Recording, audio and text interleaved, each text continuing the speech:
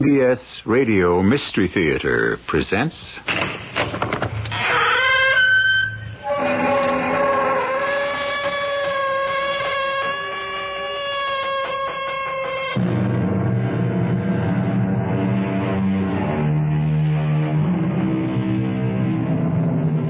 Come in. Welcome. I'm E.G. Marshall. I don't know about you, but to me, there is no story with a deeper fascination and compelling attraction than one about a haunted house. No matter how often the bells are rung, there is an infinite variety in the changes. The possible musical combinations in a scale of 8 notes are not infinite, but they are wide enough and complex enough to provide more variety than most of us will encounter in a lifetime. We were on our way back to America, but some way down the road, the bridge is out. Ah, 'tis a most annoying bridge, it is. One day there, and then the other nowhere. There must be some way so my daughter and I can continue south. Now, there is a strange thing entirely. Do you know that that's the only bridge that exists anymore? You mean we're trapped in this old ruin of a house or castle or whatever it is? As to that, it's up to your honor and herself. Who are you and what are you? Now, that's something else for you to judge.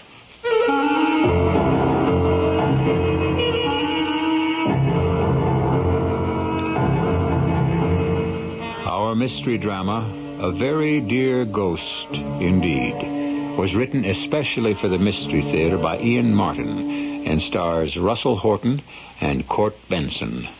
It is sponsored in part by Anheuser-Busch Incorporated, Brewers of Budweiser, and Contact, the 12-hour cold capsule. I'll be back shortly with Act One.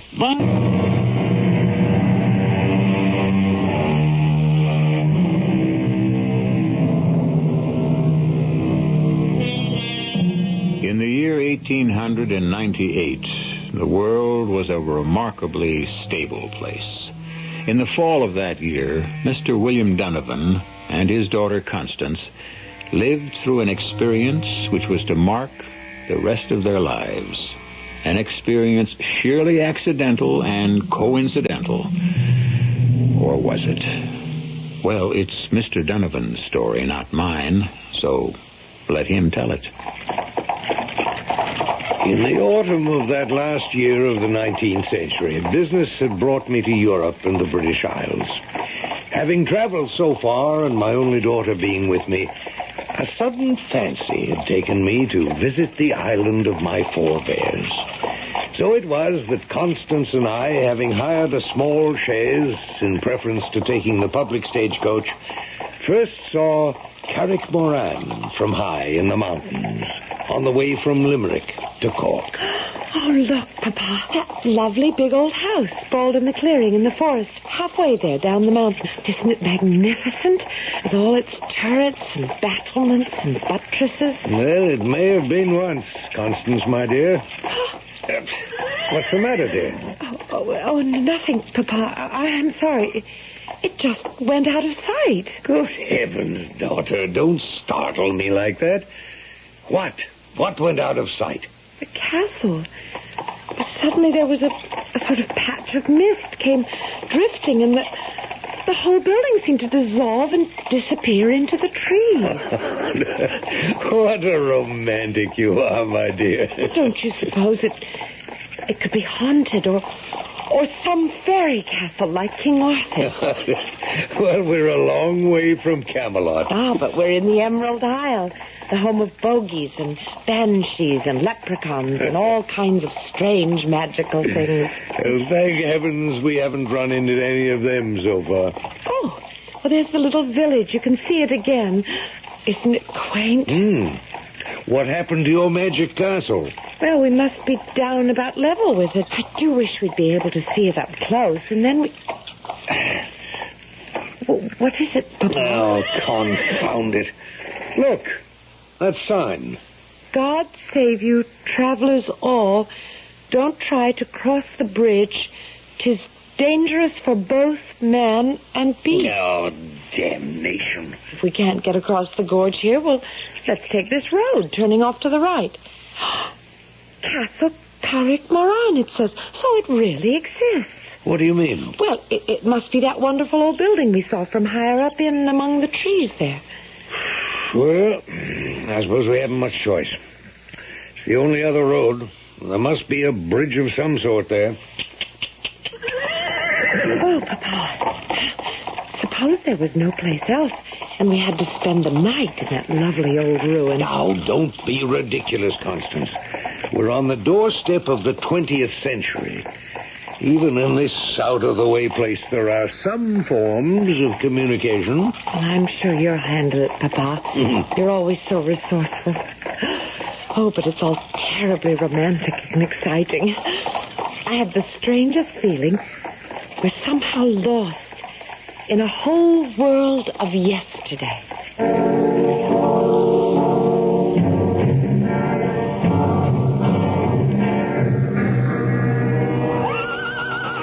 What is it, Papa? I don't know. Silly horse doesn't want to go through the gates. Is it so far to the house, do you think? Well, it's hard to determine with all these trees shadowing us. I wouldn't mind a little walk. Oh, we haven't much choice. There isn't any other road. I'm sorry, my dear. I'll tether the horse to the hitching post and let's head for your castle and see if it can produce some magic for us.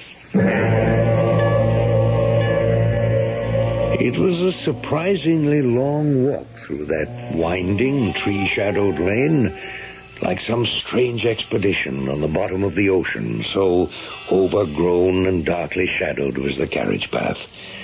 The house itself, seen close to, was a further, almost chilling shock. All overgrown with vines and lichens. The stones half collapsed on themselves, the mortar dry, crumbling, and running to powdered dust. There was about it a smell of decay, of damp fern and creeping moss, a fetid odor of the dead. The bell pull produced a cracked, rusted sound which brought no answer. We might have abandoned it all, except that suddenly, out of the darkening mountains, came a driving rainstorm with low, grumbling thunder in the not-so-far distance. There isn't much question it's a deserted ruin, Constance. But still, till this rain has passed, we're more or less sequestered here. Papa, couldn't we go in out of the rain? And I must admit this portico offers little protection from the weather. Let's see.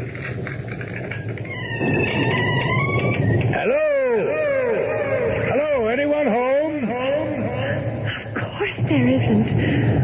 Oh, look, Papa. The cobwebs hanging in the hall and the dust on the floor is undisturbed. Well, I doubt if we'll find much help here for our plight. We better get back to the chairs. Oh, can't we explore it just a little? No, it's far too dangerous. Dangerous? Well, the floors are half rotten, my dear, and I don't know how much I'd trust any of the ceilings, let alone the cross beams. Oh, is that all? Now, what does that mean? I thought... No, it's silly. I just thought you were worried about all the other things. What other things?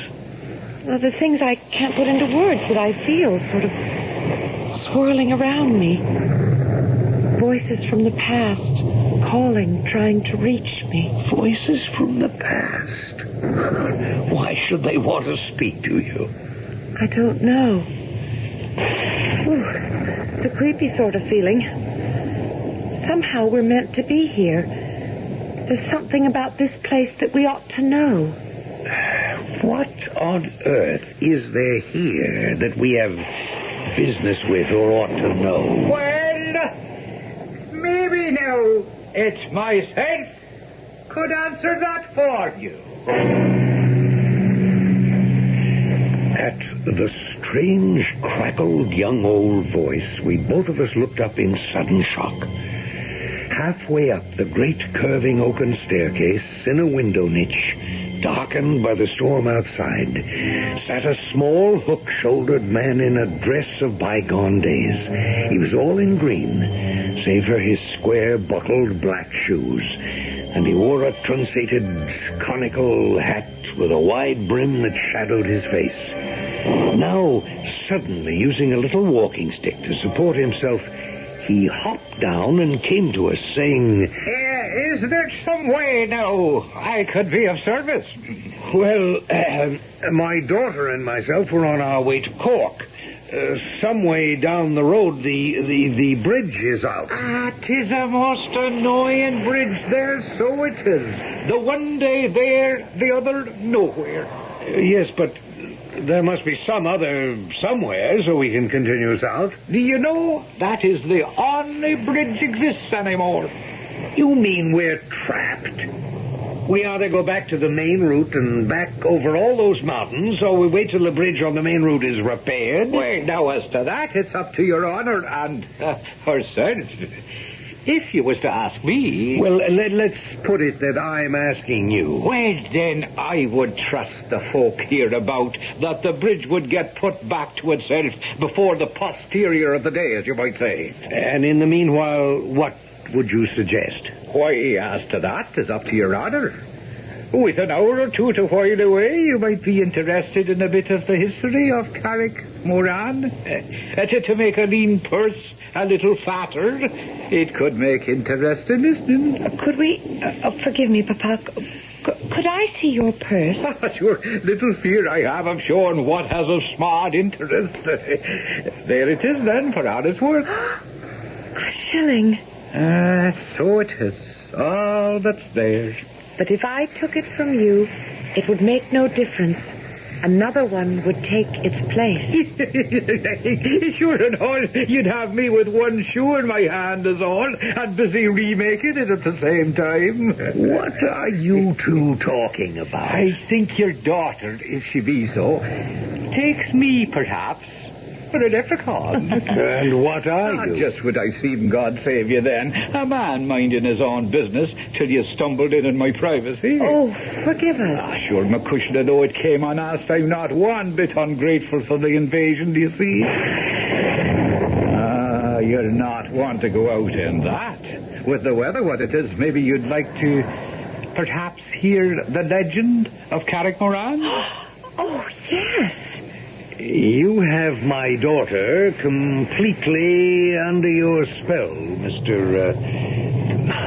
I don't believe we've exchanged names or cards. There's no need for formalities here. We're all children of the fates. 'Twas all ordained, eh? So, hear my story now. Indulge an older man. What would you guess my years to be then, sir? Well, it's hard to say. The 50s? Middle, perhaps? Oh, yeah. A long span of years beyond that. And a long span still to go.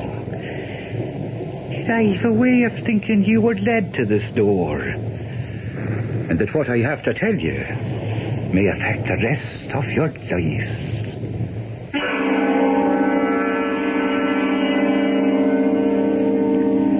William Donovan does not entirely share his daughter's eager expectancy.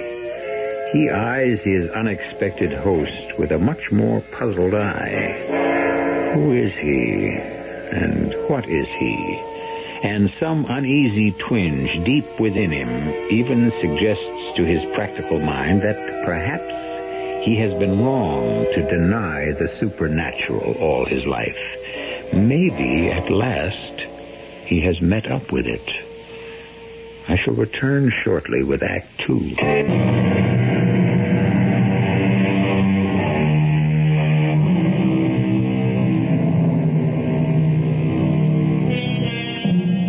Three people sit in a melancholy, dusty old room of Carrickmoran Castle. The girl is young, lovely, and still pale from a recent tragedy in her life. Her father is a square-set, successful American businessman. The third is... we're in Ireland, the Emerald Isle. just before the dawn of the 20th century, halfway from Limerick to Cork. He affects the dress of the 18th century.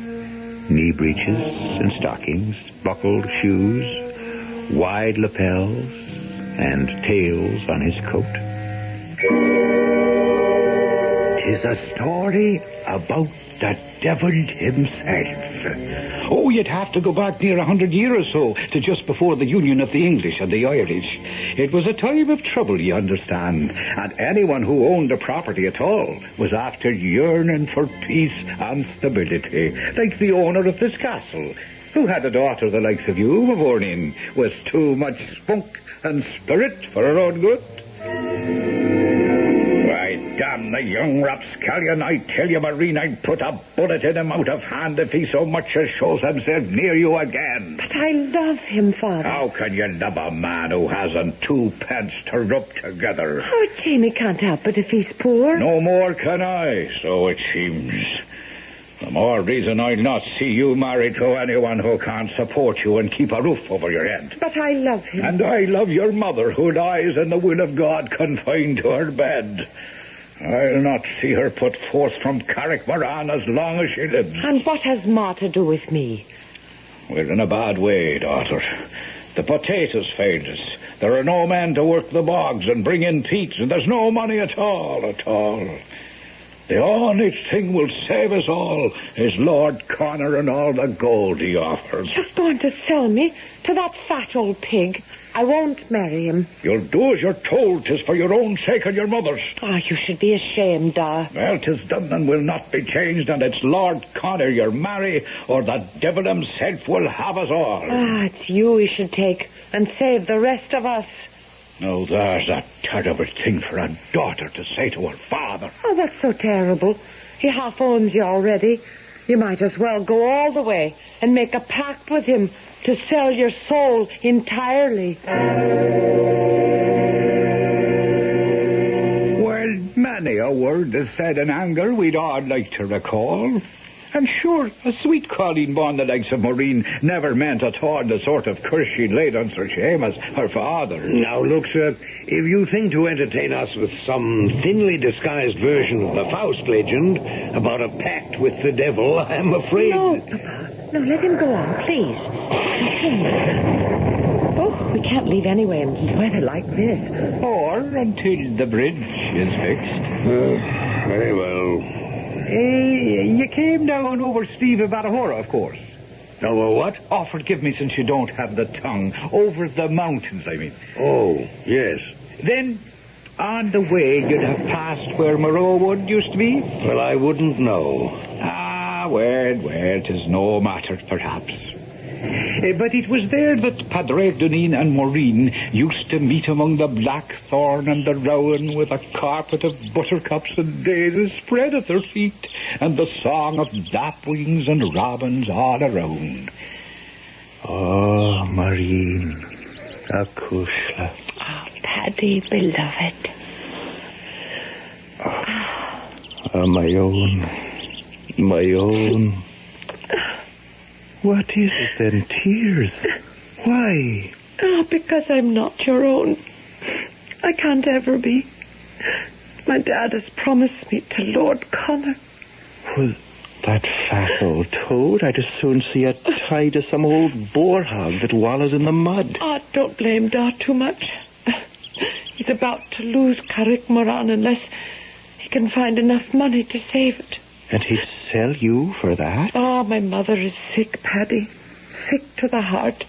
He has to protect her, too. He should have thought of that before he gambled away a fortune.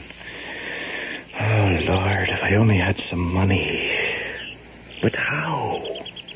How? I'd sell my soul to the devil just to That reason won't be necessary, Padre Dunin. Or if you won't leave my daughter alone, I'll be happy to send you there to join him at no cost. Stand aside, Maureen. Sir Seamus, I beg you, in all conscience... If you had any conscience, you are trespassing on my property. You'll show yourself here once again, and I'll shoot you down like a poacher. Come, Maureen. No. No, if I have to make the choice, I'll go with Paddy. You'll do as your father says. If that's her choice, then we'll face the future and find it some way. And as to you, sir, may the devil take the hindmost. Come, Maureen. Yes, Paddy. I warn you, you're taking her in lust and against all the laws of man and God. As you forced me to, you made her choose. You'll never have her. I'll kill you first. You wouldn't dare. The devil I wouldn't. No. With no absolution. You've killed him. It's dead. Hey, on good riddance. That's the end of him. Only it wasn't, you see, the end at all, but only the beginning. Bad enough a daughter that first wept herself out and then took to her bed like her mother.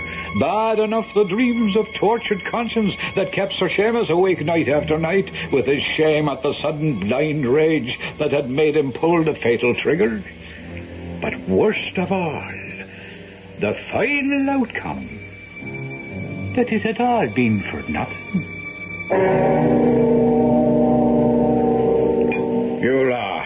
You'll have another round of port, Lord Connor. No, sir. My gout is nagging at me enough already. What I will have, Sir Seamus, tonight, for once, is some converse with your daughter. In a pox on all the back-ends and fillings. I want her, sir, while I'm still capable. Well, now, you must understand that my daughter has been ill-disposed. Towards me? No, not toward you. I meant her health has been such that she is not ready to enter into a marriage contract. Damn my hide and let the lass speak for herself for once. I'm afraid that is not possible tonight, Lord Connor, but... It's quite possible, Father. I'm here to speak for myself. Maureen, you look pale, girl. Please, Lord Connor. I want to put an end to this farce. I want to put an end to silly dreams, both for you, Lord Connor, and my father. I have been studying and discussing with Father Ignatius, and from his instruction have met the Holy Mother of the Sister of Mercy at the convent.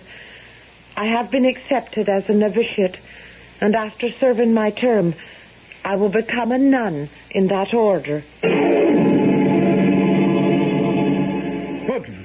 But what about your mother, girl? I have arranged with the sisters that she shall be nursed and cared for until she passes away. And what about me? Oh, you are the last person, dear Father, who should demand anything. Oh, you don't care about Carrickmoran. You let her home go to ruins, or whatever parvenu wishes to pick it up at a bankrupt sale. Ah, the only worldly possession I desired. My Paddy. You took away from me. I renounce everything else gladly and give myself to the service of God. I am not going to mince words, Seamus Moran. You tricked me, and your daughter traduced me, and by heaven, you shall suffer the consequences. Don't expect me to have any mercy. Unless your debts are paid in full to the hilt, I shall foreclose. Now, your lordship, if you could give me just a little time. Not a minute, not a second, sir. I shall be happy to crush you like an ant under my heel. Oh, Seamus was beset. His world was falling apart around him. He wrapped himself in his riding cloak and going down to the stables picked himself Ben, his favourite hunting horse, and galloped off into the early night. By twilight, he had tethered his horse and found himself in Moraw Woods, wandering on foot, a rope in his hands. Every step he took was as long as 3, and as dark came down and the moon went riding, he was looking for a stout oak tree on whose branches he could suddenly end it all. And then, standing facing him in a dapper glade, was the shape, if not the substance, of Padraig Doneen. A fortunate meeting, Sir Seamus. Oh, since you're long dead and buried an ill one, I'm afraid, Padraig. What brings you back seeking for me? Why, I would have thought it the other way. That perhaps you came seeking me. Since you can be nothing else but a spectre, sure, you must know that I was not looking for you. Are you so sure? As of anything in my life, which I was about to take. And consign your immortal soul to the devil forever, as you did mine. I had nothing to do with your soul. I only saved my daughter from your mortal self. By putting a bullet in me at the moment, as you yourself said, of lust. By dispatching me from this world without the comfort of extreme unction, clothed in all my sins, unshriven. The devil only claims his own. As he would if you were to take the rope. I warn you, you would regret it. I don't even wish you, my worst enemy, the eternal torment you wished on me. I had no wish to place such a punishment on you. I regret it, but what can I do? Now, there's an interesting point. Since you yourself are doomed in any case, you could put off the awful moment and at the same time do the Christian act of saving me and letting me go to eternal rest. It would be well worth your while. Oh, what do I care about you? You're only a shadow in my mind. A little more than that. Your conscience. But better still, by a trick of fate, your benefactor. My benefactor? How? Would you like to have a full and never-emptied purse to pay off all your debts? Save Carrickmoran for the future, perhaps persuade Maureen to leave the convent. I could offer you such a bargain. How? My soul for yours. A pact. I would find peace this moment, and you would not have to reap the whirlwind for as many years as you could manage to escape it. Seamus, what better chance have you ever been offered in your life? In the dusty old parlor room in the decaying castle, William Donovan and his daughter Constance are trapped in the enchanting spell of this ancient story, as I trust you will be also, long enough to wait till I return shortly with Act 3.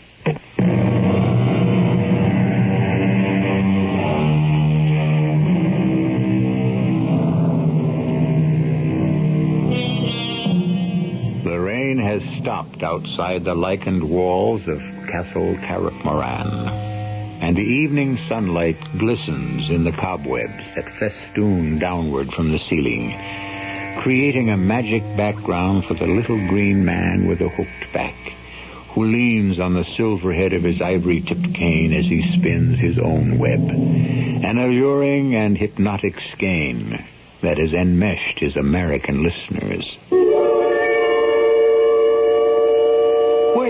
You're not going to suppose that Sir Seamus was about to accept a pig in a poke? Taken aback and awed for all he was at holding converse with a ghostie, a man he had shot himself in cold blood. No, there was still a mite of bargaining to be done. You'd have to be a little more exact. I mean, what are the terms of the pact? Seamus, I've laid it out for you. I've got a patron now, as I'm trying to explain. Old Nick himself. Aye. Who else? You delivered me to him. And he's willing to take me for you. When you're ready, a better chance than I had, sure. Oh, what does it mean when I'm ready? We'll make a compact fair and square. I'm authorized to act in my present master's behalf. You can make your own terms. A full purse that's never empty? Like the leprechaun who always has a shilling whenever he opens it. I'd want a bag of gold on the same terms. You'd have it. And how long would I have it? How long would you ask for? No, there's the whole trouble, do you see? I'm willing and allowed to make any reasonable bargain, even to giving you a trial run, as you might say, from now to the 1st of March. What is that? A bag of gold coins. Oh, you know what they say about the devil's gold, that with the morning light it turns into pebbles, chips, and nutshells. It won't happen with this. How can I be sure? I am only a messenger, but I am empowered to say this. Take this money. Use it. It will multiply. Cards, rents, dice, however you use it. But mark this well, Seamus. By the end of next February, it'll vanish. Unless you meet me here again. Or my master. I can say no more. No, wait, Paddy boy, wait. There are still things to be said. But he was gone in a puff of smoke and the sharp smell of glowing cinders and brimstone. Well, Sir Seamus went home to sad news that his wife had passed away. Oh, he would have been hard put to it to manage the funeral, except that his daughter arranged it all through the convent. And never a word he dared to say to her about Padraig and the devil's gold. But once his wife was laid to rest, he went back to his dicing and gaming and carousing. And then, all of a sudden, the last day of February was upon him, and his overseer came to in great distress. I've just ridden over the whole estate, and forgive me for saying it, but it's a disaster. What disaster? Speak up, man, speak up. There's a pestilence on the pigs and cattle. No rain has made the earth dry up, and not a rent can I collect. There's little to hold you through the rest of the winter. Oh, is that all? Have no worries. Attend me a minute. I'll give you golden guineas to satisfy your debts. And just as soon as I open the bag, watch out for the gold now. Gold, sir. These are nothing but pebbles. Pebbles? What? It's the 28th. Today's the last day of February. It is right. The morrow will be the first day of March, Your Honor. The start of a new month. Oh, the start of a new life. Or the end of an old one. Saddle up Ben for me, Moriarty. I'm going right now. The tax collector will be back at sundown. Will Your Honor be there to talk to him? The last guinea's gone. Carrick Moran would follow it. Unless I turn up some fresh. But when will you be back? The question is not when, but if. And you'll know that within the next 2 hours. Sir Seamus, are you sure you should ride to Morar Woods this day? Why, what do you know of where and why I'm going? Not a thing. 'Tis only a foot to cross my grave, lad. Whoa, wait a minute. Who's that coming up the parkway there? Sweet Mary, bless us. It looks like the little mistress herself, with a nun driving the shay. Maureen come from the convent? Today of all days? Hold Ben here while I talk to her alone. What? Maureen Nakushla, what brings you here? Hello, Da. Sister Aloysia had to go marketing, and the Mother Superior gave me permission to visit a little with you on the way back. Oh, well, there, now, it's good to see you. Da. Oh, you look pale, though. Da, I had a vision last night when I was telling my beads. An angel that spoke to me and said you were in trouble. But when I asked if I could help, the vision only shook her head and said that it was a devil's choice at best, and perhaps it was the only chance for remission of your sins. And so what did you think you could do about it? Only to offer my prayers and my help and my love. If you'd offered them sooner and kept your love directed where it belonged, your father might not find himself with one foot buried in the wrong grave. Now, just remember, what I do is in part for your sins, as well as for mine.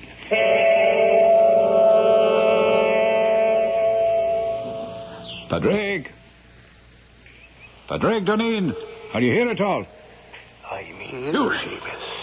Save us, do you have to sneak up on a man like that? I was here, only you didn't see me. Padraig, I'm having second thoughts. Oh, now I wouldn't do that. There'd be the devil to pay for both of us then.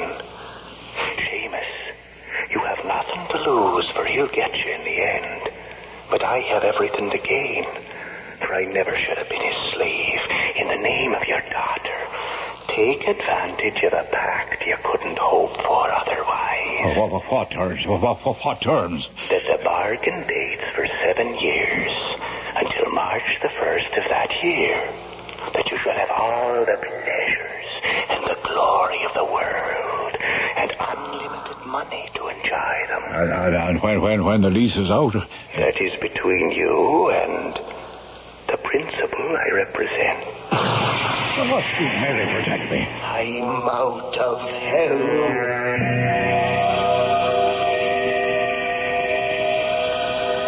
And that's the end of the story. Well, now, isn't it where it should be? Where everyone lived happily ever after? Not quite, Mr. Storyteller. What about Sir Seamus? Did the devil ever call to collect his due? There is an interesting aspect of the whole thing. But sure, I've taken enough of your time, and something tells me the bridge will be fixed by now, and you can be on your way.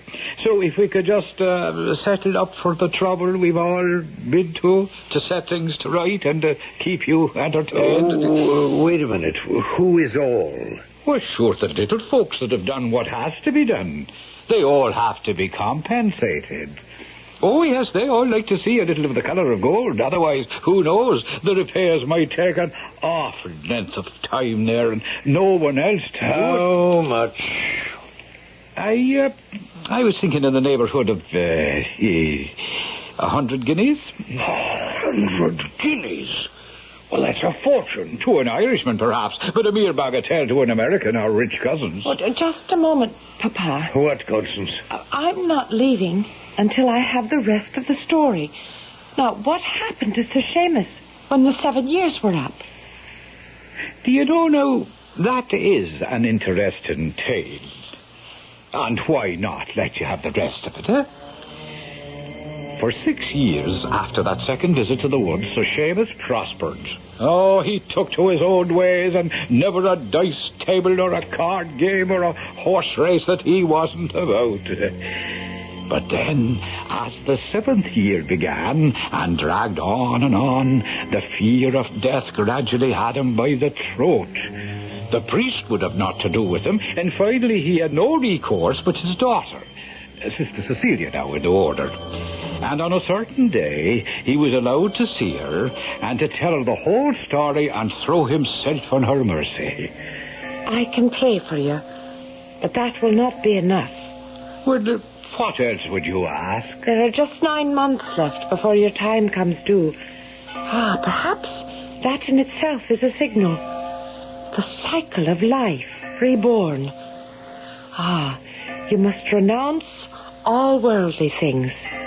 Fast and pray, as I will for you. And perhaps God in his infinite mercy will find a way to intercede. And so he did for all those long months. Till on that last day, February the 28th, his daughter, Sister Cecilia, the Maureen that was, received permission from the Mother Superior to sit with him the whole day and to fast and pray against the arrival of that dread hour. Oh,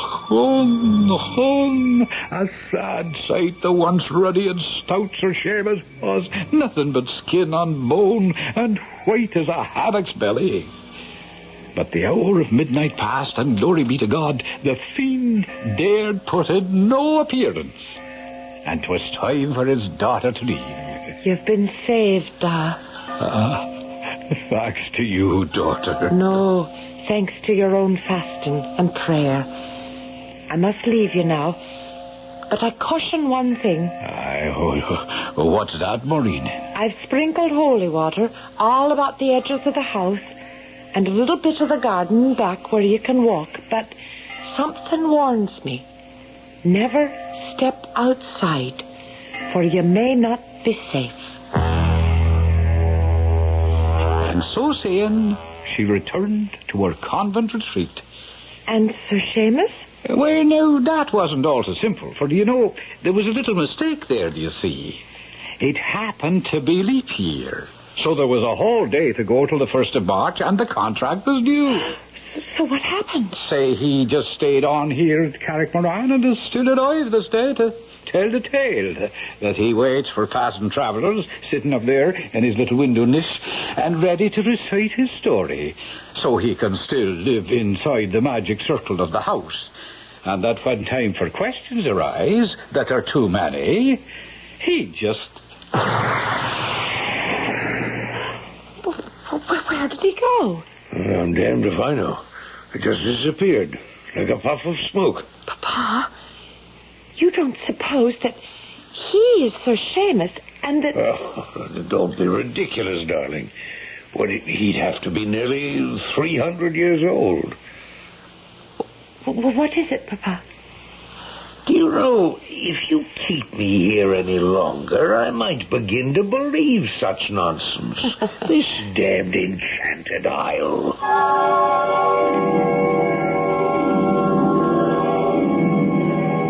So, that's the story, landlord. What do you make of it? No more nor less than I do every time I hear it. What do you mean, every time you hear it? Bless you, Miss Donovan, you'll not be the first that's come over the sleeve of Ballahora and found that bridge closed. You mean that little man, whoever he was, is just a common bandit, extorting money from unwary travelers? Well, now, as to that, I wouldn't know how to answer. I've never seen him myself, nor anyone I know still living in these parts.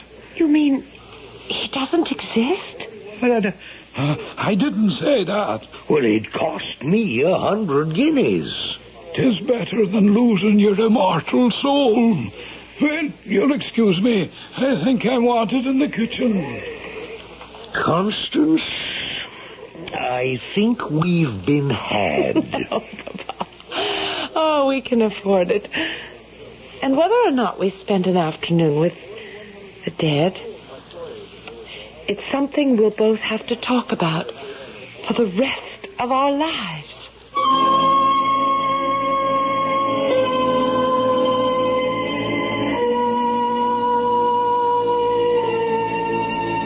A 300-year-old man, a shade from the past, a leprechaun with a glitter in his eye, or a master storyteller who waited for the right moment and the right audience to keep his coffers full of gold. What difference? William Donovan and his daughter will never know. Or for that matter, you and I. I'll be back shortly.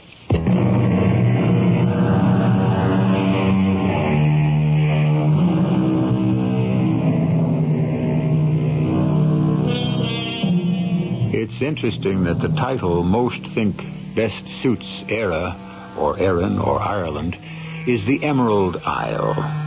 Of course, it refers to the incredible green of the grass that grows there.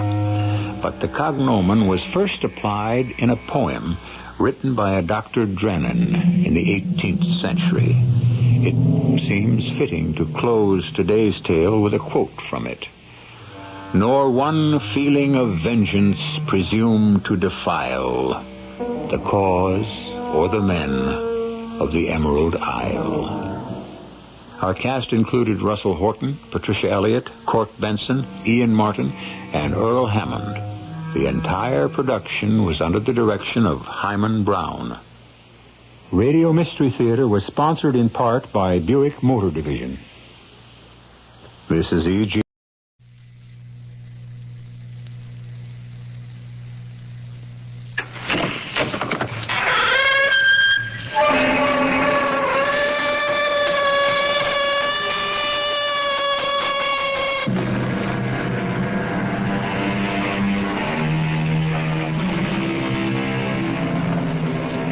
Come in. Welcome. I'm E.G. Marshall. Ever read this sort of advertisement in the real estate section of the newspaper or the personal columns of a magazine? Young Austrian couple, no children, no pets, would like to exchange their gemütlich Alpine chalet for New York apartment, 2 to 3 months. Please write, etc., etc., etc. If you had read that, would you be tempted to try it? Don't. It could work out nicely, but then again... What is it? I don't know, Moira. I think something flew into the room. Something? What? A bird. Like a huge gray owl. We shouldn't have left the window open. I'm glad we did. It flew right out again.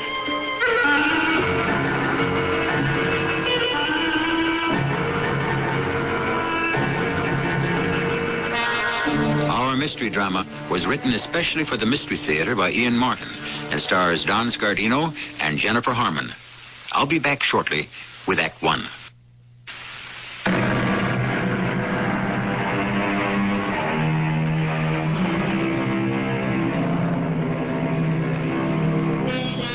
The advertisement I began to read to you was the actual one that Alec and Maura Grant answered. Maura was interested because Alec was exhausted from overwork, and she felt he needed a long vacation. Alec, because they had recently been married, and so far had been denied a honeymoon. Outside of these two small concerns, they had nothing in the world to worry them. They were blissfully happy. The gods were good to them. How fortunate. Except it was Byron who said, "Whom the gods love, die young."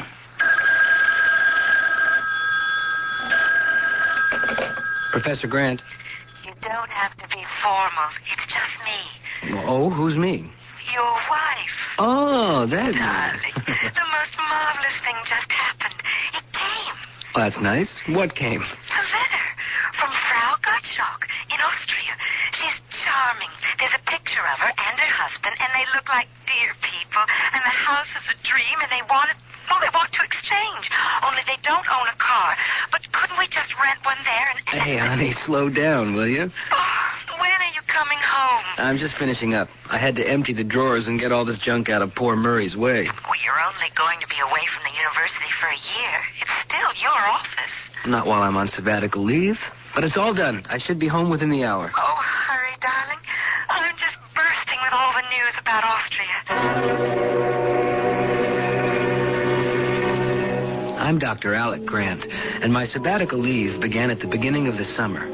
I hold a full chair in philosophy at Gotham University, and my intention was to spend my sabbatical year finishing a book. When Murray Sprague got in a bind and asked me to take over a summer course he was teaching in comparative theology, I would have turned him down, except that it was he who was covering my courses while I was on leave. It was a stroke of luck that I said I would. First, because during the course, I learned more than I wanted to know about demonology, but mainly because I met Moira and we got married. There's only one hitch, Alec, provided you think the house sounds right. Moira, it sounds too good to be true. I mean, right on its own lake, isolated but only 10 miles by road from Wintersbad, ski trails everywhere, and enough peace and quiet for me to finish my book. So what's the hitch? We won't be alone. I knew it was too good to be true. What are we stuck with? An ancient dachshund? Oh, no, just a housekeeper. But we don't have to pay for her. That's bad? I think it's good. What's she like? She's sort of an old family retainer, but Gretel says she cooks like an angel and disappears right after dinner every night, and you never hear from her till you're ready for breakfast in the morning. Gretel? That's Frau Gottschalk's name. Her husband is Hans. Oh, isn't it too much? Hansel and Gretel in this divine gingerbread house waiting for us. Plus a built-in witch? Oh, now that's unfair to Frau Zauber. Gretel says she's a dear old thing and will take care of us like we were her own children. I don't need anyone to take care of me but you. Oh, and you know how totally I want to possess you, surround you, make you all my own. Well, you don't have to try. You got me. So we are off for the Austrian Tyrol? Well, aren't there arrangements to be made? How do you know they'll like this old dump of ours? Mine. That's all settled. I've described it and sent pictures. When do they plan to arrive? A week from Saturday, the morning of the day we leave. We'll have a whole day to show them everything and help them get settled. Well, I hope they don't miss their plane. Oh, stop trying to put the hex on all this, Alex. Anyway, your child bride was smart enough to cover that. How? Well, if by any chance things get crossed up and they don't arrive before we leave, Betty Sprague has the keys and she'll settle them in. And they know about that? Of course. I mean, you've heard from them since you wrote them? Natch, worrywart. I don't mean to sound that way. It's just that, well, why didn't we just get them on the phone and work out all the last-minute details? Well, that's the one thing I didn't mention. They don't have a phone. They don't? Well, who needs it? We can shut out the rest of the world. Oh, isn't it heaven? Well, as long as I share it with you. The idea of being that isolated was heaven to me. I couldn't put my finger on what niggling little thought kept sputtering in my brain like a loose electrical connection.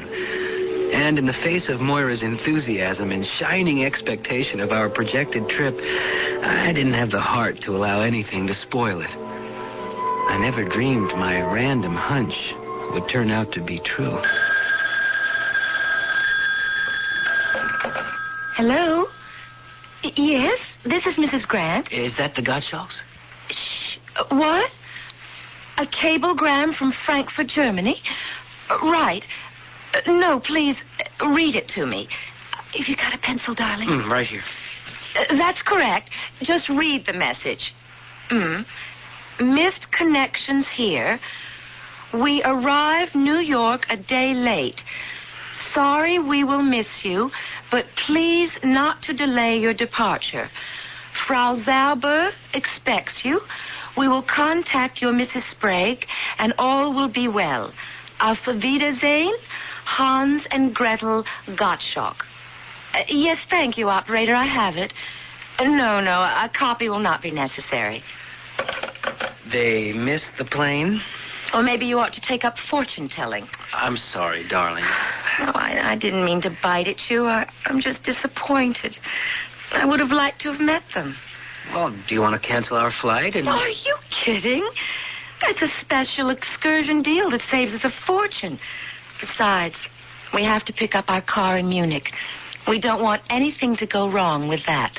Okay. And we'll let Betty Sprague handle our German cousins. Austrian. Oh, my apologies to the Grand Duke or whoever. I think it's the Chancellor. Anyway, we're going on a honeymoon in Austria, darling, and we're going to love every minute of it. It's so easy to be prophetic in hindsight. But some chill tremor, even then, closed around my shoulders like a shawl. I shrugged it off because Moira was sizzling with delighted anticipation. The plane flight across the Atlantic was uneventful, except for Moira's constant happy chatter about the new life we were headed for. By the time we got to Munich, she had me decked out in rose-colored glasses, too. And all my doubts had evaporated. We picked up the car at Munich in the early morning, and by shortly after lunch, we found ourselves arriving at the end of our journey. Oh, it's all so green and so beautiful. It's like driving on the floor of a still green lake. It's breathtakingly lovely. An enchanted forest. Oh, but doesn't it ever end? Oh, yes. Up ahead. See? Oh, that's the lake. And the trees are starting to thin. Oh, there it is, Alec. Oh, it is a gingerbread cottage. Well, it's a bit larger than a cottage, but it's a real Hansel and Gretel house, all right. With a witch waiting for us, broom in hand. Oh, stop it, Alec. She looks like a dear little old lady. Willkommen in Schlossfreihaus. Ich bin Frau Zauber.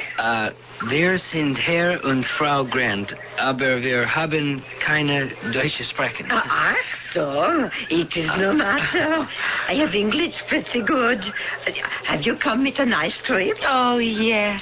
The countryside is gorgeous. Oh, from Munich, you are arriving? Yes, we flew in this morning and drove straight here. Oh, I have been waiting, though. With a broom, I sweep the doorstep again and again, so you will see the house at its best. But you must be tired. Come and see, bitte. I show you your house of dreams. We entered the chalet, our shadows streaming before us from the sun at our backs. Something revived that vague, uneasy feeling I had forgotten during our journey. But the tour of the house was too fascinating to allow me to dwell on it. I might never have thought of it again if it hadn't been for what happened that night. What's that? Alec! Hey, What is it, darling? Nothing. We shouldn't have left the window so wide open. I think something flew in here. Something? What? Oh, a bird, a sort of gray owl. Oh, don't worry, it flew right out again. Where are you going? I just want to have a look-see. Sounds like a storm brewing. I think I ought to close the windows. Oh, yes, it's gotten cold. Oh, hurry back to bed. Come on, darling, close them. Huh? Oh, yes, right. Oh, here I come. Oh, you have cold feet. Warm heart. Oh, don't I know it? Oh, Alec, I love it here. The house is a dream, and I've never been so happy. I love you. Good night. And I love you. Good night. She was back to sleep in a second, like a child. I wasn't so lucky. Was it only a wind-driven puff of gray cloud I had just seen crossing the moon? Or could it have been what it seemed to be? A monstrous ghost gray bat. I put it out of my mind. What nonsense.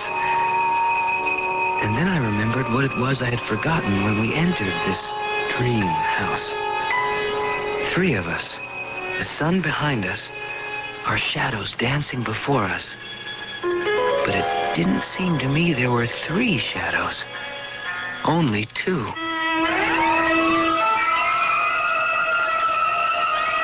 This doesn't appear the pleasant little story it started out to be, does it?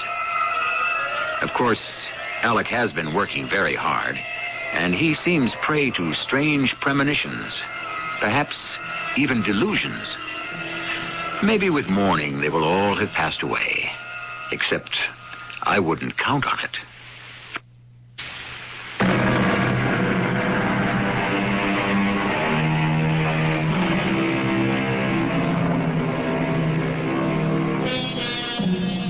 An ancient legend has it that those who became proficient in the black arts were chased by the devil himself through subterranean halls. If he caught only their shadow, they became first-rate magicians or witches, but lost their shadows forever. The question here, so far, is twofold. Is there a shadow missing at all? And if there is, whose is it? Mora? Frau Zauber? Or Alec himself? Well, it's the following day. Let's see if that question is resolved.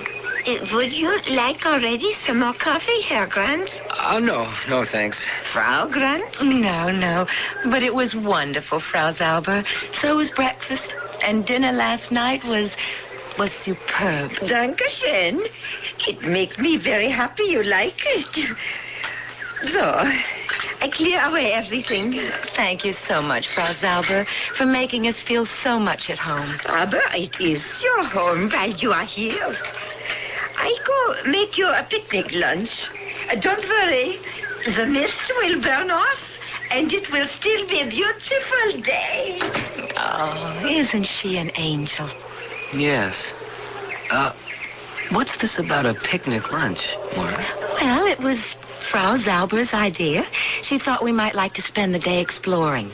She's told me about a wonderful spot which will give us a view of the whole lake. Oh, doesn't it sound like fun? I don't know. What's the matter, darling? I was just wondering about the Gottschalks. I didn't realize how much I'd miss a phone.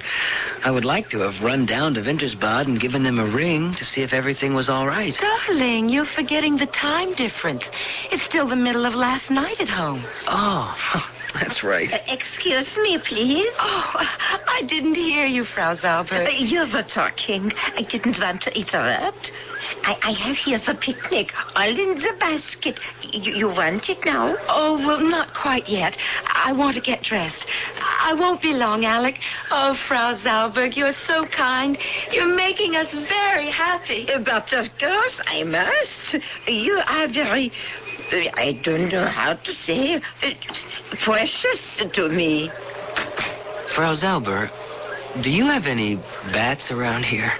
Bat? Fledermaus. Ah, das Fledermaus. Oh, nein, no bats. Nothing like that in this place. Why do you ask? Well, we were disturbed last night.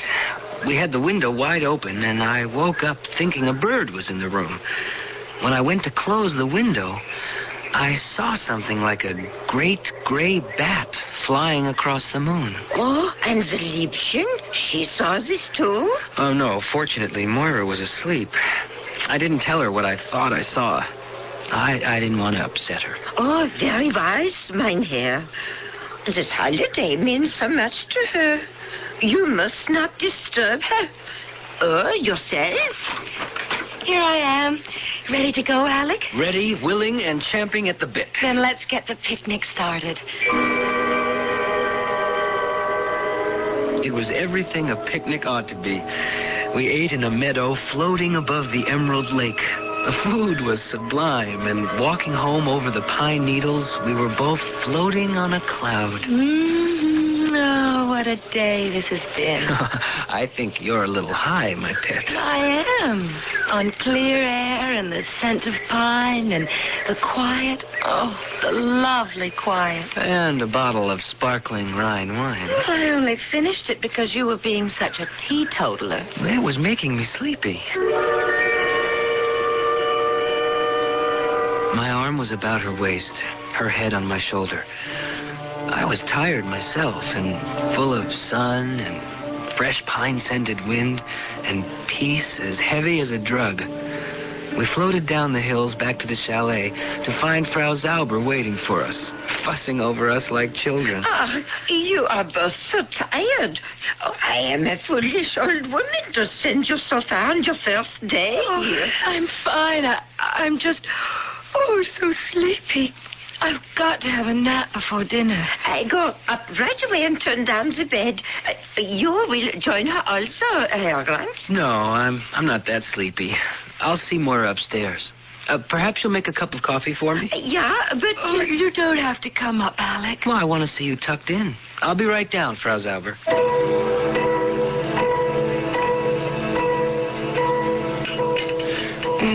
Thanks for the coffee, Frau Zauber. Max nicht. I needed it.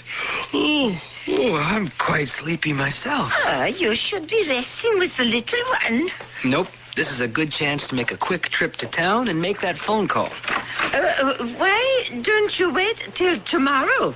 It's only 10 miles, 15, 16 kilometers to Wintersbad. I'll be back within the hour. Oh, I think maybe you should not drive. You look very tired. I'd like to set my mind at rest. You just keep your eye on... Oh, what is los, mein Herr? Something wrong? Oh, no, not a thing in the world. Just a flat tire. Wait a minute.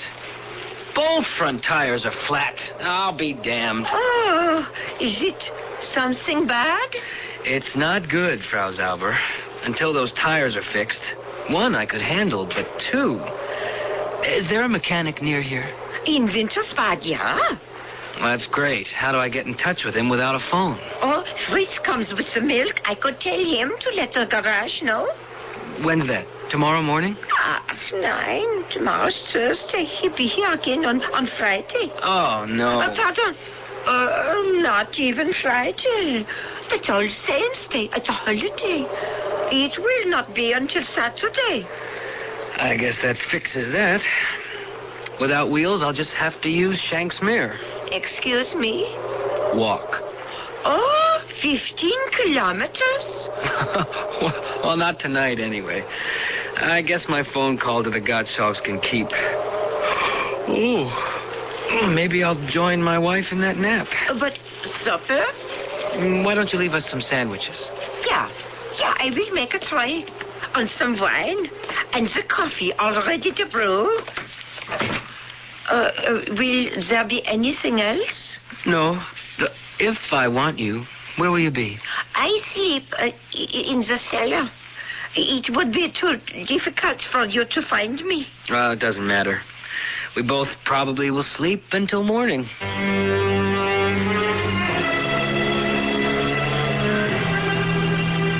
I went to bed with the sun still high on the horizon, never having felt more tired in my life. Moira was dead to the world, and as soon as I pulled the covers over me, so was I. No! What is it? Moira, what is it? I thought something was biting my neck. What? Let me see. No, it was just a dream. There's nothing there. Oh, Alec, I'm so tired. I've got to sleep. Just sleep. It's all right with you here. With you here. She was asleep again. I turned the light on, but it didn't disturb her.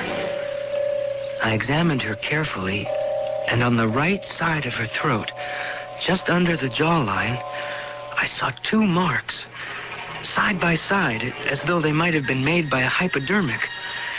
In a sudden panic, I rolled out of bed and shut the windows fast. I came back to Moira.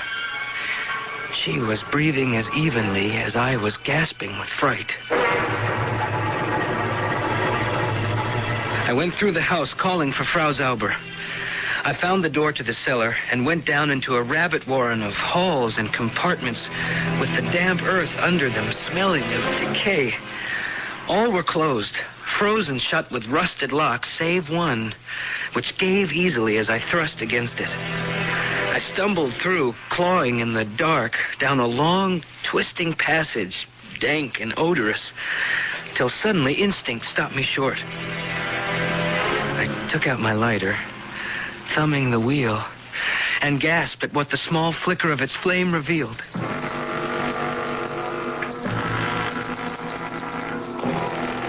I was on the edge of a vast cave covered with bats. Bats everywhere, hanging upside down, gazing at me inscrutably, accusingly. The most horrible of all was a huge worm-gray one hanging by the hooks on its wing elbows, its unwinking upside-down eyes driving a dreadful hate through me like nails pinning me against the wall. Then as I raised my lighter, with a sudden powerful swing, it somersaulted upright, and spreading its enormous wings, it launched itself at me with a banshee wail.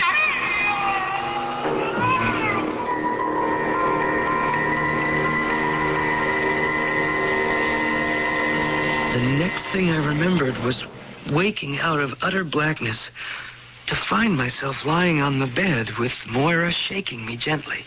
Alec? Alec? What? Yes? What are you doing lying outside the bedclothes? I must have fallen asleep. Without getting into bed? Well, I was up because of whatever bit you. I wanted to close the windows and... Bit me? What do you mean? Well, don't you remember? You woke up suddenly, and you thought there was something in the room, and... Alec, darling, I haven't been awake since I went to bed. Oh, no, Moira. You... Well, just let me take a look at where... Oh, what is it? They're gone. The bite marks are gone. Oh, Alec, my darling, what's wrong? There never were any bite marks. Nothing bit me. Oh, you must have had a bad dream. Moira, let's get dressed and get out of this place. Now. I can't leave now. I'm just beginning to relax. I have to sleep. You can't, Moira. You've been asleep for over 14 hours. It's morning. The sun is up. I must sleep. Why? What is it, darling? I have to be ready. Ready? For what? Ready for the moment when... Moira. Moira. You've got to wake up. Oh, heaven help me. What am I going to do? I've got to have a doctor. And I can't leave her alone.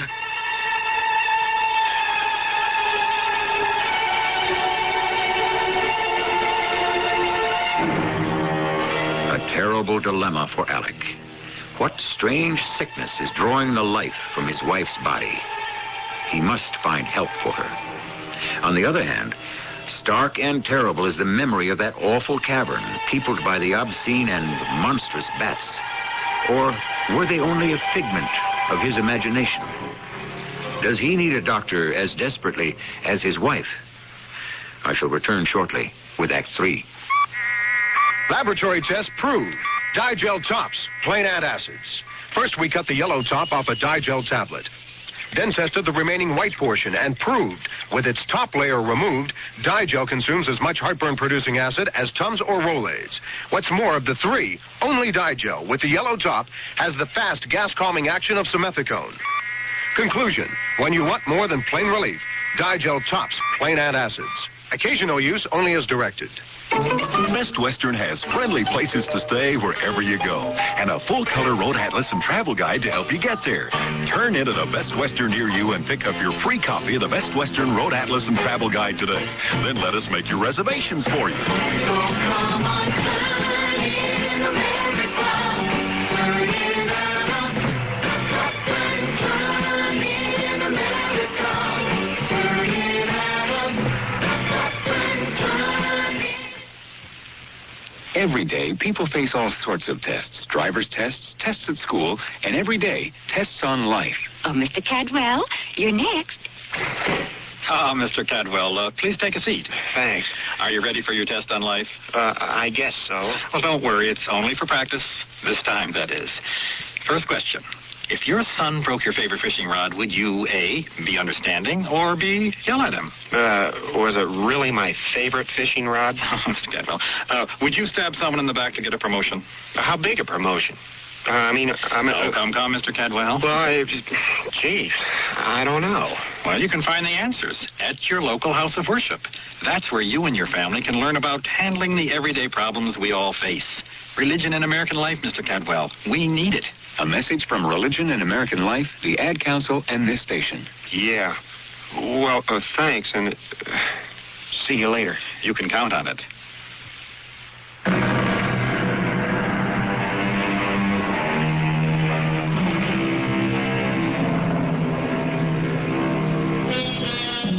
If there's anything that makes my blood run cold, it's a bat.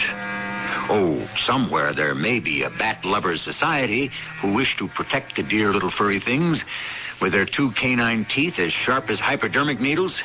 Not me, nor Alec Grant. But which was the greater danger? Moira's strange and unaccustomed lassitude, or those horrendous bats, which might live only in his imagination?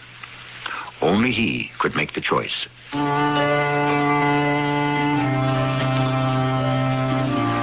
I listened to Moira's heart. It was steady, far steadier than my own.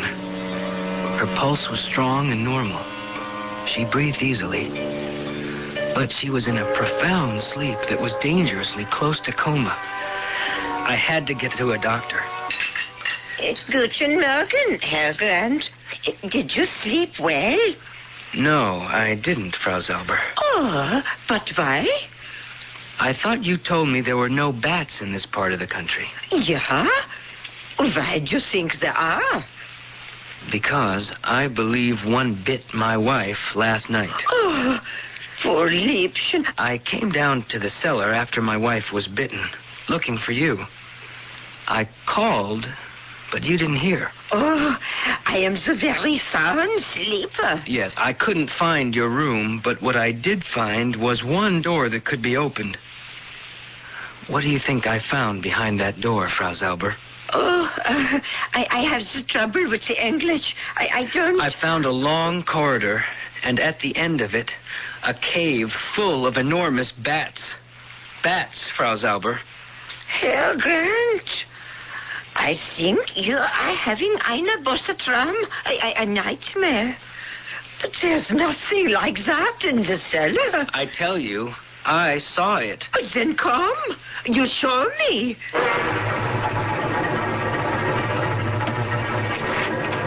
There it is. That's the door. Oh, but that's the door to my room. No, I show you. I couldn't believe my eyes. Beyond the door was not the twisting, shadowed corridor of the night, but a bright, neat bedroom. The walls covered with pictures, the bed neatly made and covered by a handmade counterpane. The furniture, a comfortable armchair, an inlaid chest of drawers, a huge and magnificent armoire. Herr Grant, you look so shocked. I am. Oh, you should have the doctor. You say there is one in Wintersbad? Yeah, the Herr Dr. König. But how can you get to him? Well, I can walk. Ach, no, so far. 15 kilometers. It should take me less than 3 hours. I will not let you go. Why not? You trust the rheumatism in my old bones. We are to have a storm.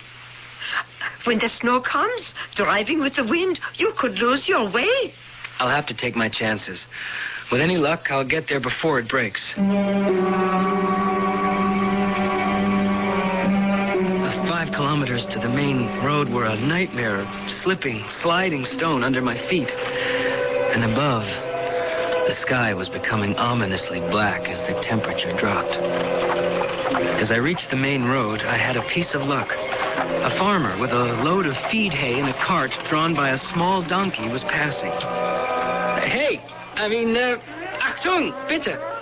Was wollen Sie? Do you speak English? Sprechen Sie Englisch?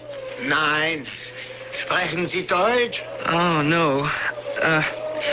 I want to go to Wintersbad. Wintersbad? Ja. Ich gehen mit eins? Im Wintersbad? Ja. Ja, kommen Sie.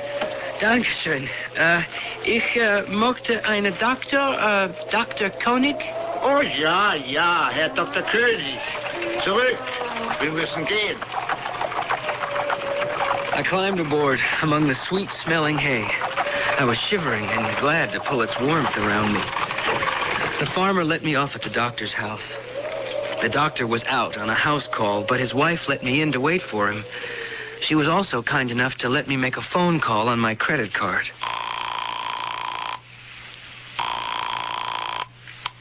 Hello? Betty Sprague? Alec? Yes. For heaven's sakes, where are you? In Austria? Yes. Oh, isn't this lucky? I've been racking my brains trying to get in touch with you. Oh, why? Well, those people, your tenants, you know the Gottschalks? Mm-hmm. Well, I've been on pins and needles, Alec. They haven't arrived yet. I don't mean to worry you, but... Well, that's all right, Betty. Matter of fact, that's the reason I called. I had a hunch maybe they wouldn't. Is something wrong, Alec? What can I do? Nothing, Betty. I'll have to handle it from this end. You don't sound like yourself. Are you sick? I don't know. Well, is Moira all right? I have to hang up now, Betty. You'll be seeing us very soon. Tomorrow, if I can arrange it. Alec, you're scaring me. What is it? What's wrong? I was scaring myself because once again I was blacking out. That's the way the doctor found me when he returned, and I don't know what garbled story I blurted out. It was only after I found myself gulping some scalding black coffee that I gathered my wits enough to return to normal. Very well. That is better. The eyes begin to focus now. You know me? Yes, but... I am Dr. Franz König. You are in my consulting room. Have I told you why I am here? Oh, you have told me a great deal. You came to me under the influence of drugs, Mr. Grant. Some form of hallucinogen plus deep sedation. And you have told me a most exceptional story. My wife, Moira. You've got to come and see her, Doctor. I'm afraid. Yeah, I too am afraid for her. That is why, if you feel well enough now, I suggest we get into my automobile and drive quickly before the storm breaks to bring your wife away from that evil house. What do you mean? I'll try to explain that to you as we drive. You mean that Frau Zauber has been systematically drugging us? If what you tell me about your wife is true, who else? But why? First of all, because she is not Frau Zauber. Well, who is she then? I cannot give you the whole answer to that.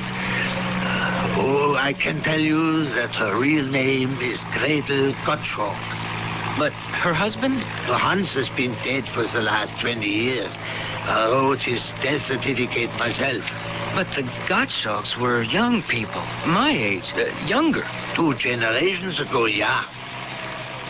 How old do you think Gretel is now? Gretel? Oh, you mean the woman I know as Frau Zauber? Yeah. I don't know.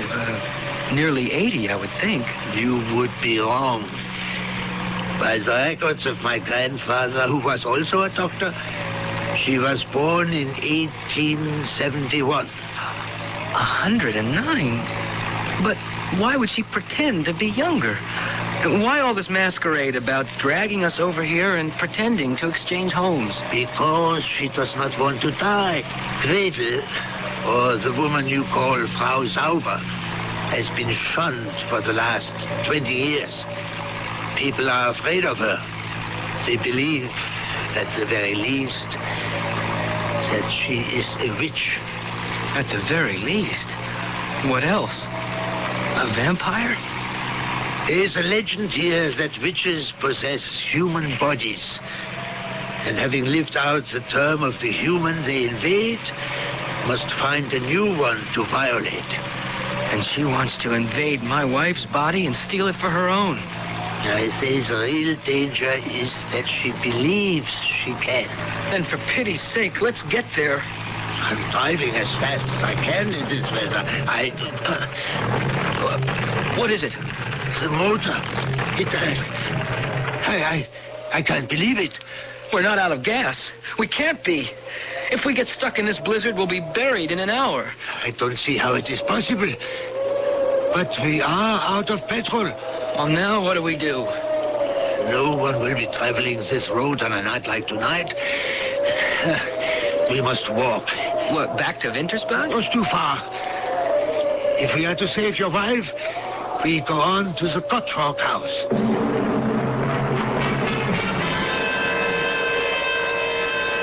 The wind is built up, driving the snow before it into our faces, blinding us.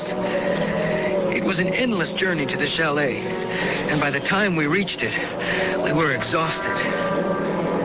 Inside the house, there was light, but there was nothing else. No Frau Zauber, or whoever she was, but more important, no Moira. Moira! Moira! Yeah, you wouldn't find her by calling for her. We must do the finding. How? We can start by looking for the witch. Where's her home?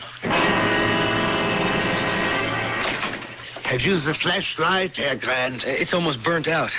Wait a minute, there's a light. Here. Yeah. As you described it. It's the night before you thought this door led to the tunnel and the cave of bats? Yes. This armoire, right opposite the door. Let's see. Just a clothes closet. The back is solid. But wait. There is a mark on the floor. See? From the casters on the legs. It must be hinged to swing open. Yeah. There's a hinge on this side. That means there must be some sort of a catch or a lock on my side. Yes, I have it. It's opening. And right behind it is the passage I went down that leads to... Wait. Listen. So there are bats. Yes. And that proves she's a witch. And also, you may be right. A vampire. She's got Moira. Come on. I tore recklessly down the twisting, tortuous passageway. The doctor followed more slowly. As I ran, I could hear words, chanted in Frau Zauber's cracked old voice. Words that chilled my blood. Oh, thou art my own king and emperor of the northern parts. I call, invoke, and exorcise thee to lend me all your awesome power to enter this young nation, that I may live my new life cycle as a witch of the inner circle. I had reached the entrance to the cavern. On a slab of stone, like a rough altar, Moira lay, unmoving. Behind her, a step higher, that ghost-gray bat was poised, the words I had heard issuing from its mouth. And behind it, obscenely, a crucifix turned upside down. I feel your presence. I feel your power. What is it, Erkan? A filthy, pagan rite, huh? All the forces of evil and the legions of hell. But the moment What do we do? is at hand. We call on him and ask him to lend us his strength. In your name, I will be reborn. As I drink her blood, thy will be done. No! Stop! You are to let her blood. She is mine! Mine for all days! As she bared her fangs and bent to sink them in Moira's throat, I went berserk. Seizing the torch from the shaken doctor's hand, I shone it directly in her face. As she recoiled from the light, I lunged and drove the heavy oaken alpenstock with its steel-tipped end through the loathsome, furry body, driving it back to pin it to that obscene, inverted crucifix. I took Moira up in my arms, rushing through the mist, gasping for breath, dodging flames which were beginning to sprout from the earth. I reached the safety of the passageway none too soon, for suddenly, behind us in the cave, the floor exploded with a roar of flame and hissing steam.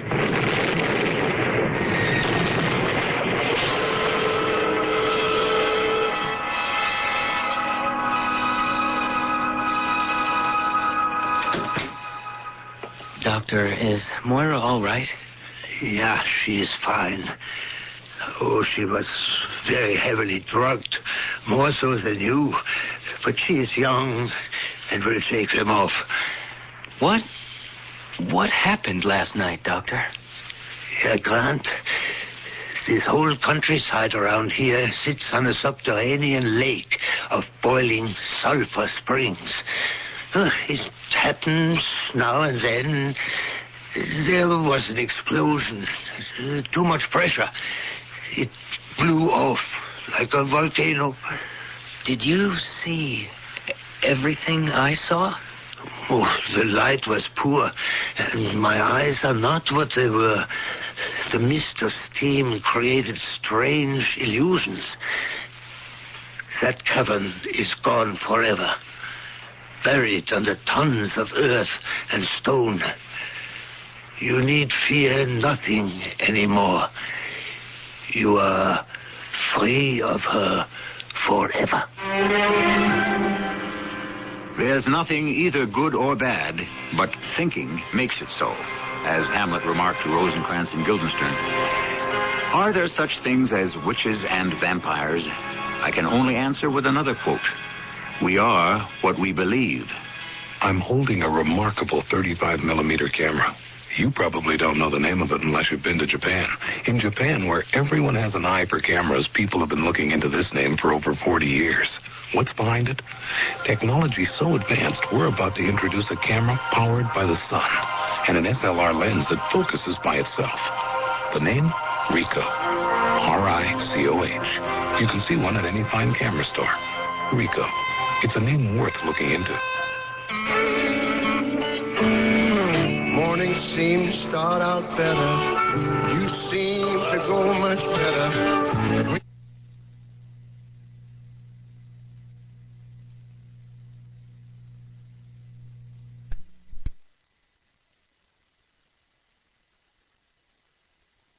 Theatre presents...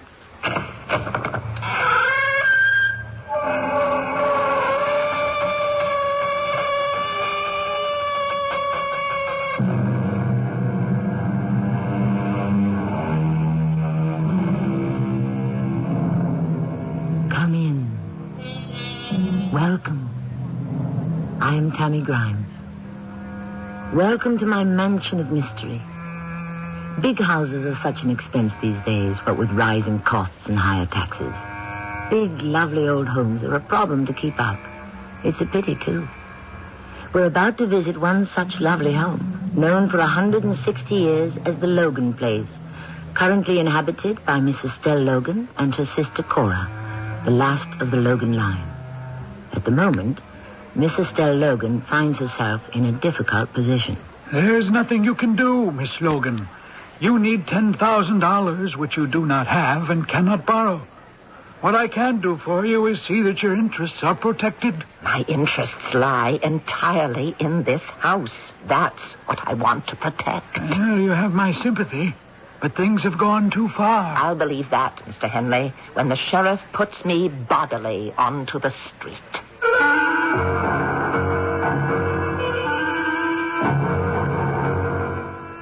Our mystery drama, The Cantankerous Ghost, was written especially for Radio Mystery Theatre by Bob Joran and stars Marion Seldes. I'll return shortly with Act One.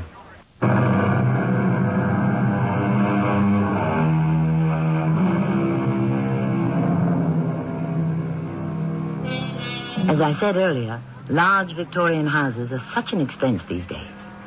No one knows that better than Estelle Logan. Now in her 70s, she is the last of the proud Logan family rattling around in the 160-year-old homestead with her sister Cora. She has tried to keep up appearances, but it daily becomes a losing battle. The cold, hard fact is being presented to her at the moment by an attorney she's engaged to help her. I'm afraid you have no choice, Miss Logan. The taxes are too far in arrears. You can't get another mortgage on the place. Then I have to lose the house? I wish there was something I could do. If I had the money, I'd lend it to you myself. But things will only get worse. Borrowing now only puts off the inevitable. I promised my father on his deathbed I'd keep this house until my last breath. Circumstances make some promises impossible to keep. I did it all wrong. I've called for help too late. You realize some money from the sale of the house after the taxes have been satisfied? But you and your sister can get a small apartment. I've sold everything of any value to keep this house going. All my jewelry, antiques. Even most of the furniture, as you can see. Well, then surely you can see the futility of trying to go on. But I have survived. I will survive this crisis. I intend to stay right here. But I've already explained. I know what you've already told me, that the house will be sold for taxes. I was aware of that before I engaged you. I expected more for my money than something I already know. I thought you could do something to prevent it, to help me. You have my complete sympathy, Miss Logan. But things have gone too far. I will believe that, Mr. Henley, when the sheriff puts me bodily onto the sidewalk.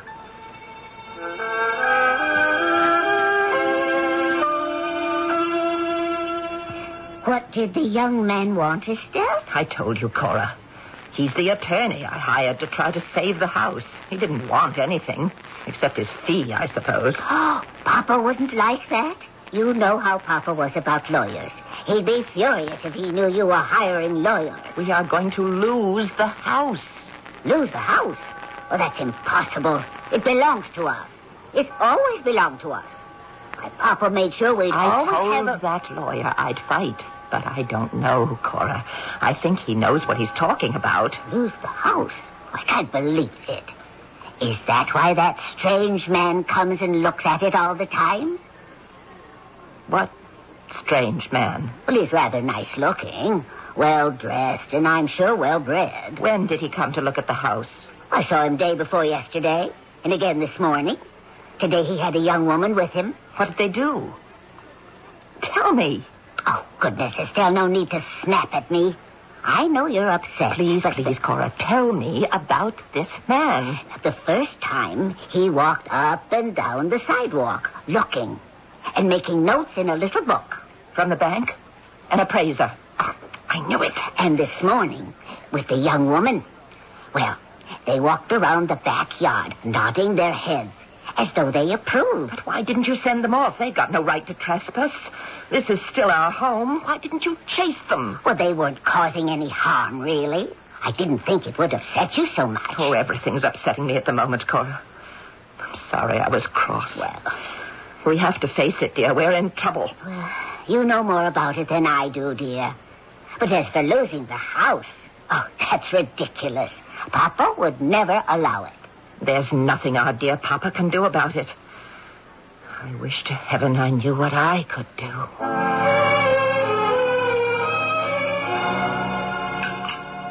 Would you like some more tea, dear? No, thank you, Cora. You should have eaten more than you did, Estelle. You've been looking a little peaked lately. Oh, Cora, please. Oh, I'll get it, Estelle. Now, you stay here. See who it is first. No one's come to the front door in years. What? It's that man again. The one I told you who was working. Let me get it, Cora. I'll send him packing before he knows what hit him. The nerve coming right to the door. Vulture! I beg your pardon, are you? Scavenger! Get away from here. I know you've been sneaking around. My sister saw you. Now just go away and get out. This house is mine. It's always been mine. It always will be mine, so just forget about it. I gather you're the owner of the house. I am. And if you think you're going to get it for taxes, you're sadly mistaken. Now just leave and don't come back or I'll call the police. Hey, wait a minute, lady. You don't even know what I'm here for. Will you let me explain? I'm surprised you'd want to take advantage of us like this. So surprised, in fact, that... Yes. Yes, you can explain. I'd like to hear your explanation. Thanks. Can I come in? No, that's going too far. Okay. Look, I'm interested in your house. It's just what I want. Lots of eaves and gables, tall windows, gloomy and run-down looking. Well, that's hardly a compliment. No, your house is perfect. Yes, well, it's not for sale. I don't want to buy it. You don't want to buy it? No. But then, what interests you? I thought you... It's the ideal house, and I've been looking at dozens of them the past few weeks. I want to rent it for a movie I'm directing. A horror movie. We'll pay you $2,500 a day.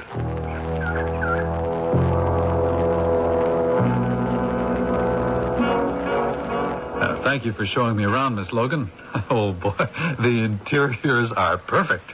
Well, do sit down, Mr. Blake. Will you join us for tea? Yeah, I'll take a cup, thanks. Cora? Right away, dear. Now, Mr. Blake, you did say $2,500 a day? Mm-hmm. Plus payment for any damage we might do. We're fully insured. Damages? What kind of damages? Now, Papa wouldn't like... No, nothing serious. But, well, in setting up our equipment, we might scar the floor, break a wall fixture. We'll cover the cost of all repairs. But when would you want to start? Tomorrow, if that's all right with you. Tomorrow? I'll add $1,000 bonus for the inconvenience. And how many days do you think this is going to take? Well, I hope we can wrap it up in about 10 days. But if we do go longer, I hope you'll be patient with us. Oh, Mr. Blake, I assure you, we'll be the very soul of patience.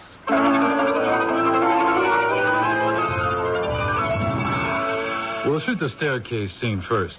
Myra comes up the stairs, sees the light under the door. The door starts to open and she faints. Where is Myra? Makeup. Hey, Rudy, get Myra. We're ready to shoot. I want to get all the straight scenes out of the way first. When the special effects men get going, it's going to take some time. And at $2,500 a day, I want to move as fast as we can. Ready when you are, Rex. You know the scene. It's all pantomime. Mm-hmm. Up the stairs and faint when the door starts to open, right? Right. You ready up there on the second floor? Ready. Okay. Roll 'em, Eddie.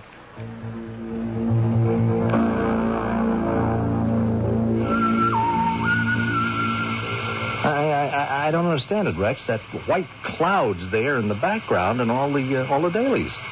Well, what about the stuff we shot yesterday afternoon? Same thing. Everything we shot is bad? Yeah, I can't figure it out. Now, I'm using the same equipment I used last week in the sailing scene. Camera's okay. Film's fresh. I checked everything. Oh, look at it there. It skips around right behind Myra. Look. Like the film was fogged in different spots. Yeah, that's the puzzle. If the film was fogged, one whole side would be milky. Now, this thing flits around like a ghost. Check your equipment again. Now we're back to square one with this stuff. Is something wrong, Mr. Blake? You look distressed. We have to reshoot everything we did for the past 2 days. Equipment trouble. Oh, what a shame. Yeah, the film fogged. In every scene, there was a white mist in the background. Oh, well, I don't know anything about these things. I'm so sorry you're having trouble. Yeah, the big trouble is finding out what's wrong. I have the best cameraman in the business on this picture. And it hasn't happened before? No, not like this. We're ready for the dining room scene, Rex. Everything checked out? Yeah, I ran some tests this morning. Camera's perfect, film's fresh. I'm using the same stock now that I used for the tests. Nothing can go wrong. Yeah, don't count on it. Well, I'd better get out of your way. Let you work. Okay, places, everybody. Look, Eddie, I want a good effect as Myra lights the candles. I want to see the reflection of the flame in her eyes. Oh, you'll get it. And, okay, Myra, now take your time. Be very deliberate as you light each candle. And working close, will you, honey? Just the way you did yesterday. Now, I want you hovering over the candelabra. Right. Okay. Roll 'em. Action. Oh, darn. Sorry. The flame went out. Cut. Hey, Rooney, check those doors. There's a draft in here. Okay. I didn't feel any breeze. The candle just won't light. Well, try it again. We won't roll. There it goes again. Now, try one of the other candles.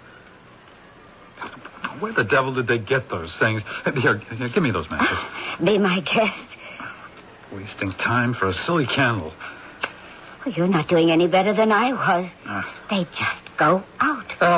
All right, take a break, everyone, until we get new candles. Oh, Mr. Blake, I have some candles upstairs if you'd like to try them. They're brand new, and they look just like the ones you're using. It would save us time. Thanks, Miss Logan.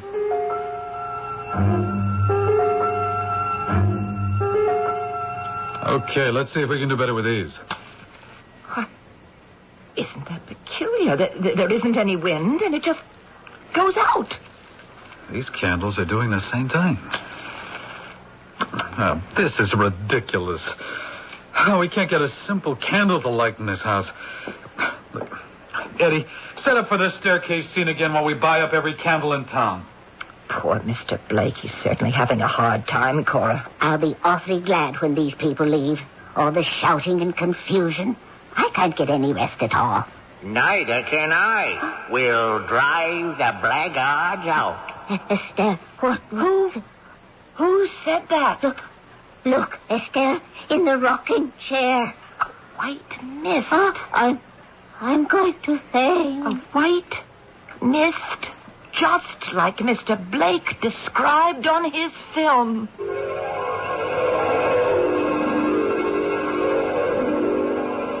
Whatever is plaguing Rex Blake's filming in the old Logan place seems to be making itself known in one form or another. Perhaps now we'll find out just what that white mist is and why the candles won't light. And also, what other ghostly things lie in store for the Logan mansion and the film Rex Blake is trying to make. When I return shortly with Act 2.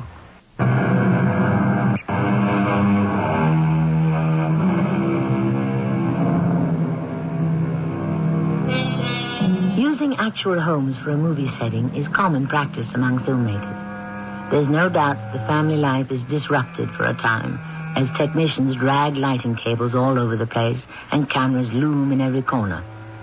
Estelle Logan welcomes it, however, because it means enough money to pay her back taxes. But it seems there's another resident of the house who objects. A white mist, just like Mr. Blake described on his film. Now, just what's going on here? That's what I want to know. Exactly who or what are you? I am Clayton Logan, original owner and builder of this house, which of late seems to have turned into a circus. Clayton Logan? Great-grandfather's ghost? Yeah, the same. I have been slumbering peacefully for 110 years until that crowd of ninnies started tearing up the place. Now, what is going on? But you can't be here. And why not? I believe I've already informed you that I am the original owner and builder. I don't believe in ghosts, much less converse with them. Well, that, my dear, is your misfortune. I'm sorry I died before you were born. Now, tell me, what is all this nonsense in the house? Well, I rented the house to a film company to make a movie. I should think that would be obvious. Well, what is a movie? Oh, it was you. The mist that turned up on the film. You're talking gibberish. And you kept the candles from lighting. Oh, yes, the candles. I was merely curious and leaned a little too close. It gave me, needless to say, great satisfaction to watch that young man's discomfort when they kept going out. The one with the beard. The director, Mr. Blake. We shall have no more of that around here. Now, you tell them to leave. They are paying me $2,500 a day to use this house. Abuse the house, you mean? They pay for any damage, and besides, I need the money. What for? I'll lose the house for taxes if I don't get this money. No nonsense. Lose the Logan place? Impossible. But you don't know what expenses are like these days. You've been dozing for how many years? 110. Well, then why haven't we seen or heard from you before? Well, I haven't been disturbed before. These movies, whatever they are, they have me completely unnerved. I shall have to do everything in my power to get them out. But they'll be leaving in about 10 days or so. Just be patient. They'll leave. And besides, there's not much you can do about it. Being a ghost. Oh, you are a spunky one. Logan always rises to the challenge. You are my kind of person, my dear. A formidable adversary. I like that. Well, there are things to attend to. You're disappearing. Temporarily, my dear. Temporarily. Oh, good heavens. Oh, I forgot all about you, Cora. What happened? Oh, I must have fainted. Oh, what was it? It was great-grandfather Clayton. Oh, you spoke with it? Him? I did. It was Clayton, Logan's ghost. And he's furious about that movie company being here. You mean there's a real live ghost in this house? Well, that's a strange way to describe a ghost, but yes, Cora, there is. We can't stay here with a ghost. We most certainly will stay here. And not a word to the movie people. I'm afraid they're in for more trouble, but I don't want to lose them.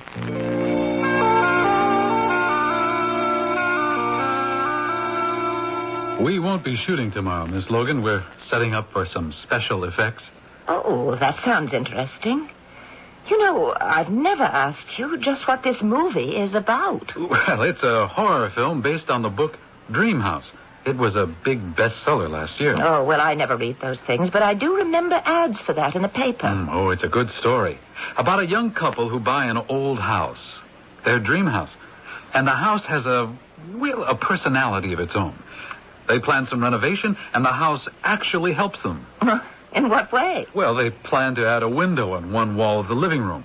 They mark exactly where they'll install it, and the next day, there it is. Like magic, and other things like that. But where's the horror? Well, that's the last part of the movie. After the couple get the house just the way they want it, they decide to sell it for a profit and move away. Well, the house doesn't like that. Oh, I see. And gradually, the house makes them prisoners until the climax, when the house collapses into rubble with them trapped inside. Well, good heavens, you're not going to collapse our house. No, of course not.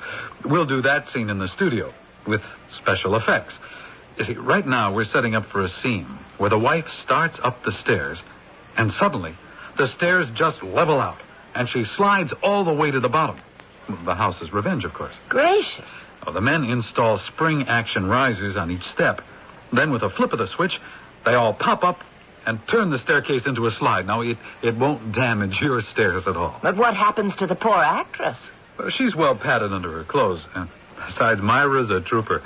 She'll do anything. Well, I gotta run. See you tomorrow, Mrs. Logan. Yes. Goodbye. The tricks they can do in the movies. Oh, there you are, Cora. I was just looking for you. Where is he now? Oh, Mr. Blake just left. Oh, no, not him. The ghost. Great-grandfather? I have no idea. I haven't heard from him since yesterday. To think he's been here all the time, looking over our shoulders, as it were. He said he was sleeping. Well, I am not going to get any sleep with him prowling around this house and those people cluttering up the place downstairs. I'm going over and stay with Maud Wilkins till this is all over.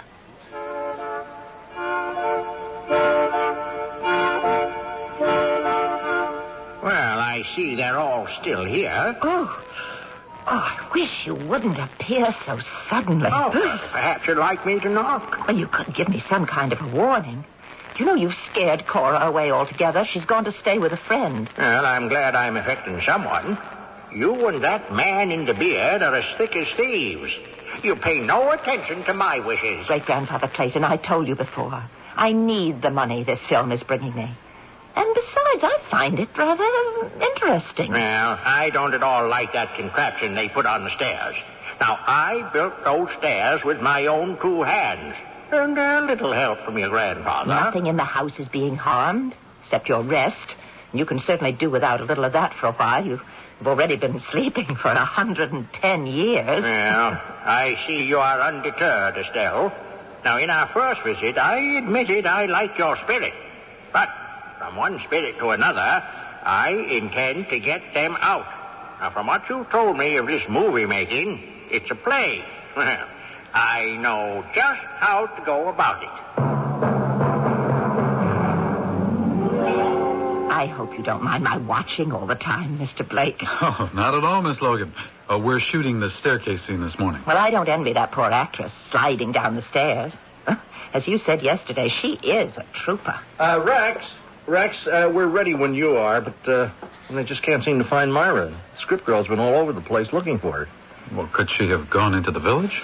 No, not Myra. She never leaves the set during the call.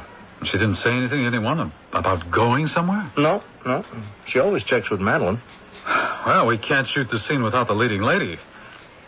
We'll just have to wait until she shows up. You say it's not like Myra to leave the set? Yeah, that's right, Miss Logan. She has the patience of a saint. She is always on call. And she did arrive this morning. Oh, yeah. She rode in from the motel with Madeline and me. Well, I do hope she turns up soon. Excuse me. I have something to do.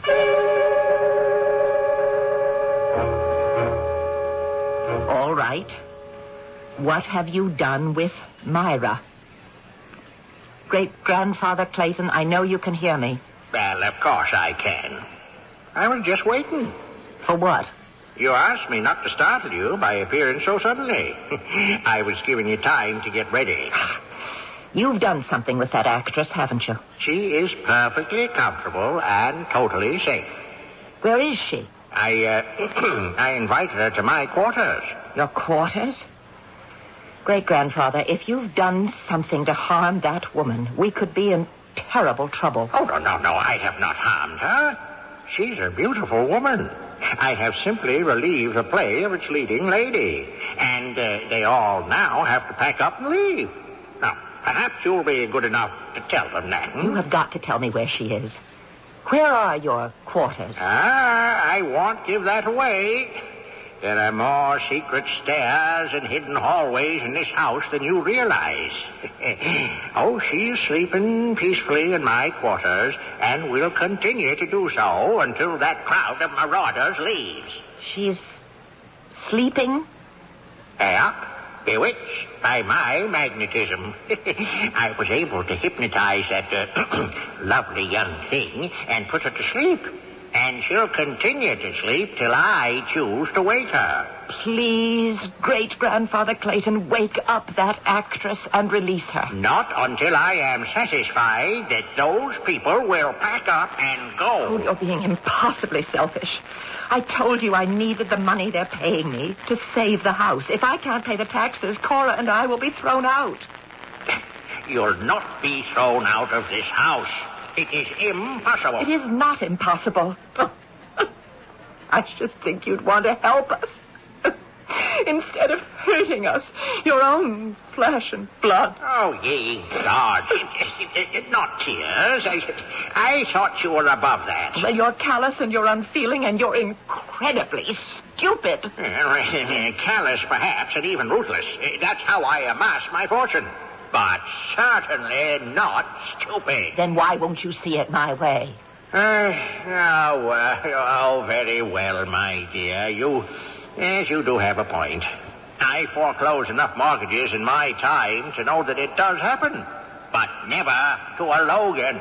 Then you'll release Myra. Yes, she'll return safe, sound, and enormously refreshed. And you won't do anything more to interfere with the picture. Word of honor.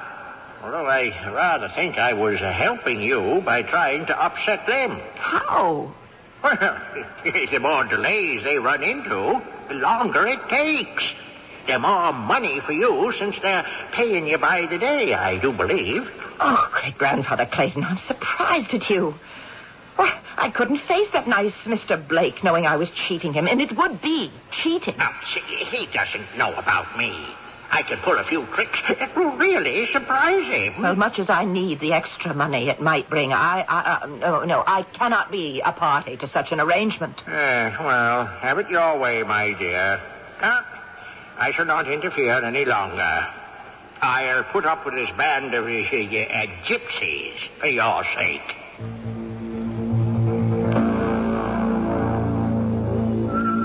Myra, where have you been? Waiting to film the staircase scene. What is holding you up? You haven't been drinking this early. What are you talking about? I've been waiting on the back porch. I've been out there since... Wait a minute. I do remember a slight buzzing in my head. I felt a little dizzy, but that's all I remember. Did I go somewhere? Well, only you can tell us, sweetheart, but... It doesn't matter. We're pulling out of this place. Oh, Miss Longdale, you're back. I wish I knew what was going on here. Yeah, well, so do I. Mrs. Logan, I'm sorry, but we're leaving. There are too many crazy things going on in this house. Oh, but Mr. Blake... No, we can't afford any more delays. I'll just have to find another place. And take my advice, Miss Logan. You get out yourself. You're living in a haunted house.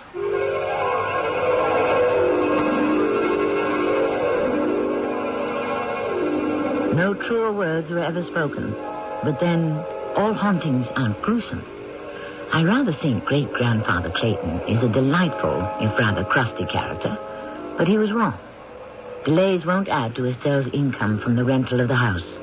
The delays, just as she feared, are driving the movie people out.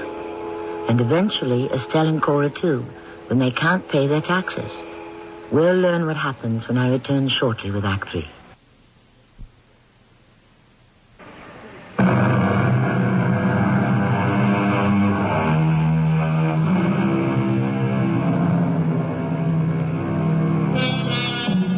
I think it would be fun to live in a haunted house, never knowing what to expect from the spectral inhabitant. The ghost of Estelle Logan's great-grandfather came up with some unexpected results from his capers. And now Estelle faces the loss of income, which would have saved her house. She has just been informed of the movie director's reason for leaving. You're living in a haunted house. I know.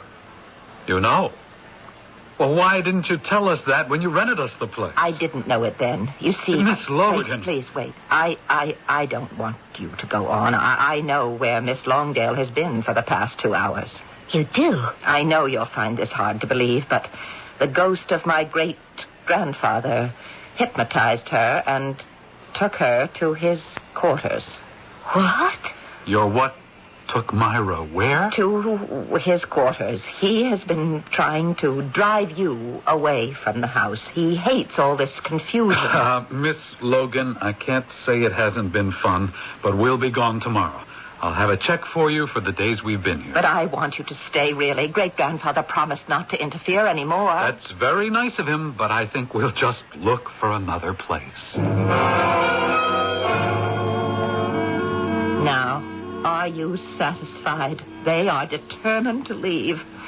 I hope you enjoy the new owners when this house is sold for taxes. Now, just a minute, Estelle. Don't abandon hope so easily. They are packing up and leaving tomorrow. Well, I think we might persuade them to stay and finish their business. Well, I can't, and I don't see how you can. Oh, come, my dear. Another demonstration of your lack of faith in the power of the spirit world. You mean you'll talk to them? Well, I wouldn't go as far as that. But I have a notion I can pull a few tricks to keep them here.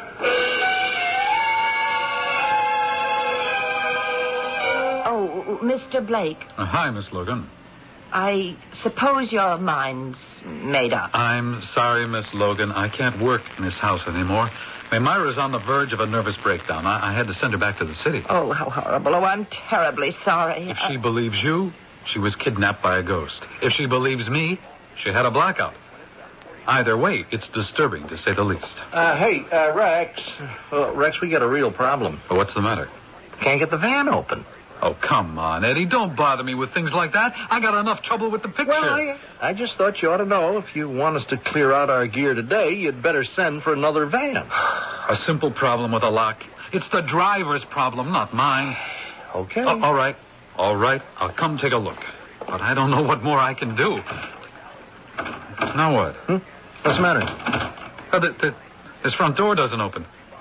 What'd you do, lock it behind you? No, I left it wide open when I came in. Well, it's never stuck before. Yeah, well, I'll go around and try it from the outside. No, the sooner I get away from this madhouse, the better. Hey, Rex, you won't believe this, but the back door won't open either. Oh, dear. Then go through the window. Look, I may go through the window, but my camera and gear won't make it. Miss Logan, surely there's a way of opening the doors to your house. Well, there always has been. That's very reassuring. But right now, we seem to be completely locked in. Short of breaking down the doors, what do you suggest? I don't know. Oh, Eddie, have the guys outside push the back door in. We'll pay you for the damage, Miss Logan. Okay, but I have my doubts. I'm sorry to use such drastic measures, but we got to get out of here. The last couple of days have put me way behind schedule. Oh, I'm so sorry that it's turned out this way. What's the matter with them? Grown men can't open a simple back door? Ain't no use, Rex. Won't budge. Why, they can't even break it in. This is ridiculous. Give me your wrench. The heavy one. Look, how are you going to open a door with a wrench, huh? Like this. What? It bounced right off the window pane. Look, the glass isn't even cracked. I don't believe this. I do not believe this. We're prisoners in this house of horrors. What the devil was that? It came from the living room. Holy jump! What is it?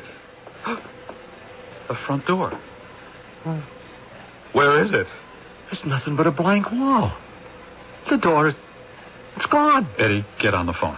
Get some help here fast. Hey. Oh, wait a minute, Rex. We are looking at this thing all wrong. What do you mean? Hey, Miss Logan, your great-grandfather, I mean this ghost... Come on, Eddie. Well, I mean, could he... is it possible he's doing this? I believe he is. You see, when I convinced him I needed the money that you were going to pay me, and I begged him to stop trying to drive you away...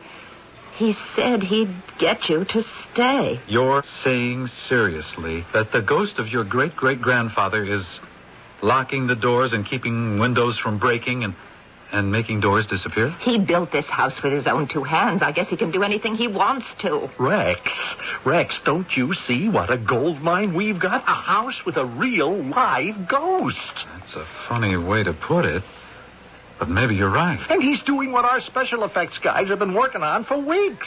Now, if we can get him to cooperate, there is no telling what effects we could get for the final scene when the house walls the couple in. How do you negotiate with a ghost? Hey, Miss Logan, will he help?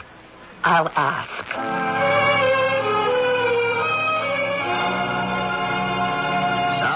Impressed, eh? Completely.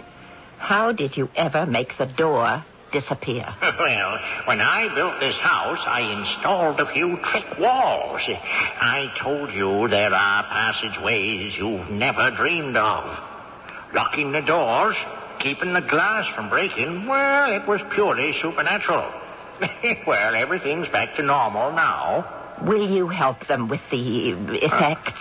I don't have any other choice, considering the spot I put you in. What exactly do they want me to do? Well, you'll have to ask them. Oh, no. I draw the line at communication with these mortals. Now, you can be my agent, seeing that I have now been drawn into the theatrical profession.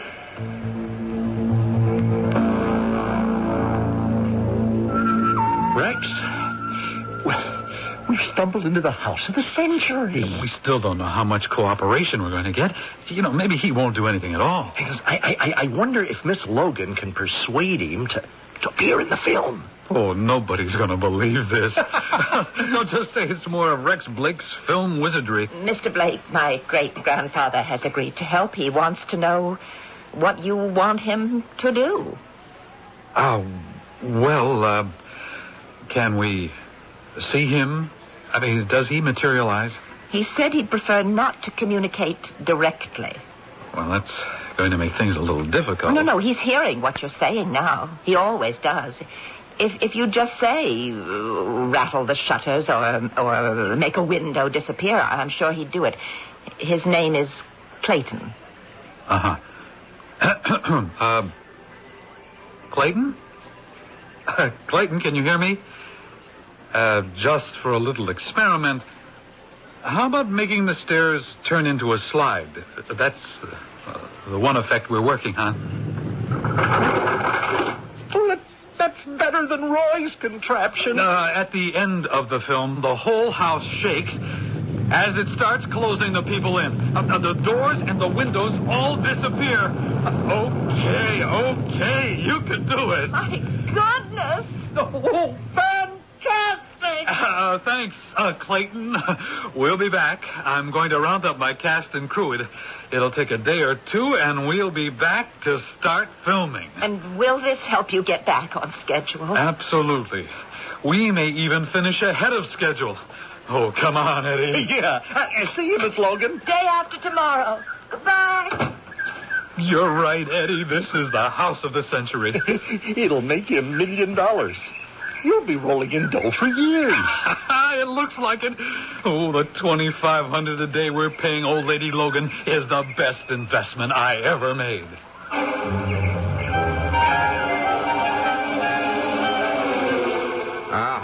Those scoundrels. I don't see what you're so upset about. They are going to make a fortune from this venture for years to come. They said it. And all you're getting is a paltry $2,500 a day? But that was their agreement. And they had the nerve to ask me to appear. Well, I am going to appear all right, but not in their movie. Still, I was a hard bargainer in my day, and I dare say I haven't lost my touch. Bargain? Certainly. If they're going to make millions thanks to our house and my efforts, then you're going to share in it for years to come. I want to talk to them. Have them here at 8 a.m. sharp tomorrow. Oh, it's more than I'd hoped for, having him appear. Hey, I was going to ask him if he'd play a part. No, I don't think that's what he had in mind. Indeed, I don't. Is that him? Yes. He'll materialize in a second. I have some things to take up with you, sir. A real, live ghost. I learned that you stand to reap quite a handsome profit from our efforts here. Well, profits, yes, that's business. Excess profits, I'd call it. zillions for years to come, if I heard correctly.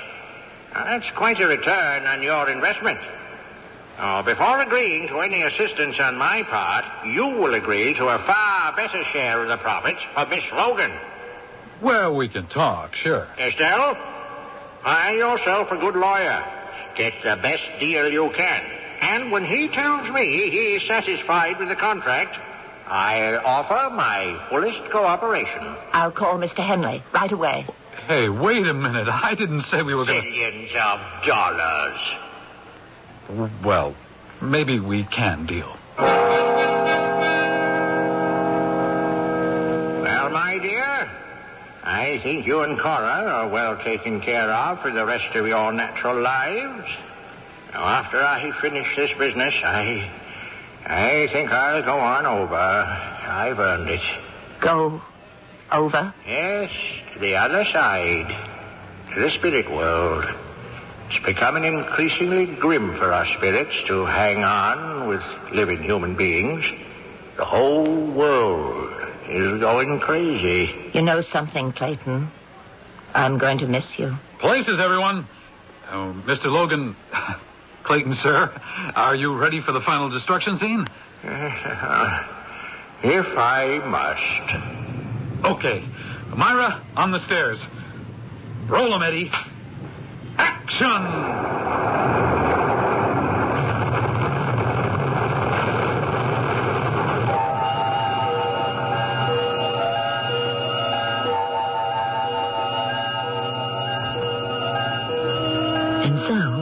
Estelle and Cora and the old Logan place were guaranteed a good many more years of existence. It was great-grandfather Logan's help that saved them. And, of course, the great stroke of luck that brought the movie people to the house in the first place. I'll have another thought on ghosts in the house when I return shortly. Who invited Susan to lunch? Little did he know that she was a victim of Raven House Paperback Mysteries. So Donnelly knew Albert was deathly allergic to bee stings. But I was still surprised to find out that he planted the killer wasp in Albert's car. I don't understand. Why were you so surprised? Well, I thought it was an accident. Oh. So I told the police. Well, wait a minute. You what? I told the police. You told the police? Why'd you do that? Well, I had to report the accident. Report an accident? In a book? Raven House publishes new mysteries every month. Which one will claim you as its victim? If you're clever enough, you'll find Raven House Mysteries wherever paperbacks are sold.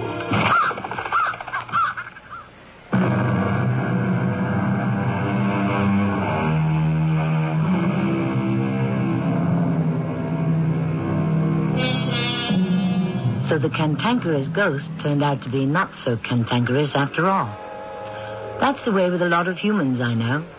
Give them a challenge, ask their best, and they usually rise to the occasion and lose their petty self-indulgence. If you have to deal with a difficult person, try it sometime. Ask their advice and help, sincerely, and you'll get sincerity in return. Our cast included Marion Seldes, E.B. Juster, Lloyd Battista, and Earl Hammond. The entire production was under the direction of Hyman Brown. Radio Mystery Theater was sponsored in part by Raven House Paperback Mysteries. This is Tammy Grimes, inviting you to return to our Mystery Theater for another adventure in the macabre. Until next time, pleasant dreams. It's fun. It's enjoyable. It's a family affair, and it's called... It's Magic. It's Magic opens at the Palace Theater February 9th through February 14th and will be hosted by popular television star Bob Braun. No matter what your age, from 5 to 105, it's probably the most enjoyable family show you'll see in 1982. Magic and illusions performed by magicians from all over the world. Tickets are on sale right now at the Palace Theater box office, or call the Palace Theater box office at 469-0017 and charge your tickets on Visa or MasterCard. It's Magic opens February 9th through February 14th with matinees on Saturday and Sunday, and all proceeds from opening night will go to benefit Children's Hospital. It's magic. Magic and illusions from all over the world coming to the Palace, February 9th through February 14th. It's a family affair. World's greatest illusionists include Shimada, Crimean, Diana, Dick Zimmerman, and Patrick and Maya. The Music of Your Life is on 1230 WCOL in Columbus, 25 degrees downtown. It's 11 o'clock. CBS News, a hostage siege at a Memphis hospital is over. The gunman dead, shot by police. 3 hostages are safe. I'm David Jackson reporting on the CBS Radio Network. Jean-Claude Goulet, a 40-year-old welder from Louisiana, took the hostages yesterday at St. Jude's Children's Research Hospital, where his son died of leukemia. Ever since yesterday afternoon, he'd kept police at bay with a handgun. The captives, his son's doctor and nurse, and a hospital psychologist. Just a bit over an hour ago, it all ended. We get the story from Dave Gilson of Memphis affiliate WREC. The Memphis Police Department Tactical Unit has been patient for the last 2 days.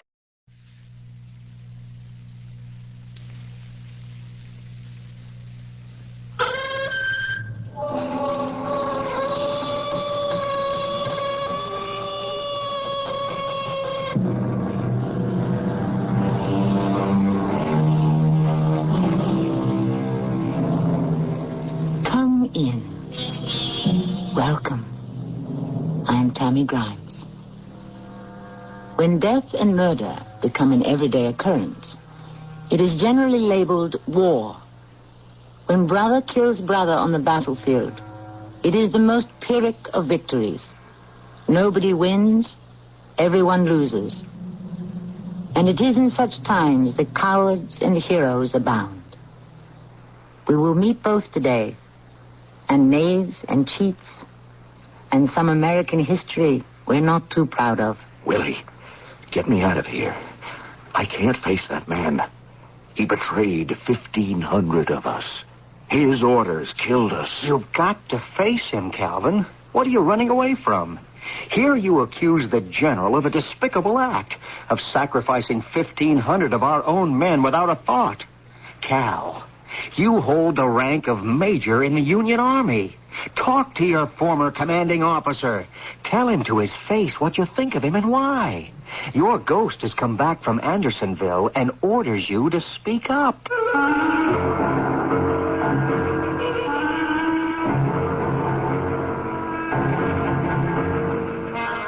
Our drama, The Ghost of Andersonville, was adapted from an actual account of the Civil War, especially for the Mystery Theater by James Agate Jr. and stars Tony Roberts.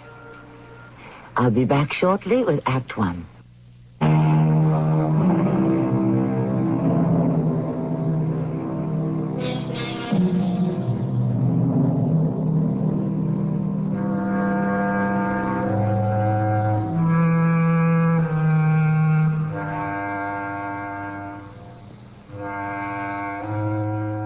It is the last year of the Civil War. The Confederacy is about to collapse. Re-elected Abraham Lincoln is loved and hated. And Washington bigwigs are looking towards who will be the next president. They are looking to someone from the army, perhaps a general. For that they need heroes, not always easy to come by. General Cutler, have you heard the latest? Can't say I have, my boy. But you men with the Secret Service, you seem to know all the Washington scuttlebutt. I was in Bill Wood's office. We were getting our assignments. So many for counterfeit detection, so many detailed to protect Lincoln and Stanton and so on.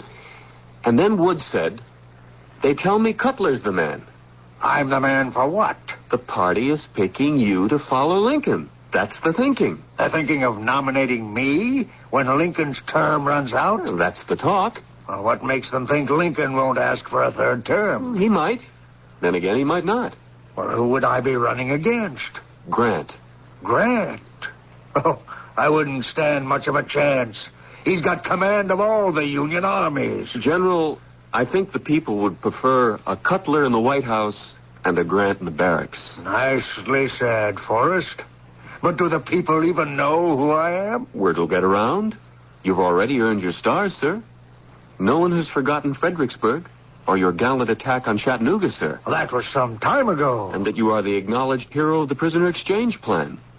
It's not only who wins the war and pray the Lord grant will defeat the rebels, but it's who looks after our boys. Kim, if you put it that way, I'd say I might have a chance. I hope when Bill Wood was making these Secret Service assignments, he intended to keep you at my side. You have given me excellent protection since I came out of the hospital, and it appears you have a political mind as well. I'd like to know I can count on you. An honor, General Cutler. I hope to continue to serve you. Timothy, I think I'll ride down to Burnside and surprise Mrs. Cutler with the news.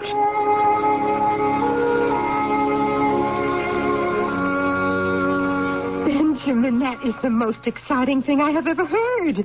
You should be very proud. Well, I am a little pleased. However, we're a considerable distance from the White House. If the election were held tomorrow, I'm afraid most voters would say, Benjamin Cutler who? I shall have to drum up some ideas to bring me to the attention of the public. What about that prisoner of war who's leaving Richmond for Washington? What about him? Isn't he the last prisoner of war to be returned to us from Andersonville? Yes, but I don't see... Doesn't it occur to you that this could be a story that would make all of America sit up and take notice? I don't quite see how. If we arrange to have all the newspapers here the day the prisoner arrives... Now do you see? You mean... I welcome him here at Burnside? Benjamin, it is you who have organized the exchange of prisoners. Those rebels we hold here for our brave Union men in Andersonville. Finally, the last prisoner returns home. If you welcome that man, bring him into our home, you become a symbol of the kind of leadership we all look to. Mary, I like that. Well, I'd better get cracking on the idea. I'll talk it over with Tim Forrest. Oh, I'm glad he's still assigned to you. He's so faithful. And quite clever. He's just the one to make the high-level arrangements with Stanton.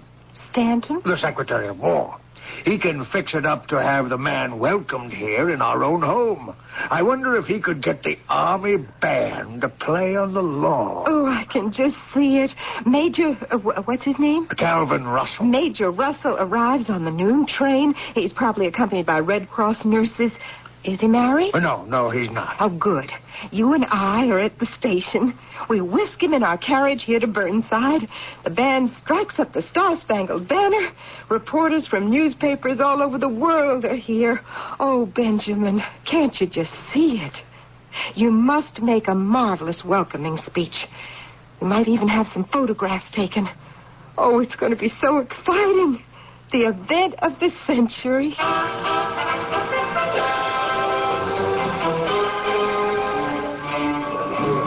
Please, folks, all you reporters, please don't crowd the observation platform of the train. Tim, when's he coming out? The train's been here for 10 minutes. Where is he? General, you know the Major's lame. I don't know which car he's in. It'll take him a little time to get out here. I mean, there's such a thing as a schedule. Here we've got a carriage waiting and an army of reporters and photographers hanging around at home on the lawn. That Calvin Russell was always unreliable. Oh, I didn't know you knew the Major personally. He was in my outfit, got captured in the Chattanooga raid, and shipped off to Andersonville. Oh, Forrest, send word back into the coach. I want the Major out here in 3 minutes, not 1 second more. Yes, sir.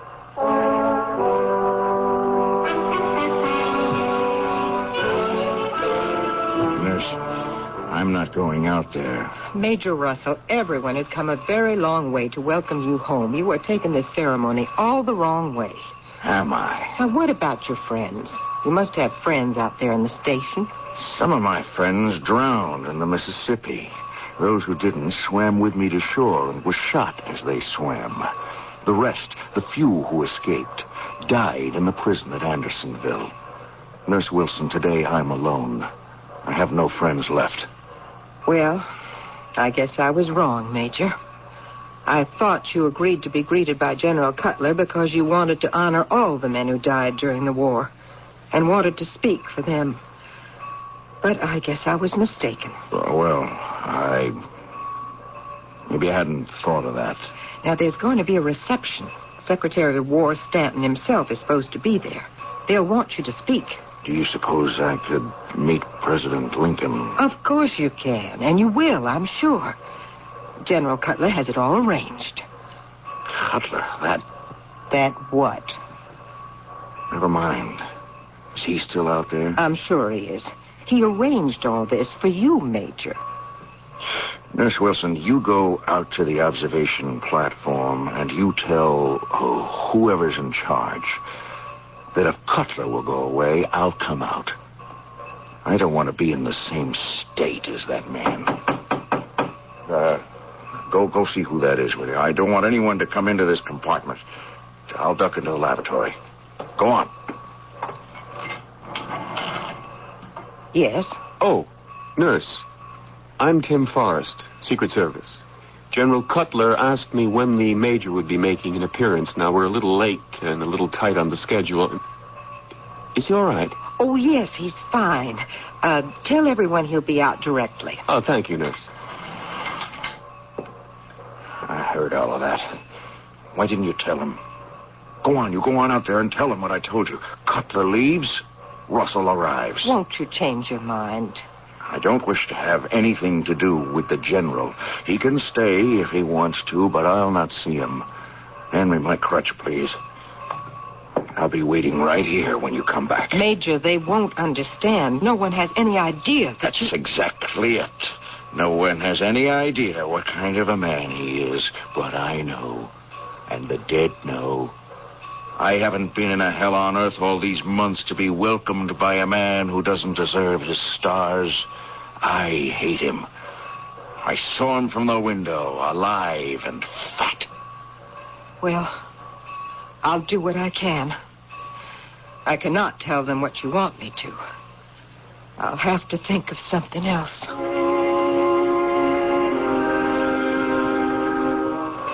General, some of us have been waiting since 6 this morning. Do you know for a fact that the Major is on the train? Yes, of course I know it for a fact. The man could be ill. Anything. General Cutler, may I talk to you? Forrest, this is ridiculous. 15 minutes we've been waiting. What is it? Is Russell sick? Why the delay? I look like an idiot standing up here on the observation platform, all by myself, trying to answer reporters. There appears to be a slight problem. So what is it? His nurse is on the way out, and she wants to tell you herself. What is all the mystery? There's General Cutler here. I'd like a word with him. What is it, nurse? Where's the Major? I'm General Cutler. Is he coming out soon? I'm afraid not. The Major sent his regrets, but he is a little shy, I'm afraid. Shy? All we want him to do is come out here, shake my hand, and we take a few pictures. I make a speech, and we whisk him off to my farm. General, what happened was, as soon as the train pulled into the platform, he started getting very nervous. You do understand, he's been a prisoner for well over 2 years. Almost everyone he knew died in prison. What's your name? Nurse Wilson. Nurse Wilson, you go back to him on the double. Tell the Major we honor him and wait for him to make an appearance. Tell him I personally am waiting for him. It won't make any difference, General. No difference? Does he know I'm here? Yes, he's been watching you from the window. You mean he can see me now? He just said to send his regrets, but right now he doesn't feel like leaving the train. General, may I see what I can do? Please give me a moment. Nurse Wilson, if you'd lead the way, I'll have a talk with the Major. He's coming out! Here he comes! General Cutler, allow me to place the Major by your side. Calvin Russell. Good to see you. So good, my old buddy. I have to make a speech first. Forrest, will you make an introduction, please?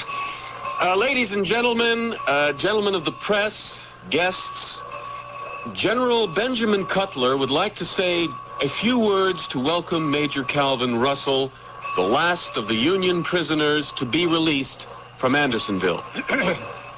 Major Russell, gentlemen of the Fourth Estate, citizens of this great country.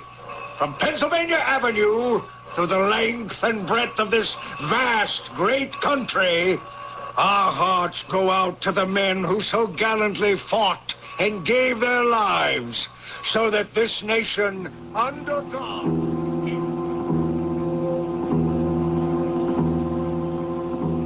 And that is why we are honored to welcome from the bottom of our grateful hearts this hero of heroes, Major Calvin Russell. May we have a picture of you, General Cutler, shaking hands with the Major? Excuse me, Nurse Wilson. Will you take me back to my compartment, please? But the picture, what is this? Forrest, do something. He turned his back on me and walked out. Forrest, do something.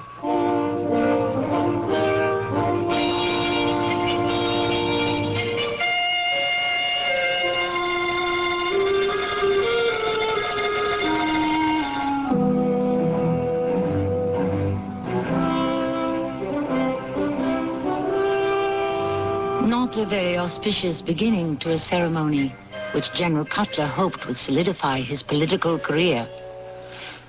What is it that makes Major Russell turn away from his old commander in the field? At this point, one can only guess it is of such magnitude that the former prisoner of war risks a reprimand or even a court-martial. I shall return shortly with Act Two.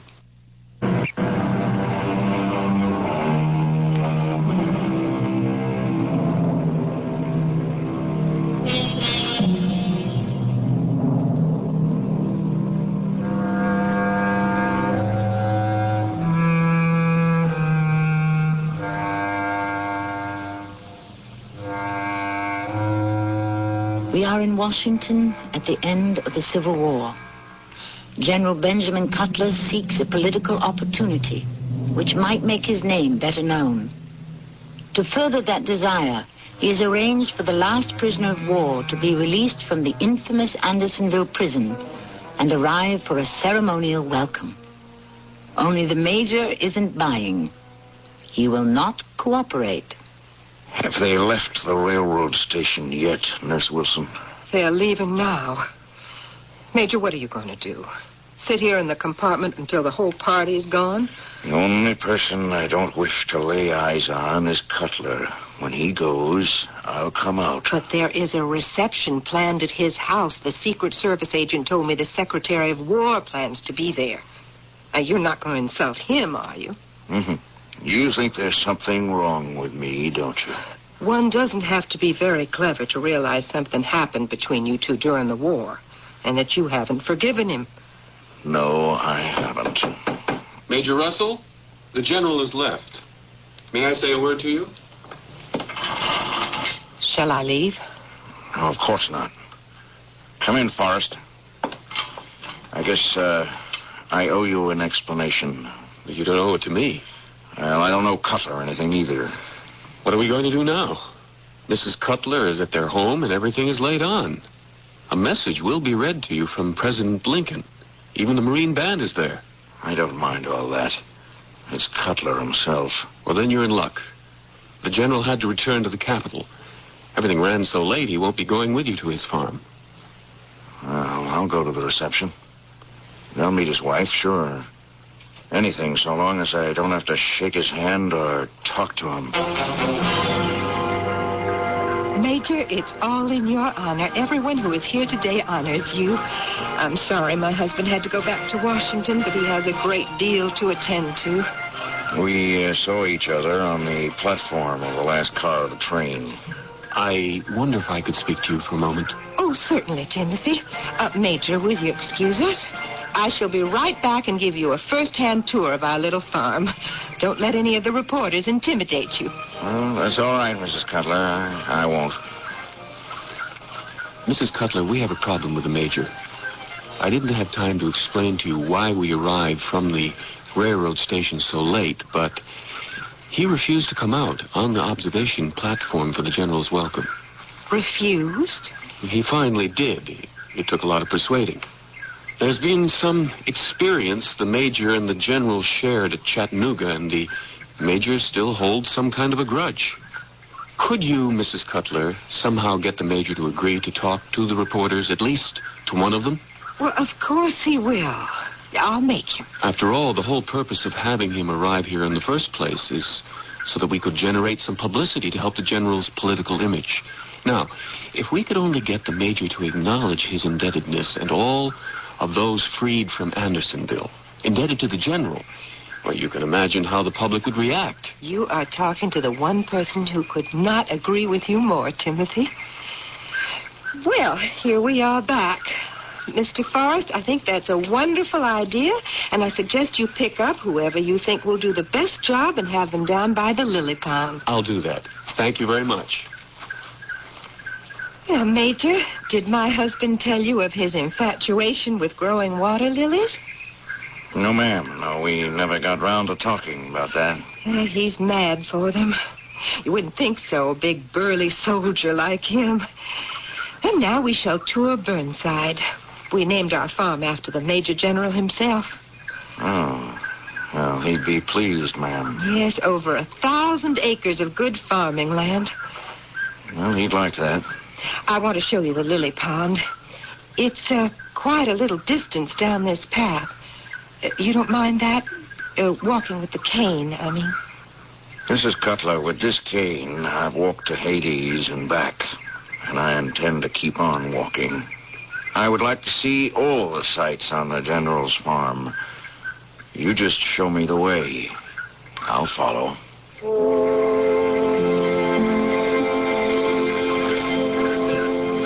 There it is. Ma, isn't that the most beautiful lily pond you ever saw? They're not all water lilies, you know. That one's a floating heart. And all around the edge, those big leaves, elephant ears. And there's a water hyacinth. Mrs. Cutler, may I introduce myself? Wilbur May of the New York Weekly News. Well, how do you do? Tim Forrest said the Major might be ready to be interviewed. I think so. I hope you agree, Major Russell. You know, there are 150 reporters from up north covering the war, and for me to get first crack at interviewing Calvin is a great piece of luck. Right, Cal? You and the Major know one another? Well, Calvin and I are cousins. We're real proud of you at home, Cal. Well, that's splendid. I think I can safely leave you two alone. Oh, there's only one thing I'll ask of you, Mr. May, and that is, I'd like your readers to know it was General Benjamin Cutler who was responsible for getting so many of our boys out of Andersonville. Certainly. I hope it all goes well. Well, how do you feel, Cal? Did you hear what she said about cussed Cutler getting our men out of Andersonville? Uh-huh.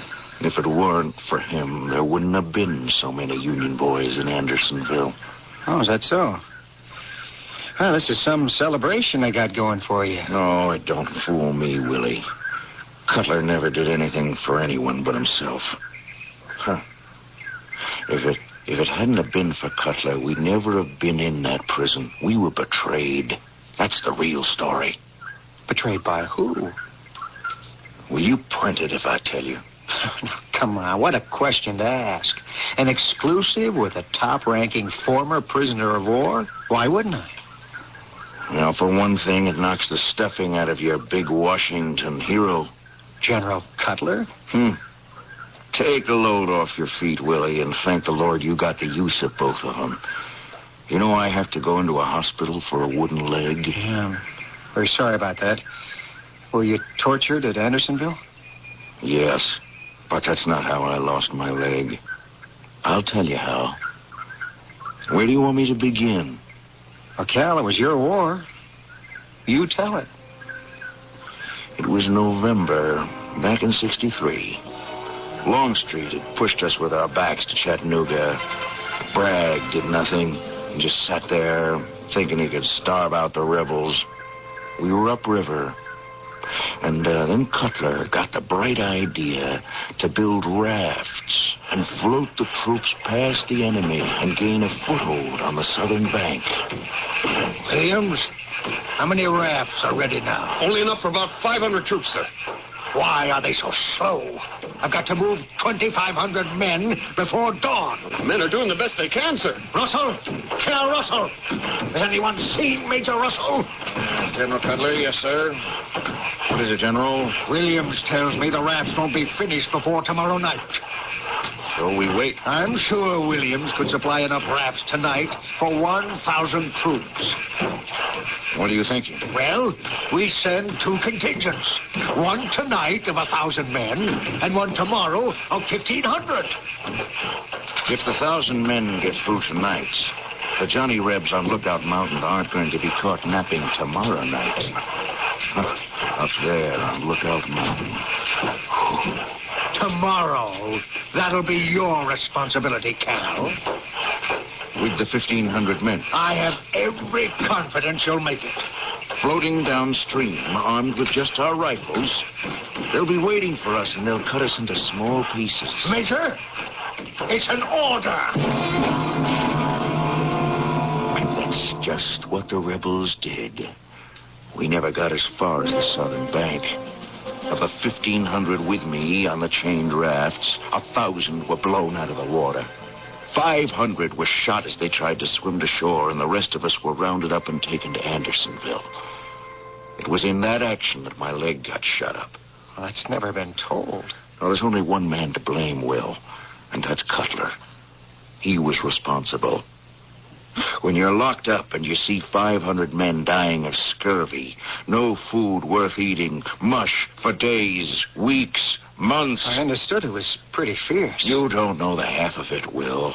My men, the best men in the world, dead and dying all around me. Because one man gives an order against all common logic and common sense, he orders 1,500 floating, sitting ducks to their death. Cal, I can't tell you how horrified and sorry I am. Sending men down the Mississippi like that in 2 groups may have been a tactical error. It happens in war, Cal. But it shouldn't. I told him not to. We had one chance to make it, not 2. Sure, the first rafts got through, but the next night they were waiting for us. But do you hold Cutler responsible for conditions in Andersonville? I do. For those who died there because of him, you bet I do. And he has the nerve, the gall to ask me to be his standard bearer for his political career. I almost exploded when I heard that. All right. I'll write it, Cal. Is there any more you'd like to add? Just more of the same, Willie. Betrayal and hell. I don't like to interrupt you, gentlemen, but I've wonderful news. Mrs. Cutler, the Major has given me all I need. The General has returned. He's here. Isn't that marvelous? Mr. Forrest is just bringing him down. I'm going up the path to meet them. Willie, get me out of here. What am I going to do? You are going to face him, Calvin. What are you running away from? Here you are, accusing the General of a despicable act, of sacrificing needlessly 1,500 of our own men without a thought. Only you are telling me. Cal, you're a major in the Union Army. Talk to the General. Tell him to his face what you think of him and why. Your ghost has come back from Andersonville and orders you to speak up. Here I am again, Major. Sorry I had to get off to the capital of our great nation, but business before pleasure any time. Benjamin, this is Mr. Wilbur May. He's with the New York Weekly News. Oh, an excellent newspaper. I'd be glad to make a statement. No, Benjamin, not now. You 2 men will feel more ease if I take Mr. May off with me. Please, sir, do come along. All right. We'll leave you both alone. Mr. May, may I take your arm? Willie, I'll talk to you later. Calvin, I'm sorry. The way it turned out. Deeply sorry. You scum. You never once admitted you gave that order that killed so many of us. Admitted it? How? How? Publicly. I knew you didn't. I had a nurse who came down especially from Washington. She didn't know a thing about Chattanooga, said no one did. It was unforgivable. I've never forgiven myself either, Calvin. But that was 2 years ago. Why bring it up now? I see them all floating down the Mississippi that night. 1,500 of us. And the gunfire and the screaming. Have you ever heard hundreds of men screaming in agony at the same time? Hundreds diving and falling into the water, hundreds more gasping and drowning, the river red with their blood, all dead, all but a handful, and myself ending up to die by inches in Andersonville. Because cursed Cutler railroaded us to that death. Don't tell me you had no way of knowing. You were the general. I was only a major. I warned you what would happen. Calvin, you're getting yourself all het up. Did you honestly think I would come out of a rebel prison to praise you so that you could hold some political office? Suppose you got elected. What would you do under fire to the American people? Sell them down the river to die? What do you want me to do? I'm sorry. I told you how sorry I was. I have nightmares about it still. But life must go on. Why must it go on, Ben? Why must it go on for you? What are you going to do with that gun? Not for you, life won't go on. Join the others who died in the river and in prison.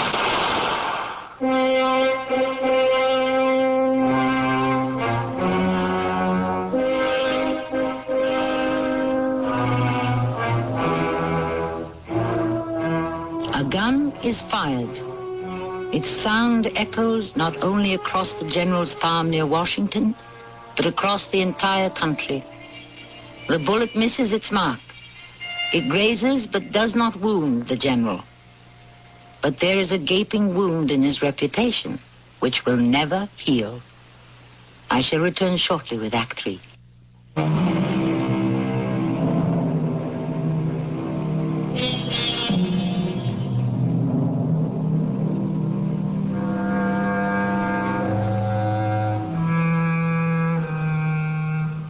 It's not easy to arrest a war hero for attempted murder, and General Cutler won't permit it. In the scuffle, he pockets the major's gun and quickly retires to his room. Secret Service agent Timothy Forrest tries to spread the story that what happened was an accident, a service revolver discharging unintentionally. But fear is in the air, and the night is churned by thunder, lightning, and rain. Then it is morning. Is that you, Forrest? Tim Forrest? Wilbur, I'm not too pleased to see you. Have you seen the general? He grabbed that gun of Cal Russell so fast and disappeared. I haven't had a chance to get his side of the story. What they said to each other, how it happened, you know. Oh, I told you it went off accidentally. Tim, I didn't believe that. Have you seen General Cutler? Well, Mrs. Cutler said he may be walking the grounds. He isn't. I've searched every inch of the place, up at 5 to do it. I want to get to the general before every other reporter in the country shows up. Now, you know where he is. That's your job. Are you sure he's not out there? 1,000 acres? He'll show up. Tim, I've got a press deadline. Why don't we try his room, just in case? Well, I suppose he could have returned and gone upstairs the back way so he wouldn't be seen. Hiding from the press. All right, I'll follow you. No, I can find it alone. No, you don't. If you interview the general, I am going to be there.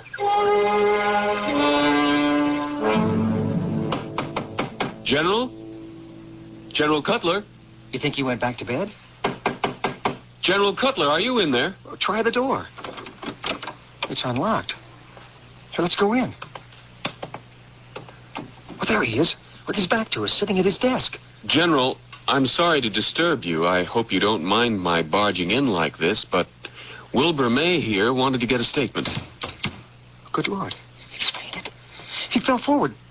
Forrest, what's the matter? Oh, it's his blood. Look on the desk. He's been shot. He just keeled over. Oh, Lord in heaven. I'll get someone. No, it's too late. He's dead. The general's dead. How can that be? He's been dead a couple of hours. Sitting like that with a bullet hole in his head.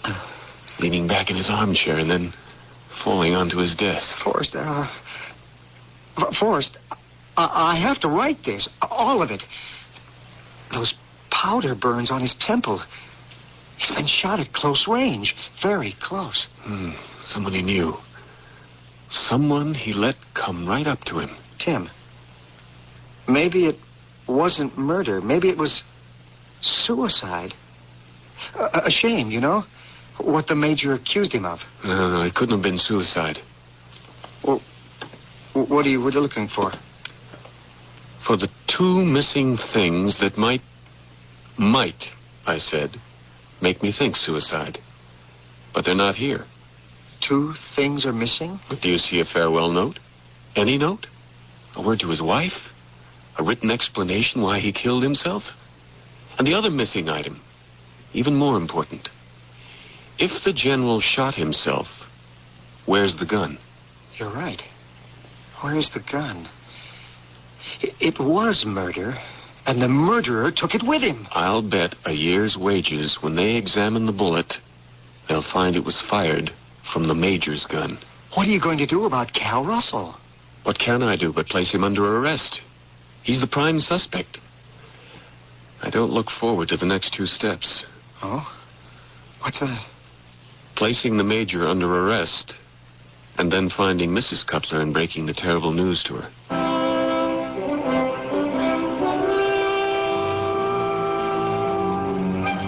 But I didn't kill him. Major, you'll have to do more than merely say so. A great many witnesses saw you take the shot at him. Yes, that was yesterday. I know that I must have been out of my mind to do it. I know that.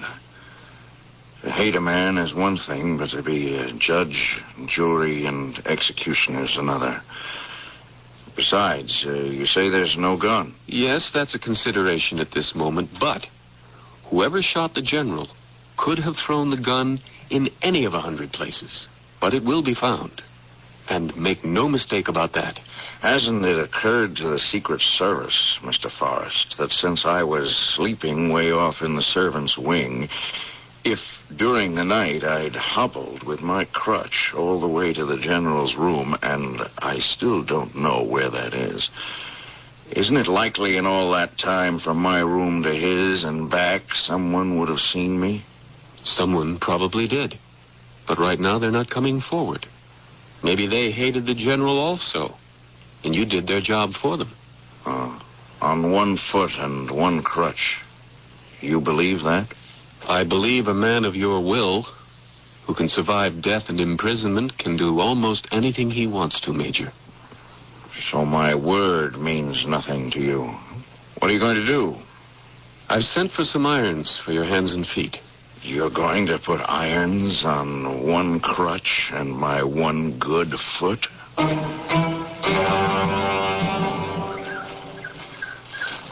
You knew he was dead before I saw you, Mrs. Cutler. My maid came and told me, Timothy. You're a very brave woman. You become very acquainted with death when you're married to a soldier.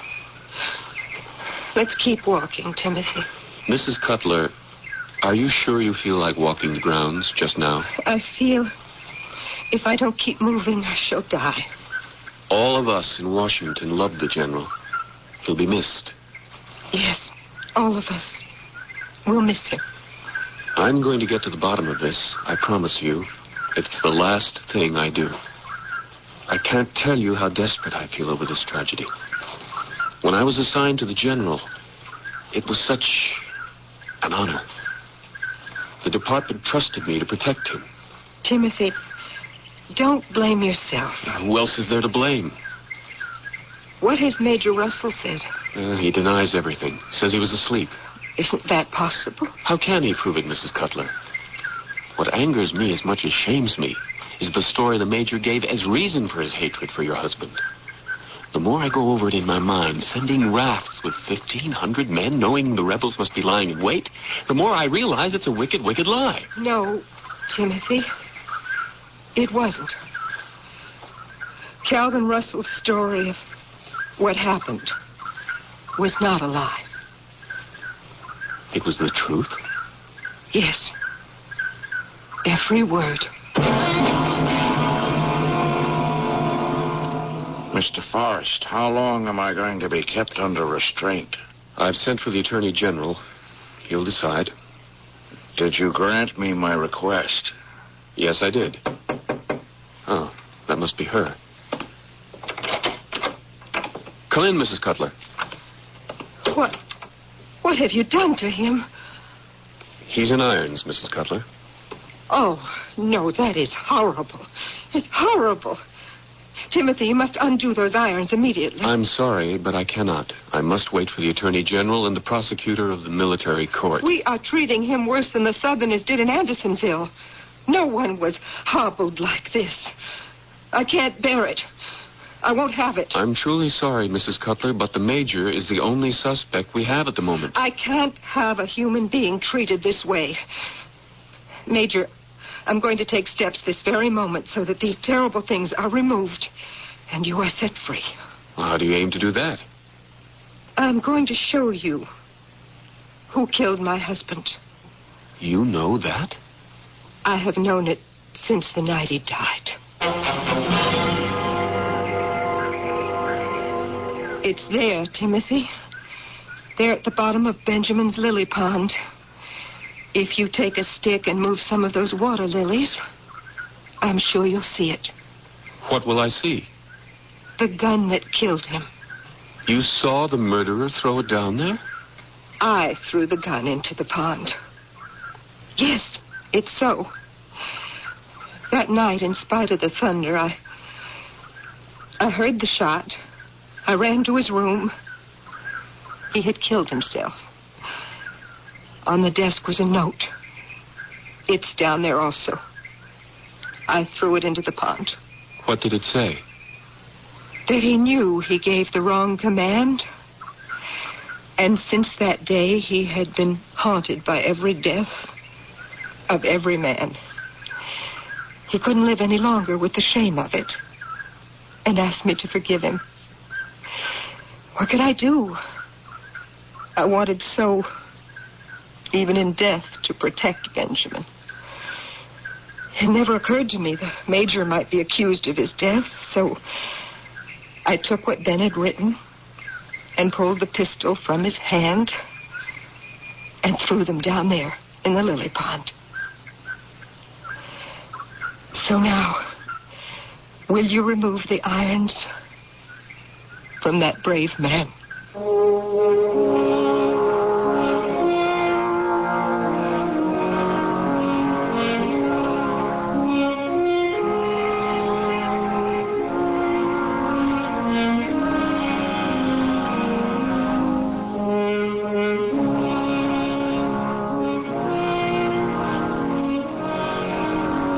As I said before, this slightly tarnished piece of Americana is a tale of the brave and the mistakes and tragedies that followed. Here at the Mystery Theater, we have condensed many of the events as well as changed the names of the actual participants. Otherwise, it is what it is. A rather battered and torn page of American history. I shall return shortly. If you've been reading about wise money management in your favorite publications, you've undoubtedly heard about Dreyfus Liquid Assets, one of the world's largest money market funds, and about the big yields you can get on your money right now. Start with as little as $2,500. Make added investments as low as $100. With Dreyfus Liquid Assets, your money is yours whenever you need it. Phone for it, have it sent to your bank, or write a redemption check for cash or to pay your larger bills. You keep right on earning that high yield, compounded daily until your check clears. No penalties on interest, no sales charge, no charge for the checks. It's so simple, sensible, convenient. But find out for yourself. Call toll-free 800-228-5000 for free information and a prospectus, including management fee, charges, and expenses. Read the prospectus carefully before investing or sending money. Discover how Dreyfus Liquid Assets can help you get the lion's share of today's high money market rates. 800-228-5000. Toll-free 800-228-5000.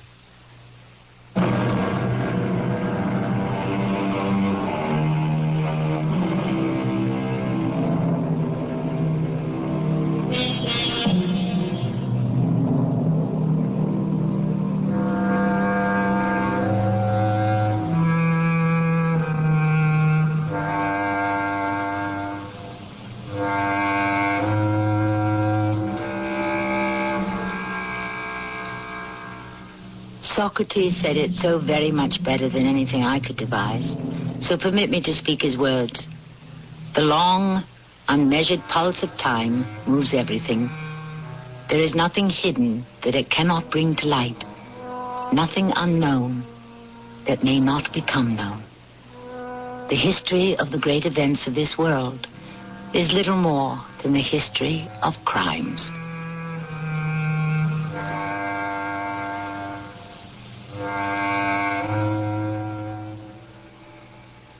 Our cast included Tony Roberts, Keir DeLay, Bob Caliban, and Terry Keane. The entire production was under the direction of Hyman Brown. And now, a preview of our next tale. Women, Norfolk. You know what Anne had the nerve to say to me? Henry, calm yourself. Oh, to put it mildly, les majestés, huh? I made that woman, and I can break her. I was forced to marry her. You would have me believe that? Yes, her sorcery bewitched me, but it's all over. Over and done with. It's because of young Jane Seymour, isn't it? Well, might be. Well, she's a charming creature. I won't be punished if I marry her, I can assure you of that. Your Majesty, who has punished you? Who would dare? For a wise man, you talk like a fool. A man is denied a son. Is that not the Lord's displeasure and anger? Well, I shall marry a third.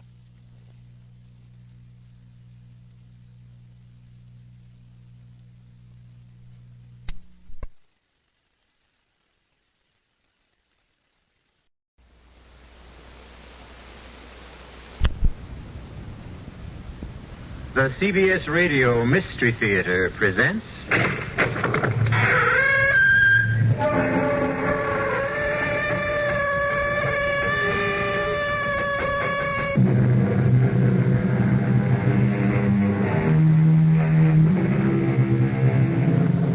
Come in. Welcome. I'm E.G. Marshall. Welcome to the terrifying world of your own imagination. I would like to offer a few observations on the vagaries of the animal called man. Take the popular saying, seeing is believing. What idiot first said that? And how many idiots have repeated it since? Do you believe in love? Tell me the color of it. Do you believe in truth, goodness, mercy? What shapes do they come in? No, my friends. Seeing is not believing. Only believing is believing. And we'll prove it to you in the story that follows. The longer we're away from this earth, Alice, the less we rely on our senses. The senses, in a manner of speaking, start to fade, little by little. They tell me this is quite normal. Actually, they tell me I'm a bit ahead of the game to be able to enjoy as much as I do. Charles, when you say they tell you this and they tell you that, you mean... I mean them, of course. All those. The ones up there? It isn't up there, Alice. And it isn't down there either. Well, where is it? It's simply there. Meaning, not here. I thought you knew that. Are there a lot of them? Of course there are a lot of them. What would you expect?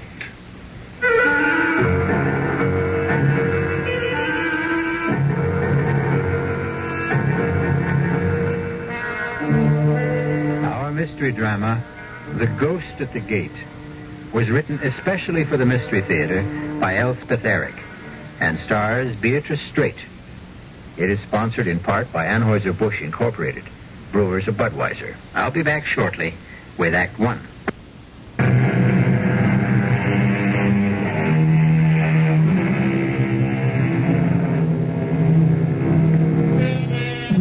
With how much ease believe we what we wish? An English playwright named Dryden wrote that in the year 1679. Brilliant man, Mr. Dryden. But wait. Listen to this. Men freely believe that which they desire. Someone else seems to have had the same idea. And he wasn't a 17th century English playwright. He was a Roman emperor named Julius Caesar, proving once again that no man in any age has a monopoly on wisdom. Now, let's get on with our story.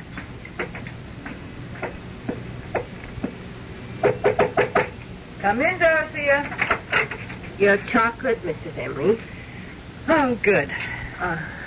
Shall I light the fire in the fireplace? Yes, please. I think it's chilly enough for... Oh, Dorothea. Ma'am? You forgot the other cup again. I did. I told you to always bring 2 cups. Oh, it seems so silly. I'll decide what's silly. When there's just you to drink it. I've explained that to you, Dorothea, more than once. I like to drink 2 cups of chocolate before retiring, and I don't like that icky sediment in the bottom of the cup. I'll try, Mrs. Emery. Now, if that's all... Or do you want me to go downstairs and fetch up another cup? Oh, no. Go to bed. Oh, good night, Mrs. Emery. Good night, Dorothea. All right now, darling. Chocolate's all poured. Fire's lighted. Charles, everything's ready. Now, come on, darling, or the chocolate will get cold. Don't want any chocolate. Oh, Charles, you love chocolate. You always loved chocolate. Tastes like mud. But it's very good chocolate. You know what good chocolate Dorothea makes. Now, come on, Charles. Don't make me wait. You want me? Want you? Oh, Charles, how can you ever ask such a thing? Why, I go through the whole day thinking of you. All afternoon at the community chest, I think about you. My darling, it's torture for me listening to those other women whose husbands are with them in their conventional way. I want to scream at them, but I have my Charles, you silly females. Every night he comes to my bedroom, and he's tall and handsome and brilliant and romantic and adorable and manly, and we sit and talk together, and he... All right, Alice. That's enough. There you are. Oh, Charles. Missed me? Oh, darling, the days are so terrible. I can't think of anything but this moment when we're together. But you know that, my dear. I tell you every single night. I need to hear it, Alice. We who have more or less left this world can't come back unless we are wanted by someone who is still here. Wanted a lot. Otherwise, we can't make the trip, as it were. We can't even purchase a ticket, so to speak, unless we have a destination that is vibrant with love and need and desire. But I love you and I need you. I desire you. You should know that, Charles. Well, it doesn't hurt to hear it. Here's your chocolate. Try it. I don't want it. Oh, Charles. The longer we're away from this earth, Alice, the less we rely on our senses. The senses, in a manner of speaking, start to fade. Mashed potatoes begin to taste like cold cream. Coffee tastes like iodine. And this chocolate tastes like mud. They tell me this is quite normal. Charles, when you say they tell you this and they tell you that, you mean... I mean them, of course. All those. The ones up there? It isn't up there, Alice. And it isn't down there, either. Well, where is it? It's simply there. Meaning not here. Heavens, I thought you knew that. Are there a lot of them? Of course there are a lot of them. It's all so vast, so endless, and so damnably peaceful. I know what it is to be lonely, Charles. This big house, I couldn't bear to move out of it after you weren't here all the time, because I couldn't leave the place where you and I'd spent so many happy years together. Why don't you ask someone to move in with you? Move in? Why, I never thought. Such a large house. You could have separate quarters. You wouldn't be forever bumping into each other. But who would want to move in? Who would I want to move in? Oh, some old good friend. Well, like who, Charles? Oh, Someone like Connie, maybe. Connie Lawrence. Connie Lawrence? Well, I've certainly known her long enough. We were roommates at school. What, do you think she'd want to? She'll jump at the chance, would be my guess. She still lives in that tiny one-room apartment. I know she's saving for a retirement. And with the pay school teachers get in this town. Charles, I'll call her tomorrow. She gets home from school at 3.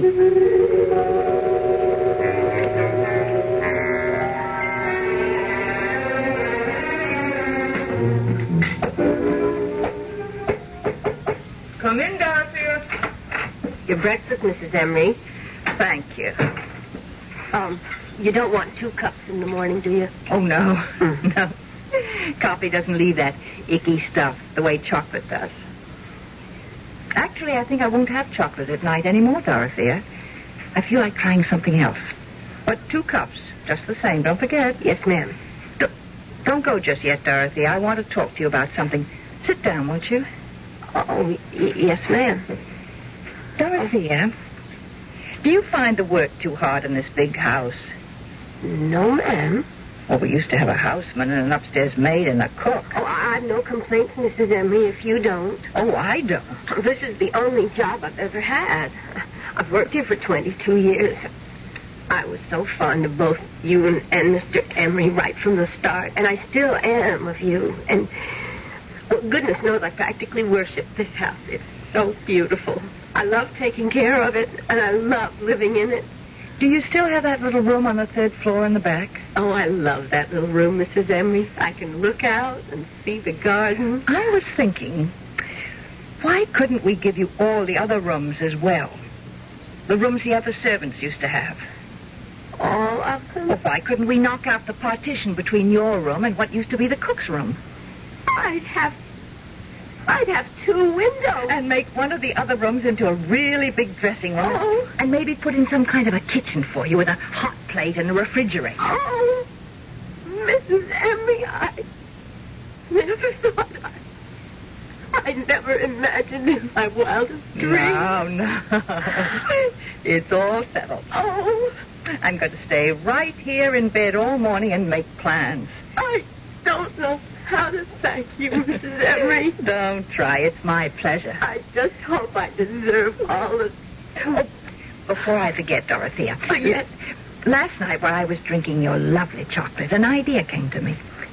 You and I are rattling around in this big house. Oh, we certainly are. And I was wondering, well, how would it be if we invited Miss Lawrence to stay with us? Miss Constance Lawrence? Do you remember her? Isn't she the one who teaches school? Used to come to dinner once in a while. And after she'd help Mr. Emery with the double-cross stick? That's Connie. Oh. I thought we could open up the 2 big rooms on this floor in the back. In that way, she and I would have separate quarters and not be, bumping into each other all the time. Of course, I imagine she'd expect to take care of her own room. Oh, I wouldn't mind. Let's do more rooms. You wouldn't mind cooking for her? Oh, what's one more person to cook for nothing? Oh. Well, then, it's all settled. My goodness. The house will be kind of lively again. Almost like before. Not quite, of course, but... Well, you know what I mean. I know what you mean, Dorothea. It will be more lively.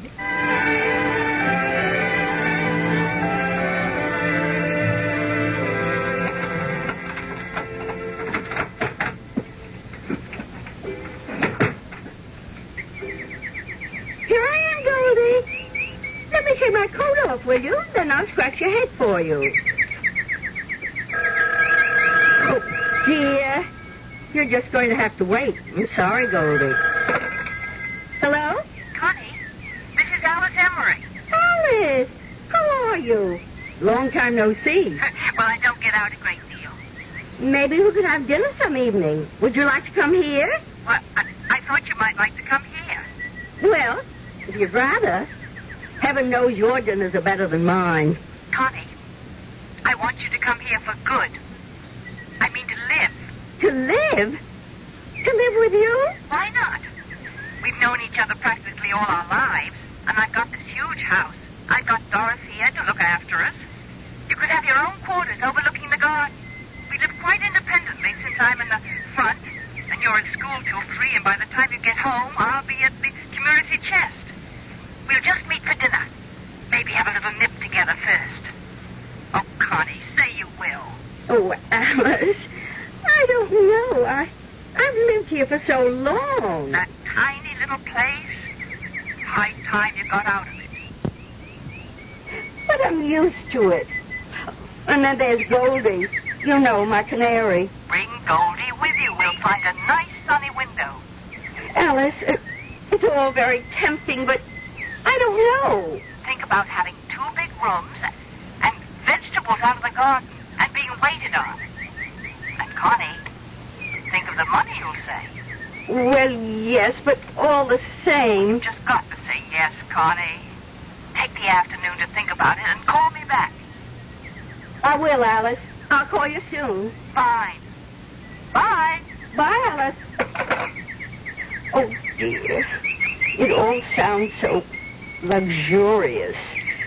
2 rooms and fresh vegetables. And someone to cook for me. But I can't leave this little place. I can't give up my afternoons. Why, I couldn't live without my afternoons. I know this place is small and dark and furniture is dingy and the bathroom is old-fashioned. But we've never minded, have we, dearest? Have we? It's a very small place, Connie. But if I move into Alice's house, I might lose you forever. You might never come to visit me again, and all my lovely afternoons would be really over. You're not to worry, Connie. You mean we can go on as we always have? Only we'll have more room. Well, if you say so. Trust me, Connie. Oh, I do trust you, Charlie. Haven't I always trusted you? All these years.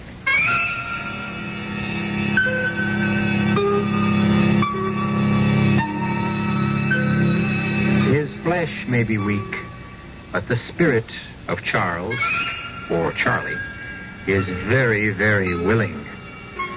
Also very inventive and very persuasive. Ah, well, there's nothing like the love of a good woman. Unless it's the love of 2 good women. We'll come back in a bit for Act 2.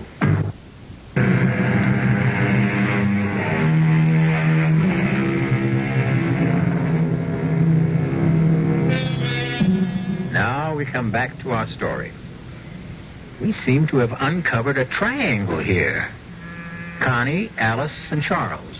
Or Charlie, as Connie calls him. And the apex of the triangle is naturally, if you will pardon my chauvinism, the man. Listen now to the second act of The Ghost at the Gate. What a lovely dinner that was, Alice. Was it, Connie? It was the wine that made everything taste so good. Whatever gave you the idea of bringing home a bottle of wine? Alice, it's the first anniversary of me moving in here. Don't you realize? I've been here a month. Well, for heaven's sake. Why, it seems like a week. Or it seems like you've always lived here. I don't know which. It has worked out, hasn't it? Has it ever worked out? I was so afraid it wouldn't. You know what? It's meeting just for dinner that's done it.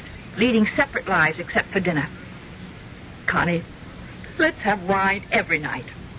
This wine. What kind is it? I can't quite make out what the label says.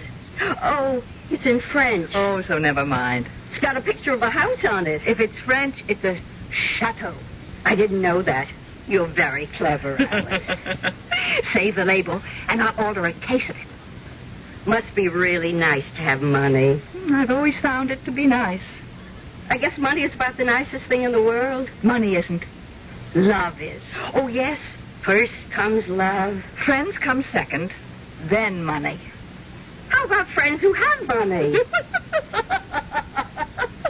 Oh, Connie, you're very witty tonight. So are you, Alice. Witty and profound. Seriously, though, Connie, you have been happy here, haven't you? Oh, Alice, my beautiful room, the marvelous food. Have money, Dorothy, to make my bed and clean up. It's heavenly. You're stuck with me. Oh, I am so glad, Connie. You can't imagine how glad. Is there any more of that wine? More than half a bottle. Oh, good. Let's... Mrs. Emery? What? Oh, Dorothea. What is it? It's after 9 o'clock, Mrs. Emery. You don't say. I was wondering, should I bring your clear consomme upstairs to you? What clear consomme? Well, Mrs. Emery, we talked about it last night. Remember when you decided to give up the chocolate, and then we tried apple juice and prune juice and lemonade, and last night you said clear consomme because it has a nice aroma? I did say that, didn't I? Uh-huh. What time did you say it was? 9:15. My goodness. What's the matter, Alice? Past time. Past my bedtime. You want the consomme? Oh, to heck with the consomme. I'll take the wine. You don't mind, do you, Connie? Why, no, Alice. Oh, let me have your glass, too, all right? Sure, Alice. I've got my glass, Connie. Forgive me for eating and running. Alice, it's your house. I simply didn't realize the time. 9:15. Heaven. She'd better not drink any more of that wine. She's not used to it. Neither am I. Only tonight we were celebrating my being here a month. Mm. Why did you want 2 glasses, Dorothea? Oh, she always wants 2. 2 cups, 2 bowls, 2 glasses. One of her little ways. But tonight she took my glass. Do you suppose she wants me to join her? I wouldn't know, Miss Lawrence. Maybe. Maybe she's always expected me to join her after dinner, only she didn't want to suggest it. When I moved in here, we agreed that we'd lead absolutely independent lives, not get in each other's way. We've been very careful about that, going to our separate rooms after dinner. Maybe all this time she was hoping I'd stop by her room on my way to my room, and I never noticed Dorothea. That must be it. I wouldn't really know. I never guessed. Oh, how self-centered, how insensitive. I'll never forgive myself. I'm going up there right now and apologize. Can I clear the table now? Do whatever you like. She's got to forgive me. That's all there is to it. Dear, sweet, generous Alice. She'll understand. No, I didn't mean to hurt her feelings. Alice, may I come in? Come on, darling, have some wine. Alice? Connie and I had it for dinner. We just loved it. Try it, Charles. Charles? Not at all bad. Nice bouquet. Charlie! Charlie! Where did you come from, Connie? You never told me. How could you, Charlie? Charlie? Just give me a moment and I'll explain everything. But I need a moment to think. Then I'll explain.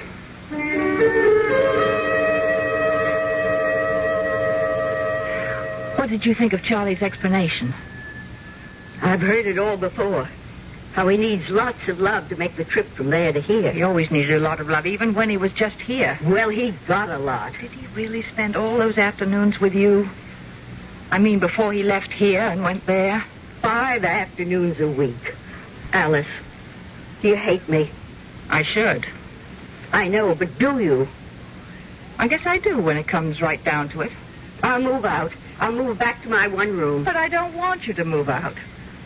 Oh, we were having such a good time. Remember how we were laughing and carrying on at dinner? I haven't laughed like that in years and years. Could have been the wine. There's half a bottle left. Should we? Let's. You don't think we'll turn into a couple of alcoholics, do you? Not on half a bottle of wine. Like what wine? Well, here's to... To what? Here's to Charles. To Charlie. I feel as if I've just buried him. Said goodbye forever. Did he really come to see you 5 afternoons a week, Connie? At 3 o'clock. You see, my school and his bank let out at the same time. It was practically inevitable. Charlie was a no-good man. He still is. Only now he's a no-good ghost. Oh, Alice. There's enough wine left for a glass apiece. Fill her up. Hold out your glass. All that guff about needing to be loved and wanted or he couldn't make the trip. Remember what we were saying at dinner, Connie, about love being the most important thing? I've always believed that. And friends being the second most important thing? Especially friends like you, Alice. And like you, Connie. I feel closer to you right now than I've ever felt to anybody. My mother, my father, my canary. We've been through a lot, Connie. Just in the last half hour. And yet we're still friends. Isn't that amazing? Truly remarkable. It must mean something. Something very profound. Like what? Like there are times in a person's life when love isn't the most important thing. Friends are. A friend? Yes. Stupid ghost.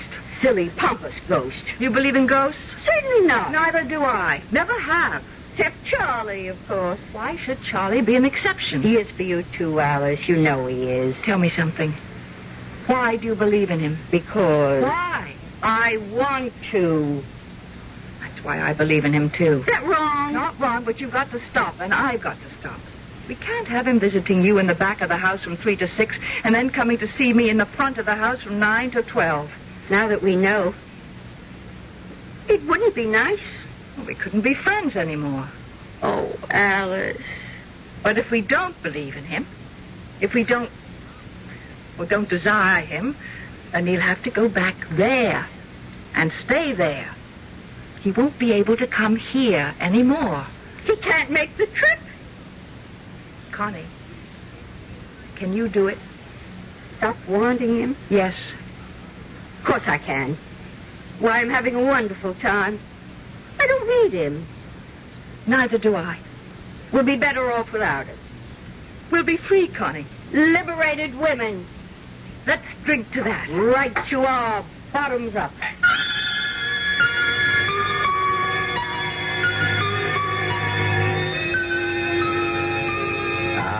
What courage lies in the bottom of a glass.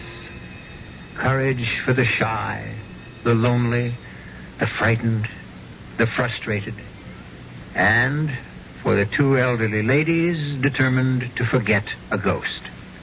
We'll return shortly with Act 3.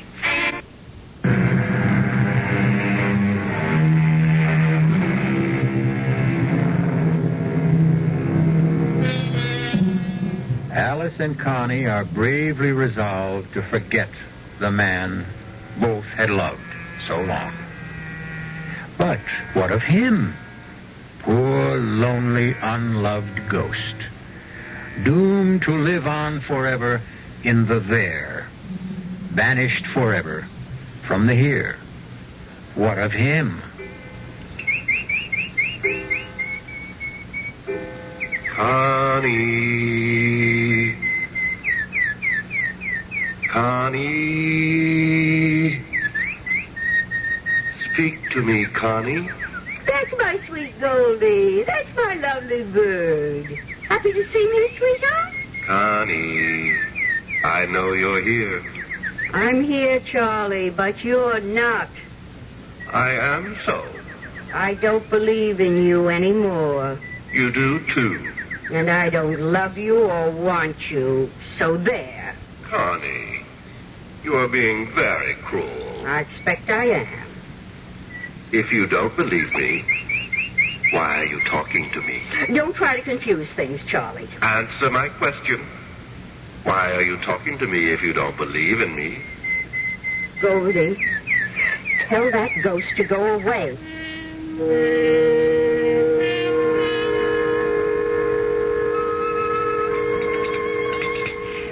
How did it go today, Connie? Oh, he was around. I could hear him. What did he want? The usual. Be loved. Be wanted. I told him no more of that. You had a conversation with him? Not much of a one. You haven't stopped believing. Have you stopped, Alice? I think so. You haven't.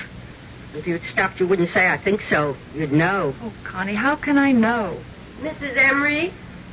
What is it, Dorothea? Do you want clear consomme in your room tonight or what? Nothing. Not anything? Not a thing. Oh, well, all right. I had it all ready, but... That ought to show him, don't you think, Connie?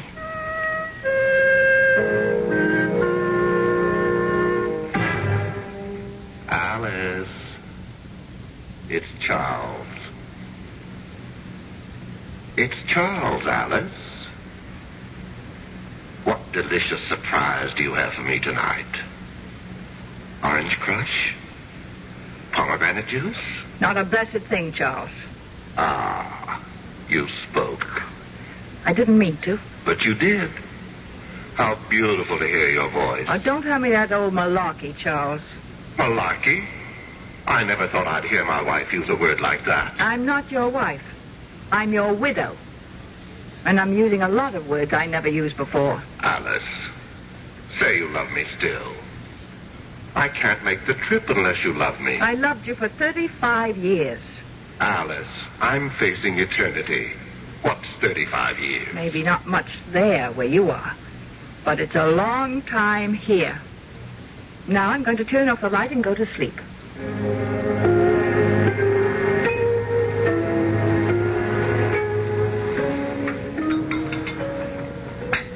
I was talking to him before I could stop myself. It was the same with me. But he couldn't complete the trip because I wouldn't say I loved him. Same here. And I really don't think I do love him, Connie. I think I just got into the habit. Me too. What does he want to hang around for? Can't imagine. Must be so beautiful there where he is. Why should he want to come here? He says it's very peaceful there. Sounds heavenly. Not much like here. Alice, that's why he keeps coming back. He can't stand the peacefulness. He isn't having any fun. I bet you're right. No worries, no troubles, no arguments, no problems. He can't stand it. That's the way he was when he was here. That's why he took up with me. Why else would he want to have a clandestine affair in the afternoon with a middle-aged school teacher when he had a wonderful wife like you? He was bored. He wanted a little excitement. He still wants it. Funny. I always thought people changed when they left this terrible world. I guess they don't. I hope I change. I'd hate to go on the same way for eternity. Being petty and jealous and suspicious. Oh, no. Well, how can it be so peaceful there if everyone's the same as they were here? Maybe. Maybe the others don't stay the same. Maybe they accept all that eternal peace and enjoy it. In the meantime, Connie, while we're still here, we have a problem that must be dealt with. Let's face it, neither of us has stopped believing in Charles completely. Alice, I don't know if I'll ever be able to stop completely. Maybe there'll always be some little corner of my mind that goes on believing that Charlie is here. It's the same with me.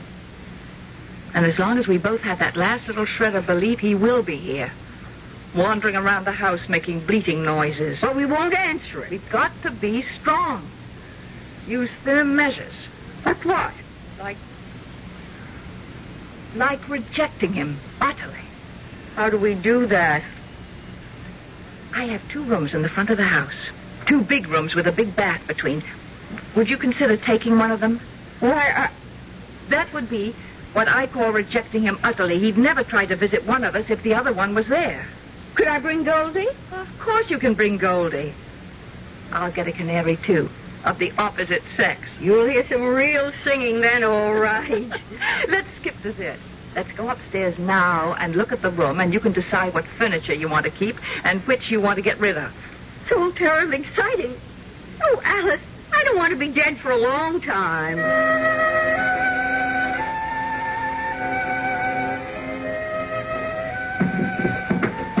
There. The desk between the windows and the chair here. We'll take out the love seat. And that'll leave room for the bed. What do you think, Connie? I think it's perfect. Now, what color do you want the walls painted? Blue. Blue? Really? I'd have thought with your dark hair you'd have wanted pink or yellow. Blue is such a nice background for Goldie. I'll tell you a secret, Alice. My hair is dyed this color. Alice. Alice. Listen to him. He sounds miserable. I expect he is. You really dye your hair, Connie? do it myself. Want me to? I'll show you how. I wonder why I ever let myself go gray. You'd look lovely, sort of a pale ash blonde. Pale ash blonde. I like the sound of that. Connie. Connie. Where are you, my darling? Poor old thing. Don't you give in. Oh, I won't. I won't. Be strong. Oh, I will. I swear. Connie. Now, you said blue for the walls. Now, what shade of blue? Aquamarine, turquoise, robin's egg? Turquoise. Good. And we'll put white crisscross curtains at the windows. With turquoise tie backs. Right. And we'll get a turquoise and white spread for the bed. Beautiful. Could I possibly have a white rug? A white shag rug. Why not? Alice. Connie. Somebody.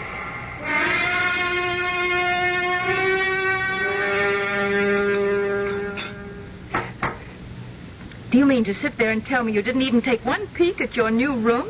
I wanted to wait till you got home from community chess. Well, right after dinner, we'll look at it together. What if the color is wrong? The painter showed me a sample. Pure turquoise. We'll eat fast. I can't wait to see it. Dorothy had the bed moved in. Oh, Connie. I hope we'll get along as well as we've been getting along after you move in. We will. We will. And Charlie will go back there and settle down. He'll be much better off. He'll thank us. If I know Charles, he won't. Well, if you don't know him, I don't know who does. Unless it's you. You know, you're right there. Connie, I had a thought. What if I went to the community chest in the morning instead of the afternoon? That way, when you get through school, we could do things like go to the movies. Oh, Alice, for fun! And you know what else? Weekends, we could take a train into the city and see a play. Or a concert. Or go to a museum. Oh, Alice! All those things I've been wanting to do, only I didn't want to do them alone. And you know what else? You mean there's more? Well, you have that 2 months off in the summer. We could go to Europe. Europe? I'll pay, of course. Now, don't argue. I'm your rich friend, so I'll pay. Alice, say it again. We're doing the right thing by Charlie, aren't we? Charles must stop being a ghost and settle down. And be happy. He will be happy, won't he? Charles will be happy there in whatever way they are happy there. Just as we will be happy here. I dare say the ways are different, but to each his own. Isn't that the expression? Oh, Alice, you do have a way of making everything sound simple. It is simple. If you stare the facts in the face and don't waver. I hope we're not being selfish. We're being realistic, that's all. Sometimes realistic and selfish look like the same thing, but they're not. Finished your coffee? Uh-huh. Then guess what we're going to do? Go look at my new room. Yes, only wait a minute. Dorothea! I simply can't wait to see it. Yes, Mrs. Emery. You know that case of French wine I ordered? Did it come? The one with the picture of the chateau on the label. It came last week. Well, will you uncork a bottle and bring it upstairs to my suite? To our suite. Oh, Alice. And 2 glasses. Yes, Mrs. Emery. Connie, you and I are going to drink to a brand new life. 3 new lives. Yours, mine, and his. Come along.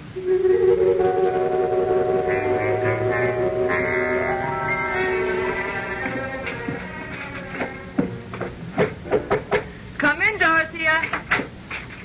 Oh, good. The wine's arrived. Just set it down here, Dorothea. Yes, ma'am. Dorothea, Miss Lawrence and I have decided to go to Europe for 2 months this summer. Oh. So you'll have a good long vacation instead of your usual 2 weeks. Full salary, of course. You're free to go where you like, or you can stay here. Oh, thank you, Mrs. Emery.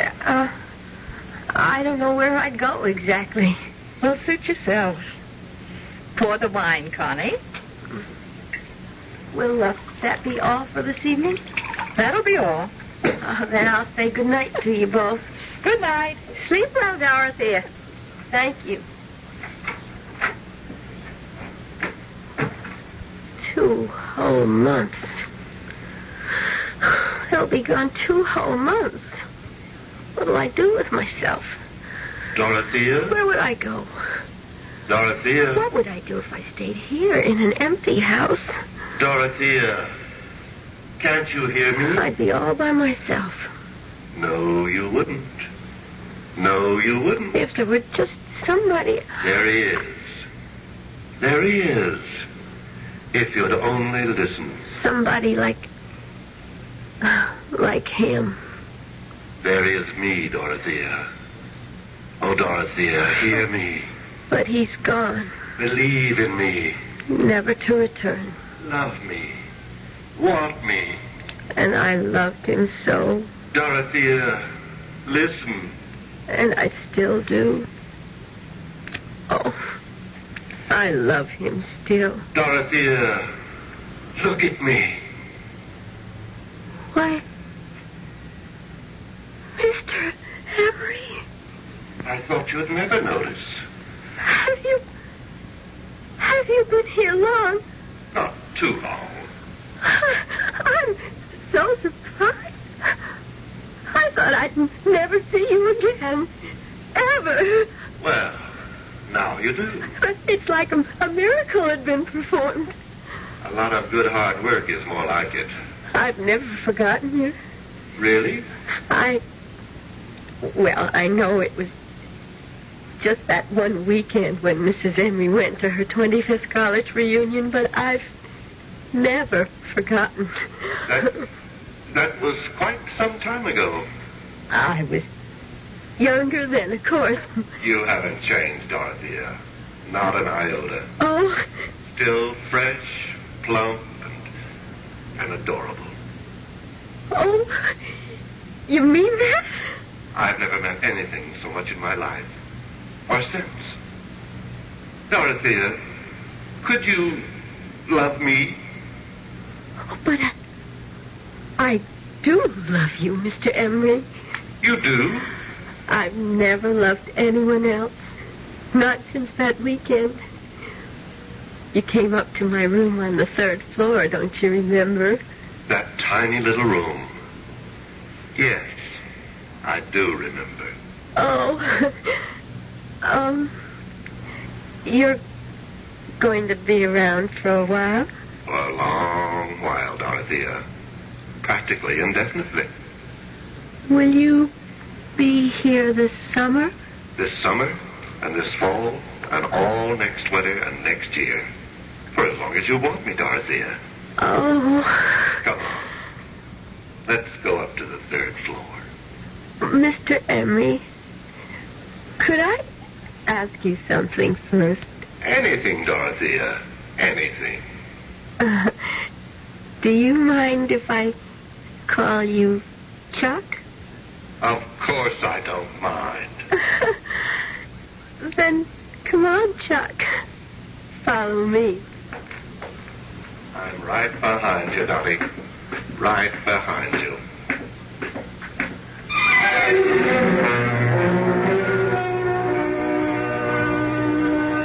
So Charles continues his mad pursuit of life after death. And I, for one, wish him the best of luck. And the best of luck to Connie and Alice with their new hairdos and their new pantsuits. Good luck to them all. Good luck to all of us.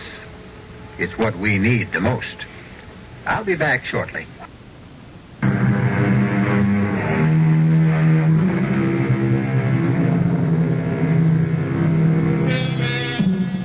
I hope you enjoyed our little ghost story. It wasn't meant to be taken too seriously. His life isn't meant to be taken too seriously. Or, for that matter, death. Don't you agree? Our cast included Beatrice Straight, Paula Truman, Joan Loring, and John Barragrave. The entire production was under the direction of Hyman Brown. And now, a preview of our next tale. And now, Prometheus, O fire bringer, give our friend a sign. A sign, O fire bringer, A sign! The ledger's on fire! Drop it, Johnson! Drop it!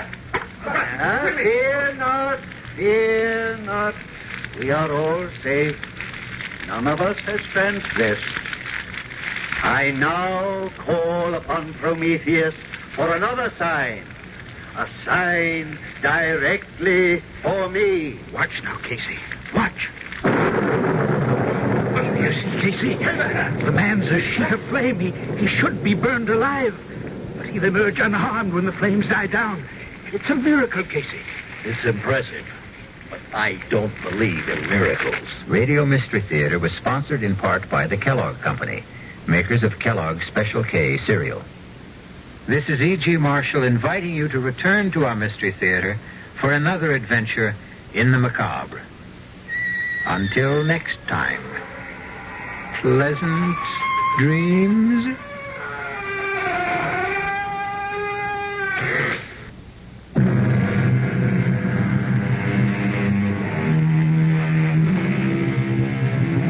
The KIXI CBS Mystery Theater was brought to you in part by your friendly Tradewell store.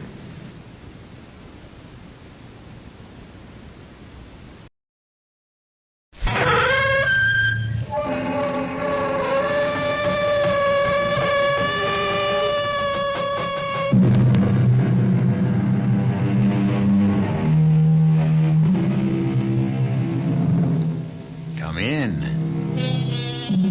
Welcome. I'm E.G. Marshall. Sit down. Anywhere you like. I have a small confession to make. I am crazy about ghosts, and I cannot for the life of me comprehend why anyone should be afraid of them. What, after all, what do ghosts do? They haunt, that's all. To haunt means to visit, to frequent. In short, to hang around. What's so scary about that? A hopeful lover hangs around a lot. If an inspiring lover or a wistful compatriot can hang around without inspiring fear, why not an anxious ghost? Is it really you, Paul? Yes, Melba. It is I. Oh, Paul. Don't cry, Melba.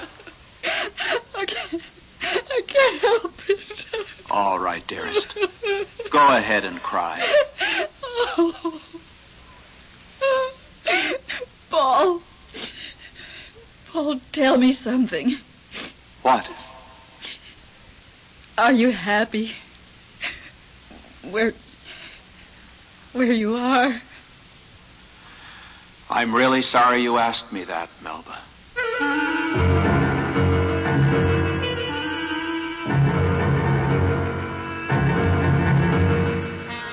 Our mystery drama, Ghost Talk, was written especially for the Mystery Theater by Elspeth Eric and stars Lenka Peterson and Elliot Reed.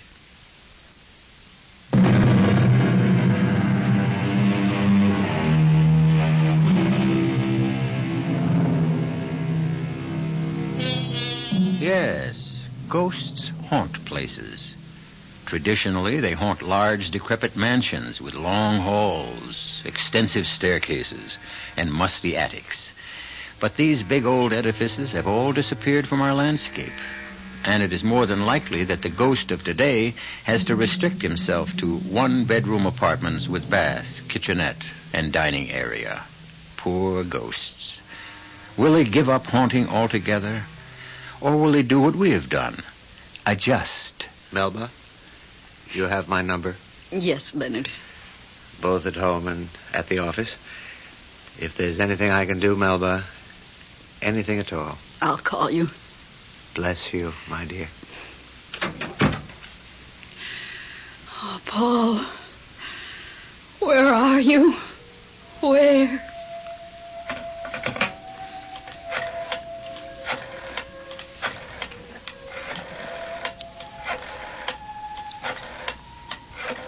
Oh.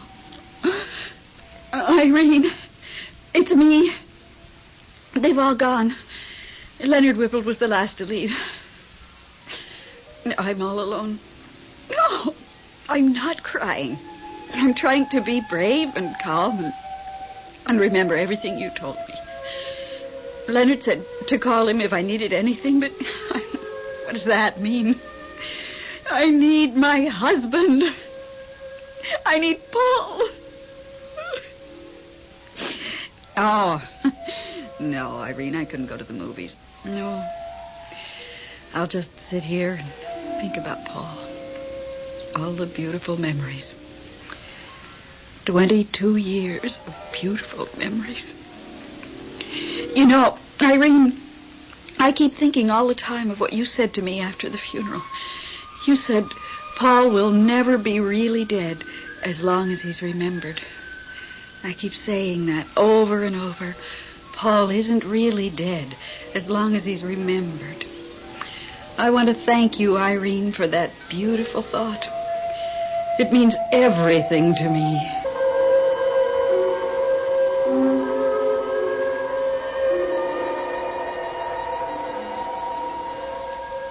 Oh, Melba. Melba. How goes it, Paul? Oh, hello. It's Bruce, isn't it? I'm new here. I haven't got everybody straight yet. You never will. It doesn't matter. Yes, I am Bruce. Mind if I join you? I wish you would. You had a particularly beatific expression on your face just now as I was floating by. I was thinking of my wife. My wife, Melba. Yeah, why? Why? Well, actually, because she was thinking of me. Remembering our wedding day. I was touched. You're really very new here, aren't you? Oh, yes, very. At the start, everybody is either touched that they're remembered, apprehensive that they won't be, or furious that they're not. Melba feels that no one is really dead as long as he's remembered. Is that what you want to be? Not really dead? It sounds nice. Well, it isn't. I don't know how you can say that. Because I happen to know. From bitter personal experience. My sainted mother remembered me every day of her life after I died, till the day she died and joined me here. Since her arrival, I'm happy to say, we've exchanged precisely 6 words. A while back, she had the grace to apologize. I'm sorry, son, I didn't understand. Those were the 6 words. Sorry for what? For remembering me. What was she supposed to do? Well, forget, for goodness sakes. I wouldn't expect her to forget immediately, of course. That would be unreasonable. But as soon as possible, put me out of her mind. My life on Earth was over. I'm sure she meant well, your mother. After you're here a while, you'll realize that everybody doesn't mean well, and quite often does a lot of harm. But your mother loved you. Then why not leave me alone to enjoy myself? Why wake up in the middle of the night to remember how handsome I looked the day I graduated from dental college? So inconsiderate.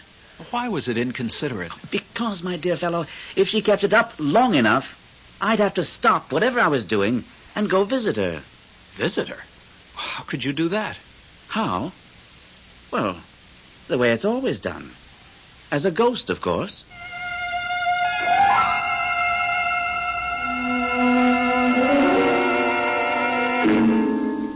Irene? It's me.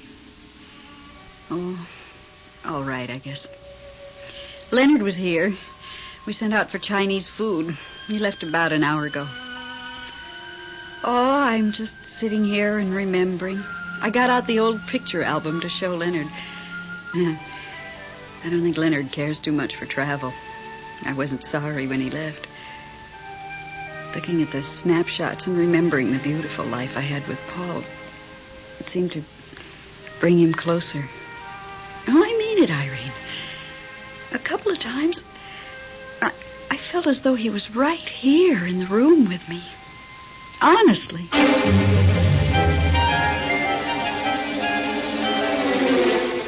Bruce. Oh, Bruce. That you, Paul? I had a terrible time finding you. Well, now you have. I asked everybody where you were, and nobody knew, and then Salome said, oh, he's probably out strolling among the stars. That's his favorite pastime. But I had no idea how many stars there are. You still haven't any idea. Actually, neither have I, and I've been here heaven knows how long. So far, this is my favorite galaxy. But of course, I haven't seen them all. Has anyone, do you think? Oh, I suppose he has. He must have seen everything. Since the beginning of time. And before that? Yes. What made you come looking for me? Something special? Bruce, I can't get a moment to myself on account of Melba. Your wife? You know what she did? She got out an old snapshot album and started looking over all the pictures we took on our vacations, birthdays, Christmases. Typical. They all do it. The worst part is she showed all these pictures to a friend of mine. Of hers. Ours. Leonard Whipple. He couldn't have cared less. She's really hanging on to you, isn't she? It's very nice of her and all that, but it's terribly exciting for me being here. Everything's so completely different.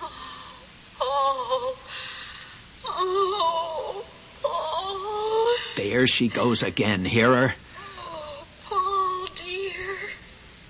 Dear Paul. Hear that? Vaguely. She just keeps after me and keeps after me. Well, what about this Leonard Whipple? Well, he's a very nice guy, but he's not going to hang around much longer if she makes him look at pictures of our honeymoon in the Grand Canyon. You couldn't just ignore her, I suppose. Well, she's my wife, and I love her. I mean, she was my wife, and I did love her. But now, things are different. I'd say so. Well, for goodness sake, look there. If it isn't him. Him? You mean it? Really? Him? I haven't seen him in eons. I never have. Sir, please. No, yes, it's Bruce. Yes. Am I right? Yes, sir. And this is Paul. He's new. I know. Hello, Paul. I'm really thrilled to meet you, sir. The galaxy is looking well, don't you think? I love this galaxy, sir. You set it out so neatly.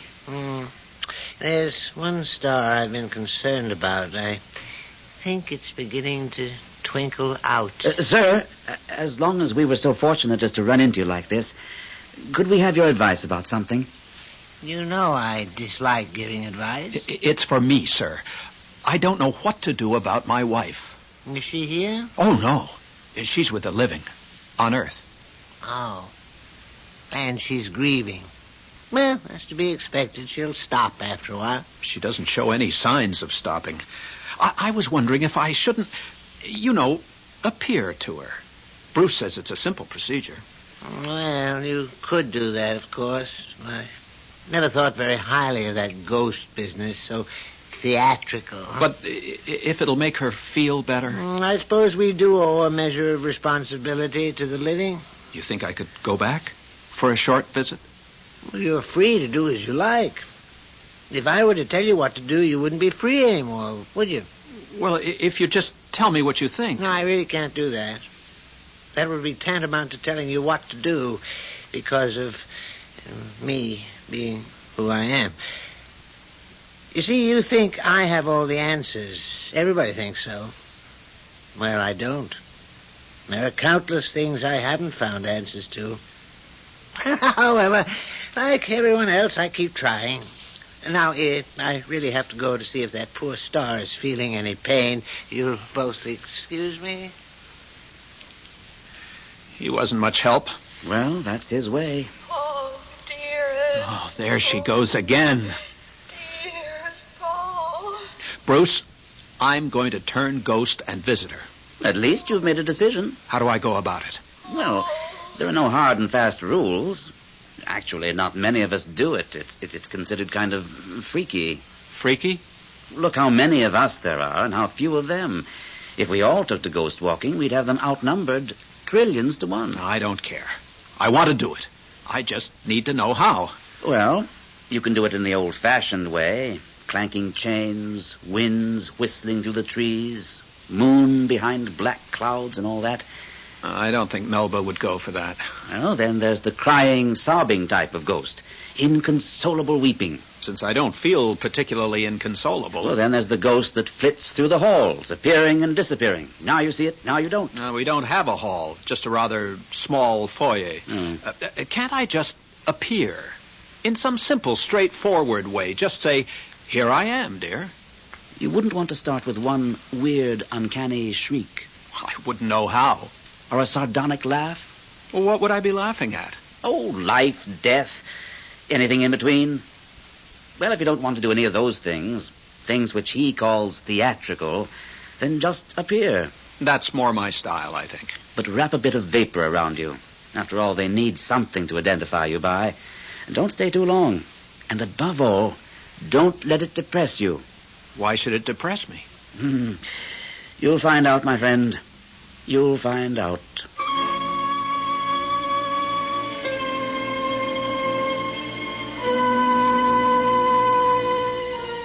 It never occurred to me that a visitation by a ghost could be depressing. Take now that well-known ghost of Hamlet's father, speaking spookily from the battlements at Elsinore. Of course, he didn't sound happy. How could he when his own brother had just killed him and promptly married his widow? He sounded angry, yes. Vengeful, yes. But depressed? No. And certainly not depressing. I'll return shortly with Act 2.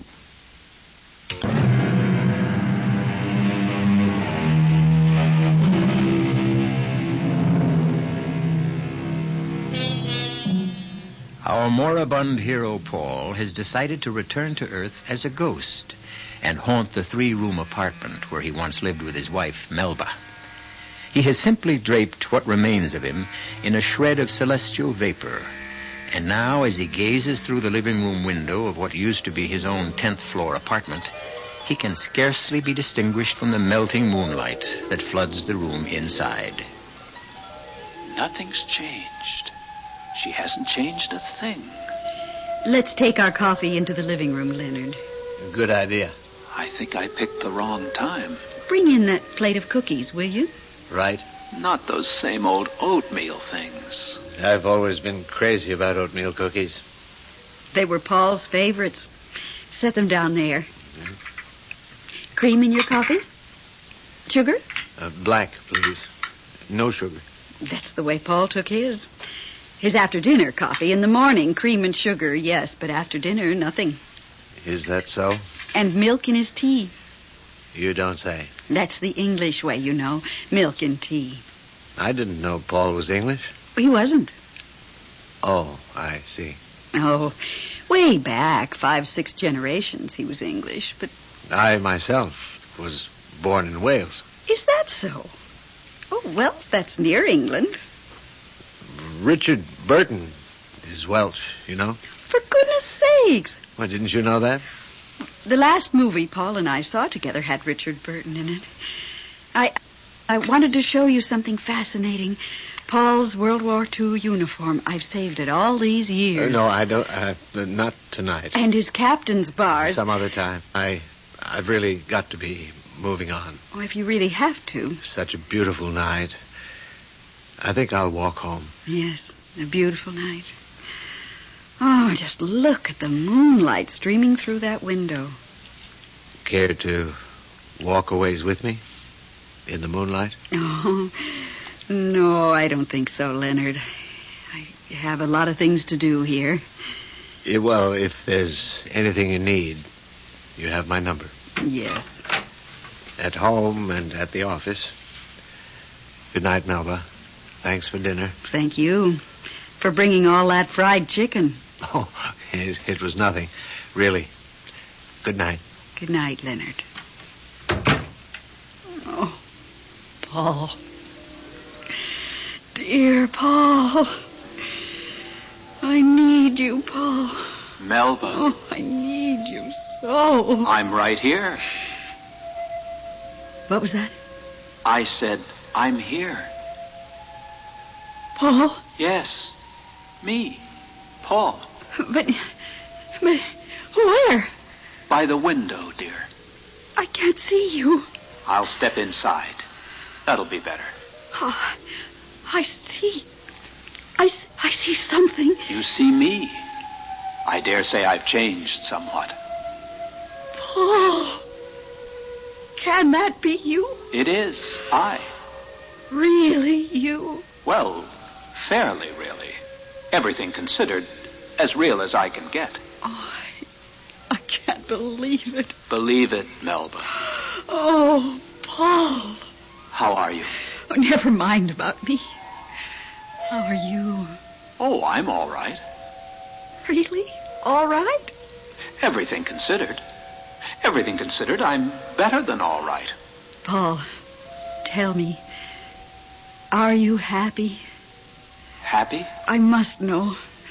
Are you happy? I'm sorry you asked me that question. Why should you be sorry? Happy just isn't a word we use. Why not? Because it doesn't mean much once you've died. Oh, Paul, you're not saying you're unhappy. No, I'm not saying that. Then what are you saying? Look, Melba, I didn't really come here to talk about me. What about you? Well, naturally, I'm not happy. Why not? Without you? What about Leonard Whipple? Oh, him. What's the matter with Leonard? Well, nothing's the matter with him. He's just not you. Well, I'm not me either. Not the way I was before Oh, but I remember you the way you were. And as long as I remember... Melba, honey, I don't even remember me the way I was. You don't? Not very well. You remember me, don't you? Sort of. Sort of? Well, you were my wife. I'm still your wife. Not exactly. There'll never be anyone for me but you. Never, I swear it. Please, Melba. We are man and wife forever, for eternity. And now that I know you can return to me, not in the flesh perhaps, but even like this. It's strange. It's weird, but it's enough for me. I can live on as your wife and on till I join you. Melba, you don't know what you're saying. Oh, I knew you could never really die as long as I remembered you. And you see, here you are, living on.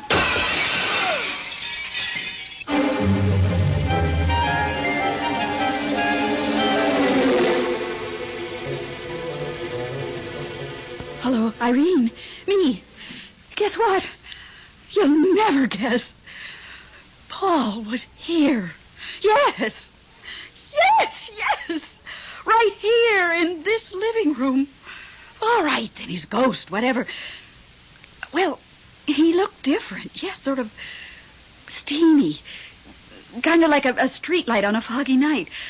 But I knew it was Paul, all right. His voice and the things he said and the way he called me Melba, dear.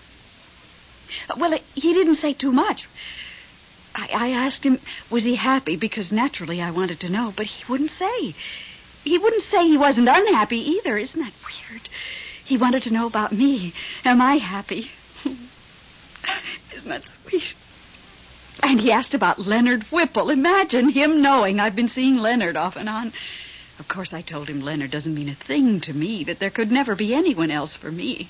I said, Paul, we are man and wife for eternity. I said, you can never truly die, Paul, as long as I remember you. And then, you know what, Irene? There was this great big noise, a crash sort of. No, not like thunder, more like music, like a chord out of Beethoven or somebody. And all of a sudden, he was gone. But he'll be back. Like you said, no one is really dead as long as he's remembered.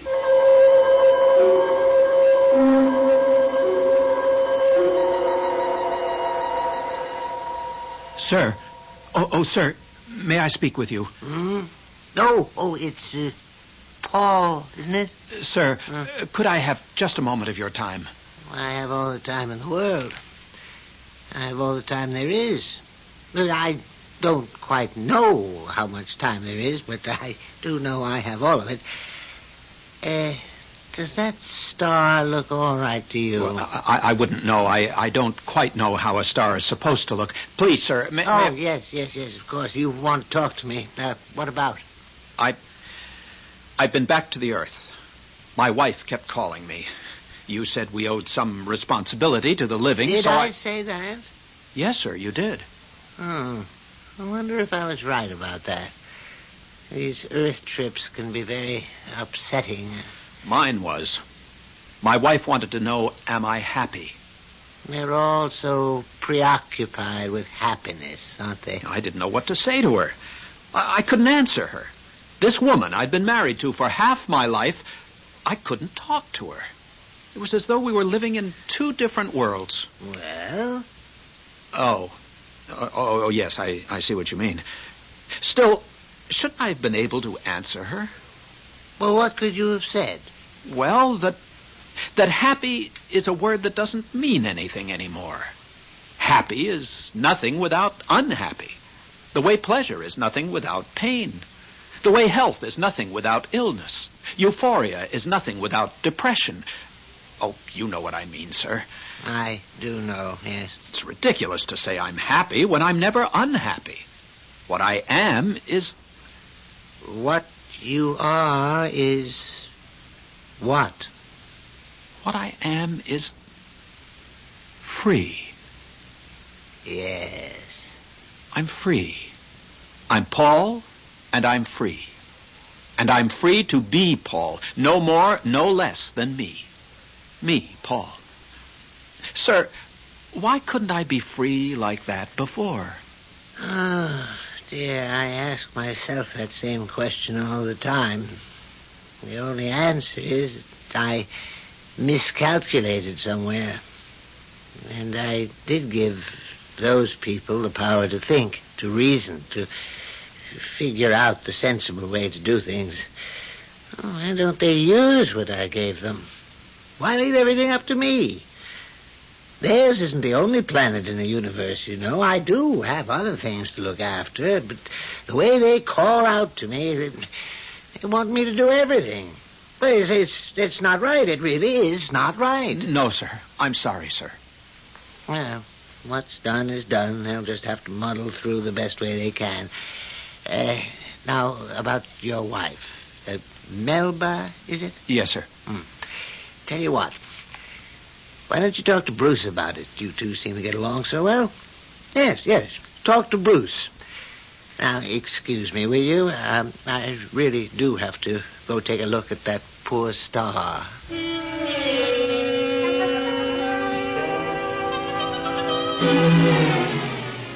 Bruce, he just wasn't any help at all. Now, you listen, Paul. Suppose you had invented the greatest machine imaginable.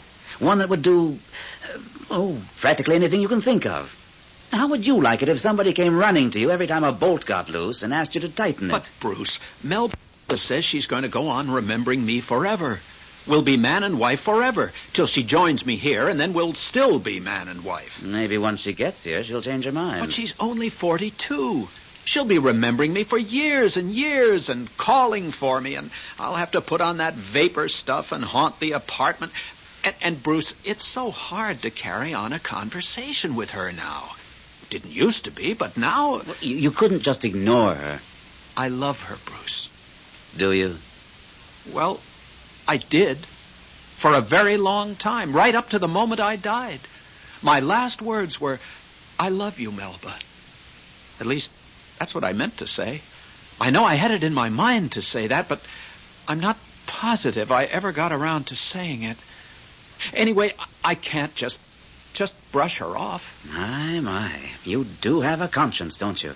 Well, I hope so. It's a very fine thing to have, of course, but sometimes... Look, there's only one thing you can do. What? Get married. Married? To Melba? No, not to Melba, you idiot. How could you marry Melba? She's there and you're here. Some marriage that would be. But then whom would I marry? Oh, heavens to Betsy, Paul. The place is full of women.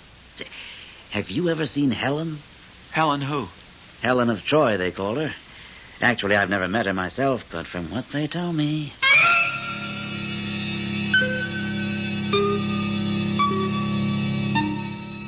Marriages are made in heaven, so it's been said. There are those who consider this a profoundly true observation, while others think it one of the silliest statements ever made. I myself have no opinion, at least none that I care to express here. But no one, so far as I know, has ever claimed that people actually get married in heaven.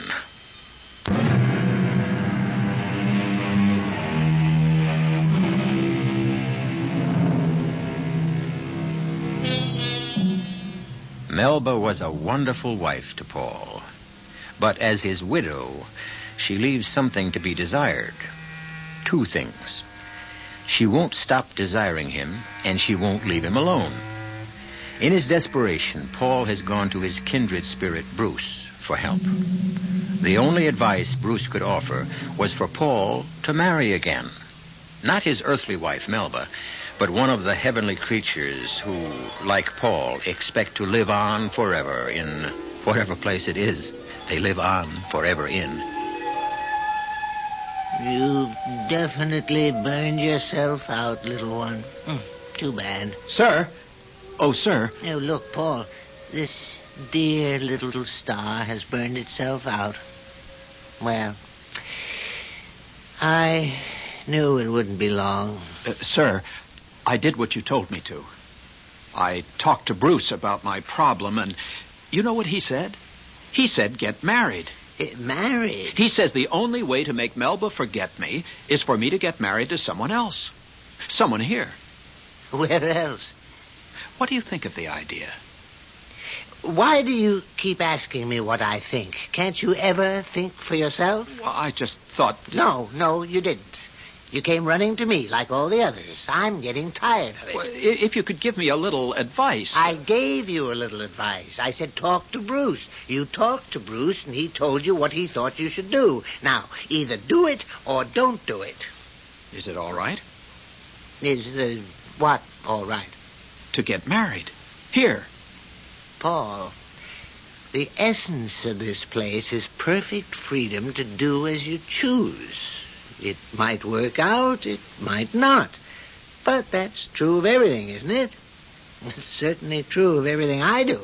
Do many people get married here? Well, I don't know. I do know they don't come running to me to ask, is it all right? Bruce mentioned someone called Helen. Helen of Troy? Are you asking me to pick a wife for you? Now, what else do you want me to do? Tie your shoelaces? Help you with your arithmetic? Don't you people ever grow up? I'm sorry, sir. I don't care about your being sorry. That's too easy. I care about your achieving some measure of maturity. A bit of independence, a little simple sense.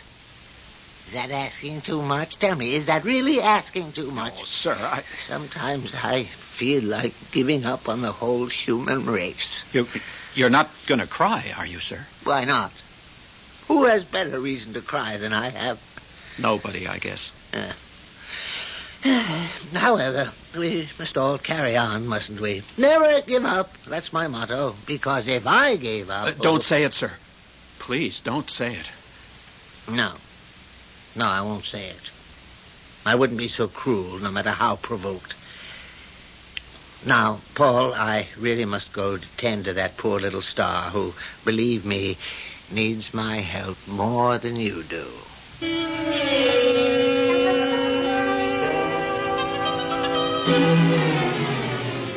Irene, it's me.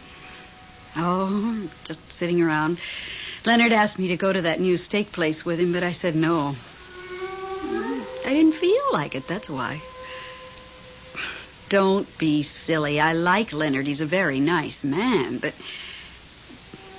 Well, there's a beautiful moon out tonight, and I thought maybe... Oh, for heaven's sakes, what's that? Well, there was a terrible clanking noise just now. It scared me to death. Oh, how could it be the radiator? The heat's not turned on yet. Is there a storm coming up or something? What's that whistling sound? Can't you hear it? Like a terrible wind. Or maybe a hurricane. What do you mean you don't hear anything? What? There goes the moon. It must be a hurricane. I mean, the moonlight just stopped shining. How can it be shining where you are and not here? Oh, now it's shining here, too. Irene, are you there? Are you crying about something? Oh, I thought you were. For no reason, I just thought I heard... Well, I heard somebody crying. More than crying, really sobbing. Oh, my goodness. Something just ran through the room. How do I know what? It disappeared into the kitchen. Irene, there's something here in the kitchen. It's laughing, terrible laughing. It couldn't be Paul because it couldn't be. Paul doesn't behave that way. He just comes to the window and says, "Here I am, Melba dear." It couldn't be Paul. Here I am, Melba dear. He just said it. Here I am, Melba, dear. Melba, I'm here. Irene, I'm going to hang up. I've got to find out if it's Paul. And if it is Paul, I've got to know why he's behaving so peculiarly. No, don't come over. You might scare him away. I mean, after all, I'm used to these things and you're not. Bye, Irene. Hello, Melba. Paul, is it you? No, it's not Paul. Oh! Don't be frightened. I'm Bruce. Bruce? Who? I don't know any Bruce. I'm Paul's new friend. His best friend, actually. But why are you here? Why isn't Paul here? He couldn't make it tonight. Why not? Nothing's happened to him, has it? What could happen? Well, nothing, I suppose. Everything's already happened. Precisely. Well, then why isn't he here? I've thought about him every single day, and every time I woke up during the night. I've been over every moment of every day of every year we had together. That's just it. And I'm just about to start over at the beginning. I wouldn't do that if I were you. Why not? He's not really dead as long as I remember him. He's not really alive either, is he? Well, no, but... Melba, you're wearing him out with all this remembering. Wearing him out? Yeah, back and forth, back and forth. It's very tiring, Melba. You mean he'd rather just stay where he is? I think so. Oh, nobody wants to be dead and forgotten. Wait till it's your turn. I certainly don't want to be. Wait, you'll find out. Nobody wants to be dead and forgotten. That's because they haven't tried it yet. You mean to tell me that Paul wants to be forgotten? By me? If you think you could manage it. Forget 22 beautiful years? Oh, I couldn't. I couldn't possibly. What about having 22 more beautiful years with somebody else? Like who? Well, I've heard nice things about a certain Leonard Whipple. Leonard Whipple? I've heard he's very devoted to you. But Leonard's not Paul. I mean, Leonard could never be Paul. But he could be Leonard, couldn't he? If you'd let him. Well, Paul is the only man for me. Always was, always will be, and that is that. Oh, Melba, Melba. Why do you say, oh, Melba, Melba, like that? Because you forced me to tell you something I really have no right to tell you. What? What is it? Hardly anybody knows about it. Just me. And Paul, of course. What is it? I shouldn't repeat it. No. My lips are sealed. It's too private. Does it concern Paul? Is it about Paul? You won't mention it to a living soul? I won't mention it to anybody. What is it? Paul is getting married again. Paul is getting married again? Yes. Who to? I think her name is Helen. Is she pretty? I've never met her, but I hear she's very pretty. Young? I believe so. Oh, how could he? How could he? That's life, Melba. Life? Paul's not alive. No, but you are, Melba. Yes, I am. Make the most of it. That's my advice to you. Thank you, Bruce, for telling me what you told me. I really appreciate it. You're quite welcome. I don't suppose Paul would ever have told me himself. Oh, eventually he would have. Maybe. Maybe not. Well, if you see him, tell him I hope he's very happy with his Helen. I'll tell him. Nice to have met you, Melba. It's very nice to have met you, too, Bruce. Are you still sitting down or standing up? I can't quite tell. Does it really matter? Well, I'd just like to, I don't know, shake your hand or something. Not necessary. Not necessary at all. I could see you to the door. No, let's just part this way. A fond adieu to you, Melba. A fond... Oh. He's gone. Just disappeared. Well, that's the way with ghosts. Oh. Who needs ghosts anyway? With all their comings and goings and the way they talk. Who can understand them? Irene, you are absolutely not going to believe what I'm about to tell you.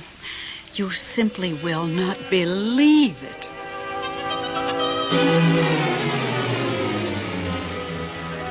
Bruce, where have you been? I've been looking all over for you. Even Salome didn't know where you were. Where were you? I went to see your wife. Melba? What for? To tell her you were getting married. Bruce, you had no right to do that. Here we do as we choose. He told you that. How did she take it? Shocked, of course. Hurt. What you'd expect. You told me you were going to tell her. I knew you wouldn't let me. I wouldn't have. For one very good reason. It's not true. What's not true? That I'm getting married. You changed your mind? Not exactly. I asked Helen. Yes? She said absolutely not. She says she's not the marrying type. But you didn't stop right there, did you? There are others. I asked Catherine. I can't pronounce her last name. She used to be an empress in Russia. She laughed, fit to kill. And so did Amy and Louise and Marie. Even Salome laughed at me. Are you upset? Well, nobody likes to be laughed at. Yes, I'm upset. But on the other hand, I'm relieved, too. Bruce, I really don't want to get married. I never thought you did. Everything's so nice here, so free and sort of uninhibited. So peaceful.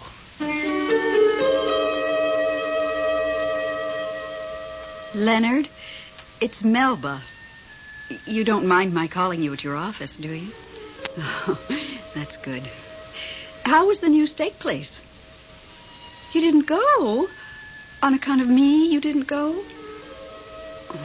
Well, I must say, Leonard, I spent the evening doing various things. Things that really needed to be done.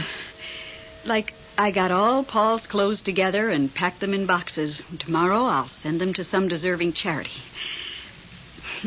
Listen, Leonard, I was thinking, as long as you didn't go to that steak place, why don't you come over here tonight and I'll cook you the best steak you ever tasted. And hash brown potatoes. Would you like that? Oh, good. We'll come early, and we'll have a martini first. Well, good for Melba. Good for Leonard. And good for Bruce. And for Paul, too. Good for everybody who faces up to a problem and solves it the best way possible. The solution may not be a perfect one. Solutions seldom are. But at the very least, they are an attempt to use the sense we were born with. And that's all God asks of any of us. I'll be back shortly.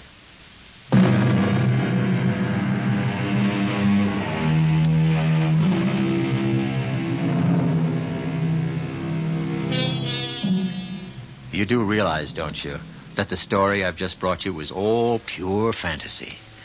I don't know any more than you do what happens to us once we have resigned this terrestrial life, and you know as little as I do. Unless, of course, you are a ghost. Oh, if you are, I wish you'd get in touch with me. I have gobs and gobs of things I'm dying to ask you, well, for one thing, are you happy? Our cast included Lenka Peterson, Elliot Reed, Robert Dryden, and Gordon Gould. The entire production was under the direction of Hyman Brown.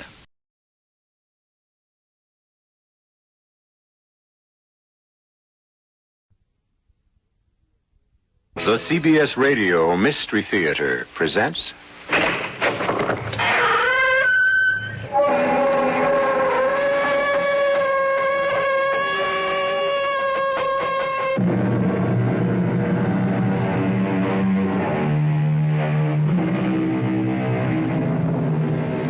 Come in.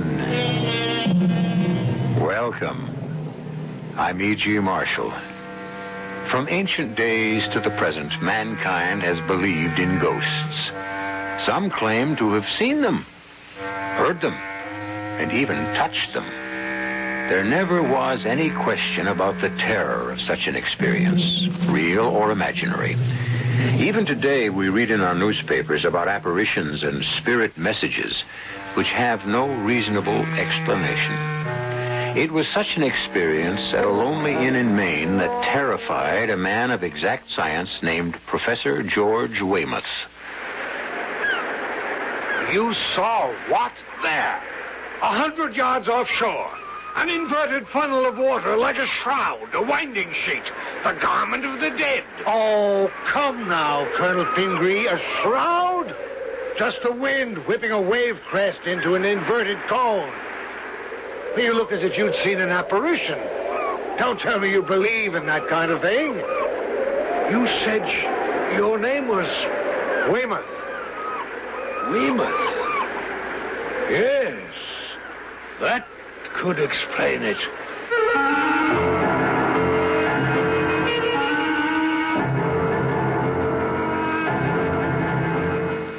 Our mystery drama, The Five Ghostly Indians, was written especially for the Mystery Theater by Roy Windsor and stars Robert Dryden and Court Benson. It is sponsored in part by Anheuser-Busch Incorporated, Brewers of Budweiser, and Sign-Off, the sinus medicines. I'll be back shortly with Act One.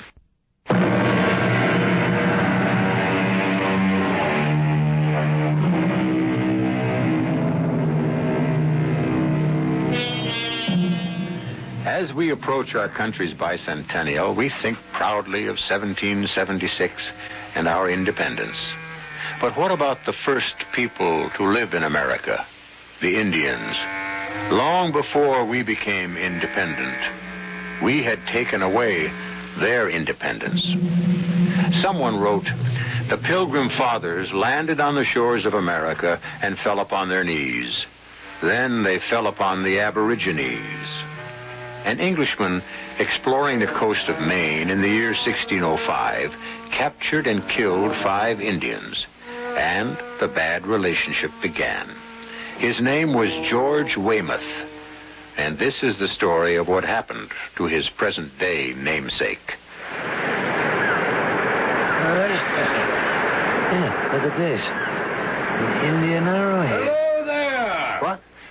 Oh, hello. There. Heard you'd arrived at White Pines. My name's Pingree. Colonel Caleb Pingree. How do you do, Colonel? George Weymouth. And you don't mind me butting in this way? If you do, say so, and I'll finish my walk up the beach. Oh, certainly not. I was just about to walk back to the inn. It's growing dark, and I'm chilled. Yes. Oh, that's a cold-looking ocean. Forbidding. Well, come along. We'll have a cup of tea in front of the fire in the lodge. That sounds inviting. Oh, look here. Just before you hailed me, look what I found. What's this? An Indian arrowhead among the rocks? Well, that's unusual. There's a design on it. Here, let me rub off more of the moss.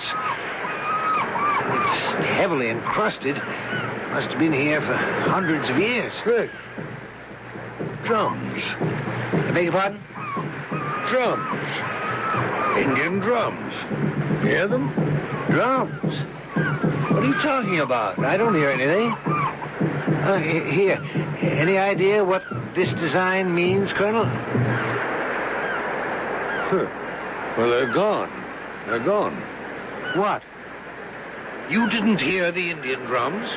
No. When you rubbed the arrowhead, I distinctly heard drums. When you handed it to me, the drums stopped.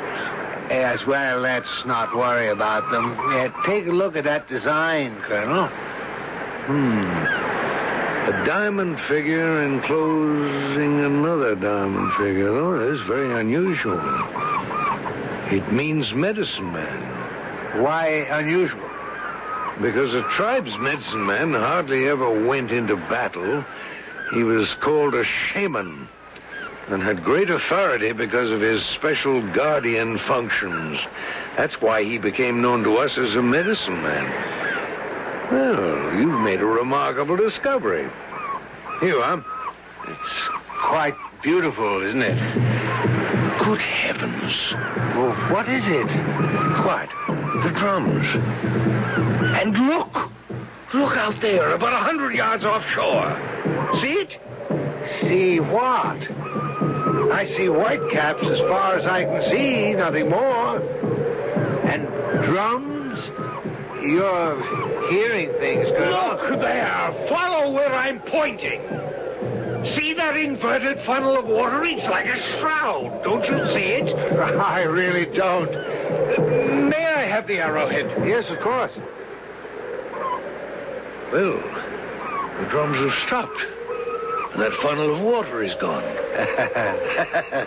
You're a romantic, Colonel. Yes. Do you know what I'd do with that arrowhead if I were you? I'd throw it in the ocean. I certainly won't do that. You said it was unusual. My young daughter will treasure it as a wonderful souvenir. You're not pulling my leg, are you, Colonel? I assure you I'm not. What did you say your name was? Weymouth? Yes. George Weymouth. I'm an assistant professor of zoology. Weymouth. Yes, that could explain it. Explain what? Do you know anything about the history of your surname? No, not too much. There have been Weymouths here since the Revolutionary War. General Tad Weymouth. The name goes further back than that, Professor. I think I'd better tell you about it.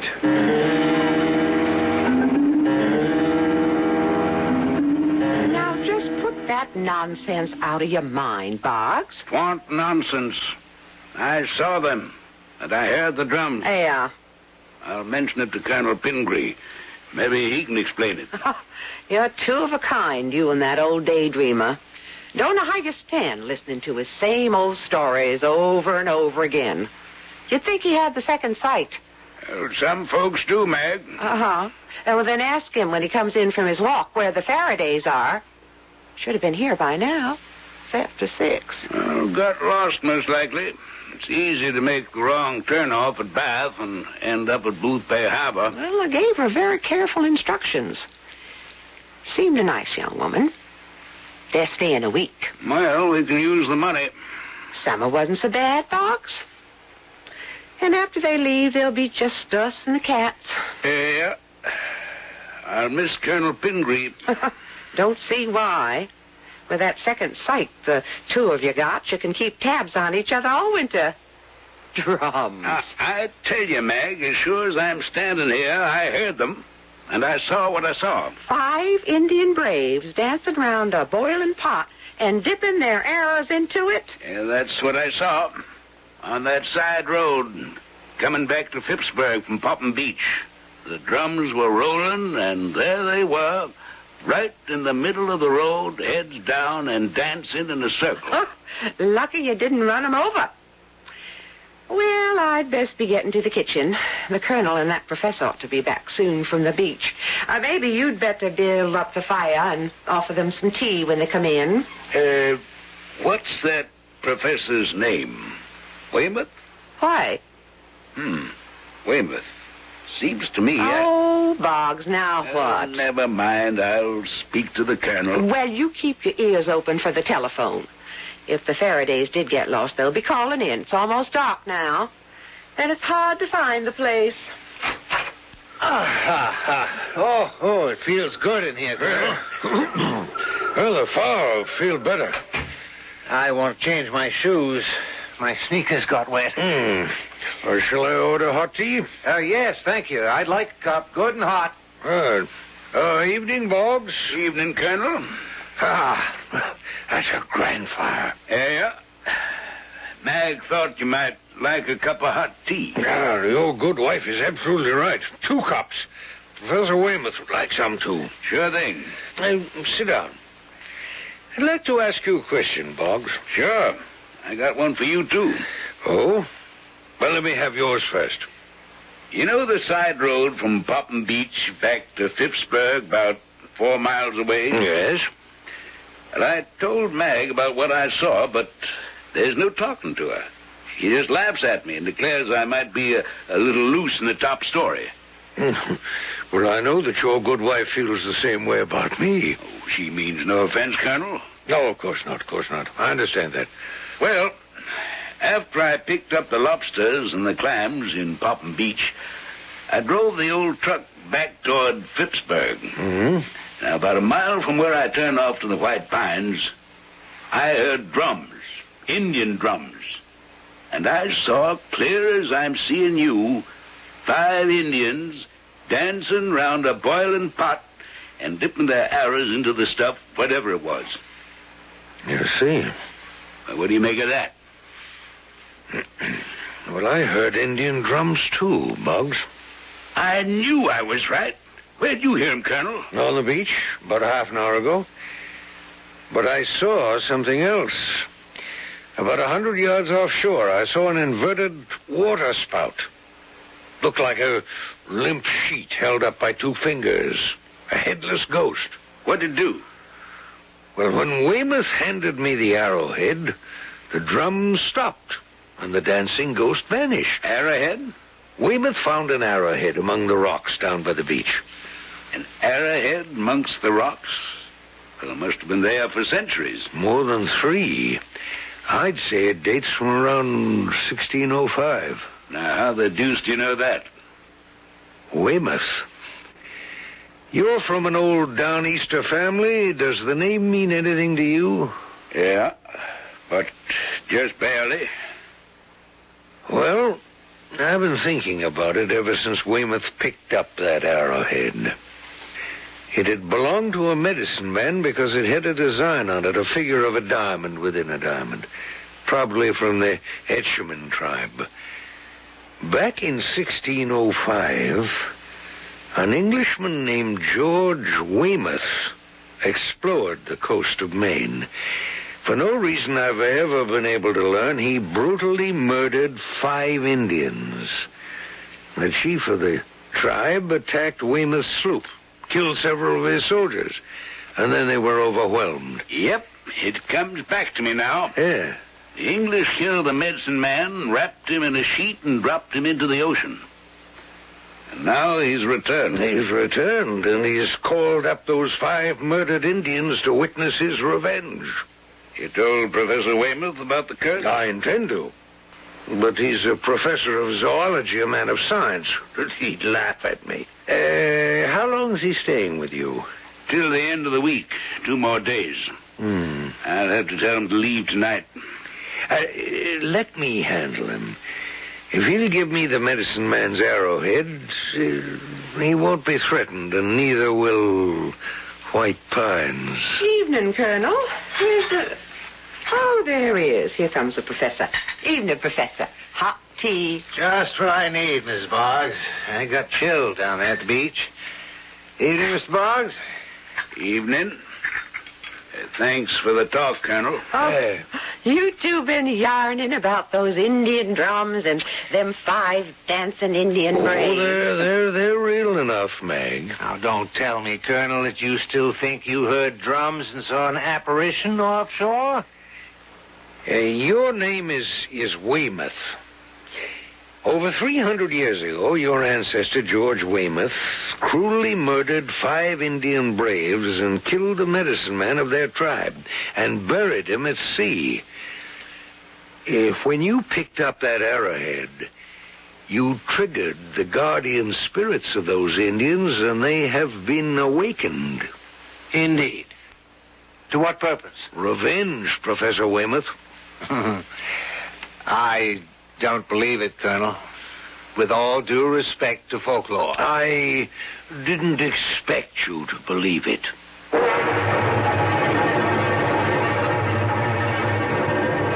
If Colonel Pingree and the innkeeper Boggs swear that they heard those celestial Indian drums and saw those apparitions, why should we disbelieve them? They are otherwise normal men. Psychic phenomena is not nonsense, despite the disbelief of Professor Weymouth, whose name links him with a brutal crime committed over 300 years ago. I'll be back shortly with Act 2.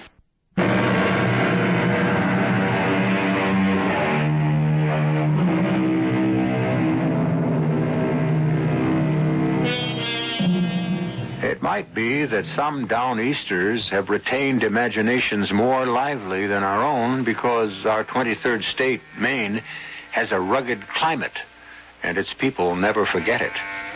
In the sparsely settled wilderness, it would be easier to see ghosts of Indians from long ago, in the forests, in front of a blazing hearth.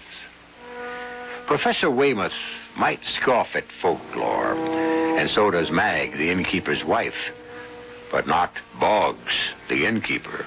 He and Colonel Pingree know what they heard and saw.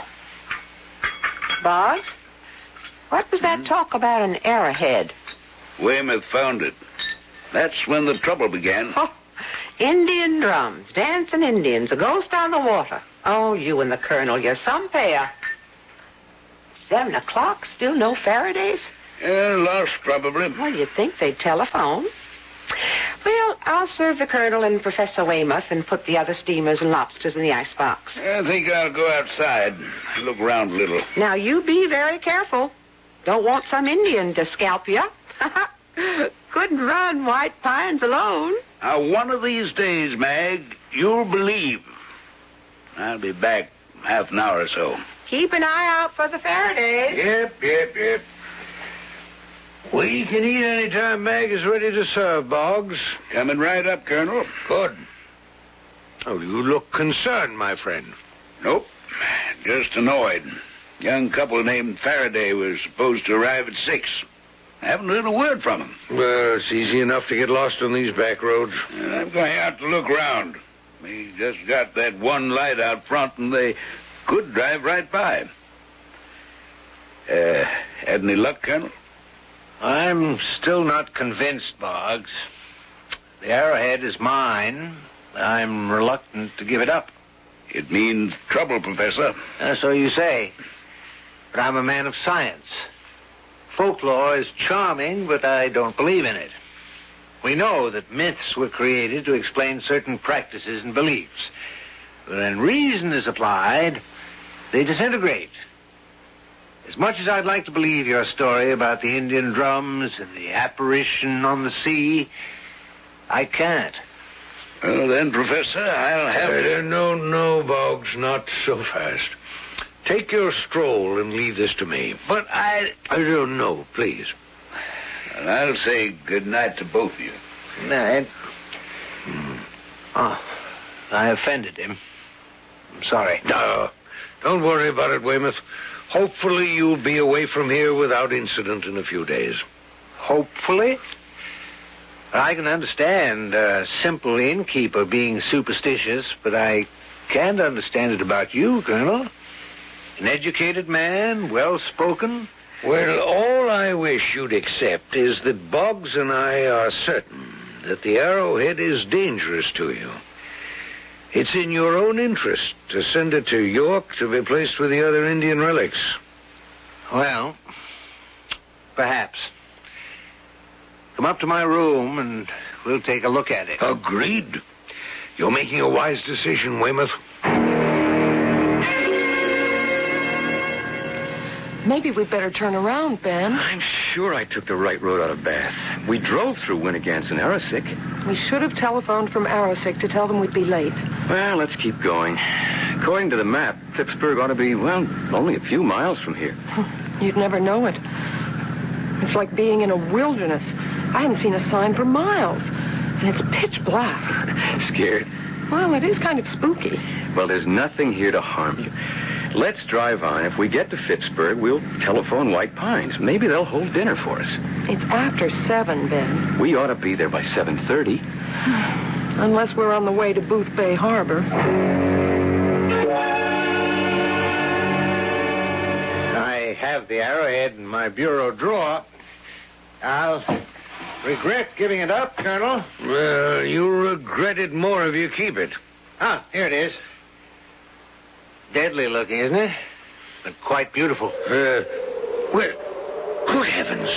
What's that? A regular gale. And the sky is clear and the water calm. And there's fog all over the windows.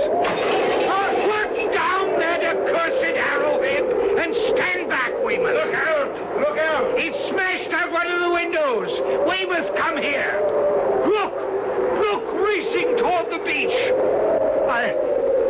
I can't believe it. Did you see it? Yes. Yes.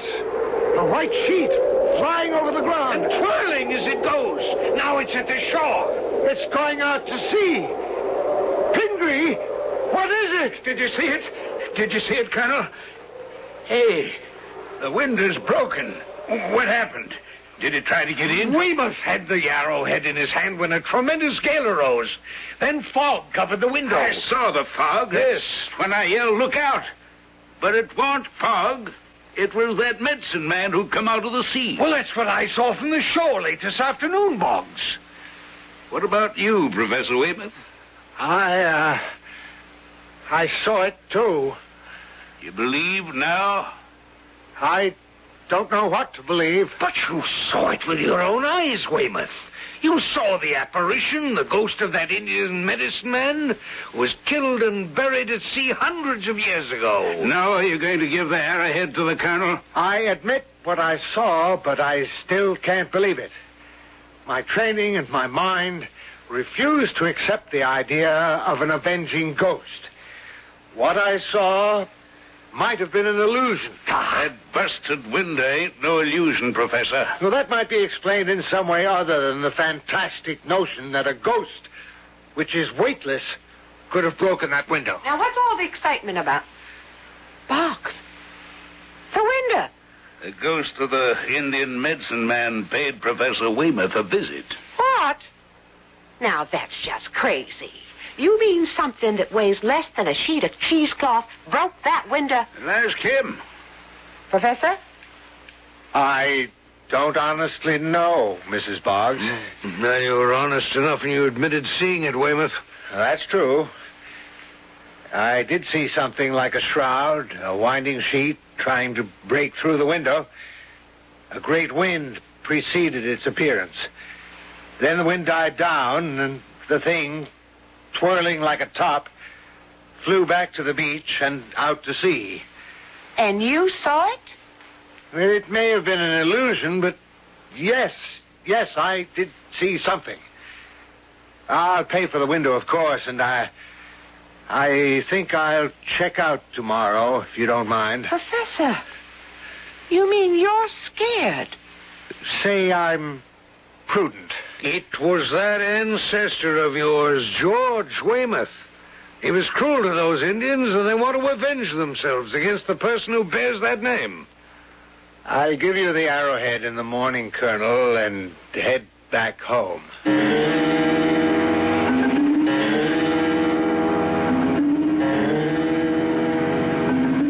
About 10 more minutes, Fran.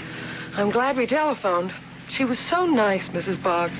She'll have the steamers ready and then the lobster. Perfect. I could eat for hours. Ben, slow down. Ben, stop. What is it? You sound terrified. Look up their head. You see them? Huh? Don't you see them? Who's them? You mean you don't see them? I don't even know what you're talking about, Fran. The Indians. What? Indians. 5 of them.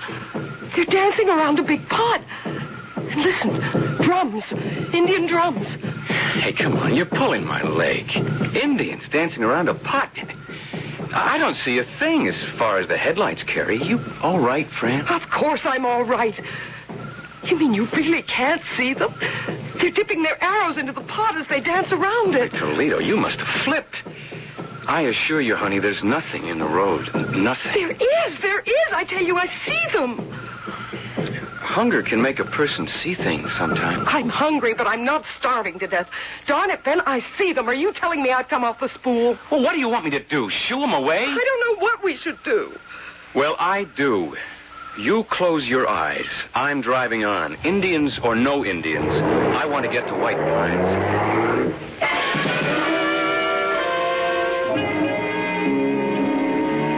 Faraday's ought to be along any minute. Yep. Now what's fretting you? Weymouth won't listen to reason. I'm glad he's leaving in the morning. If he wasn't, I'd tell him to get. Just because he won't do what you and the Colonel want him to? There's a curse on the man. An old Indian curse. What if that thing had gotten into the room and killed him? We'd never have another guest here, summer or fall. Oh, now, get that sour expression off your face. It's almost 7:30. You stay here at the desk and wait for the Faradays. And be pleasant. I'm about ready to serve them steamers. Oh, that's them, Boggs. Evening. Hello there, Mr. Boggs. Yep. Glad you made it. Evening, ma'am. Good evening. Have trouble with the road? Well, no, the directions were fine. We just weren't sure we were on the right one. But it worked out. What a fine inn you have here, Mr. Boggs. Oh, it's lovely. Look at that lodge room, Ben, with logs blazing away in the fireplace. Fran, why don't we go in and have a drink in front of the fire? I can bring in our bags later. Never mind the bags. I'll fetch 'em. If you'll give me your keys, I'll park your car off the road. My wife will get you a drink, and you can have dinner any time. Steamers and lobster. Hope you like 'em. Perfect. Nothing better. All over your scare, darling? Oh, Ben. Something go wrong on the way down? Oh, it's too silly to mention, Mr. Boggs. Oh. Well, I'm not a pride man myself. My wife saw 5 Indians dancing around a pot and dipping arrows into it. Hunger pains, I told her. Did you now? Silly, wasn't it? Depends. You'd better sign the register, and I'll have her come out and fix you some drinks.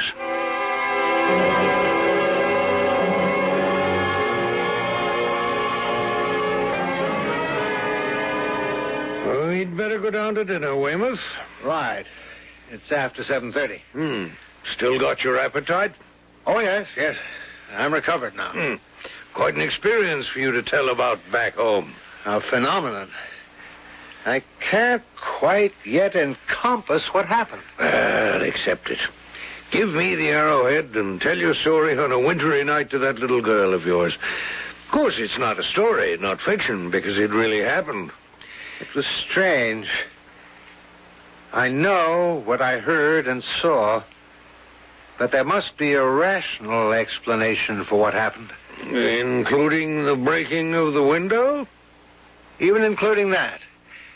It must have been some freak kind of pressure. I have nothing to fear from mere ectoplasm. Well, maybe you don't have anything more to fear, but don't count on it.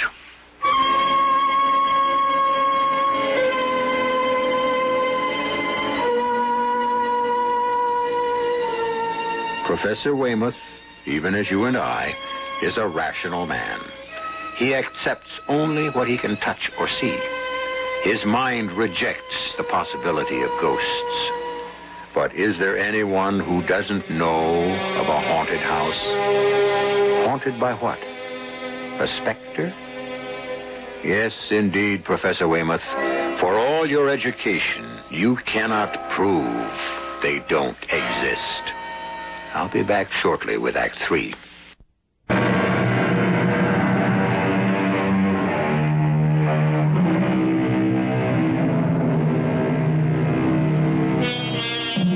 The White Pines Inn is located a few miles from Phippsburg on the rocky coast of Maine. The coast is beautiful, but forbidding, as the British found out during the Revolutionary War when 6,000 men of Maine fought them determinedly.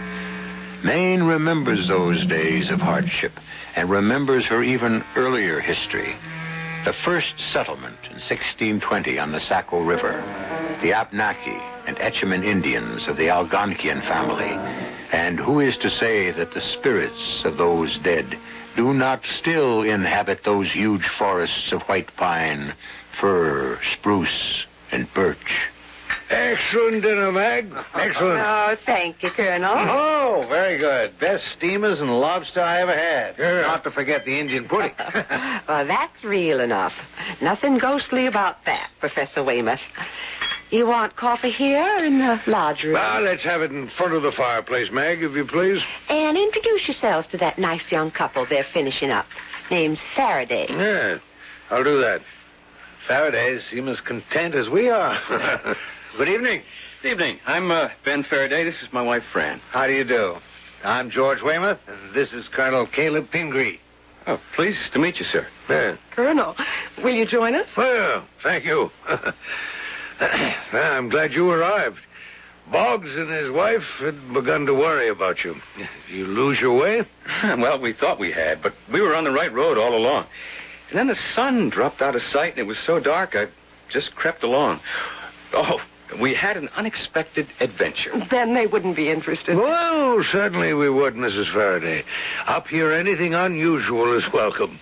It gives us something to talk about. Just seeing new faces is a treat. Especially yours, Mrs. Faraday. Why, thank you. Where are you from, by the way? Lewiston. You? Brunswick. I teach zoology. The colonel here just enjoys life. I suspect he's got a chest of old gold in his attic, and he's a mine of folklore about the Indians who used to inhabit these forests. Well, that's not quite true about the chest of gold, but Indian legends are my hobby. And we've just experienced another one. What? Well, it's true enough. Even Professor Weymouth has to admit what he saw. You saw something, Professor? I think so. When? Late this afternoon. Well, why are you looking so startled? Mrs. Faraday? Excuse me. You, experienced an Indian legend? 4 cups, cream, sugar. I'll leave the pot. No, thank you, Mag. Are you all right, young lady? You look kind of peaked. Oh, Indian legend. So that's it, Colonel. Got another listener to those Indian legends of yours. Oh, my dear Mag, I've now, said nothing. Don't let the Colonel pull your leg, Mr. Faraday. He and my husband, Boggs, sees things where they ain't. If they ought to give me the creeps listening to the two of them. Say what they want to. There's no such thing as ghosts. What about the broken window, Mag? Well, that's just a freak swirl of wind. And the twirling shroud that scudded out to sea. Well, I didn't see it. Now, I'll thank you not to go scaring these young folks. You are not going to believe this, Mrs. Boggs. Go on, friend, tell them. Well, not far from here, when I thought we were lost, Ben stopped the car. And the headlights cut a tunnel of light far down the road. And then I saw them. People see things when they're hungry. Maybe I was imagining things, but I'd swear I really saw them. 5 Indians dancing around a pot or cauldron and dipping their arrows into it. You have no doubt about what you saw, Mrs. Faraday? I saw them as plain as I see you. Well, Professor, I was inclined to disbelieve you and Boggs, Colonel, but this story of Mrs. Faraday's cannot be discounted. You saw the Indians. Did you hear drums? Yes, distinctly. What's this all about? Revenge. Revenge, Mr. Faraday. What? Revenge for what? You'd better tell them, Pingree. You'll excuse me. I need some fresh air. I'll see you later, Colonel. He looks terribly worried, Ben. Yeah. Because he's the intended victim of an Indian's revenge.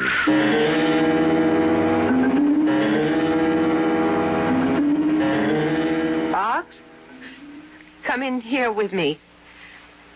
I was going to turn down the Professor Weymouth's bed when... Well, look. The pillar's been wrung in half, chairs overturned. It's that thing from the ocean.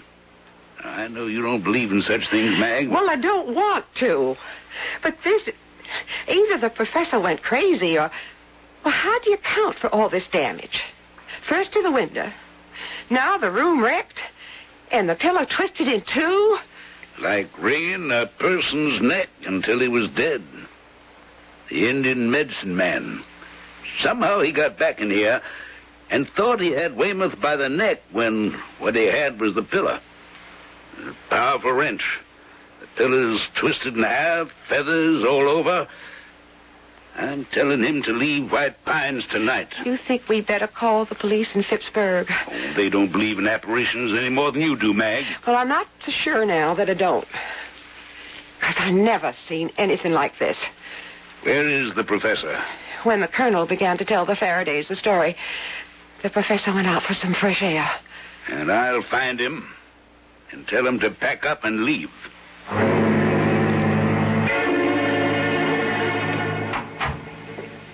Oh, Mr. Boggs. Like to have a word with you, Professor. Enjoy your stroll, Weymouth? I just stood outside and breathed deeply and looked at the sky. Mag went upstairs to turn down your bed. The room was a shambles. Chairs overturned, the bed all rumpled, and a pillow wrung in half. What? I haven't been near the room since dinner time. The ghost of that Indian medicine man's been there. If you'd been stretched out on that bed, you'd be dead. That pillow was twisted in two. Feathers all over the place. Good Lord. I'm sorry to have to say this, Professor, but I want you to pack and leave. Tonight. I don't blame you. I'll pay for all the damage. I'm deeply sorry. Bring me the arrowhead, Weymouth. That's the source of your trouble. Until you've disposed of the medicine man's arrowhead, you won't have peace, and you may, in fact, die. Have your doubts about specters, but give me that fatal arrowhead. I'm convinced, Colonel. I'll be right back. Even Mag's convinced now, Colonel. I'd imagine so. The professor's a doomed man. Not if he gets rid of the arrowhead. Think the Faradays have gotten scared off? No. They went to bed about a half an hour ago. Mrs. Faraday has the sight, Boggs, like you and me. When I told her what happened, she believed me. Even her husband began to be convinced. Oh, they'll stay. But you're quite right in telling Weymouth to leave. Tonight.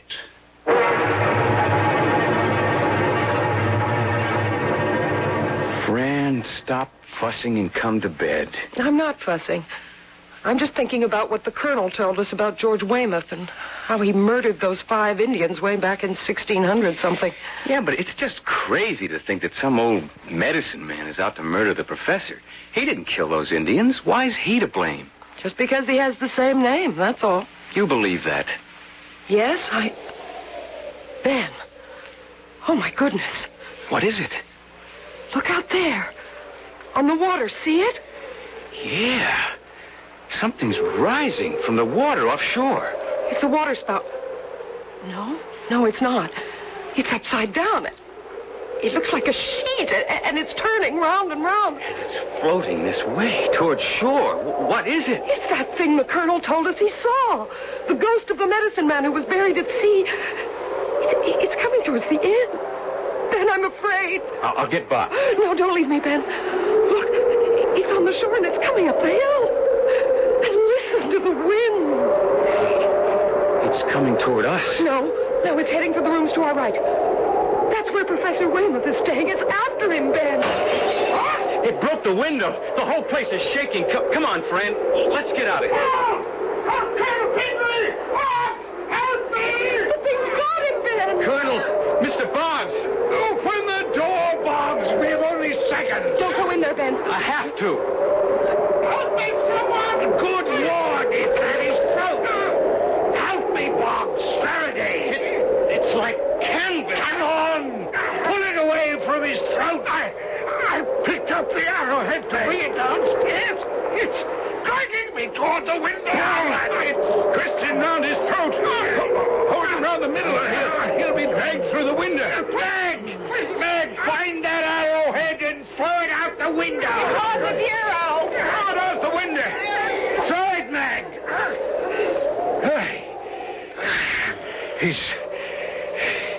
He's fainted. Here's some water. Notice the wind's died down. And the thing that had him by the throat, it's in a heap on the floor. Canvas. Look. When I touched it just now, it crumpled in my hand. It's like dust. Oh, my throat. Oh, thank you. Heard you. You had a close call, Weymouth. You're lucky to be alive. Thank God all of you were close by, or it would have killed me. I'm very grateful. Can you tell us what happened? I can. I was looking out the window when I saw the apparition come out of the sea and drift this way. Then a great wind came up, and the thing kind of embraced the house. It was when the window broke that the professor began to cry out. It floated in like a small upside-down cyclone. I tried to stay out of its way, but it began to wrap itself around me. It was horrible. What in heaven's name was it? What could it be? You know, Amos. It was the ghost of the Indian medicine man come back to avenge the murder of those 5 Indian braves. It was your forebear who killed them, and the spirit of the medicine man has never forgotten. When you picked up that arrowhead, you aroused his spirit. Only by giving up that arrowhead could you break the fatal connection. Well, where's the arrowhead now? I threw it out the window, Professor. Oh. And something else. When it hit the rocks below, there was a burst of flame. And then nothing. I believe it. I believe all of it, Colonel. The 5 ghostly Indians. They did exist. Lucky for you, Weymouth, that you've lived to tell the story.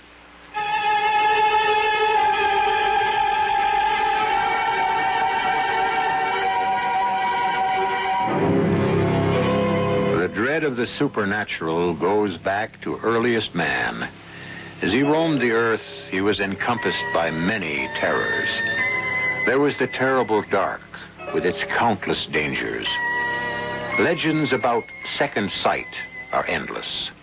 To this day, the avenging specter of the Indian medicine man lives as fact in the mind of Professor Weymouth. I'll be back shortly.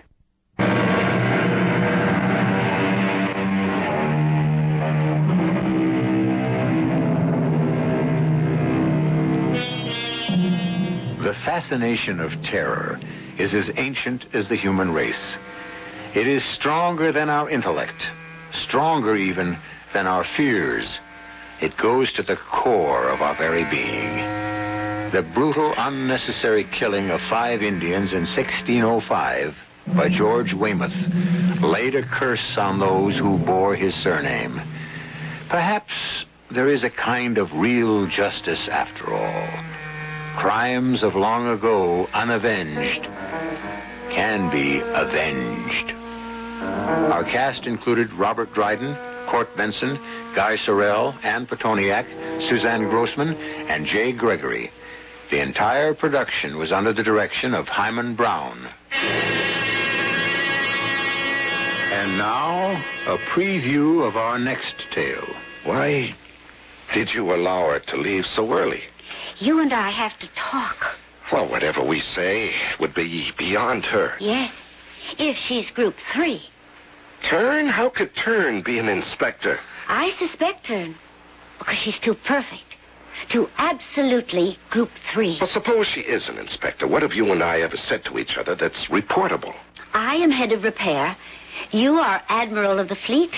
And we are about to be disenfranchised. Why? Corral cannot qualify for Group 1. He will fail the examination. But you took him to repair yourself. He was judged in perfect balance. Oh, yes. Because he was examined by a single practitioner, and I was present. Do you think he's out of balance? Oh, I know it. He's one of those. I refuse to believe that. You refuse to accept it. Radio Mystery Theater was sponsored in part by Buick Motor Division. This is E.G. Marshall inviting you to return to our Mystery Theater for another adventure in the macabre. Until next time, pleasant dreams.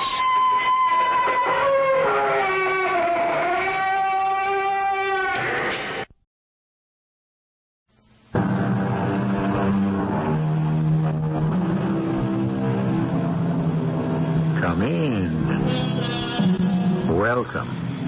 I'm E.G. Marshall. It was Oscar Wilde who wrote, in a surprisingly gentle and almost naive tone, "Death must be so beautiful, to lie and listen to silence, to have no yesterday and no tomorrow, to forget time, to forgive life, to stay at peace. The trouble is, not all the dead will stay quietly asleep. That's why we have ghost stories." Frightened to death? More than that. Asphyxiated, smothered. I don't know how to describe it. During the war, I had a friend who was in a building that was bombed. The force of the blast drove him against the wall, and he looked like that. I do not know the exact word in English, but flattened and spread wide.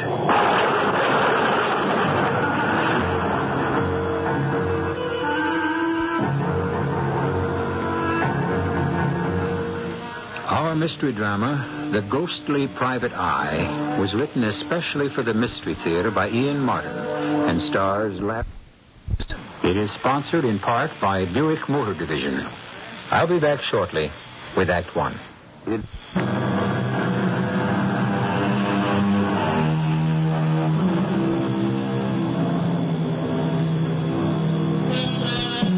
Whenever the argument about the oldest of professions arises, along with the prostitute, the actor, the moneylender, and others, certainly we must include that of the private eye. Sometimes honorable beyond belief, as in the case of Cain and Abel when Jehovah himself solved the murder. Many more times, not the most prized member of society, still a figure to be reckoned with.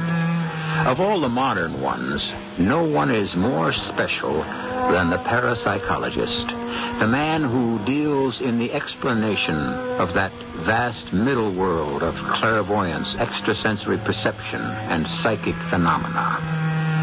The explainer of the inexplicable, such a man as the singular Mr. Flaxman Lowe. Hello? Mr. Flaxman Lowe? Yes, the same. This is George Blackburton. You know, we've seen each other casually at the club. Oh, yes, of course, Sir George. I feel like the devil bothering you like this, but you were pointed out to me as someone who, well, was more or less an expert in the occult and supernatural. Well, I have made a good deal of investigation, yes, but, I'm in desperate need of help. Could you come right down to my place in Surrey? We have something that even my wife can't cope with. Something? Perhaps it's an old curse. I don't know, but there is a thing that is trying to crowd us out of the house that you can actually taste and smell. Disgusting and terrifying. I need help. Well, I don't know about immediately. I'm expecting a guest from France whom I must pick up shortly. By all means, bring him with you. Let him be our guest, too, for the weekend. If you don't help us, I'm afraid I'll go stark, staring mad. Oh, very well. I think it might be arranged. Monsieur Lowe, I recognize you from your photograph. Oh, my dear boy, you must be Professor Jean Thierry. I am. Well, you look young enough to be my son, and with such a formidable academic background. As I come to meet you, I am a child at the feet of the master. Oh, now you make me feel like the all-wise spirit. Well, are you not the king of ghost killers, the master of the spirit world? Oh, scarcely. I'm a child in the wilderness of the afterworld. And, at the moment, an embarrassed host. Oh, why? Well, what would you say if instead of taking you home to my comfortable fire, as I'd planned to, I whisked you off instead into the depths of Kent for a weekend at a haunted house far beyond your belief and which even stretches mine? What would I say? What am I here for? Well, so we stay right here in the station and catch the next train for Yand Manor House. We had corresponded for years, the Dr. Flaxman and I, and the quality of his mind was such that I had been most eager to meet him, to argue vis-à-vis our contrasting belief on the matter of life after death. So what matter that our first conversation was on a train headed for this house with a strange name, Yand Manor House. This house that you have been asked to investigate, it has a ghost? Oh, most definitely, yes. Is it an especially convincing ghost? Well, I think you'll find that it is. Then you are promising me an exceptional adventure. One not without a great deal of danger. Well, I can't judge that, though, without trying, can I? Well, that's the nature of contact with the world beyond. But first you must prove it to me. I simply do not believe in ghosts. Or spirit manifestation, occult phenomena, whatever is the rubbish bin into which most people throw any belief they cannot understand. Well, this rubbish heap is what I spend my life investigating. Chacun a son goût. To each his own. And yet, are we all so sure and secure about what we think we know? I realize that you're aware of I've had some considerable success searching through the trash that most people discount. Well, what can I answer? That I rebel against the whole idea? After all, I have no experience in these matters, except vicariously through studying and reading. Very well. And now you're about to have some first-hand direct experience, which I hope you will not come to regret. We went straight to Yand Manor House, certainly on my part totally unaware of the terror that was to face us, and of a gaping world of swirling doubt, bottomless, and as insecure as that dreadful dream of falling from incalculable heights to impossible depths, a dream beyond belief that was to haunt me the rest of my days. We were met at the train by Sir George and quickly transferred to a large and luxurious landau with a magnificent pair of horses. I had been prepared for something quite magnificent when we approached Yand Manor House, but actually it was not so impressive compared to the property that surrounded it. A square brick house, notable only for a strangely out-of-character building at the end of the garden that was unmistakably a mausoleum. But our hosts I found quite charming. Your rooms are comfortable, I hope, Mr. Lowe, Professor Thierry? I find mine even better than that. Cozy. Oh, yes, mine too. I feel quite at home. And you need have no worries. I've swept them myself. What Cynthia means is that she has, not literally swept them for dust, but for any sign or evidence of supernatural occupation or presence. I assure you they're quite clean. In fact, I've combed the whole house, and there's not a jot of evidence that any spirit forces or spectral emanations exist. Save for, of course, the den. I'm a psychic, too, you know, Mr. Lowe. Oh, well, you flatter me, Lady Blackburton. I don't consider myself one, only an investigator of psychic phenomena. You do not believe in the spirit world? That's a different matter. I think you will find, madame, that he is a true believer. I am the fly in the ointment. Well, monsieur, before you leave Yand House, I can promise we will have made a true believer of you. Well, you sound almost as though you enjoyed this ghost, which so concerns your husband. Oh, no. No, this is something malignant, destructive. It must be exorcised. I tried to reach it through spiritualism, but without success. I only hope that with your help, perhaps we can. May I ask when we're to see the room? We're waiting only for my nephew, who'll be joining us for dinner. We will be 5, the Pentateuch, the perfect number for a seance. One reason why we were delighted when you asked if you could bring a guest, Dr. Lowe. I only hope, madame, that I will not be a limiting factor. We ask only for your cooperation. I feel quite sure we'll end up by winning your belief. That'll be Charles now. Don't you think, my dear, it might be a good idea for us all to go straight into dinner? I think perhaps it would. Gentlemen, will you join me? There had been a curious little family byplay between Sir George and his wife, which was soon explained to me after I met Charles Volney. He was a large, heavy young man with an athletic build. I can't say I found him an attractive personality, but what was most noticeable about him was that he was already on his way to another evening, which could only lead to a hangover in the morning. And so, Aunt Cynthia, we're to have another table-tapping session? Charles, I won't have you talk to your aunt that way. Well, good Lord, Uncle George, has she really got you believing in all this twaddle? The strange things that happen in that room can't be taken lightly. He doesn't really take them lightly at all, George. The bravado is just to cover up his own fear. Rubbish, Auntie. Some wind blowing down the chimney, rustling the ivy and swinging something loose against a window, or the creaks and groans of this drafty old house. Nonsense. Are you seriously interested in all this balderdash, Dr. Lowe? Well, yes. After all, I have made it my life work. Yes, of course, but to expose frauds and to show a paper.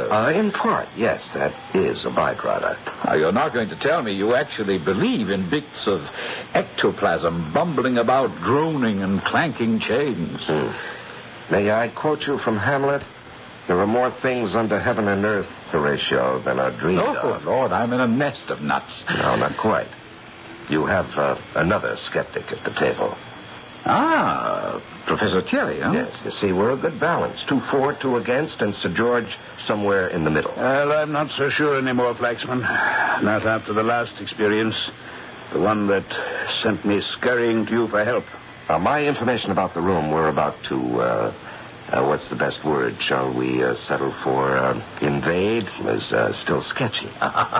Naturally, Dr. Lowe. It has to be all the things you can't question, only interpret. The wind blowing, a shutter clacking. You know, it's so easy if you can't see anything face to face. Yes, sir, but if you'll excuse me, Charles, I think there have been other manifestations. Am I wrong? Far from it. Hearing and seeing are not the only senses. One can actually feel the presence. Oh, it's all in the mind. It's a lot more than that, damn it. I tell you, one can smell it. Smell it? The fetid odor of death, the grave and decay. It's not only smell, but taste. If it runs true to form, after a certain hour, none of us will be able to remain in the room. Why? Because, my dear nephew, we shall be crowded out. But why would this presence, or whatever it is, want to, your strange phrase, crowd anyone out? It's an experience one can't describe, that one has to live, Professor Thierry. As if, somewhere in one's daily life, one closed one's eyes for a second and suddenly realized he was standing at the verge of a gaping hole that plunged into such terrifying darkness and eternal damnation that the bile of terror rises in the throat and threatens to suffocate you. There's an enemy in that room at such times who presses against you so massively that you feel as if you're being trampled under a multitude, helpless against a torrent. A stifling, a force that you must move from or be smothered to death. Oh, forgive me. This is not exactly after-dinner conversation, but it is a reality in George's and my life that we must face or run from if we can. We've decided to face it. Will you chance it with us?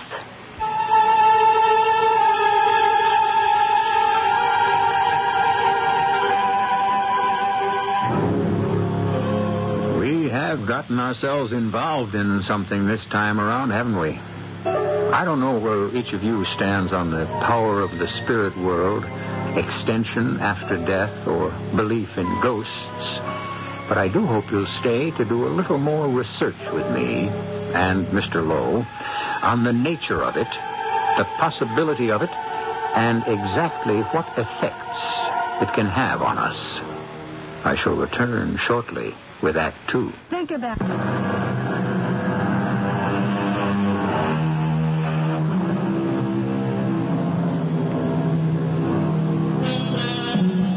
5 people sit in the shadow of the great carved chimney piece which rises above the mantel to the high ceiling. About a dark table of fumed oak, They hold hands. 4 of them watch Cynthia go into trance and wait for the manifestations from beyond. The room is dark and brooding enough to raise Satan himself. The lamps smoke and cloud the atmosphere, as if the air pressure is heavy beyond nature. But nothing happens. Whoever you are, wherever you are, we are trying to reach you. Can you not answer? Answer. No. Not tonight. Tonight I can't do it, George. There are forces against me. I don't know what it is. Break the circle. Bring up the lights. I will, Cynthia, my dear. And, rest. Relax. Cynthia, you extend yourself too much. I'm all right, George, dear. But I must rest now. Really excuse me. We may not have raised any wandering spirits inside, but we seem to have created some outside. If you'll excuse me, I think I'd best see Cynthia up to bed. Please give my apologies to our guest. Hush, Cynthia. Don't worry about I worry about what I must. Did you ride over, Charles? Oh, yes, sir. I don't want you to go back in the storm like this. You must stay. Any one of the rooms in the West Wing, they're all made up. Now, don't you worry about me. But I do. Very well, Auntie. I promise. Come along, Cynthia. Charles, since I'll not be down again tonight, will you see to our guest needs? I also promise to be an excellent host, Uncle George. Good night. Good night, Lady Blackbird, Sir George. Good night. Well, gentlemen, what should it be? Whiskey, gin, brandy? No. For me, nothing. It was a long journey from Paris. Noon's trip has finished the job. I am exhausted. I don't think I want any either. Why don't we all just go up to bed? Yes, bed, sleep. Those I welcome. But, I'm not going upstairs. Well, you're not going to ride home in weather like this. No, Mr. Lowe. I'm going to spend the night, right here. You mean in this room? That's right. Either I will sleep the sleep of the unrighteous, or if I'm wrong and my aunt's right, I'll have some company.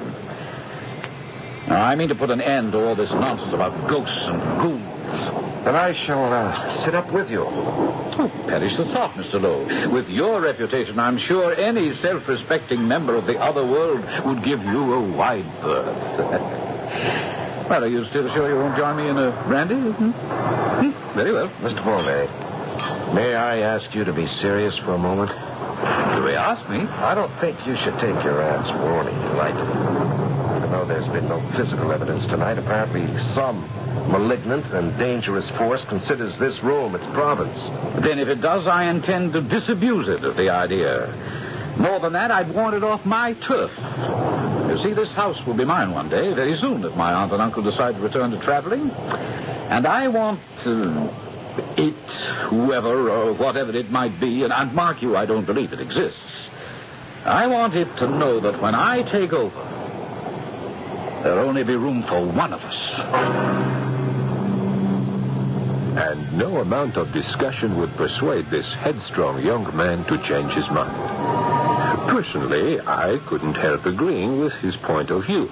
The idea of anything supernatural daring to intrude in this temple of the normal and the everyday seemed ludicrous. So, Flaxman and I went upstairs. John, yes. I'm concerned.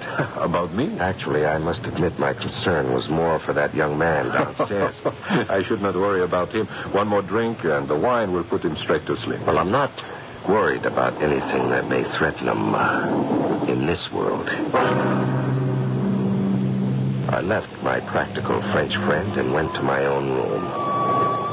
The storm was still whistling and moaning about Yand Manor House, but it was a perfectly natural phenomenon, and there was certainly no cause for alarm. I must have been sleeping lightly, for a grandfather clock striking the 3/4 hour somewhere in the house woke me up. I glanced at my watch and saw that it was 1:45 midnight. I shrugged into my robe and slippers and stole downstairs. The house was silent, save for the moan of the wind and the steady drum of the rain outside. The door to the den was closed, and I opened it, filled with a nameless apprehension. I could have saved myself my uneasiness. Stretched out comfortably on the couch, a still unemptied glass in his hand, lay Charles Volney, snoring contentedly and looking to my middle-aged envy, the picture of health in spite of all his drinking. I removed the glass and set it aside. For a moment I considered getting him out of there. But he was so soundly in his cups and such a heavy young man, the effort was beyond me. Besides, I was getting cold. So I stoked up the fire and left him. To my eternal regret, as it turned out.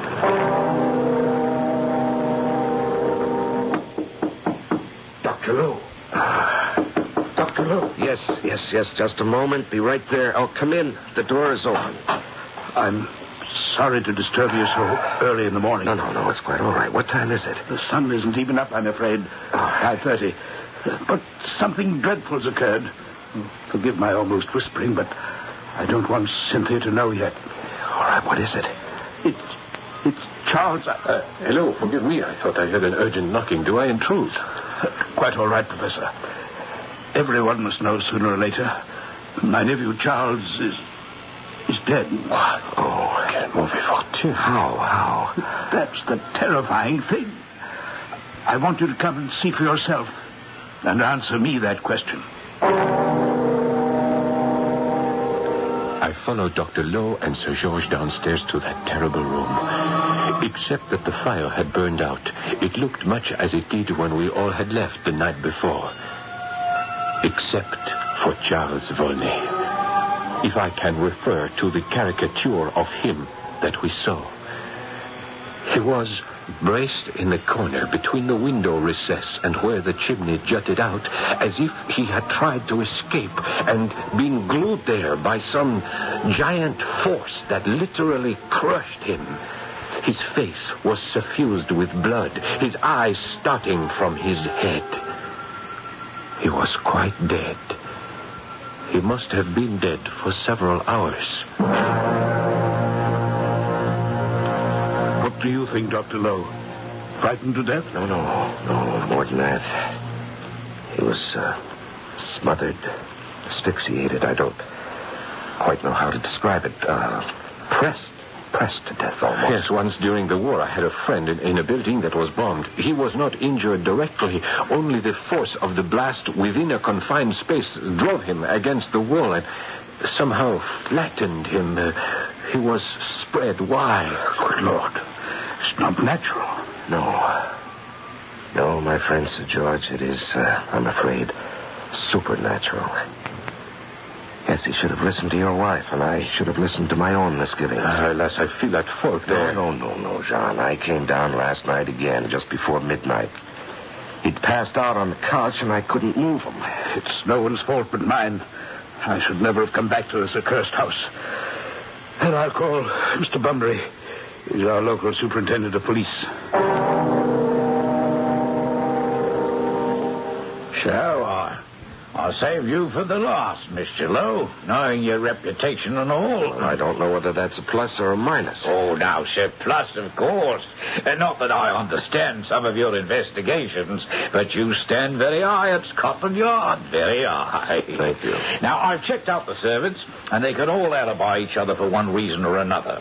On the other hand, I can't seriously imagine a suspect among all of you in the main house here, even admitting that Sir George, and particularly his lady, are a bit of a rum go, both of them. Oh, but particularly her. Are you referring to her belief in spiritualism, Superintendent? That'd be it, sir.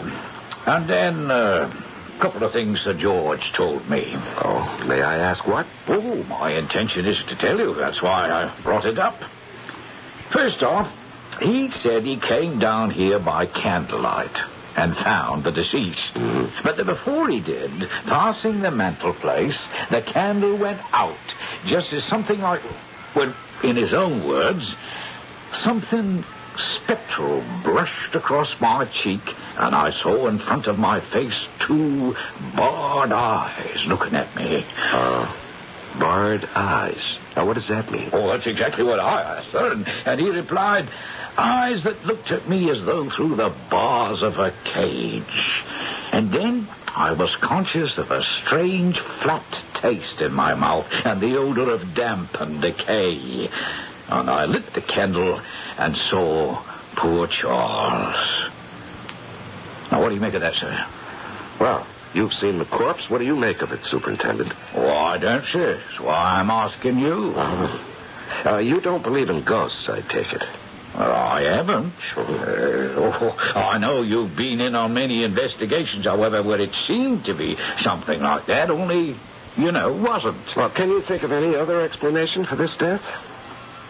Meaning that you think it was something, supernatural? Well, I don't see any other explanation for the moment. Oh, I wouldn't think that would quite satisfy my superiors. I mean, it's quite clear the chap couldn't have killed himself, you see. So someone else has to be guilty.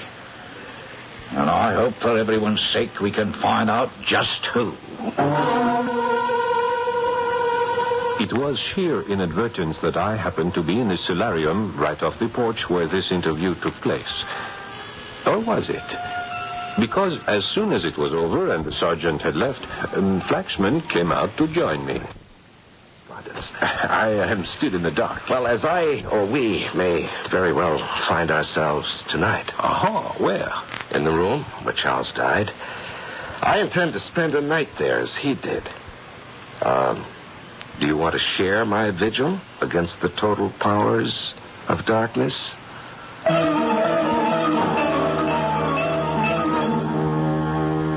And as Professor Thierry regards his brilliant but strange friend and intellectual enemy, remembering the horrible death he has seen one man suffer, but pondering the challenge of ultimate proof on a basic principle, I must leave them, and you, till I return with Act 3. Wonderful.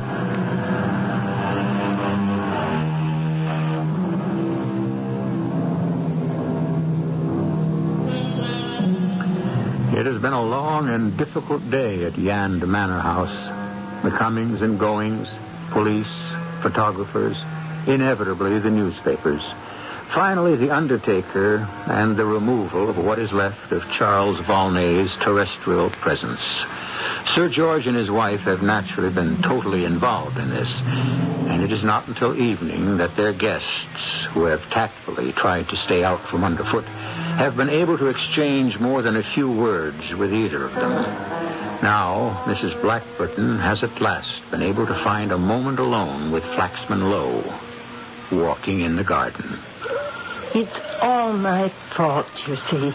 No, I don't see. I was the one who talked George into coming back to Yand Manor after all these years. Oh, Lady Blackburton has a bench right here. Would you like to sit down? Oh, beside the mausoleum?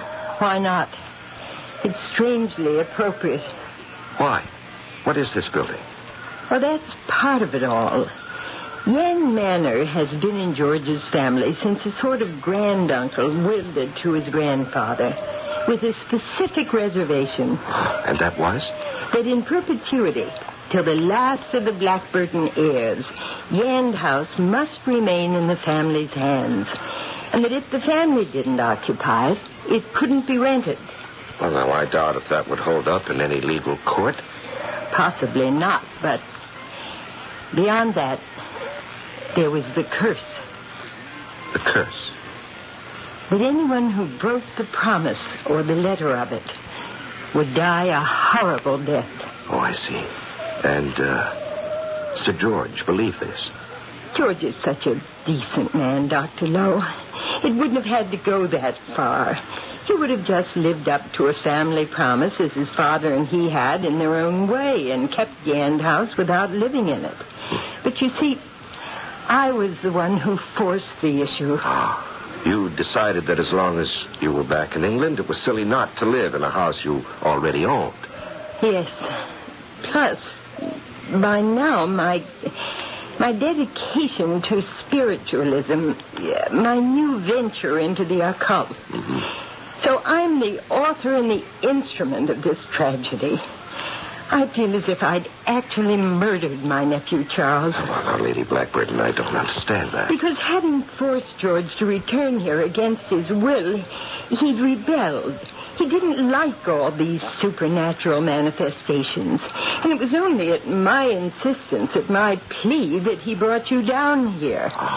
If they couldn't be stopped or explained, he determined to sell the property and destroy this mausoleum as soon as it was legally possible. And may I ask who rests here?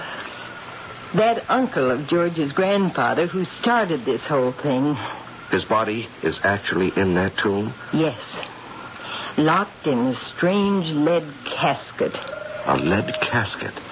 This uncle was a strange man with an inordinate fear of death. It's said that he predicted his own death and arranged to have a doctor in attendance. And he died very suddenly and unexpectedly. I see. Lady Blackburn, you're asking for my help, aren't you? I have no right to, but yes. I feel that my hobbies have inadvertently led my husband and his family into a terrible peril. The only one I know who might save them is you. I see. Then may I have your husband's and your permission to spend tonight in the den as your nephew did last night? I don't want to risk your life. Well, I won't deny it may be risked, but first of all, I know what I'm doing, which your nephew did not. And second, I shall not be alone.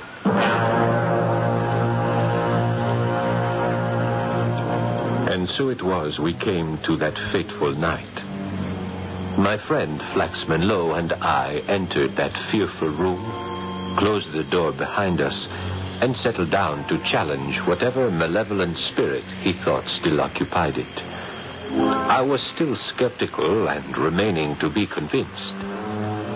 This is the account of that evening. It was very different from the night before.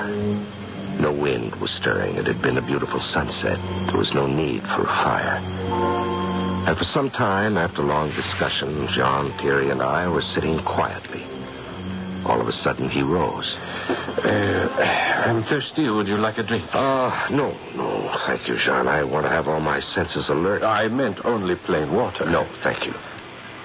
Oh, what an abominable taste. What, the water? No, I haven't touched it yet. It is as if some horrible fly has flown into my mouth. It is disgusting. Yes, like a fungus growth. Yes, repulsive like that. Yeah, I ask only because I feel the same.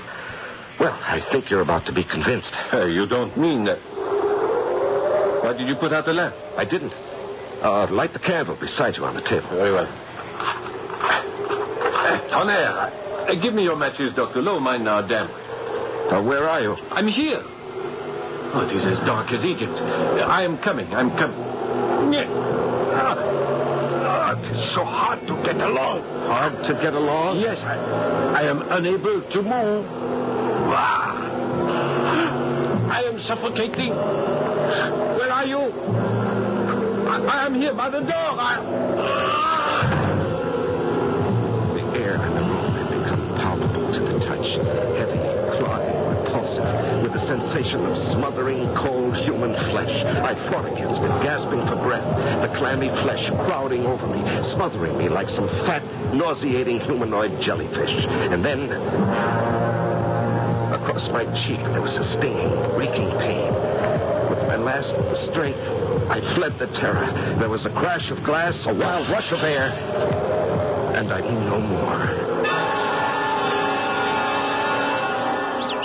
When I came to, I saw the dawn was breaking to the east, and I was lying on the lawn of Yand Manor House. Above me was a shattered lattice window swinging in the wind, and clutched in my hand was something dark in color, slender and twisted. It might have been the skin of an adder, a piece of bark rolling itself up like a parchment scroll, or the desiccated claw of some unimaginable beast from hell.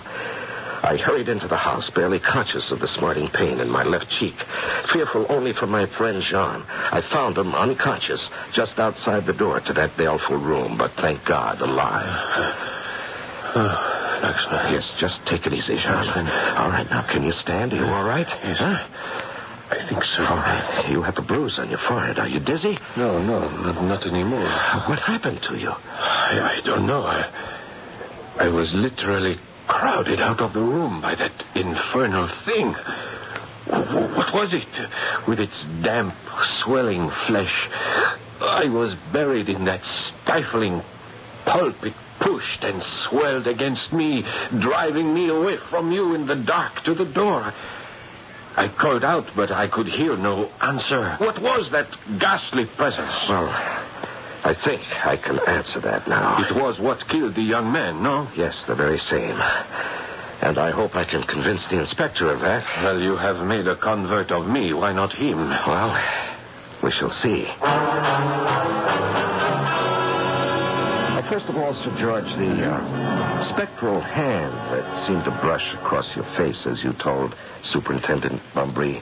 Yes? You were by the fireplace at the time, passing the ornamental foremantle that rises above it. Yes. You see all those figures carved there, in particular the griffin, and hanging from the sharp point of its beak? These? Human hairs. Yes, human hairs, black. Now, whose would you say they were? Both Professor Thierry and myself are gray. You're light-haired, and your nephew was fair. Sir George is sandy. Now, who else frequents this room? No one, except the maid, who is also graying. But these are a woman's hair. Why? Why? Because they're long? Well, yes. Uh-huh. And this? What is that? Could I see? Sure. A long, thin object, half brown, half yellow, and twisted like the blade of a corkscrew. I have no idea. Well, suppose I suggest it's a human nail, which time and neglect has allowed to grow to superhuman proportions. Oh, dear, it would have to be 12 inches long. Nobody but an ancient Chinese mandarin could grow such a monstrosity. Or a corpse who refused to die. I don't quite get that last. Mr. Superintendent, let me project something. This uncle who left Yand Manor House to your grandfather, Sir George, was he dark and hirsute? Was he a recluse? Did he build a mausoleum in the garden? And did he have an inordinate fear of death? Yes, to all counts. And is it not true that both you and the nephew who might have been your heir were ready to take all steps to get rid of this mausoleum and or Yand Manor House, particularly your nephew? I suppose so. Then, Superintendent, I can categorically tell you that your murderer lies in the casket in that mausoleum, and the murderer of anyone who tries to oust him from this property as long as he shall live. Are you suggesting that a man dead over a century is still, in some sense, alive? Unless it sustains injury itself. The brain is the last to die. In fact, it's the only measure of finite death. Now open the coffin, and you'll see what I mean.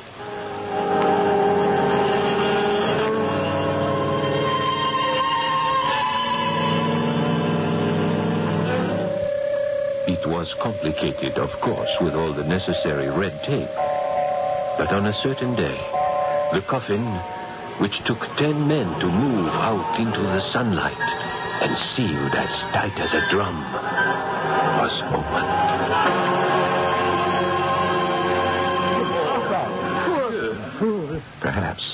Perhaps, Lady Blackburton.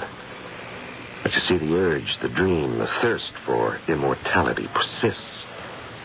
His own special coffin sealed airtight, so confining that when his soul stirred beyond his finite body, he must have had an illimitable desire to expand and choke out anyone who stood in his way.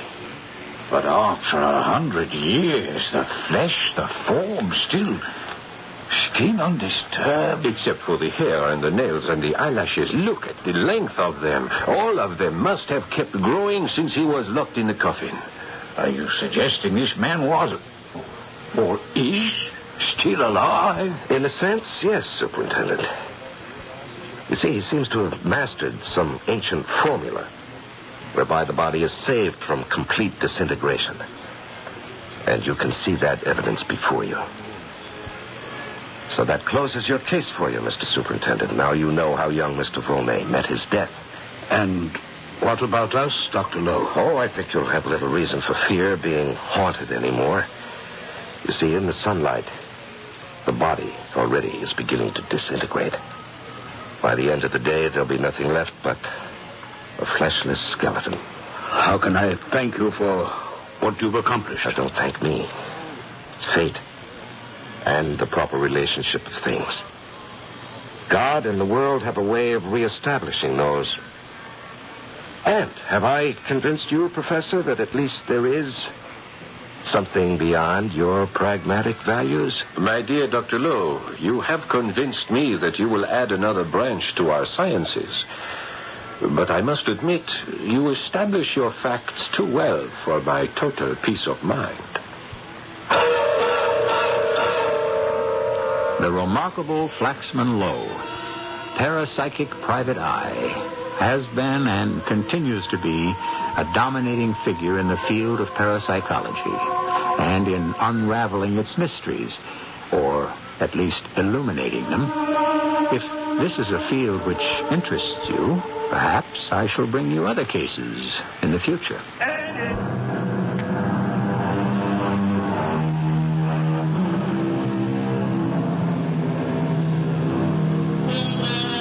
The remains of that ominous and ancient ancestor have long been transferred to a normal burying place, and the mausoleum torn down. Sir George and his wife stay on at Yand Manor House. Cynthia Blackburton has long since given up spiritualism and assorted interests in favor of feminism. Of course, since she is still in the 19th century, you might not recognize it for what it is today. But her spirit lingers on through the women's suffragette movement, through memories of Emma Goldman and her sister standard-bearers, who were the progenitors of women's lib. Our cast included Larry Haynes, Paul Hecht, Betty Winkler, Guy Sorrell, and Ian Martin. The entire production was under the direction of Hyman Brown. And now, a preview of our next tale. Well, I've come to the conclusion that this man, can only learn by example. That's why I want you as my ranch boss. As executioner. What? If anyone won't toe the line as your representative, I force him to draw down on me. And when he does... No, I don't want the reality, only the threat, the pressure, the leverage. I don't want any killing. No one ever really does. They just want their way. The killing is a kind of terrible accident that just happens. Only with me, it's no accident. You bought yourself just what you want, Colonel Braden. I feel mighty sure I did, King Tut. Can't help myself. My cross to bear. This is E.G. Marshall inviting you to return to our Mystery Theater for another adventure in the macabre. Until next time, pleasant dreams.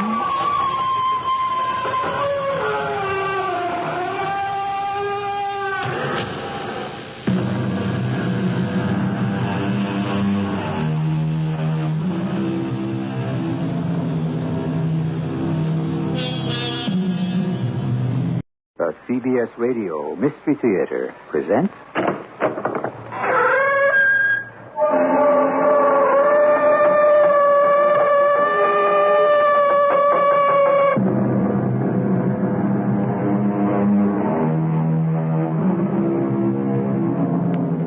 Come in.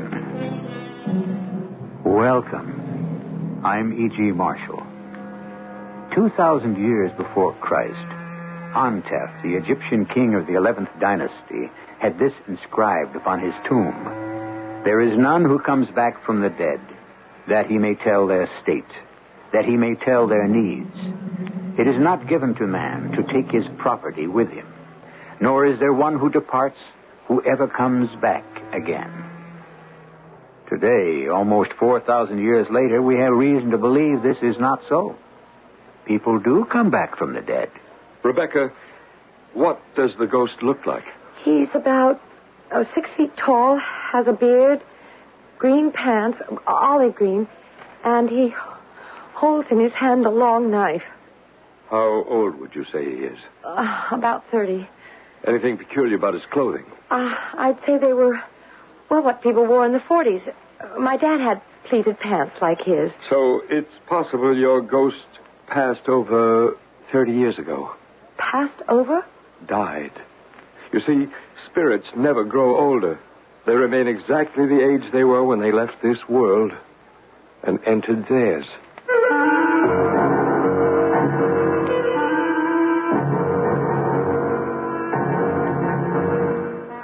Our mystery drama, The Ghost with a Knife, based on a psychic case history reported by Bryce Bond, was dramatized especially for the Mystery Theater by James Agate, Jr., and stars Arnold Moss and Patricia Elliott. It is sponsored in part by Buick Motor Division and Contact, the 12-hour cold capsule. I'll be back shortly with Act One.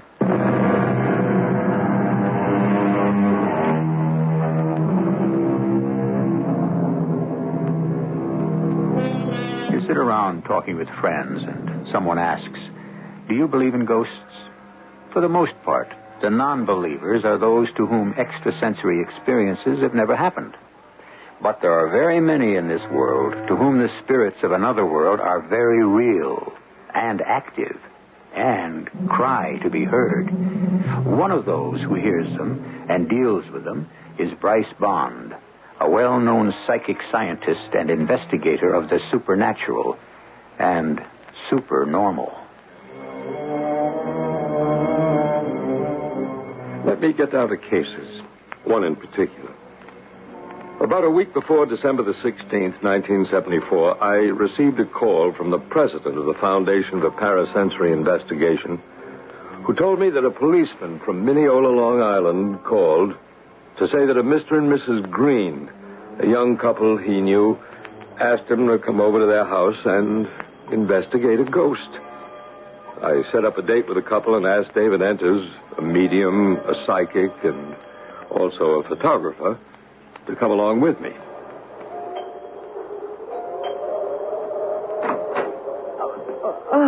Come in. Come in. You are... Bryce Bond, and this is David Enters. How do you do?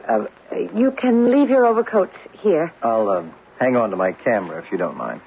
You're going to take pictures of our ghost, Mr. Enters? If I can. I didn't know one could.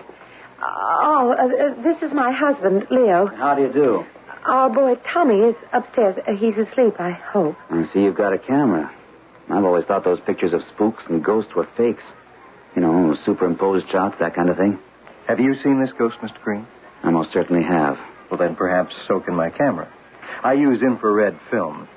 Wherever heat is generated in outline or even in considerable detail, it will register on the film. Oh, I had no idea. May we start? Mr. Green, Mrs. Green, I'll begin by asking you your first names. Rebecca. Rebecca. And your husband is Leo, and your boy is... Tommy. Tommy. Well, now, I'm Bryce, and this is David. If we're to help you, we should all try to be as relaxed and informal and friendly as we can. Now, this apparition you experience, we want you to regard him or her... It's a man. Well, he's to be regarded as a friend. We don't want to antagonize or frighten him. We're the ones who are being frightened. He isn't really a very friendly spirit. He looks horrible. Rebecca, can you tell us when you first saw him? Yes. When I first... It all started Becky, may I? My wife is really very upset about this. You see, she's home most of the time, and I'm at work. So she's been under a much greater strain. I think I can be calmer. There it is. Those are the footsteps. We've sort of become used to our ghost walking up from the cellar. He's been doing that for months now. Leo, I can tell them. Tommy was the first to see the ghost. Tommy, my son. He came down one morning. He's only 4. And he said, "Mommy, who's that man in my room?" He said, I woke up in the middle of the night, and he was standing there. We didn't know what to make of it at first. I said to Becky, I think Tommy's having a nightmare. But it kept happening, night after night. That's him, coming up the cellar stairs. Then he opens the cellar door. He's doing it now, in the kitchen. Well, maybe he's showing off because you've got guests. Oh, no, he does that every evening. But most of the time you don't see him. He doesn't, what do you call it? Materialize. No, he doesn't. He just walks around invisible. And I don't like the idea of leaving my wife and son in a house with a strange guy. He's 6 foot tall.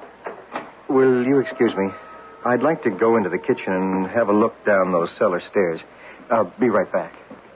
So he goes up and down the cellar stairs. That's right. Through the cellar, into the boiler room. Always follows a pattern. I think he's trying to attract our attention to something.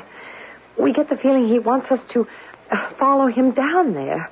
And do you follow him? Yes, we have many times, but there isn't anything special down there, so it doesn't make any sense. Cellar door was open. Went down a couple of steps, but I couldn't see a thing. Took some shots, but I don't have much hope. Well, there's nothing down there but the usual stuff people have in their basements. And the oil burner. Actually, 2 oil burners. We put in a new one last spring and just left the old, useless, rusty one where it was. Leo, how long have you lived here? Since right after last Christmas. Almost a year. It was December 29th last year. The house was built in 1929, so the old oil burner didn't owe us anything. Anyway, all this started this past October. For weeks, we only heard noises, and then, as I told you, Tommy started to see the ghost in his room at night, and about a month ago, November, so did we. I'm sorry we didn't know about this manifestation sooner. So am I. But Becky and I, we didn't know what to do. You know, people kid you. Remember Joe Forster, our friendly patrolman? Mm-hmm. What made you decide to tell a policeman? It's one thing just to hear noises. It's another thing to see a man 6 feet tall. But last Monday, I was alone here with Tommy. And he came at us with the knife.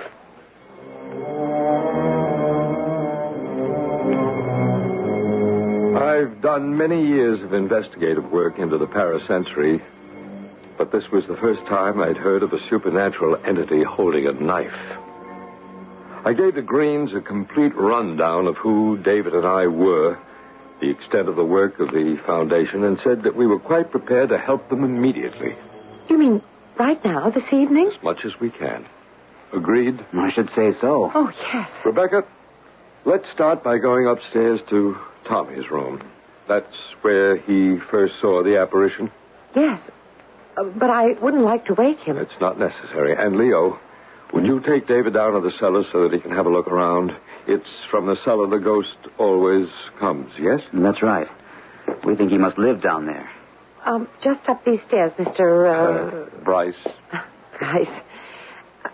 Here at the landing, that's our bedroom. Leo's and mine on the right, and Tommy's is on the left.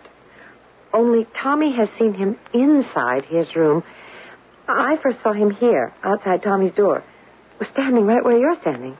What does he look like?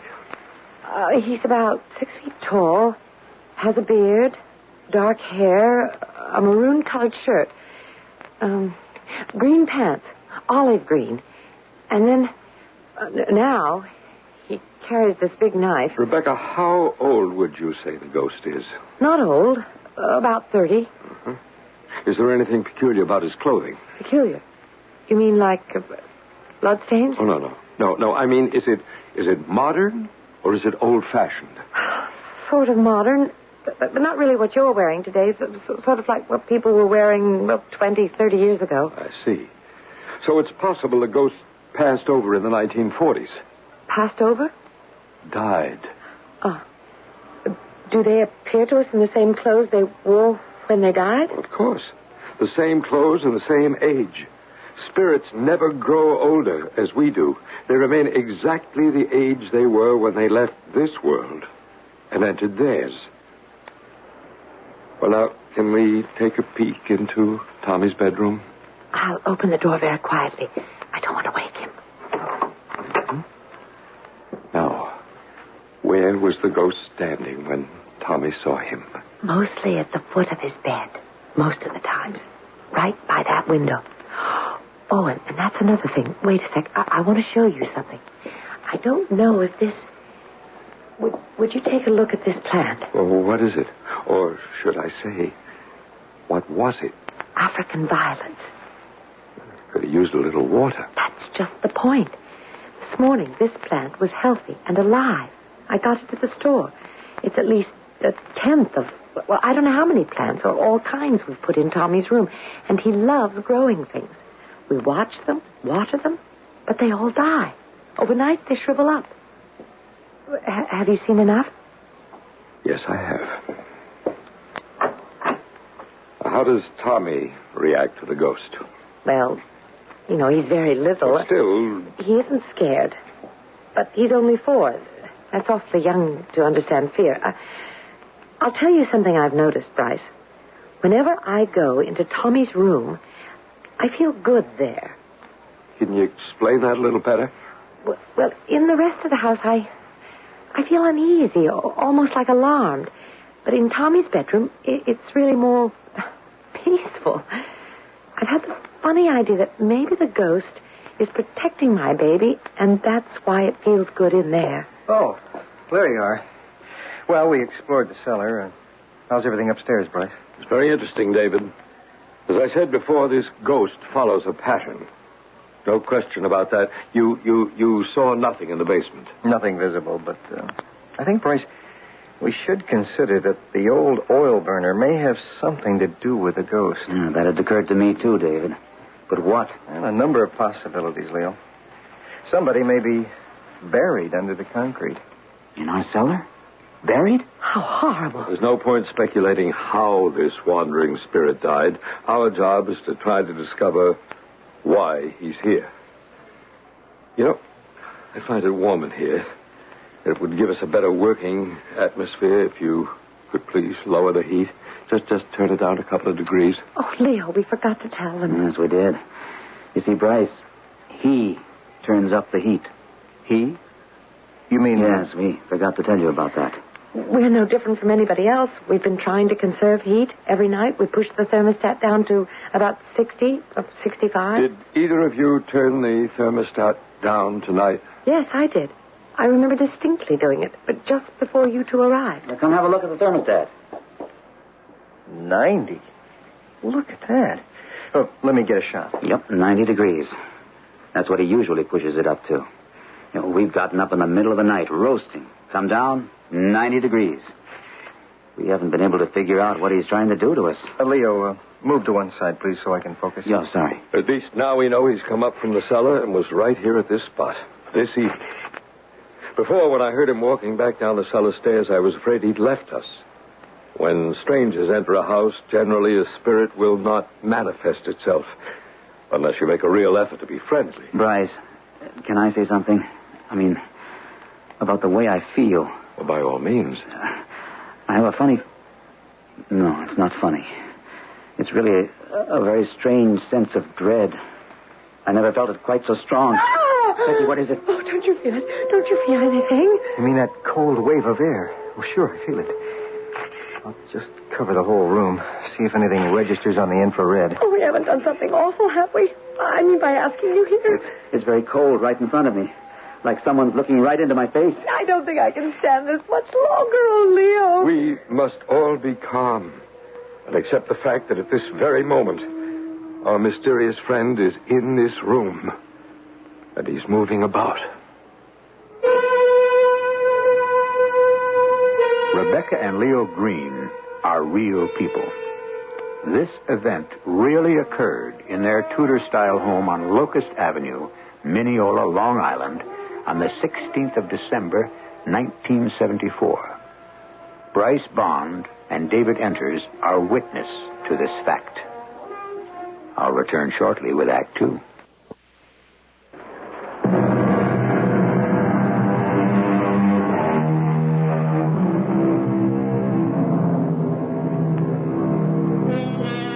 The lives of a young suburban couple and their 2-year-old son are suddenly turned topsy-turvy when their home is invaded by an apparition who appears to live in their cellar and wanders about their house day and night. To live in a house with a spectral stranger is unnerving enough. But when the ghost carries a long, dangerous-looking knife, it can be terrifying. Why is he here? Can he be made to leave? Bryce Bond, the parasensory scientist, picks up the account.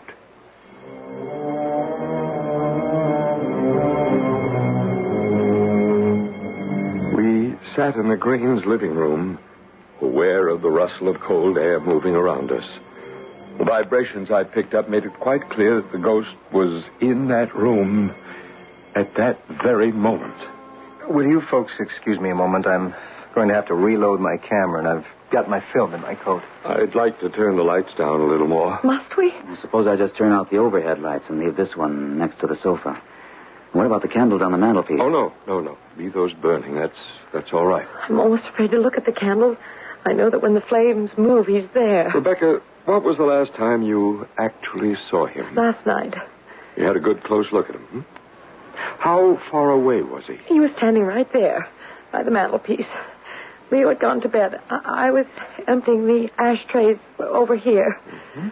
Now, when you saw the apparition last night, did he appear just as physical as I do now? Or did you see through him? He was as clear as you are. In fact, it's crazy, but I'd rather really see him than have him be invisible. And when he went, he didn't fade away, or did he? I don't know. I went into the kitchen with the ashtray and dumped it in the garbage, and when I came back into the living room, he was gone. Did he have a knife in his hand last night, Rebecca? I don't know. It's just getting too much. I told you, Leo, we've got to move. I don't want to stay in this house any longer. I don't. Oh, honey. I don't. Come on, that's no way to talk. I think if you can hold on to yourselves for a little bit longer, we may be able to get the ghost to move. There's another side to this. It may not all be as heavy as you think. A lot of apparitions love to play tricks. In the fall, we were having trouble with the new oil burner, and I was on the phone with the oil burner man, and he said, would I go down and look at some gauge or something? I went down the cellar steps, and I fell. It was exactly as if somebody had tripped me. And then it happened again, another time. Well, that's funny. I didn't notice any loose steps when I was down there earlier. Did you, Leo? I haven't been down to the cellar tonight. Well, sure you have. You brought me down. I took some pictures. Tonight? Of course. You're kidding me. Oh, I absolutely don't remember. Has this happened before in this house? Somebody's actually gone down to the basement and not remembered? Oh, Leo. I went upstairs to Tommy's room with Bryce, and you took David into the cellar. I did? You don't remember? No, I don't. I did not go down to the cellar tonight. Oh, good Lord. Rebecca and Leo were working themselves up into quite a state, getting increasingly agitated. I knew the vibrations they were creating were negative and would make it almost impossible to communicate with a haunting spirit. I don't know if it's your imagination or mine. This happens to us every single night. Becky and I accusing each other of too much imagination. We even stopped having coffee with our dinner. Rebecca, how good is your imagination? Well, good as anybody else's, I guess. All right. Well, I'm going to ask you to use it constructively. Now, this is what I want you to do, Rebecca. It's a psychic technique we use if a person is bothered by a poltergeist or an astral form who's tied to the earth, as is your ghost with a knife. Now, I ask the rest of you to remain quite silent. Rebecca, I want you to imagine yourself in a ball of white light. Close your eyes. It won't hurt me. On the contrary, this white light, sometimes we call it the God light, because no evil force can penetrate it. Is the man an evil force? At this point, we don't know. He has a knife. I know that, Rebecca. But holding a knife doesn't necessarily mean he's a man with evil intent. His face. It's not a nice face. But just in case there is danger, superimpose yourself with, or let's say, contain yourself in a globe of white light. A large globe? Do you feel anything? Do you see anything? I have my eyes closed. I know that. But in your mind's eye, you should begin to actually see the white light. It's the light of protection, Rebecca. It's the light of love. I see it. The white light. I'm inside it. I see it. All right, David, it's time now. What's David going to do? More pictures? So David is also a medium. We didn't want to tell you that in the beginning of our session because sometimes people can't appreciate the sensitivity of a medium and they're somewhat disbelieving. But I think now you're both beginning to believe that we can help you. David, sit back. Be comfortable. Can you hear me? I can hear you, Bryce. Your presence is getting fainter. What's David doing? He's dropping into a trance. Yes. Yes. I see him. I see the man. He's tall. Very tall. David's standing up. His face. His face. That's the face of the ghost. David is making his face look like the ghost's. He wants to speak. He wants to speak through Bryce. He wants to say something, Bryce. No harm. No harm. I mean no harm. Why do you say that, Bryce? Thank you, Bryce. He thanks you for letting him use your voice. The ghost had used my own larynx, my throat, to say the words, I mean no harm. This had never happened to me before. Usually it's the medium who speaks for the spirit. We then brought David out of his deep trance. Naturally, he remembered nothing of what had occurred since he's the conduit between the two worlds. I then proposed we examine every room in the Greens' house for vibrations, starting at the top. All of us went up the narrow stairs to the attic. Bryce, would you take over now? I'm going to try for some more pictures. Sure. Rebecca, Leo, let's turn out that electric bulb hanging there.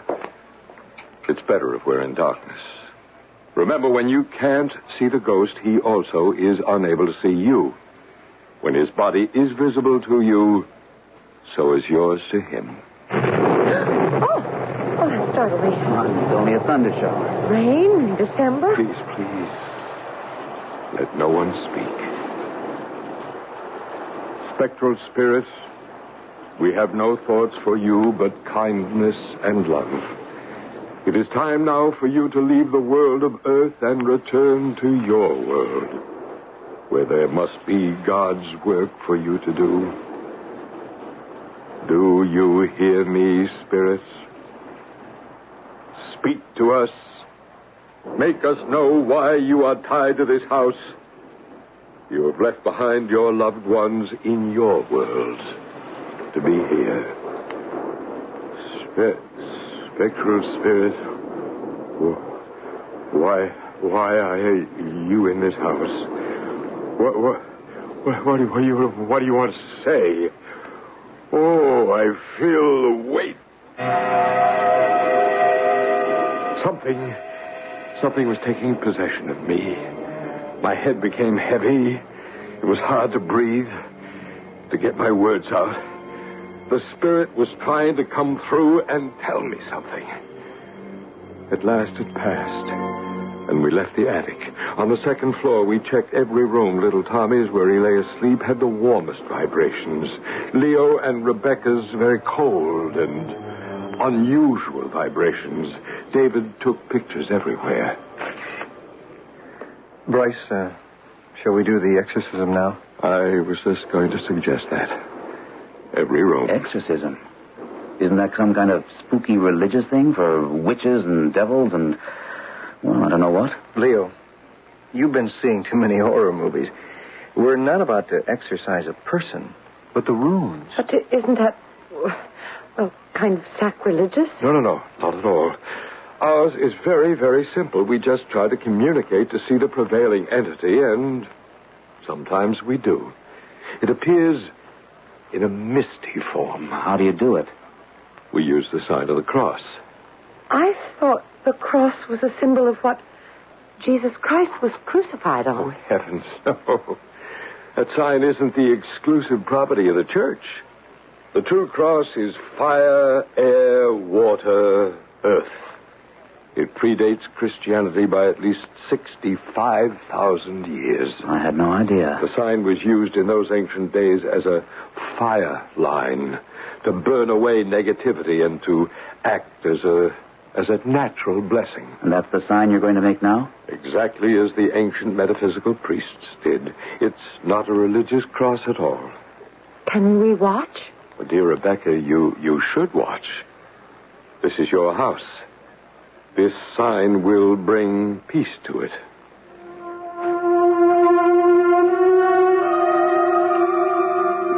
We blessed all the walls of every room with our perfect cross. David and I both making large hand movements up and down and from left to right. What do we do now? I think now, Leo, we've created a safer haven for the ghost, so we'll have another try at communicating with it. Why do you have to keep talking to that thing? That awful ghost with a horrible face and that knife. Why don't you just make him go away? We never did anything to anybody ever. Don't you see, Rebecca? If we can get it to tell us why it haunts you, the whole mystery will be solved. Now it's an it. Before it was a him. Is it real? Is it unreal? A thing or a person? Oh, it's too much for me. Bryce, may I explain? Please do, David. Look, Rebecca, Leo, the spirit world is not a world where there is no life. Those spirits, like the ghost with the knife, they have just as much love and compassion as you and I. And that's They have love and compassion and act like he does? I'd say even more love. There's a reason for him being here. There is. I suppose I shouldn't be making such a fuss. Maybe he is just trying to tell us something. Well, that's what I'm hoping, Rebecca. So will you bear with David and with me? And that's 12 o'clock. Let's have another go at it. David? Leo, Rebecca, will you give us a chance? We do know what we're doing. 12 o'clock. Rebecca, I'm going to ask you again to turn out the lights and just leave the candles burning. David doesn't need much light to find his way into the other world.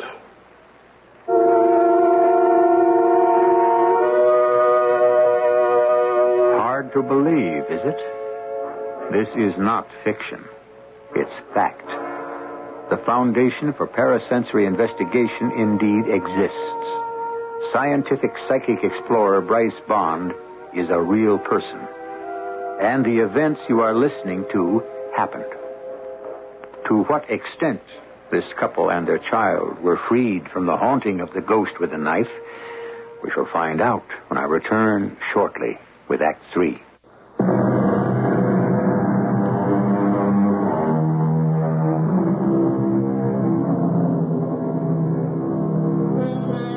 When you enter a new world, you are a stranger until you learn the language. Everything is foreign, unexpected, almost mysterious, until you know the ABCs. So it is also in the world of mathematics, space travel, medicine, and science. So it is in this strange world of psychic phenomena. At last, Rebecca and Leo Green are trying to understand the key to it, as well as the key words to free themselves from this astral visitor. Bryce Bond continues.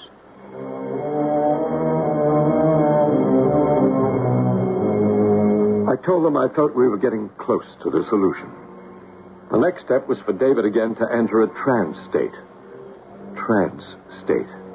Now, what's that, they wanted to know.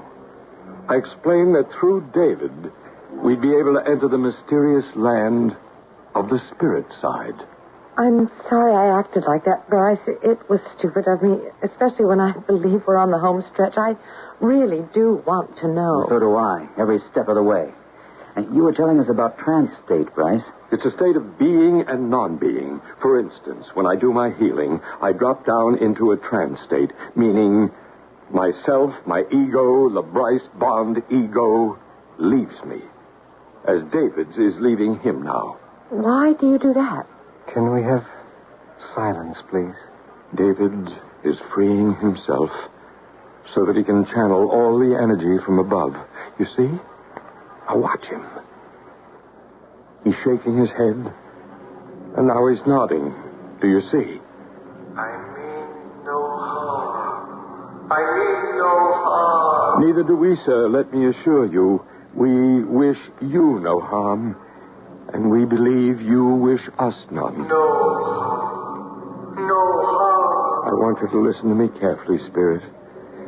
Here on Earth, it is now winter time, December. In a little more than a week, it'll be Christmas. Do you remember Christmas? The time of goodwill to men and the time of peace. The year is 1974. Understand? 1974. That's right. That is the year it is today. Now, can you tell me when it is you passed away, passed over? I am glad. I'm glad to talk to you. You have opened the gate for me to talk to you. I'm also glad. Do you remember what year it was you passed over? When? You say... Winter or summer? About like this time. Snow and cold outside. Do you remember the year? The year you died. I don't remember the numbers anymore. What do you remember? I can tell you how it was. I was very sick and I couldn't go out. I'd sit up in a chair all dressed and I'd listen to the radio a lot. There were little plays on the radio every day. Soap operas, they called them. I lived a whole year listening. They kept me alive. I didn't want to leave them. Nobody would let me out of my room. And I hadn't put it right. What hadn't you put right? I knew as I lay there, I hadn't fixed it right. It would go wrong. What is it that would go wrong? I want to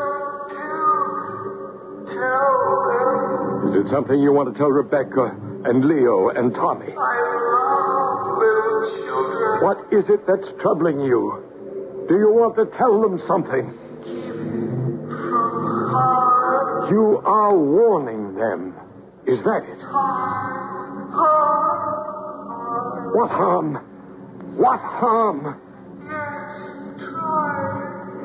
Rebecca and Leo and Tommy don't know who you are, but they love you. The strength of their love is wishing you to tell them. What harm? Spirit, somewhere here on Earth, you must have left behind some loved ones, and they love you too.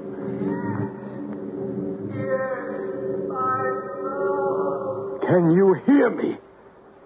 Can you hear me still? The ghost has gone. Are you all right, David? Yes. He was very strong, wasn't he? We almost found out why he comes here. It's something he's left undone. Thank you, David. Won't our ghost come back? I hope so, but I don't know. I'd imagine that until his job is finished, he won't leave you. What job? What is it? What could he have yet to do? All close our eyes now. I shall speak for all of us.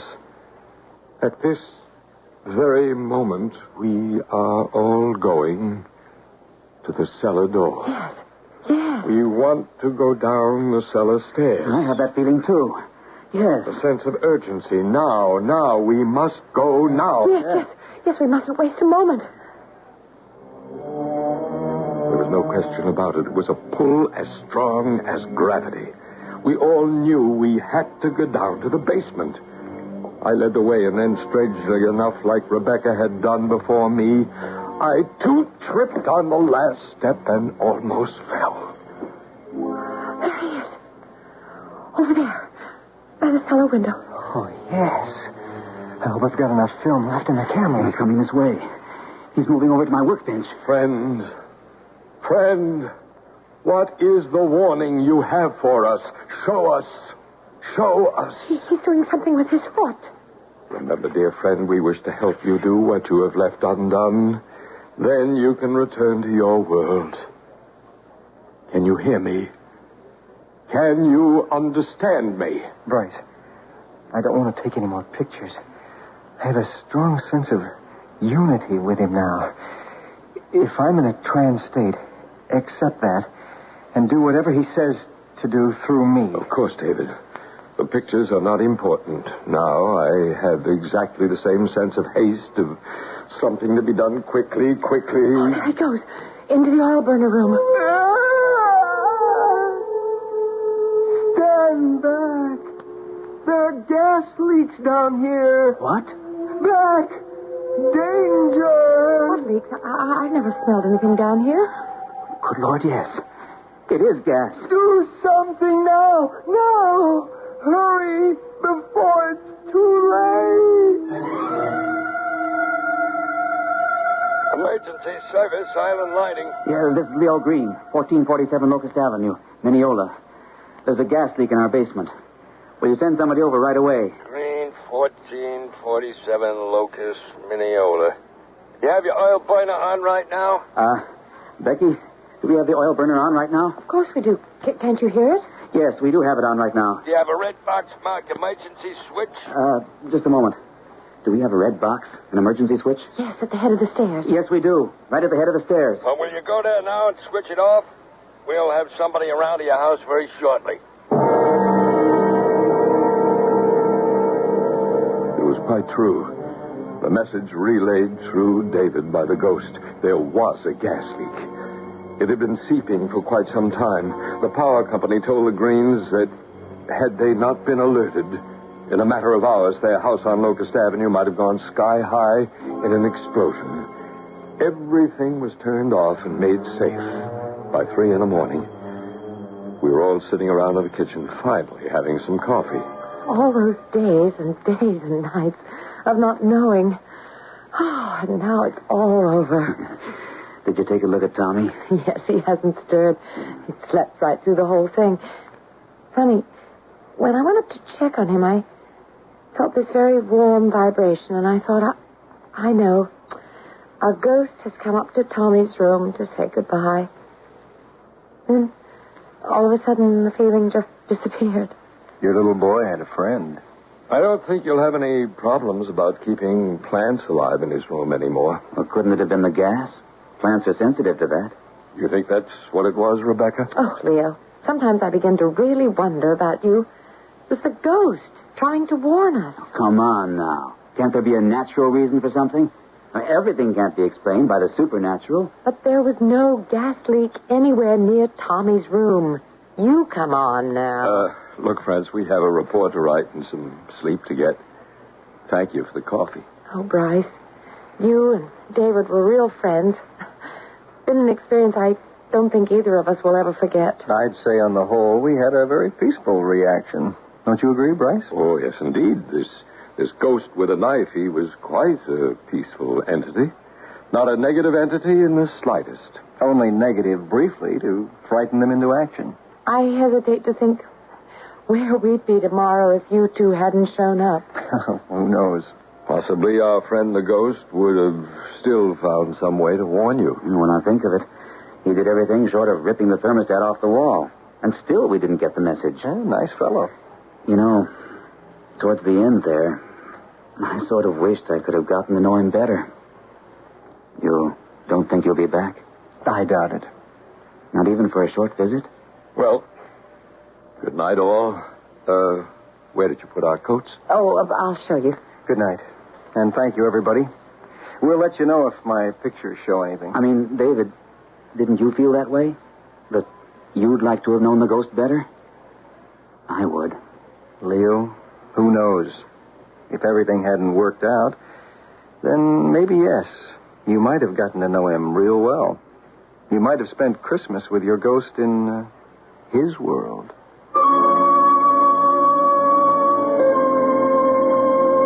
Today, at the Greens' house in Long Island, there are no more mysterious footsteps. The thermostat stays where you put it. Plants grow. And on Thursdays, when Rebecca's Bridge Club meets, there are no strange men in the kitchen.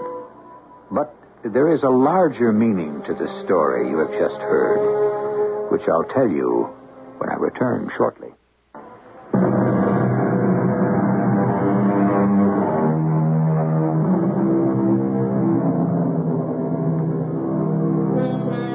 You have heard how, step by step, a higher intelligence tried to communicate danger to an average couple living in an average town. You have heard how the parasensory investigators took the steps that freed the astral being so that it could return to its world and get on with its own life. What, in our language, our words, was this being? Was it the mind? Some scientists say so. For the mind of man never dies, only the body. And so it is entirely possible that life can exist on the spirit side. And perhaps one day we shall all find out why and how. Our cast included Arnold Moss, Patricia Elliott, Bob Caliban, and Gordon Gould. The entire production was under the direction of Hyman Brown. And now, a preview of our next tale. What did she say, Sally? What did the buckwheats the dame say? Listen. Charles Frederick would go to these wild, primitive places that were filled with all kinds of, well, we would call them superstitions. Got every word down on tape. Hey, that tape recorder sure does a trick. Did you get the pictures? Oh, sure. Oh, you can't beat that little wristwatch camera. Okay. There's lots of work to do. I'll develop the pictures, and you start listening to the tape. Honey, this could be it. How much do you think is in it? Why, she's supposed to be worth $4 or $5 million. Oh, are we sure? She's a believer. Oh, yeah, I could tell by the way she talks. I checked her out. She goes for the message from the other world stuff. She's a live one. I could sense that. Well, we hooked the fish. Let's bring her in. This is E.G. Marshall inviting you to return to our Mystery Theater for another adventure in the macabre. Until next time, pleasant dreams.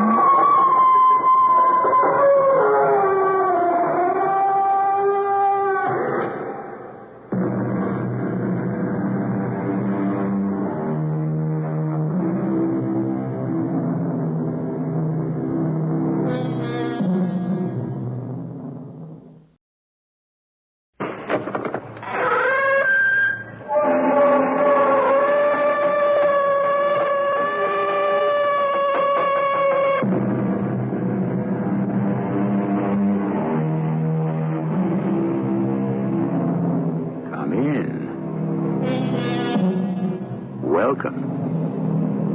I'm E.G. Marshall. And forget because we must, and not because we will.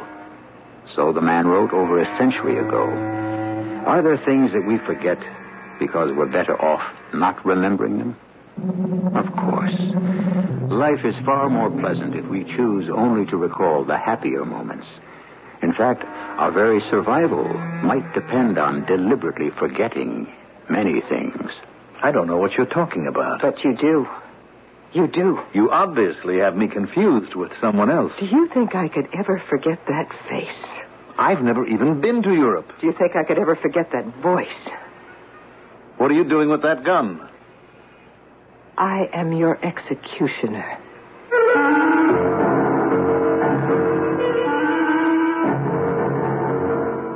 Our mystery drama, The Ghosts of Yesterday, was written especially for the Mystery Theater by Victoria Dan and stars Terry Keane. It is sponsored in part by Buick Motor Division. I'll be back shortly with Act One.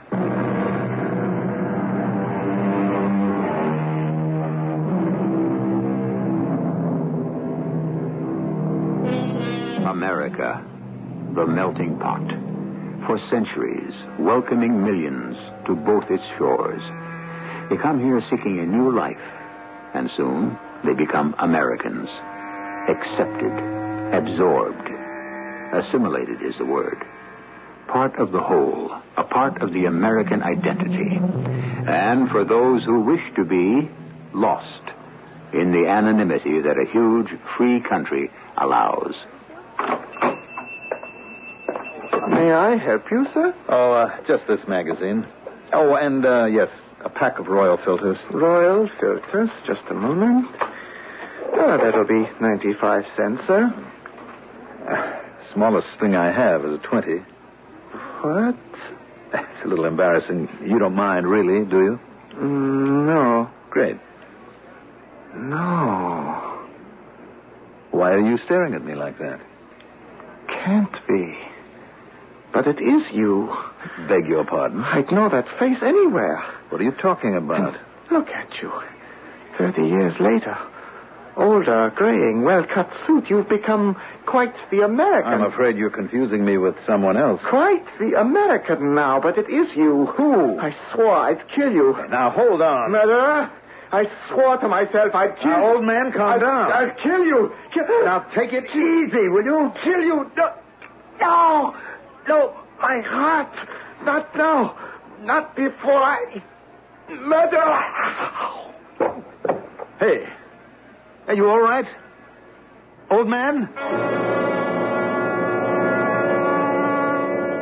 What'd you say your name was again? Warren. Harry Warren, St. Louis. You say the old man just collapsed, right? That's right, Sergeant. He didn't say anything? No, it happened just as I walked in. Okay. Thanks, Mr. Warren. You mean that's it? Yeah. The doctor says the old man had a heart attack. Some nights we get half a dozen of these. You know who I feel sorry for? The wives. The poor old wives.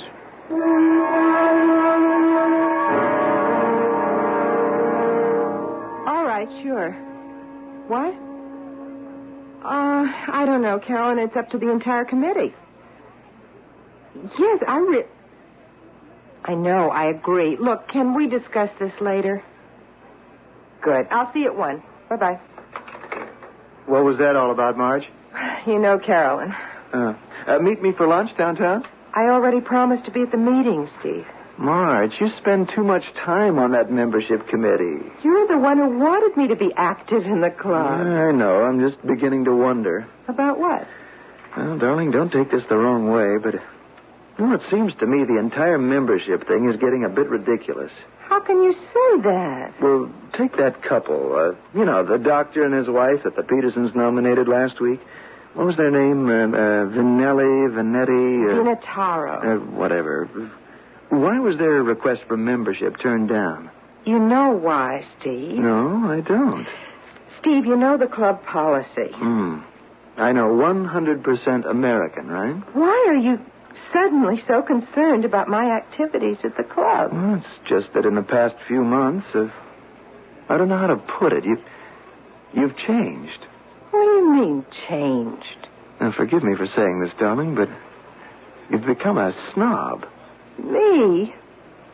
A snob? Okay, you can trace your ancestors back to the Mayflower, and my family goes back to the French and Indian War, and I'm proud of that fact. I know you are, too, but, well, don't you think... Steve? Yes, I know. I'm doing it again, aren't I? Mm-hmm. Fighting everybody else's battles but my own. Do you think I'm really a snob? Well, if you are, then you're the most beautiful one I know. That's no answer. I'm going to miss my train.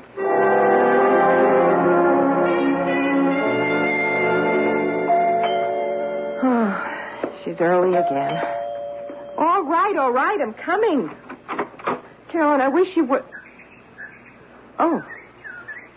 Who are you? Mrs. Stefford? Yes? Mrs. Marjorie Stefford. What do you want? I would like perhaps a moment of your time. If you're selling anything, I sell nothing. I wish to talk. I'm sorry, but I happen to be busy.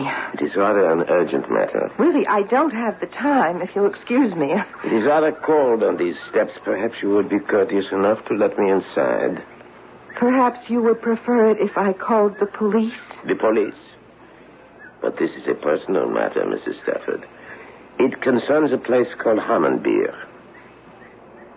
Hammenbeer? Yes. It is a small village in Western Europe.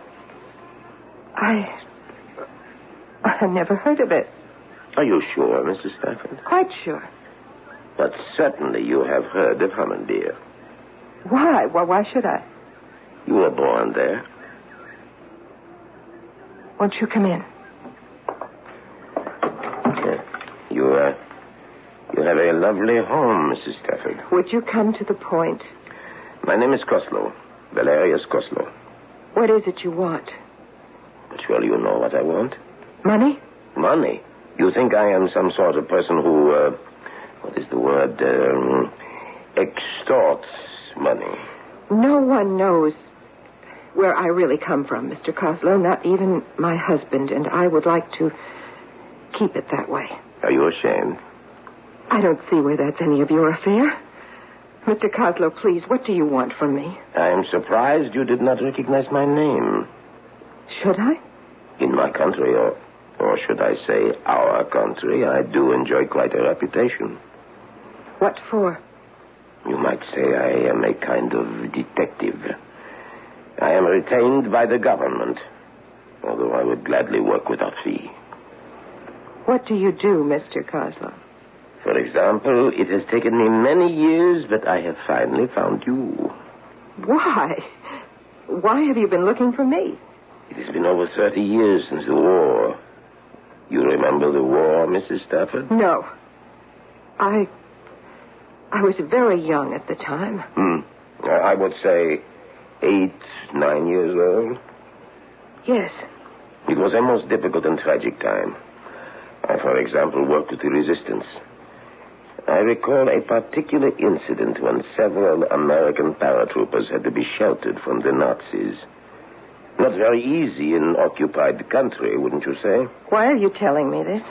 The Americans were hidden in this town that was staunchly loyal to the resistance. Eventually they escaped. But you know the rest of the story, don't you? Please, Mr. Koslow. The ending was not quite so happy for the inhabitants of the town. The military commander in that area, a rather vicious SS officer, Captain Dietrich, discovered what had occurred and ordered suitable retribution. The entire town, all of its inhabitants, destroyed.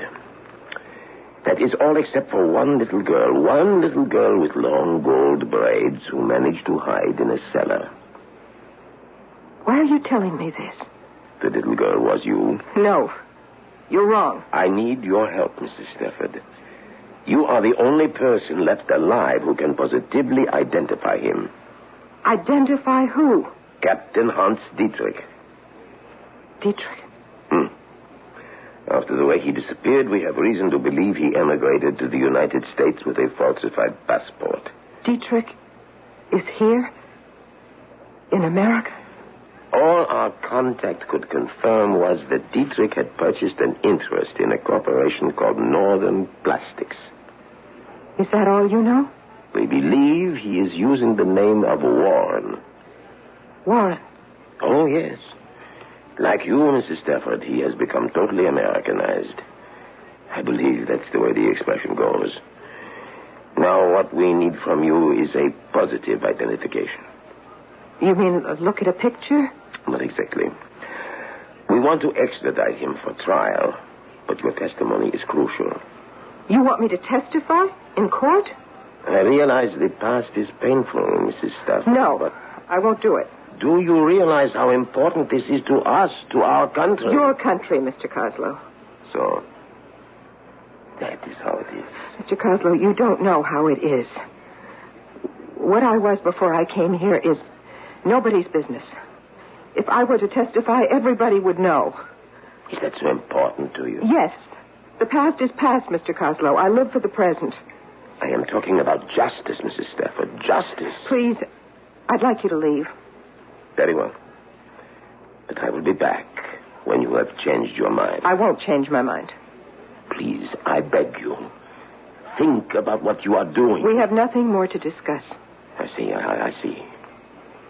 Let me just remind you of one thing. The past, I agree, is past. But don't let it fool you. It has mysterious ways of catching up with all of us. Not with me, Mr. Coslow. Not with me.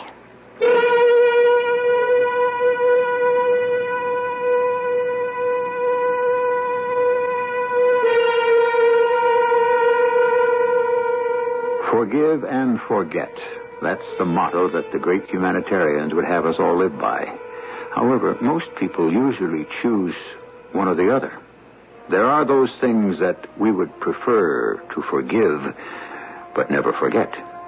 But more painful, more destructive must be the events our minds choose to forget, but our hearts refuse to forgive. I'll be back shortly with Act 2.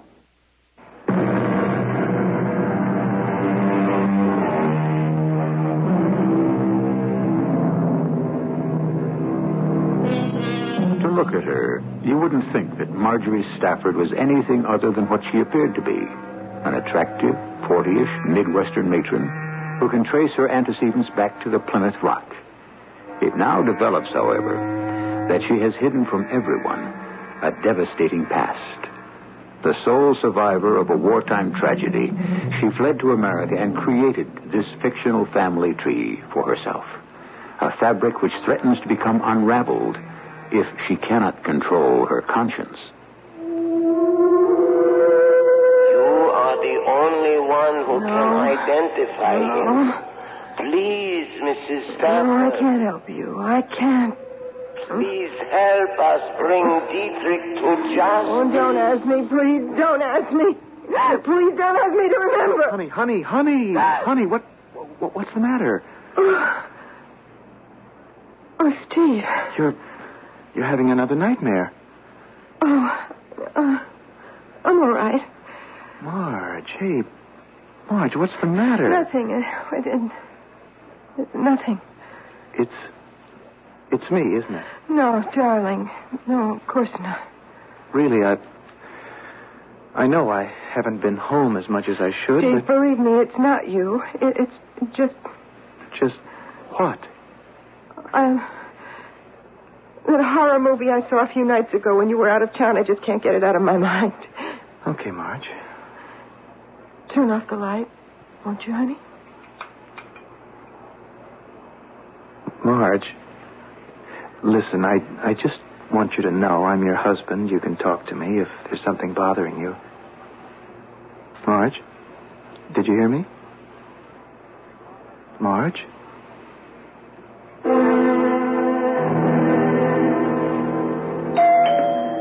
Just a minute. Oh. Yes, Mrs. Stafford. Please, Mr. Coslow, why have you come back? I already told you I won't be a witness for your government. I won't testify in public.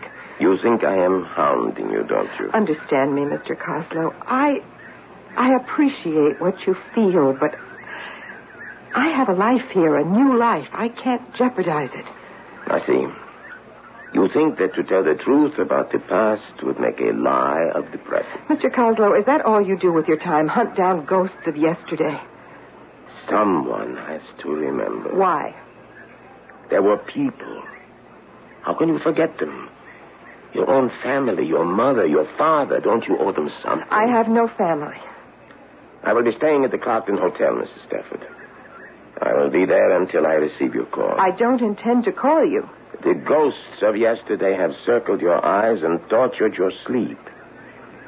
I will be seeing you soon.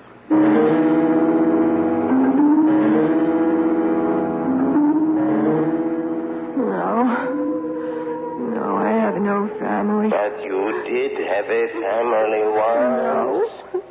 Yes. You had a family until Hans Dietrich destroyed. No, I don't want to talk about it. You owe your family justice. Justice. Mama, I had to forget. Justice. Bring Dietrich to justice. Papa, you understand, don't you? I had to forget. No, they do not understand. You have forsaken them. I haven't. Mama, Papa, believe me. You owe them justice. Justice? No. No, don't make me remember. Don't. Marge, I want to talk to you. In a minute, honey. I don't want to burn the eggs. Look, I don't care about the eggs. I'm worried about you. It happened again last night, didn't it? What happened? You had another nightmare. Oh, Steve, are you going to start that again? Now, honey, it's nothing to be ashamed about. I think I know what you're going through. You do? It happened to me when I turned 40. It can be a very upsetting time for a person, I know. Oh, and that's what you think is... Well, am I wrong? Is it something else, Marge? No. No. You're absolutely right, darling. That's just what it is. Well, I'll tell you what we'll do. We'll go out to dinner tonight. What do you say? All right.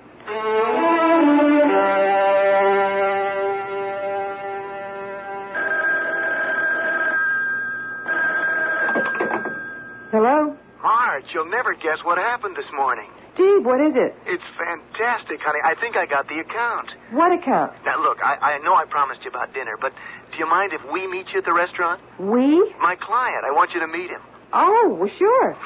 Love you, honey. Love you.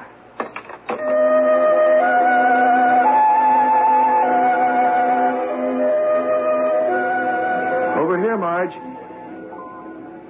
Honey, I want you to meet Harry Warren. Harry, this is my wife, Marge. Warren? Pleasure to meet you, Marge. Harry is Executive Vice President of Northern Plastics. Oh, Northern Plastics. Yeah, say, what about cocktails before we order dinner? Marge, your usual? I'm sorry, what? Vodka Collins, darling? Yes, that's fine. Harry? Oh, anything for me, Steve. Anything? Sure. Oh, I'll tell you what.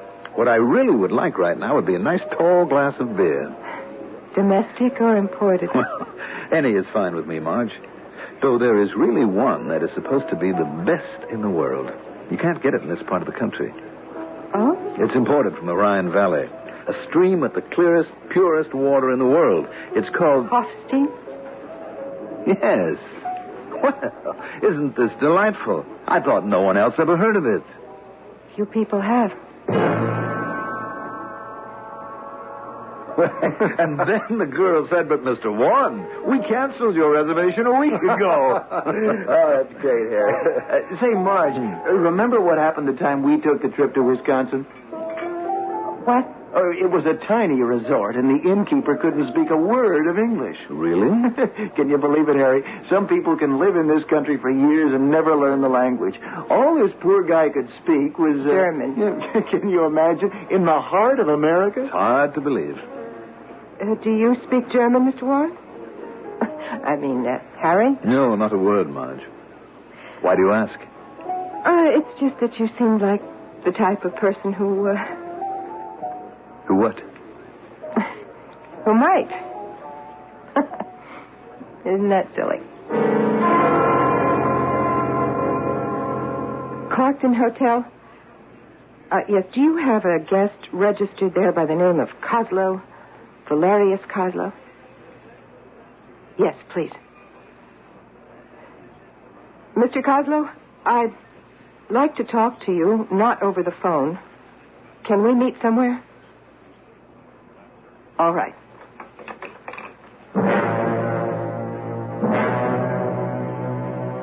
I am glad that you finally decided to see me, Mrs. Stafford. I had to speak with you. So I assumed. I met Harry Warren last night. Yes, I know. You know? But of course. Do you believe it was such an incredible coincidence, Mrs. Stafford?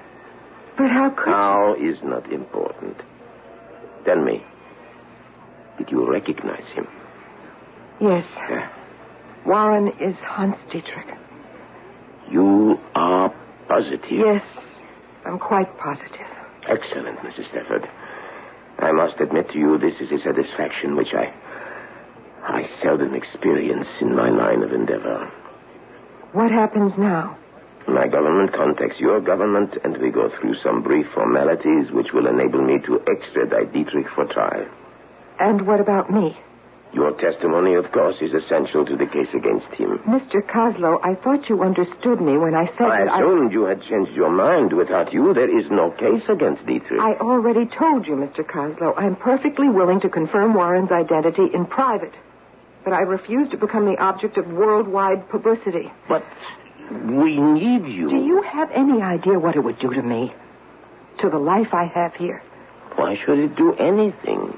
Because people here in this town, they care about who a person is, where they come from.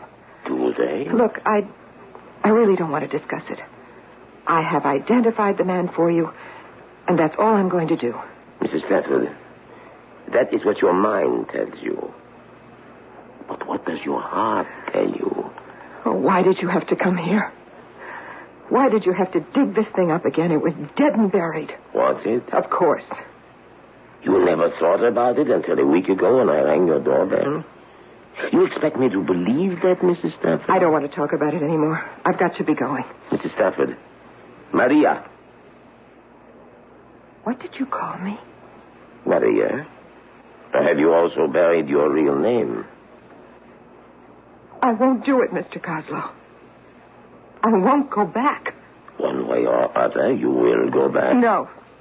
But you will, Maria. Don't call me that.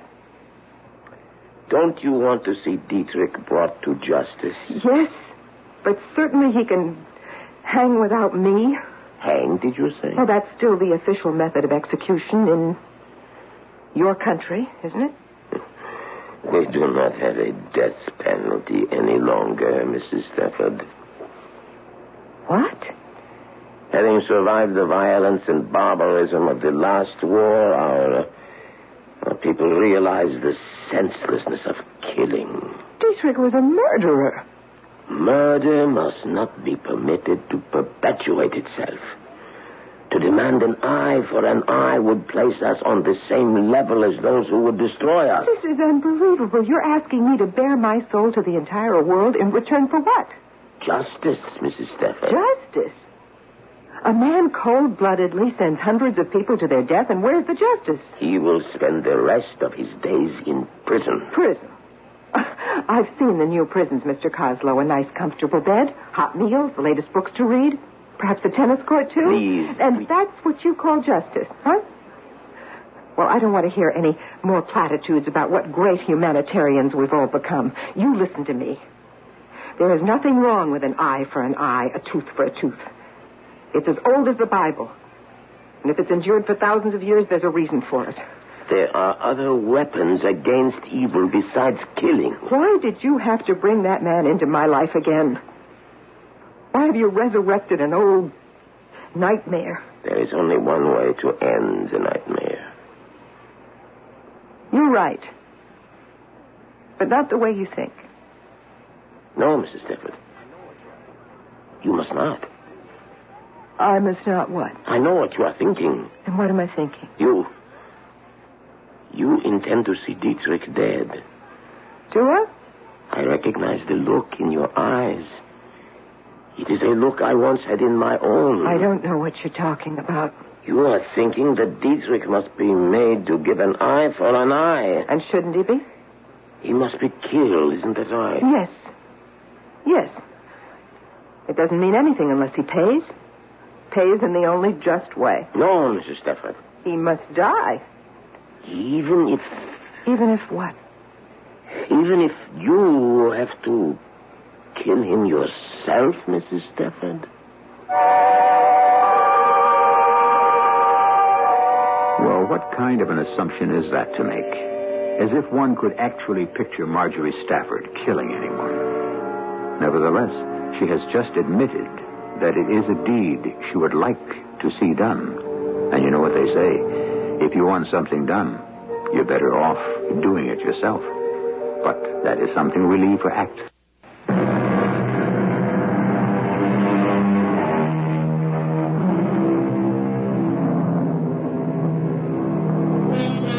What force is it that drives people to murder? Oh, there have always been those who kill for no logical reason at all. There always will be.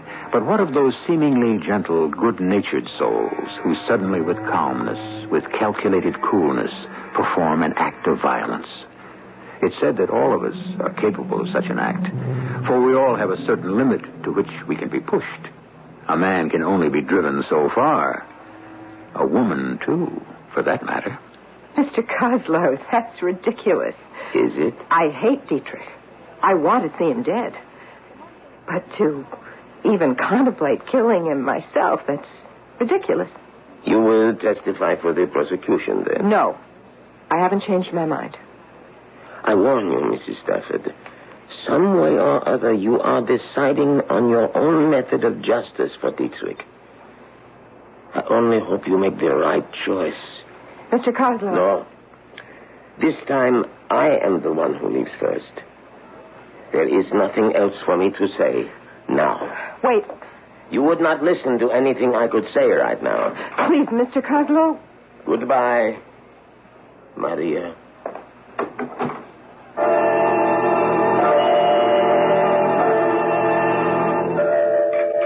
Oh, no more for me, honey. I couldn't eat another thing. Anyhow, I don't want to be late for my golf date. Oh, I didn't know you were going to the club this morning. Asked Harry Warren to play. Oh. Well, clumsy of me. Over here, let me help you clean that up. No, it's all right. So, you're playing golf with Harry Warren? In fact, I'd better get going. Steve, I suppose you really want to sew up his account. Huh? Oh, this isn't business, hon. I really like the guy. Warren? You like him? Well, you have to admit he's a pretty likable fellow. Oh, by the way, I agreed to put his name up for membership this spring. In the country club? What do you really know about him? Oh, Marge, you know just as well as I do. He's just the type of person they want there. Wealthy, cultured, sociable. What's not to like about him? What if I were to tell you that... That what? Well, that Harry Warren isn't who you believe he is. Who is he, then? That he's actually a former SS officer. Captain Hans Dietrich. Marge, Harry Warren, an ex-Nazi? Yes. Honey, now listen, I really don't think you should kid like that. I'm not. I mean, you really think it's in good taste? Steve, I'm trying to tell you that... by the way, I hope you don't mind. I took the liberty of inviting him over for dinner tomorrow night. Why don't you make that wonderful chili of yours? He's coming here for dinner? Honey, I get the feeling you don't particularly like Harry. I don't. I can't understand why. You just wait till you get to know him better. Know him better? Sure. You and I will be seeing a lot of him.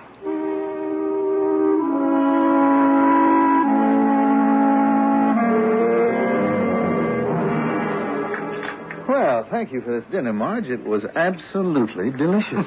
Isn't she a great cook? You are a lucky man, Steve. Well, actually, Harry, my husband is very easy to please at the kitchen table after 4 years of army food. Anything beats those K rations. What did you do during the war, Harry? Oh, I was in the army. Really?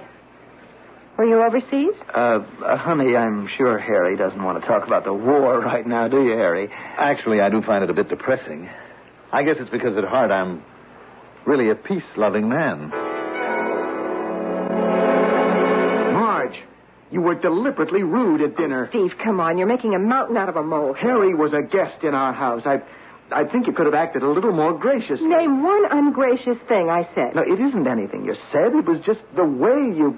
Well, you were giving him looks this evening that could have given anyone frostbite. Really? Really? I can't tell you how embarrassed I am. Well, I am sure that he didn't notice anything. Maybe not, but I did. Now, what have you got against the poor guy? Steve, could we just drop the whole thing? This just isn't like you, Marge. For goodness sake, what did Harry Warren ever do to you? Stockton Hotel? I'd like to speak with Mr. Valerius Kozlow, please. Thank you. Hello? When will he be back? What? Well, he couldn't have checked out. Are you sure he... I see. All right. Honey, who is on the phone? I was just talking to Carolyn. Steve, I've been thinking, let's go away, just the two of us. Oh, sounds great. We'll do it next weekend. Why not now? This weekend. I can't, honey. I've got to be in Denver for that audit. You're flying to Denver? You just came back? Well, what can I do? My hands are tied. Spangler Continental decides that this is the time to declare bankruptcy. Steve, take me with you. Well, to Denver? What on earth for? I just don't want to be here alone. Well, but I can't take you. I wouldn't have any time to see you when I'm out. Please? Well, honey, look, I know it hasn't been easy for you with me away so much, but I promise, when I get back, I'm going to take the entire week off. We can go anywhere you like. Now, how about it? But I... Wow, would you look at the time? I'm going to miss my plane.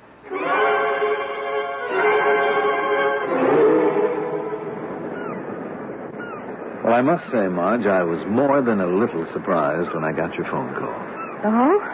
Why was that? Well, I was under the impression that you didn't particularly care for me. Well, Harry, I'm really sorry if I gave you that impression. Frankly, I'm confused. Why? Are you asking to see me with Steve out of town and all? Well, now what's so confusing about it? You are a very attractive man, Harry. Well, Marge... And I can tell you aren't exactly indifferent to me. It's just that I never thought, the way you act. Harry, let me tell you something. You have no idea what it's like being married to Steve. Now, he's a sweet person, and I'm quite fond of him. But, he's never home. Are you telling me that you... But yeah, plenty of times. What am I supposed to do? Sit home and darn stocking? I don't know what to say. Now, you thought I didn't like you. Don't you see, that's the way I always have to play it when Steve's around to set him off the trap. It's just that I can't believe that... you don't look like the type of woman... Are you saying that you didn't feel it, too? Feel what? What do they call it? Kind of vibration, chemistry? Of course I felt it. I felt it from the first time we met in that restaurant. What are you doing tomorrow night? I had no plans. Would you want to see me? Yes, I would. Where? It can't be anywhere in town. People would talk. Somewhere out of the way where nobody would recognize Marge, us. I know a place. It's the cabin of an old friend of mine. He's out of the country now, but he gave me the key. Oh? And believe me, it is so isolated, no one would ever see us. No one would ever suspect. Oh, good. I can follow you up there in my car. I still can't get over this. Harry, just one thing. Promise you won't mention this to anybody. Of course I won't. And, you're sure it doesn't really bother you? Being Steve's friend and everything? Well, Steve is my friend, but you know what they say. All's fair in love and war. Yes, that is what they say.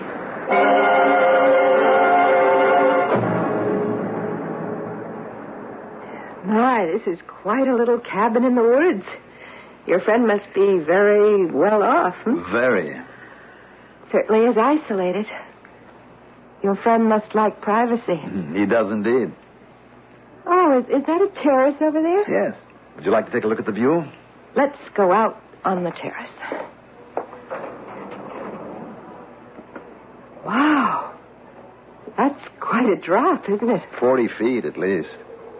Hey, I didn't realize how chilly it's gotten. Let's go back inside. No, let's stay out just a little longer. Oh, you say it's 40 feet from here to the rocks. Fall like that would kill a person, wouldn't it? Most probably. Marge, let's go inside. Not yet. Marge, what the devil? It's Steve's gun. He keeps one in the house. Why are you pointing it at me? I want you to stand near the rail. Marge, what's this all about? Do you really think I would ever be unfaithful to my husband? Marge, give me that gun. Don't come any closer, or I swear I'll use it. I don't understand. Is this some kind of joke? A joke? No, this is most certainly not a joke. Well, then... Don't move. I mean it. Marge, what's going on? What have I ever... Done? Is that what you were going to say? Harry Warren hasn't done anything. On the other hand, Captain Hans Dietrich has. Who? Don't look so surprised. I know who you really are. What are you talking about? In some ways, we have a lot in common. We're both survivors. You aren't making any sense. Both of us escaping the past, clinging to new identities, working year after year to remove every vestige of the old life, even down to losing our accents. You are not an American? I spent my early childhood in a village called Hammenbeer. Hammenbeer? Surely you remember it. During the war, we were occupied by the Germans. I was little, only 8. But I can remember they were commanded by a very young officer.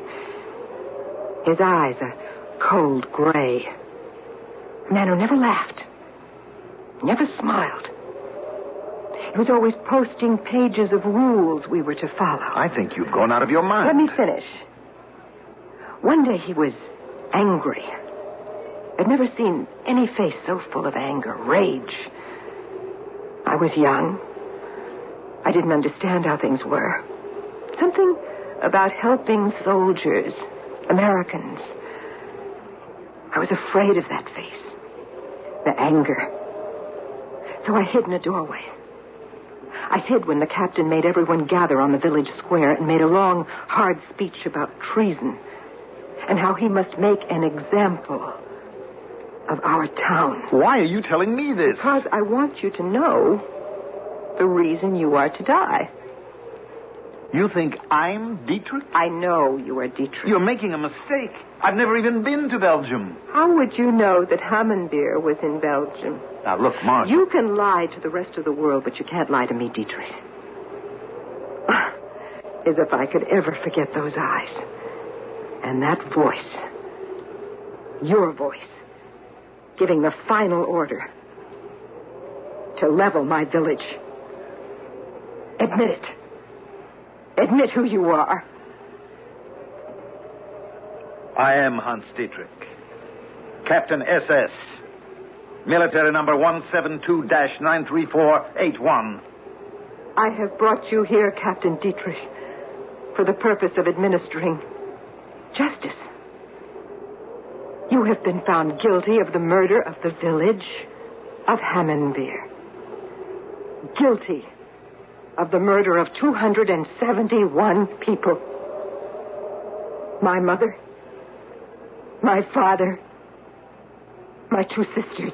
These things are necessary in times of war. Innocent people. Treason is punishable by death. I now sentence you to death. Get up on that ledge. Now. I see. You intend to make me jump. You yourself said the fall would kill, didn't you? What is the matter, Mrs. Stafford? Your face.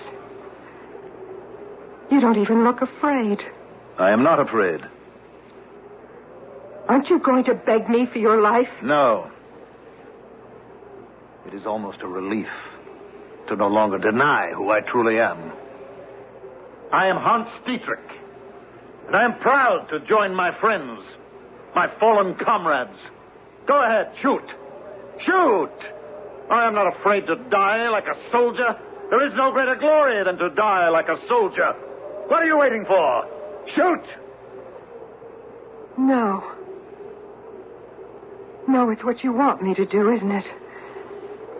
It's the easy way out for you. It's merciful, quick, almost glorious for you. No. No, this isn't justice. You are afraid. No. I'm not afraid. Not anymore.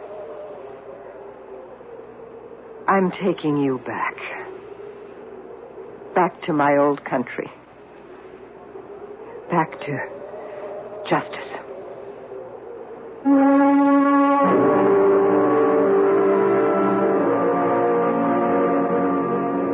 And she did. Captain Hans Dietrich is spending the rest of his life in prison, thanks to the testimony of Marge Stafford. Of course, Marge and her husband found it necessary to quit the country club, but somehow they have discovered it doesn't really matter. One thing that does matter, however, is that you stay with us until I return with some final words.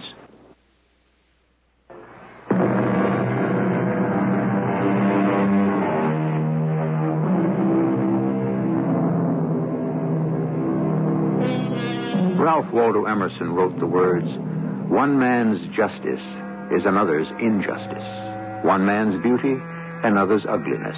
One man's wisdom, another's folly." How true the thought. But also, it is true that ultimately there is only one good and one evil, one right and one wrong. And if the human beings of this world finally ever come to realize that there is a universal ethic, mankind will have reached its golden age. Our cast included Terry Keane, Russell Horton, Leon Janney, and Mandel Kramer. The entire production was under the direction of Hyman Brown. This is E.G. Marshall inviting you to return to our Mystery Theater for another adventure in the macabre. Until next time, pleasant dreams.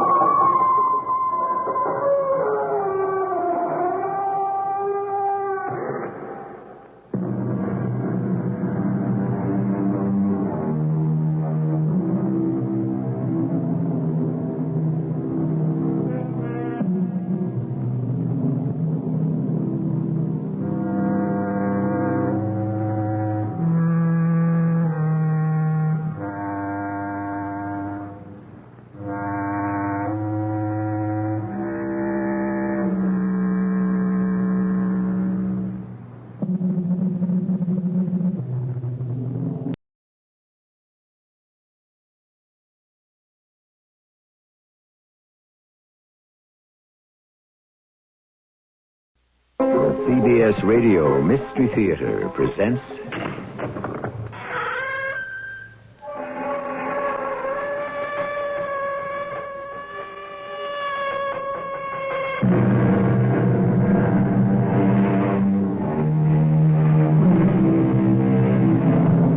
Come in. Welcome. I'm E.G. Marshall. What did the famous Frenchman say? Mirrors should reflect a little before throwing back images. Yes, and perhaps we should all reflect a little on questions before we start throwing back answers, especially on those deceptively simple questions which require such surprisingly complex answers, such as, is there really such a thing as a ghost? Well, sir, here we are.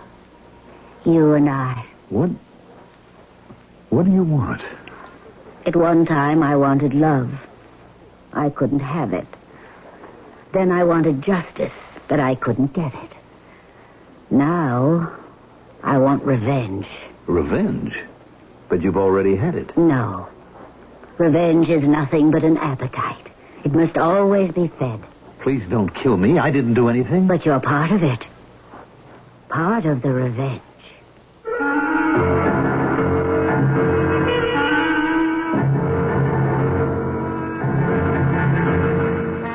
Our mystery drama, The Avenging Ghost of Kitty Morgan, was written especially for the Mystery Theater by Sam Dan and stars Mandel Kramer. It is sponsored in part by Buick Motor Division and ARM, Allergy Relief Medicine. I'll be back shortly with Act One.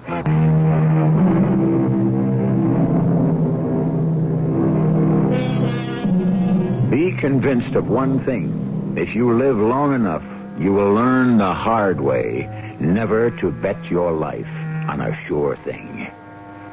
This is a story that takes place today, but it began almost 100 years ago near a little country village called Harrowwood in upstate New York. So for just a few moments, come back with me to a time in the 1880s. Here we are, Mr. Chesney. Yes, so I see. Be back around midnight as usual? No, Jim, I won't be staying tonight. You'd better wait. You ain't gonna have supper, Mr. Chesney? No. Jim, tonight's the night. Uh-oh. I expect there'll be some weeping and wailing, but I'll leave her a nice gift. That should help dry her tears. I don't think you'll shake this one off so easy. It's never easy, Jim. Miss Kitty Morgan strikes me as a different kind of woman. Well, you take it from an old campaigner. They're all the same. I hope so. For your sake. This won't take more than 5 minutes. I'm sorry, Kitty. Sorry? What are you sorry about? When you knew this thing between you and me, you knew it couldn't last. How could I know that? Tell me, what are you sorry about? You knew I was married. Just tell me, why are you sorry? Now, Kitty, Sorry that it's over?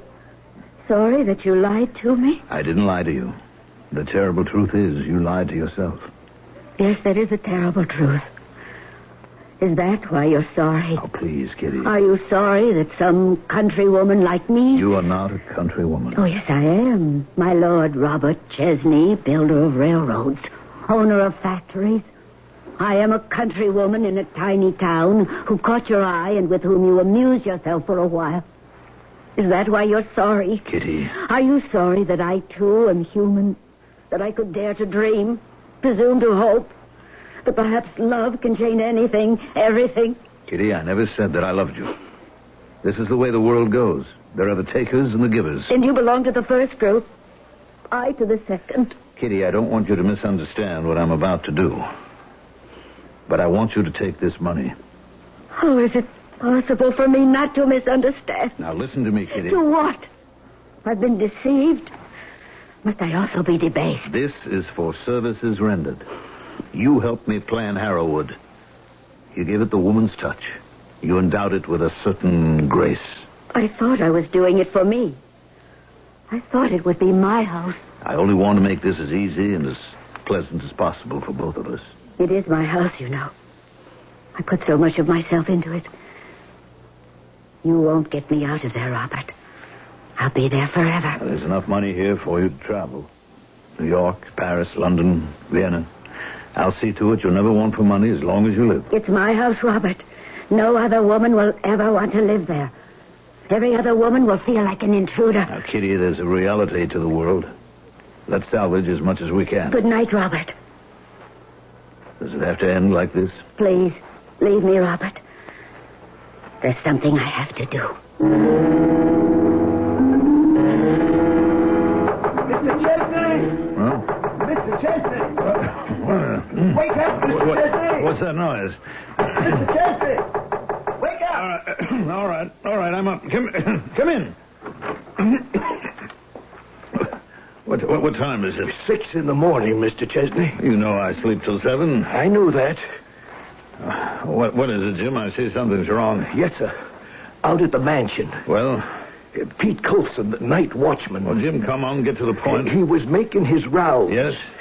You know, in the library, you got them high, thick, solid, exposed oak beams. Jim? Well, hanging on a rope, suspended from one of them beams, was Miss Kitty Morgan.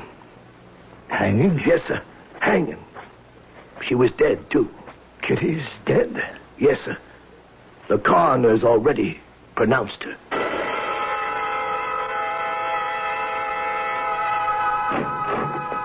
Mr. Chesney? What is it, Jim? The note she wrote, the suicide note, she wrote it to you? All right. What about it? Now that the inquest's over, the coroner says you can have it. Here. Thank you, Jim. You, planning to take a train into the city? After a while. I'll have the carriage ready. Thank you, Jim. I'll call when I want you. Yes, sir.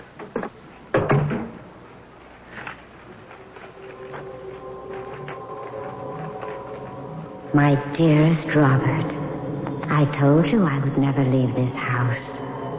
And I never shall. Everything that was alive in me walked in here at sunrise this morning. And here it shall remain. Forever. In Harrowwood. Forever.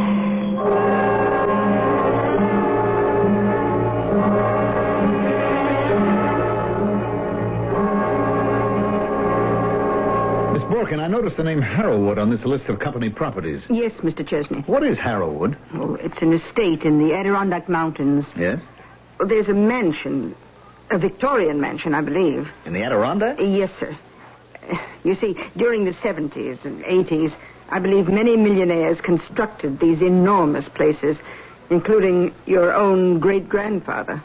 He built Harrowwood. Oh, why have I never heard of it? Because it was never used. What do you mean, never used? No one ever lived there. You mean it's been empty for 100 years? To the best of my knowledge. Why? Well, you see, the place is haunted. Would you repeat that, please, Miss Borkin? Haunted. Now, what sort of nonsense is that? Now, I'm only telling you what I know. You know the place is haunted. But I've been told the place is haunted. No place can be haunted. There is no such thing as a haunted place. If you say so, Mr. Chesney. Look, here we are in the final quarter of the 20th century, and you tell me that a valuable piece of property is lying fallow, useless, simply because of some medieval superstition. Tell Powers to report in here at once. Then if the property cannot be utilized, why hasn't it been sold, Powers? For the same reason, sir. What reason? The ghost. An estate that's worth $1 or $2 million? Now, Powers, you and I know there is no such thing as a ghost. I'm not sure I can be included in that remark. Are you telling me you believe in ghosts? What's come over everybody? Yes, Mr. Chesney. Miss Borkin, see if you can arrange a lunch date for me with Tom Boulin.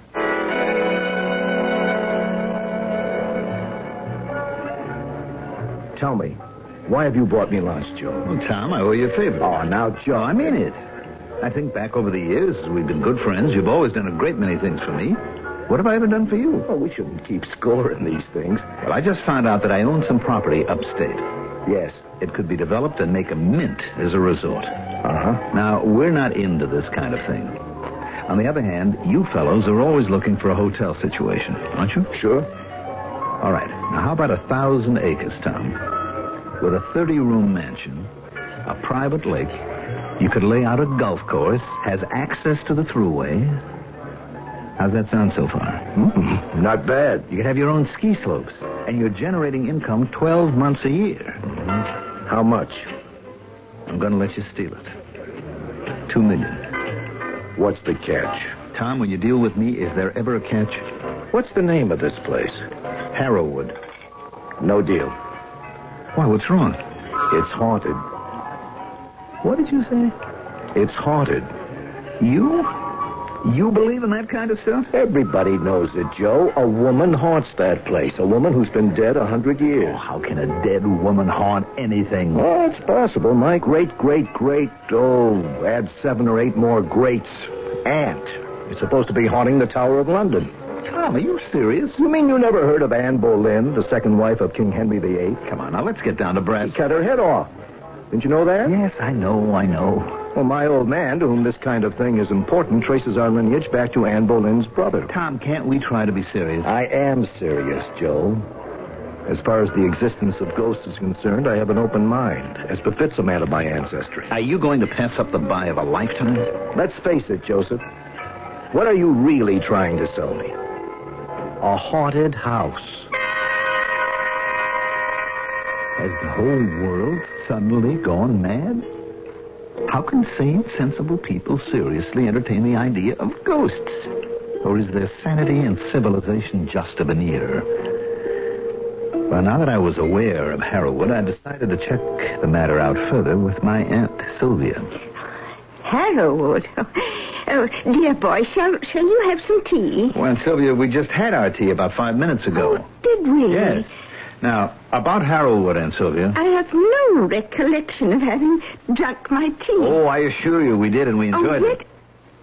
I can recall so clearly what happened when I was a little girl, almost 80 years ago. Do you recall Harrowwood? Oh, yes. Yes. Harrowwood. Your great-grandfather built it. Well, why have I never heard about it? Are you sure we had tea? I guess the only thing I can do is go up there myself. Oh, no, you can't do that. Why not? Oh, because something will happen to you. What? First I'd better ring for tea. We'll all be the better for a nice hot cup. And we'll have some of those sweet little cakes. What will happen to me up at Harrowwood? Oh, who said anything will happen to you up at Harrowwood? You did. Oh, would you rather have scones? Oh, why don't we have a little bit of everything? Now I remember. What do you remember? What will happen to you if you go up to Harrowwood? Yes? You'll be murdered. Murdered? Yes, murdered. Why? How? By whom? Oh, here comes Forrest. We'll talk about it later. First, we must have a cup of tea. Yes, we're going to have a cup. And how appropriate is Mr. Fielding's remark on the subject. Love and scandal are the best sweeteners of tea. And as you might expect, on this show, we can very easily add a third. Murder. We'll stir this brew a bit when I return shortly with Act 2.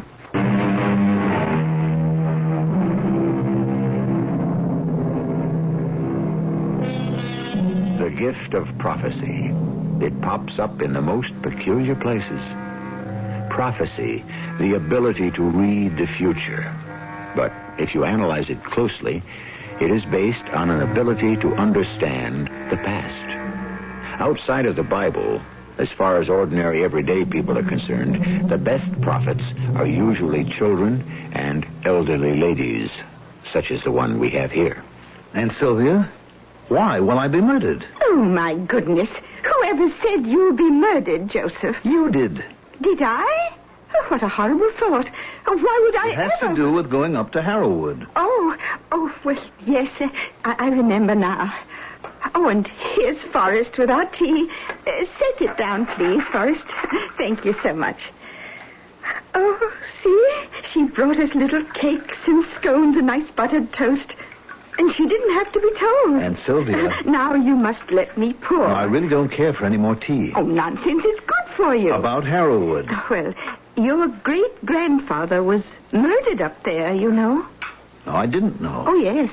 You see, some silly girl committed suicide there. A local girl. Absolutely no breeding. And she also has the bad taste to haunt the place. What do you mean, haunt? What does anybody mean by haunt? The thing is obvious. Your great-grandfather brought your great-grandmother up there, and this dead girl's ghost just drove her out of the house. I don't believe it. You don't believe it? It's true. Your great-grandfather said, "No ghost, not even the ghost of Kitty Morgan, will drive me out of my own house." Oh, he was a great one for ringing declarations. But... So he stayed on. And one morning, he was found dead. Dead? The ghost had killed him. How? Oh, how do ghosts kill? They scare you to death. Oh, he could have had a heart attack or something of the sort. Oh, the man was as strong as a bull. Well, anyway, since then... everybody knows that it's death for any male descendant of Robert Chesney to enter that house. Everybody knows. What nonsense. Oh, I'm so glad you could visit your poor old aunt. Why don't I ring for Forrest and have her bring us a nice hot cup of tea? Who was it that said the lunatics have taken over the asylum? Well, whoever he was, the man is a true prophet. Here I am surrounded by people who suddenly seem to have taken leave of their senses. Ghosts. Well, the matter had to be cleared up once and for all. Yes, Mr. Chesney. Miss Borkin, find out from Powers who is looking after the property up at Harrowwood and make arrangements for me to go up there. You're going up there? Yes, Miss Borkin. But what? is that wise? Wise? In view of the curse. What are you saying, Miss Borkin? Nothing. Nothing at all.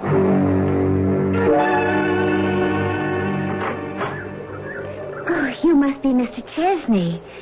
Please come in. Miss Borkin phoned and said to expect you. Thank you. I'm Julie Miller. My dad is caretaker of the Harrowwood estate. He's out there now. I expect him home soon. May I offer you a drink? Julie Miller. She had the blondest hair, the brightest blue eyes, the fairest complexion I had ever seen. She was like a sunburst. Everything about her shone and sparkled. Had I fallen in love with her at first sight? Ridiculous. There is no such thing as love at first sight. Just as there is no such thing as a ghost either. Miss Borkin said you'd be here several days.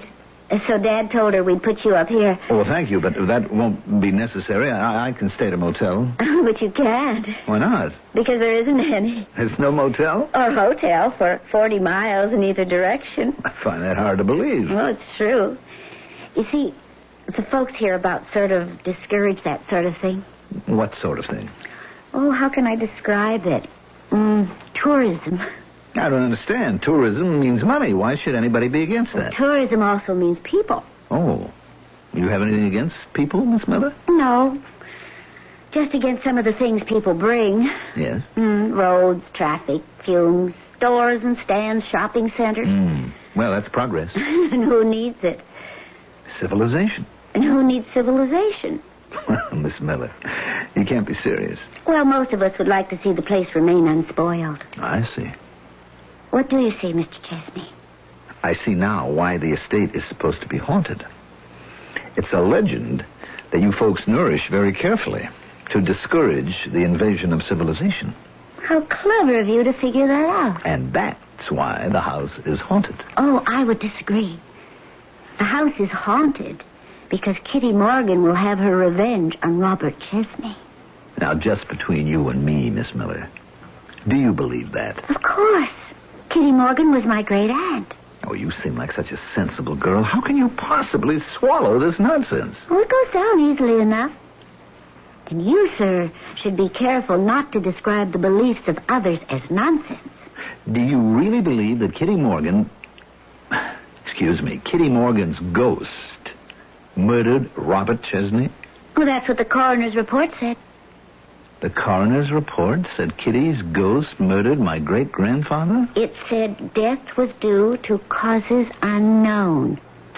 A ghost is unknown. Can you deny that? There is Harrowwood. Oh, magnificent, isn't it? Yes. Dad has a crew that keeps the place up. Appears to be in very good shape. Are you sure you want to spend the night here? That was the reason I came. Well... Are you saying that I have something to fear? Well, I better not say anything. Why? Because it might set us off on a discussion where we would simply never agree. About ghosts? And other things. I have a 30-room mansion, Miss Miller. I understand it has heat, light, water. It's my home. No. No? It's Kitty Morgan's home. Oh, Miss Miller. All right. I see you really believe it. So I shall respect it. I wish you wouldn't go in there. But I must. Then I suppose this is goodbye. Well, it's good night. Good night. The way you said that sounds as if you're sure you'll never see me again. You were warned. Warned? Oh, that has an ominous ring to it. There's nothing I can say or do to persuade you. I'll see you tomorrow morning, Miss Miller. You're not at all what I expected. Oh, what'd you expect? Joseph Chesney. The rich, powerful Joseph Chesney. The man who'd be coming up here to ruin our lives. Why would I be ruining your life? Well, you'd be changing it. You'd turn us into one of those noisy, crowded, grimy resorts. All the peace and loveliness would be gone forever. Well, now. I thought you'd be a crabby, sour, grasping old man. Me? But you're not. I should hope so. You're young. You're nice looking. You're so easygoing. Me? Yes, you. Mm-hmm. Well, you're nice looking, too. What are you doing up here? I like it up here. You know something? I think I'm beginning to like it up here, too. Well, then, don't do anything to change it. I'll see you in the morning. Please. Please be careful. She kissed me suddenly. Then she was gone. I walked up to the massive front door. I turned the handle. It swung open smoothly, and I was in the house. I found a switch, flooded the place with light. I was in a magnificent entryway. I could see what a house this was. I lighted my way from room to room. Each was a delight. How beautifully this Kitty Morgan had designed Harrowwood. I walked into the handsomely finished library, and I sank into an easy chair. So this is where Kitty Morgan had chosen to end her life. I looked up reflectively at the ceiling beams. From which one? I sat there thinking for a long time, and then someone said, "What a lovely, comfortable room." Yes. High windows, not just for light, but to enjoy the view. Excellent arrangement. A library should be light and airy. I agree. It's best for the books. They can be ruined by mustiness and damp. Isn't that so? Yes, that... Wait a minute. Who are you? Kitty Morgan. Who else should I be? Kitty Morgan? Well, you're a... I am what you claim does not exist. I am a ghost. A ghost? Now, Mr. Joseph Chesney, what has become of all your theories and convictions and strongly stated opinions? Will you still say there is no such thing as a ghost? I'm dreaming. Are you? Oh, I must be. But you know that you are wide awake. How can you be Kitty Morgan? I was born Kitty Morgan. Well, it can't be real. It can't be. But here you are. Here I am. Oh, this must be some trick. On whose part? What do you want? At one time I wanted love.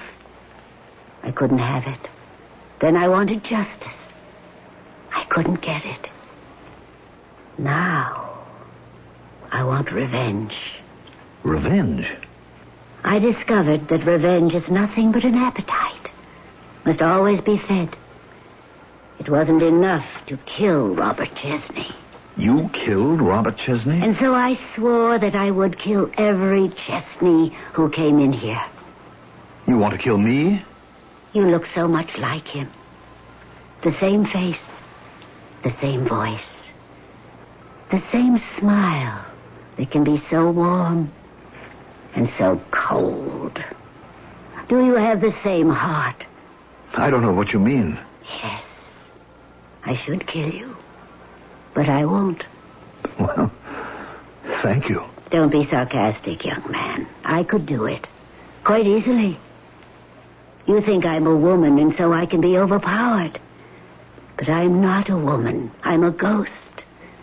My strength, my power is not of this world. I think I understand why you would want to kill me. But why have you changed your mind? Why? Yes. Why? Well, young Mr. Chesney, I believe I have other plans for you. We think of ghosts as floating, ethereal, disembodied, things that merely drift along. But a ghost as a reasoning, calculating, plan-making entity? This, indeed, must be something new in the chronicles of ghosthood, ghostdom. I shall return shortly with Ectoplasm for Act 3.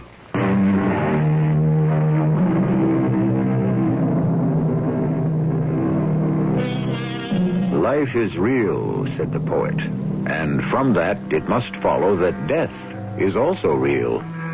We know that death is the end of life, but is death also the end of existence? Tricky questions? Perplexing propositions?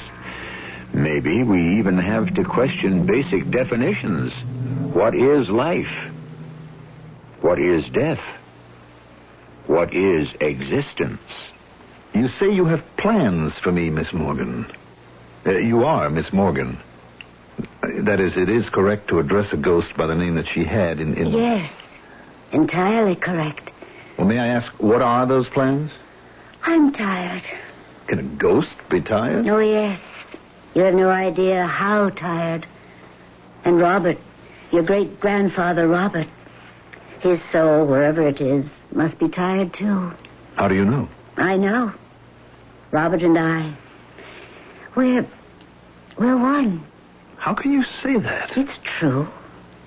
He married the woman who became your great-grandmother, but he never loved her. He only loved me. Well, if he loved you, then why... Why didn't he leave her for me? Yes. He was too cowardly. Oh, no.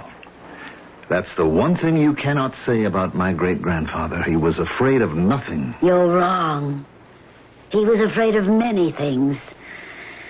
But it doesn't matter now. It can end happily. Robert and I can find fulfillment through those who came after us. I don't understand. Through you and Julie Miller. I still don't understand. You're Robert's great-grandson. I am Julie's great-aunt. We shall live again. Through you. Through us? Through your love.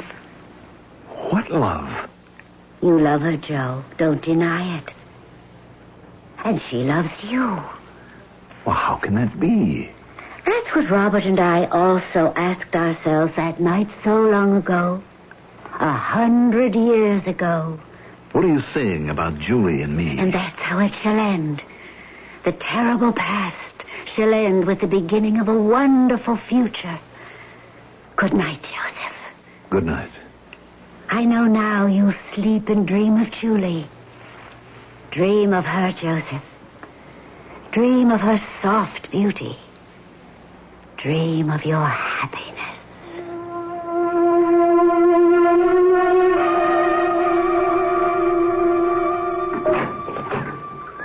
Joe. Julie? Come in. Dad went up to the mansion. Yes, I know. I saw him. I knew you'd be by. I made you some breakfast. 3-minute eggs.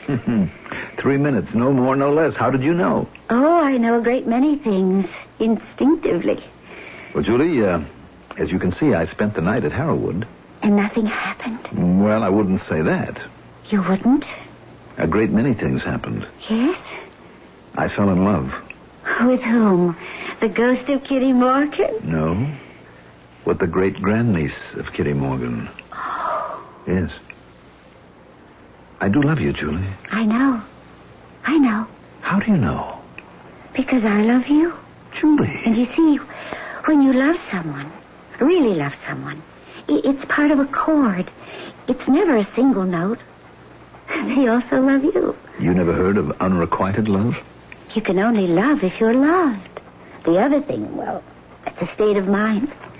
You'd have a quarrel with most of the writers of romances. Do I have a quarrel with you? With me? No, darling, never.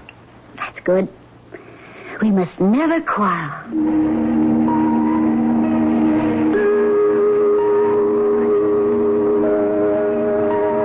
You happy, Julie? This is more than being happy. No, I wish it would never end. Why should it end? Love is forever, isn't it? You know, we sound like one of those romantic novels that you buy at newsstands. Do you read those books? Oh, sometimes. When you're waiting around an airport for hours, you read just about anything and everything. Why should you be stuck at airports? Why should you even be at airports? Because I have to travel. Why? To make money. Oh, don't you already have enough money? Well, you have to protect what you have. If you look at that deep blue in the sky, and the whiteness of the clouds, and the reflection in the still waters of the lake, and you listen to the birds, you realize how inconsequential all talk of money is. Well, Admit it. Go ahead. Admit it. Come over here, and I'll admit it. So the days passed. One just seemed to flow into another. Everything was so wonderful. It was like a Garden of Eden. I had never met another girl, I should say another woman like Julie. I was happy, content. But this wasn't the world. The real world. The real world rang the telephone one morning. Mr. Chesney, I've been trying to reach you. What's up, Miss Borkin? It has to do with financing for that transnational deal. Well, I thought we had that all lined up. What seems to be the problem? Tom Bullen isn't too happy. Oh, what's bothering Mr. Bullen? He's on his way up there. He'll tell you in person. Anything else, Miss Borkin? No, sir. I should think that would be enough. May I pour anyone some more coffee? I'll have half a cup. I'm fine, thanks. Well, I can see you gentlemen have important business to discuss, and I have shopping to do, so I'm sure you'll excuse me. See you later, darling. That's what's bothering me, Joe. What do you mean? Julie. I don't think that's any of your business, Tom. Tell me, Joe, does she know you're married?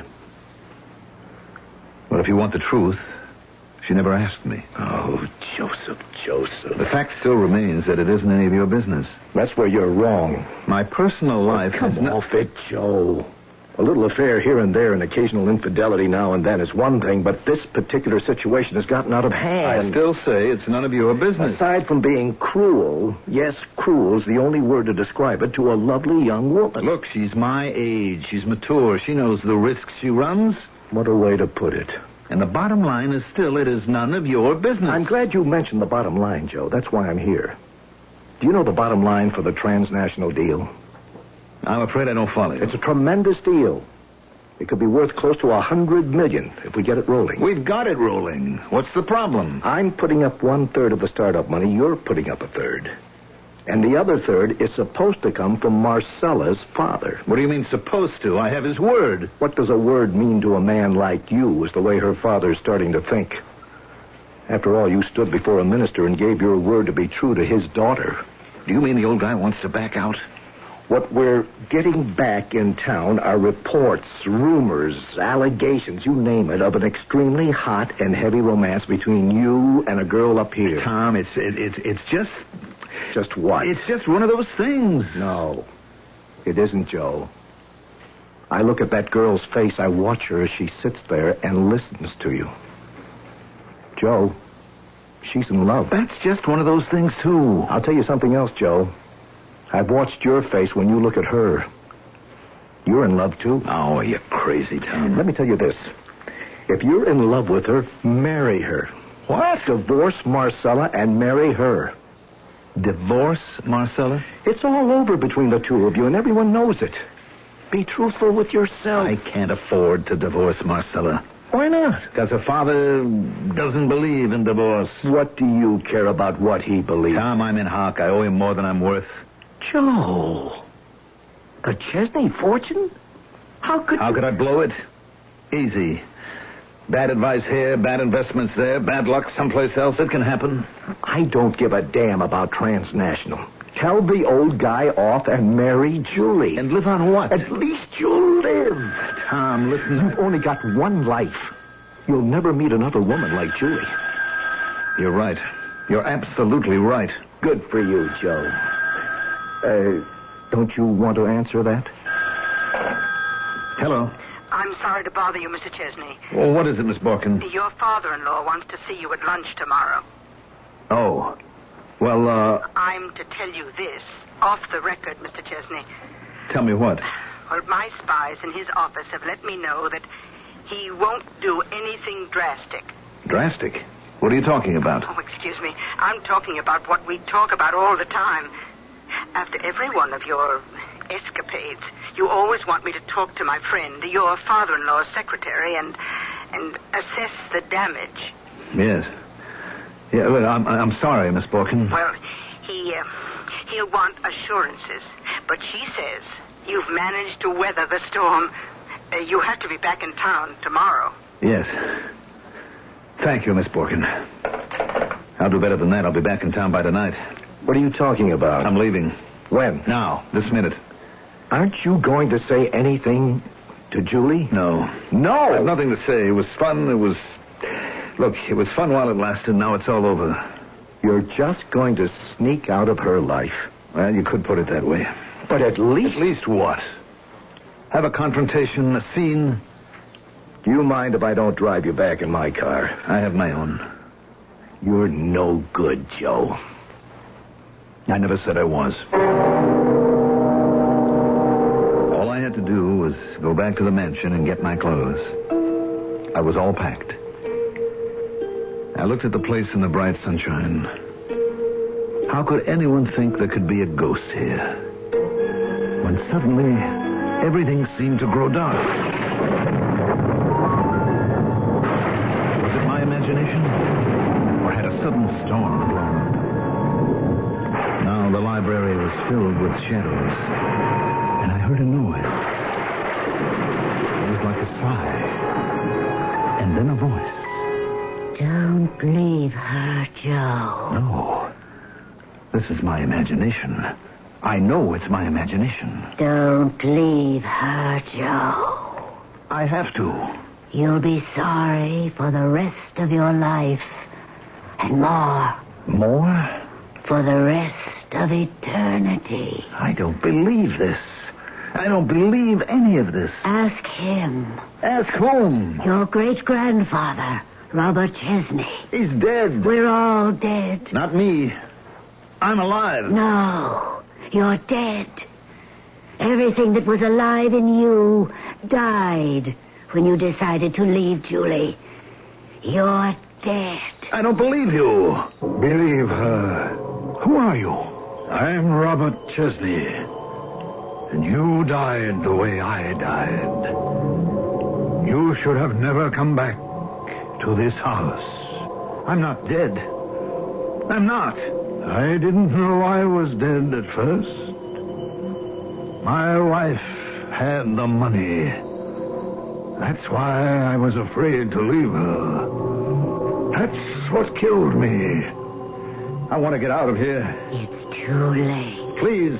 Poor Robert. Poor Joseph. Poor Kitty. Poor Julie. Let me out of here. Where would you go? Crawling to your father-in-law, just as I did. Admit it. Admit it. Yes. You're better off dead, just as I was. Yes. Yes. Don't fight it, Joseph. Don't fight it.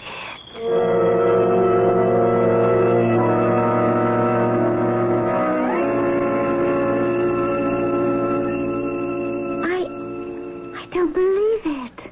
No one knows why. It must have been the ghost. The ghost of Kitty Morgan. Why didn't he listen to me? She killed him. Why? Because she must have had a reason. Do you believe that? Do you really believe that? Yes. You mean you actually believe that there is a ghost of Kitty Morgan? Just as I do? Yes. I believe it. Oh, you're a very kind, understanding, and sympathetic person, Tom.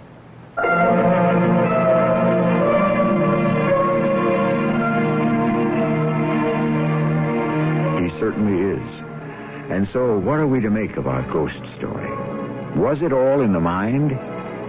Did Joseph Chesney die of remorse? Perhaps of frustration because he was unable to do what he really wanted? Could lively Julie have taken a hand in it? Or is there actually an avenging ghost of Kitty Morgan? I shall return with a partial answer shortly.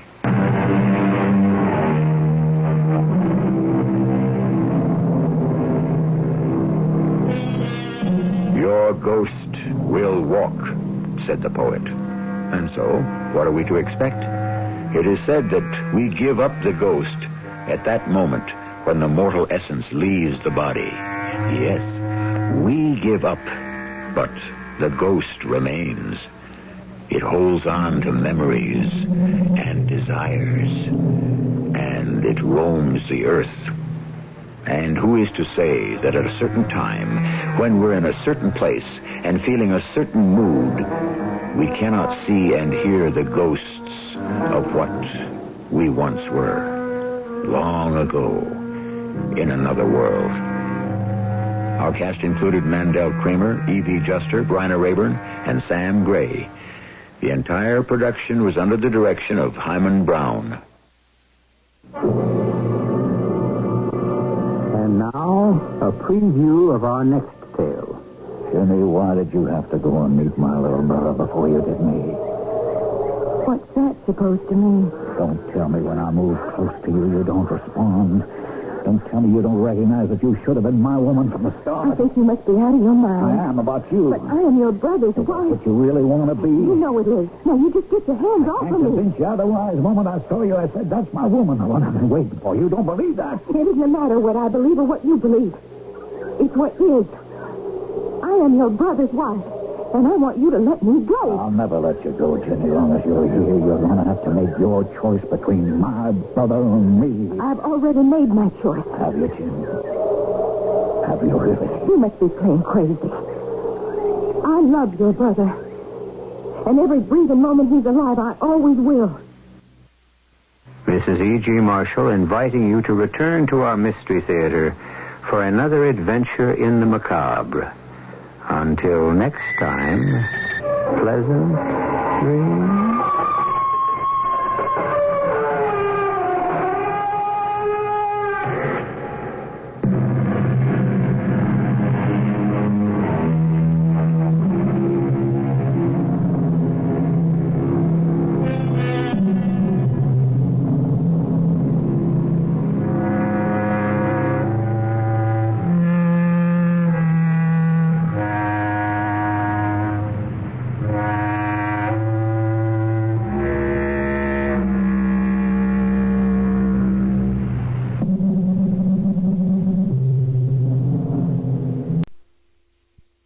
Because of the House Judiciary Committee's proceedings tonight, we've had to adjust our program schedule.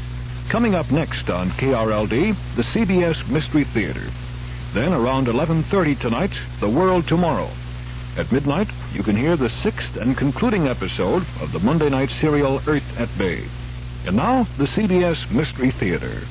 The CBS Radio Mystery Theater presents...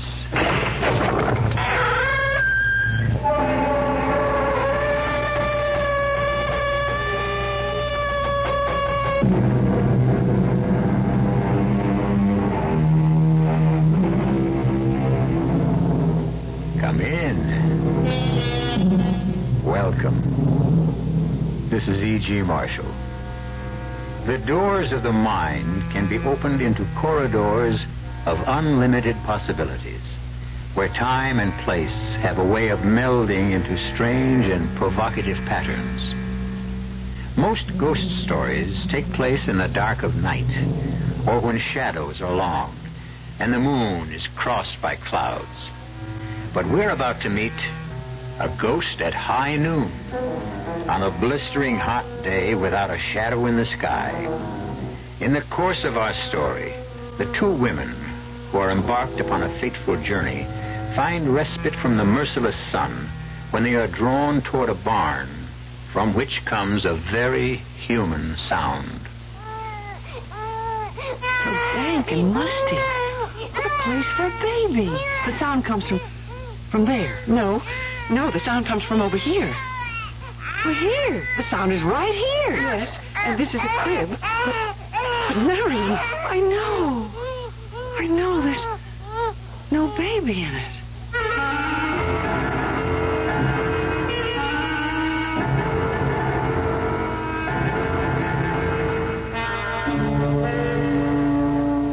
Our mystery drama, Ghost at High Noon, was written especially for the Mystery Theater by Elizabeth Pennell and stars Celeste Holm.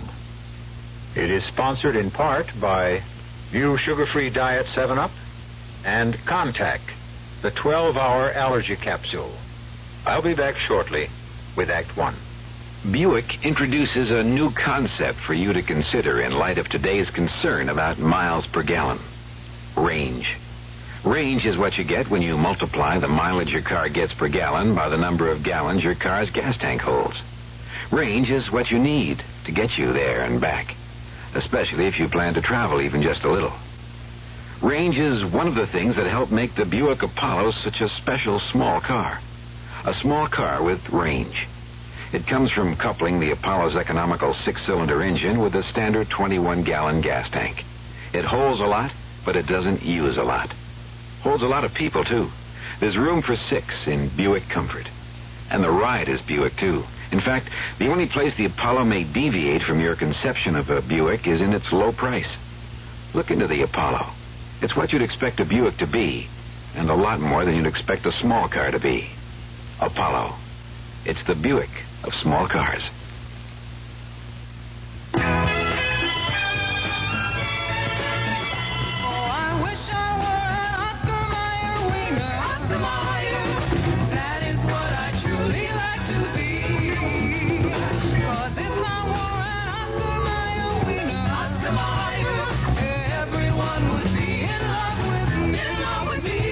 When the heat's on, Oscar Mayer wieners should be too.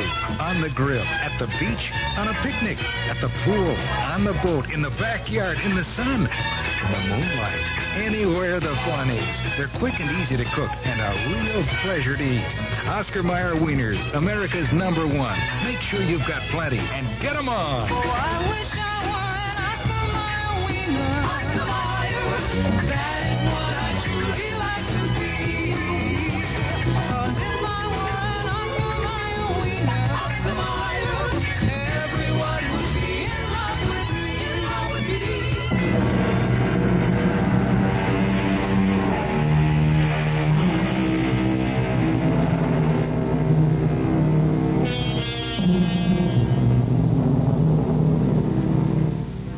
Our story begins on a long, straight ribbon of highway in an arid section of the western United States.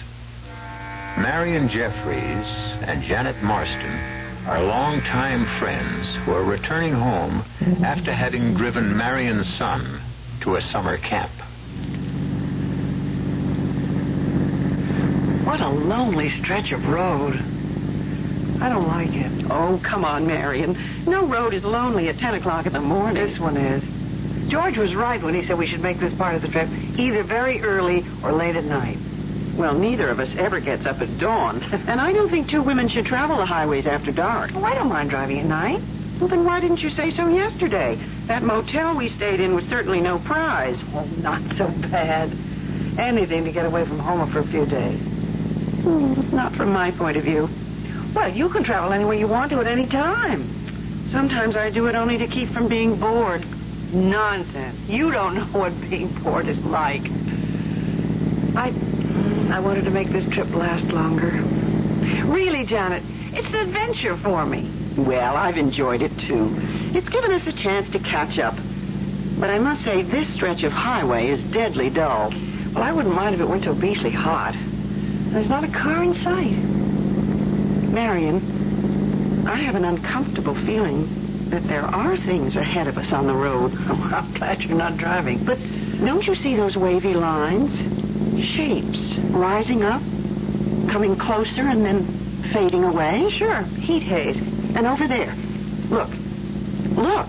Nothing but bare, dry land and sagebrush. I swear I see buffalo and Indians. Oh, this terrible August heat has gone to your head. But I admit I'll be glad when we get to the next... Uh-oh. What's the matter? We're losing speed. The accelerator isn't working. Oh, please, let's not have a breakdown way out here. Motor's dead. But we're miles and miles from anywhere. I know.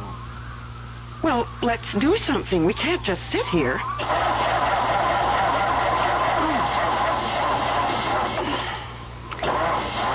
I'm just running the battery down. Then we'll be in a worse mess. Are you absolutely sure we have gas? Well, of course I am. Look at the gauge. And you remember when we got it. I'll look under the hood. Isn't that what you're supposed to do? Well, if you know what you're looking for. Good Lord, feel that blast of hot air. You better get back in while I check the manual. It's here, somewhere in the glove compartment. Marion, it must be 110 out here. Ouch! What's the matter? The hood. It's so hot I can't touch it. Well, get back in the car while the air conditioning lasts. We just better let the motor cool off. Cool off? In this blazing sun? Hurry, close the door. So now what do we do? I feel so helpless not knowing about what makes a car run or stop running. George always says, oh, skip it. I'm going to study this manual and see what happens when a motor's overheated. Maybe if I put on these gloves. Gloves in this weather? Well, then I could open the hood and look for a loose wire or something. Stay here. We'll think of something. I'm thinking very hard. No barn, no tree. Marion, what if we really are... Take it easy, Janet. I said this trip was an adventure, so let's make the most of it. Then I suggest that we get out and start walking. Absolutely not. The best thing we can do is sit quietly here in the car. That's not my idea of an adventure. Someone's bound to come along. Janet? What? Look. Look over there. Is your window closed tight? Make sure. It's a dust storm heading straight for us. That's not a storm. It's someone coming. But there's no road out there. Nevertheless, someone is coming. Well, they must be choking with dust. It's almost too thick to see us. We'll flag them. We'll flag them down. I'll get out and wave this scarf. Only, well, fantastic. It's horses. Janet, this is unbelievable. Look at what they're pulling. It's a mirage. It must be a mirage. No, they're real. Marion, you said I was suffering from heat. Not this time. You do see what I see, don't you? A covered wagon. And a man who looks at least 150 years old.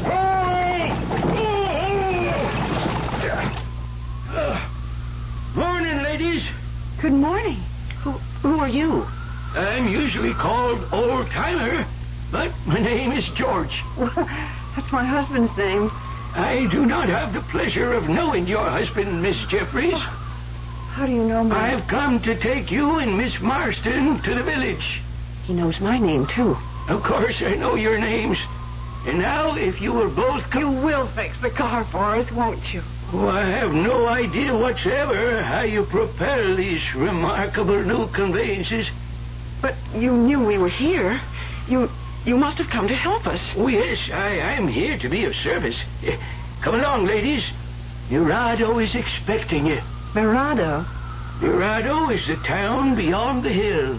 What hill? Over that way. Well, it's perfectly flat. You'll see the hill when we get to it. But a hill can't... Please, ladies, step into my wagon. But we don't want to step into your wagon.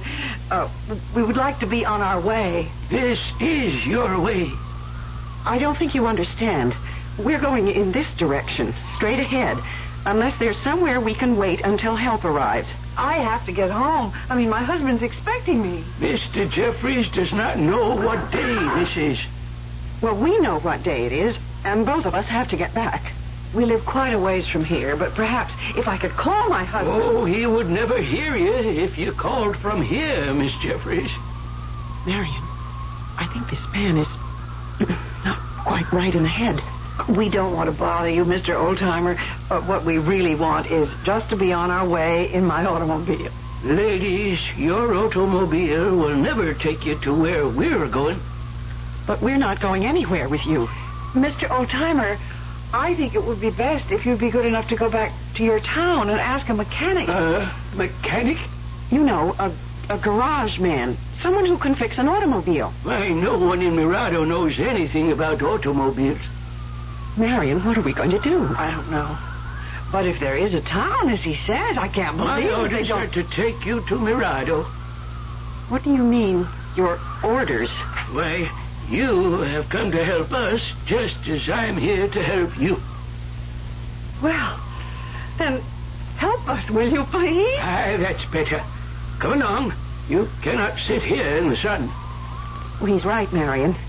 And I'm getting terribly thirsty. At least we could get some water and find a telephone. A telephone? Don't tell me your town is that primitive. I've never been privileged to see a telephone. But you will send someone for help. I will take you to Mirado. That is all I can do.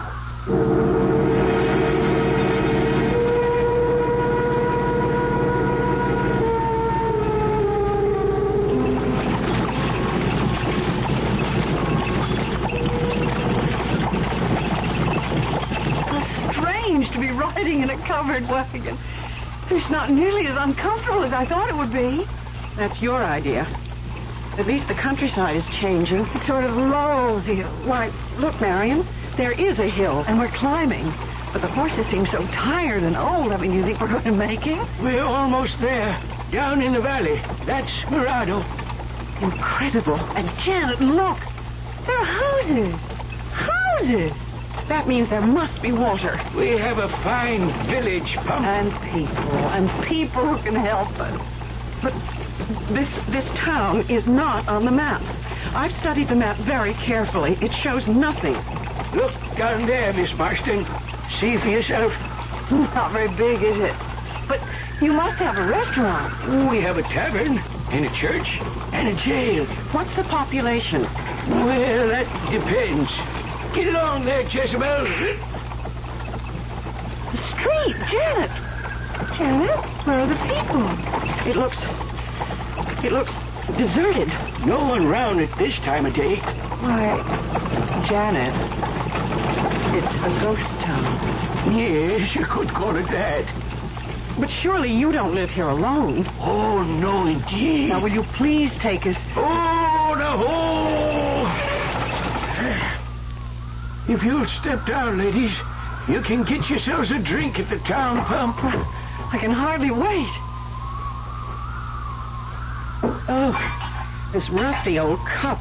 But I'm thirsty enough to drink from anything.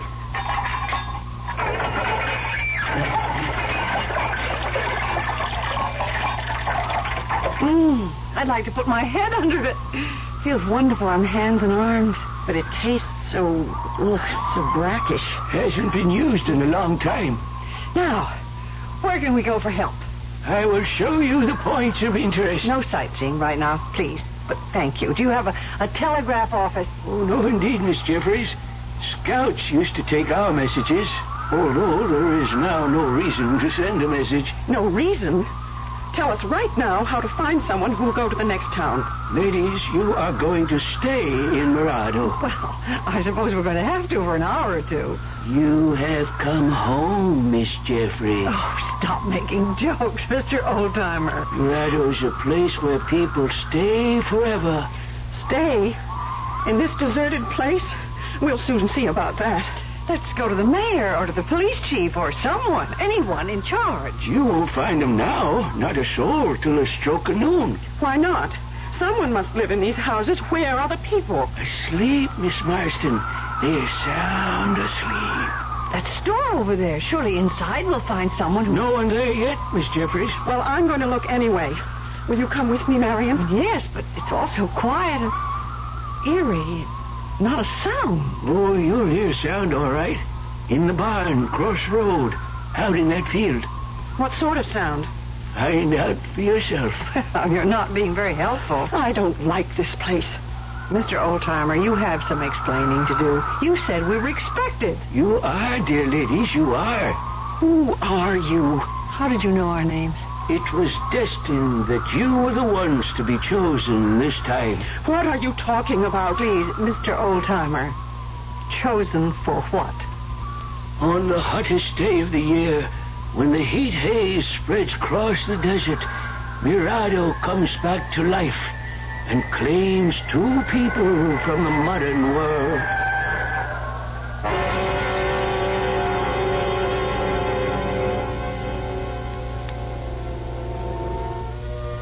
There may be no new thing under the sun, but a frightening prospect confronts Marion and Janet if Mirado really has a living past. It is possible that George is merely a foolish old man, touched in the head by too much heat. But on the eerie streets of a ghost town, you never know what sinister forces may be at work. The two distraught ladies seem to be getting further away from help with each passing moment. We'll return to them and the old-timer shortly with Act 2. Oh, somebody's been drinking my sugar-free diet 7-Up, and it's all good. Oh, actually, I saved a little. Oh, a bear! Hiya, Goldie. What's brewing? That's Miss Goldilocks to you. Oh, come on, kid. You mean you don't remember me? The cottage, the 3 chairs, the porridge? Baby bear! In the fur. Been a long time, Goldie. But baby bear... Just call me BB. You drank all the sugar-free diet 7-Up, and I have to conduct another diet drink taste test today. Well, yeah, I saw the sign on the door, a professional taste tester, huh? But how can I conduct my taste test now? Why bother? I tried those other diet drinks, too. You'll notice there's still plenty of them around. Why not ask me? Well, okay, BB. Tell me, why did you drink all the sugar-free diet 7-Up? I like the taste. Light, fresh, natural. Sugar-free diet 7-Up is definitely unbearably delicious. Mm-hmm. What do you tell a husband who comes home and says, I just don't know about a vacation this year? Well, you tell him about Ramada Inn's family plan, where your kids 18 and under share your room free. And you tell him about the toll-free Ramada Inn's reservation number, 800-228-2828. At least that's what I tell him. At Ramada Inns, you're always welcome home. KRLD, Dallas.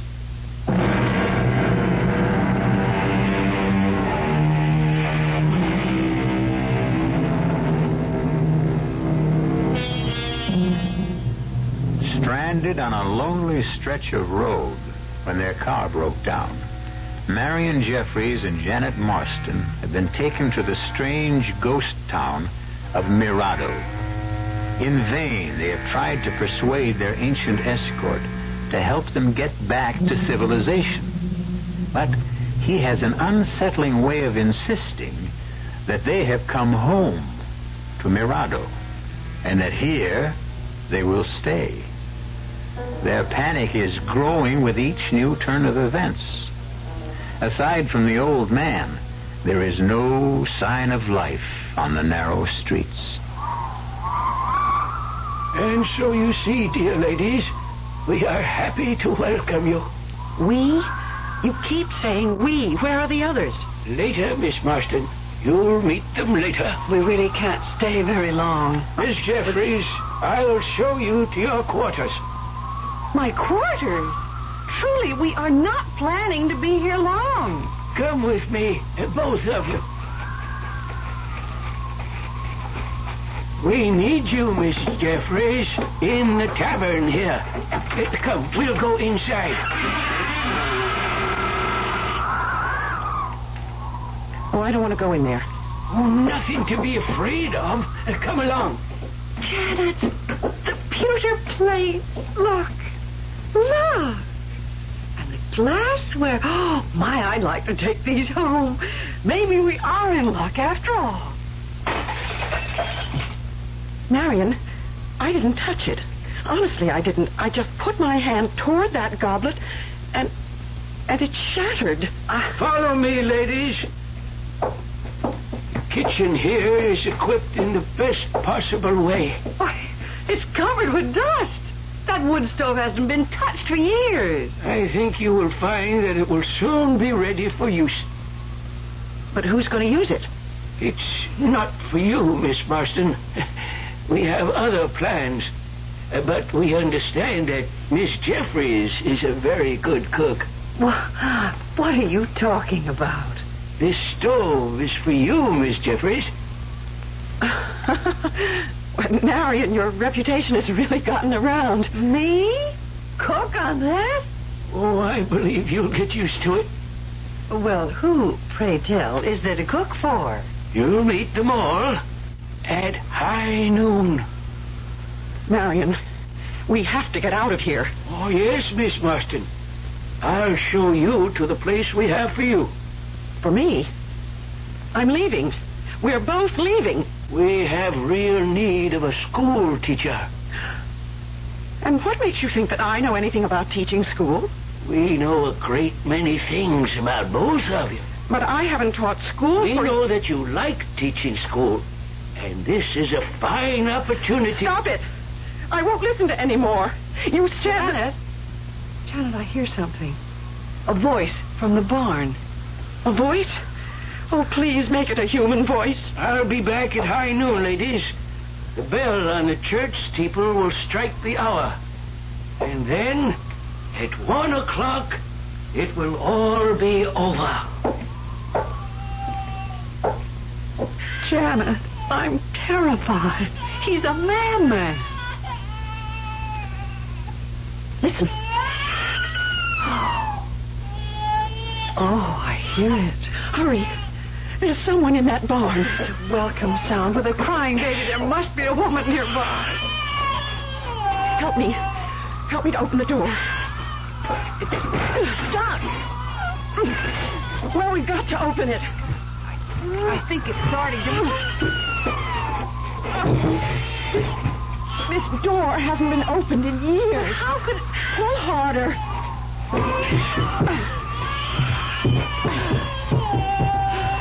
Oh, there. So dank and musty.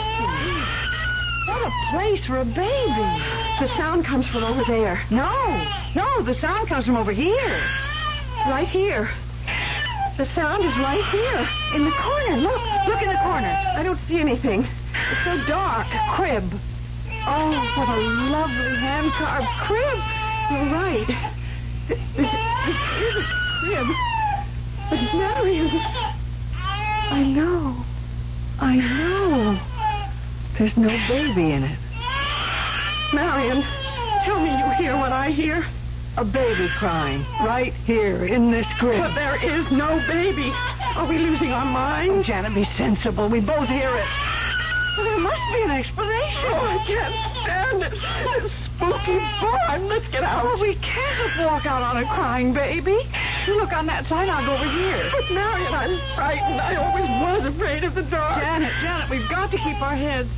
That baby must be here somewhere. It's weird. There's no sense to any of this. Now, come on. There must be something about the acoustics of this old barn.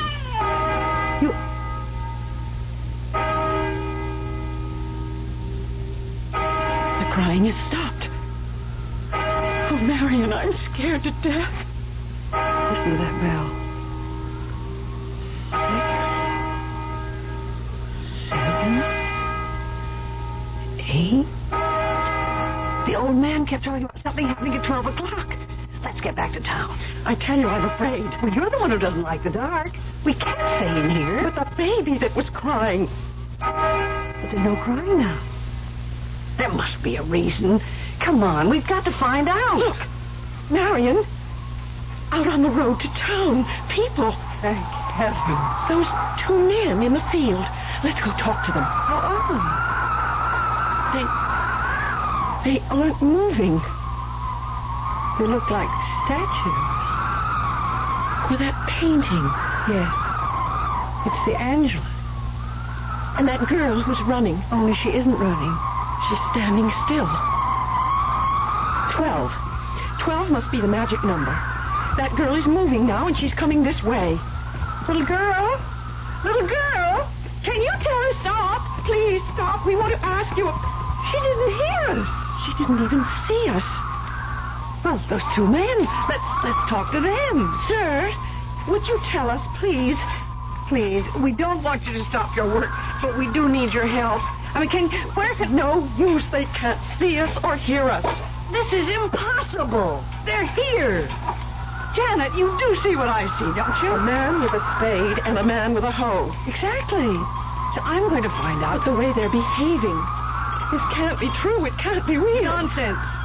They're ghosts. I don't believe in ghosts. Now, I'm going to make this man talk to me. Look out. You'll be hurt. That hoe is sharp. This man is real. His hoe is real. Marion, don't go any closer. I'm going to touch it. No, Marion, no. You can't grab his arm. Mister, you have to listen to me. He stopped breathing. I'm not sure he ever was breathing. But he's standing there. His eyes. Look at his eyes. Let go of him. Can't be. It can't be. He's gone right back to work again. What about the other man? No use. It would be the same thing. We can try. No. Marion, I can see the look in his eyes, too. He's dead. Just like the other one. Let's get away from here. Honey, where can we go? Well, I'm coming around to your point of view. We must be very calm and think this whole thing out very sensibly. Let's move as far as possible away from these robots. How about that hillside over there? Well, maybe if we sit down in the shade of a tree, we'll come to our senses.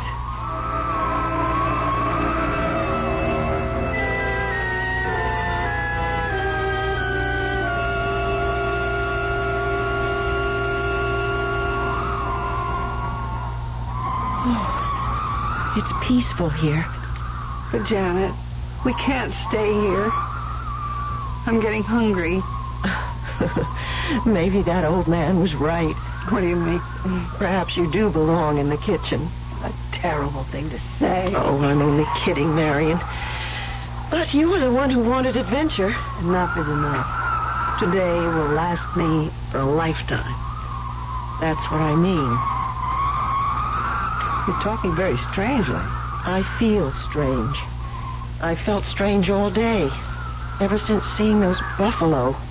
What buffalo? Back on the road, when we were in the car. It all seems like such a long time ago. Oh, Janet, the heat haze, it's gotten to you again. Perhaps we're still back in that car. No, we're here, in Mirado. And that is the strangest part of all. I agree that Mirado is a very unusual town. But now that it's 12 o'clock, if George was right, if we just go down to the center of things... Marion, do you really believe there is such a town as Mirado? But, Janet, you can see it from here, just as clearly as I do. Listen. I've heard that sound before, when the old man came. No, but this is different. The way they're traveling, this must be young men. And they're heading down the main street. There must be someone who can help us. Ghosts. They're all of them ghosts. Janet, snap out of it. Come on. Where are we going? Back into town. I don't think I can stand any more of these ghostly people. But the horses, Janet. Maybe we can get some horses and ride away from this frightening place. I haven't been on a horse in 1,000 years. Neither have I, but we can try. Oh, Janet, we can try.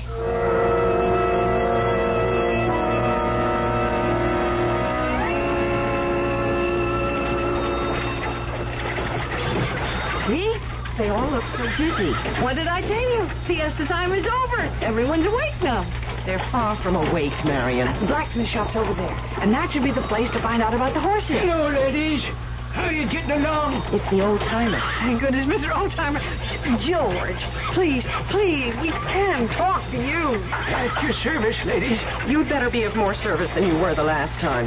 Well, I know it was you who brought us here, but we simply don't understand. It's all very simple, Miss Jeffries. You heard the clock strike 12? Yes, we heard the clock, and we can see the people. I had my orders. Everything will work out within the hour. Good. Then you will take us back to civilization. Nothing of the sort. As I told you before, you're staying here. But we don't belong here. Those other people, they're ghosts. I've told you over and over again. You have been selected. But you said at 12 o'clock we would understand. And that everything would be all right. It is, dear ladies, it is. We need you, both of you, to go with the others. We'll pay you well, very well, for you to take us away from here. Anything you ask. I do only what I'm supposed to do for Mirado. There is no such place as Mirado. Right before your eyes, Miss Marston. As you said yourself, it's a very busy town. Oh, Janet, come on. We're going to the blacksmith shop.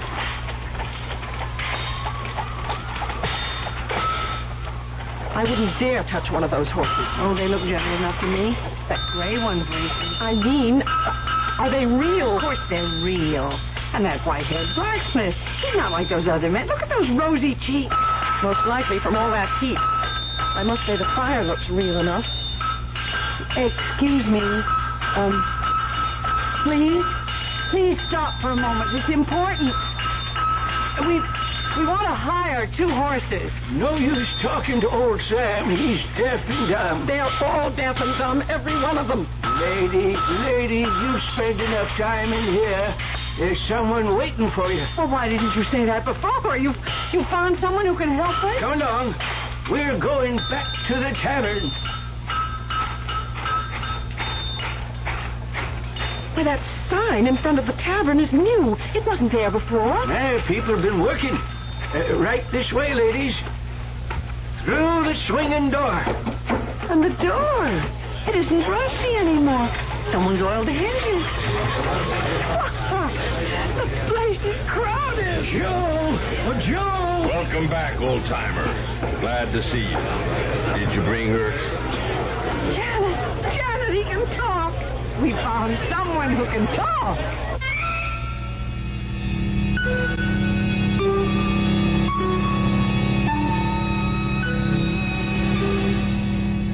Well, things are looking up. Or are they? At least there seems to be one other living soul in Mirado. But why did Joe ask that question, did you bring her? Which one of the ladies does he mean? It doesn't sound as though he's going to help them get away. Marion and Janet may be in yet deeper trouble. And the mystery of this ghost town is far from solved. I'll be back shortly with Act 3. Give your hand to a friend. Give your heart to your love. But give your allergy to contact. Allergy is our business, too. We know pollen. And we know that any of the 12,000 quarts of air you breathe each day may contain enough pollen to make your eyes itch, make you sneeze, and drip.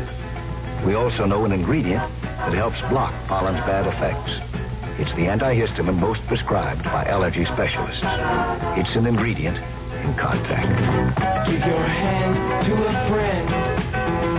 Give your heart to your love. The tiny time pills in one Contact keep this antihistamine working up to 12 full hours. All day, all night. Give your allergy to Contact. Take Contact only when needed, only as directed.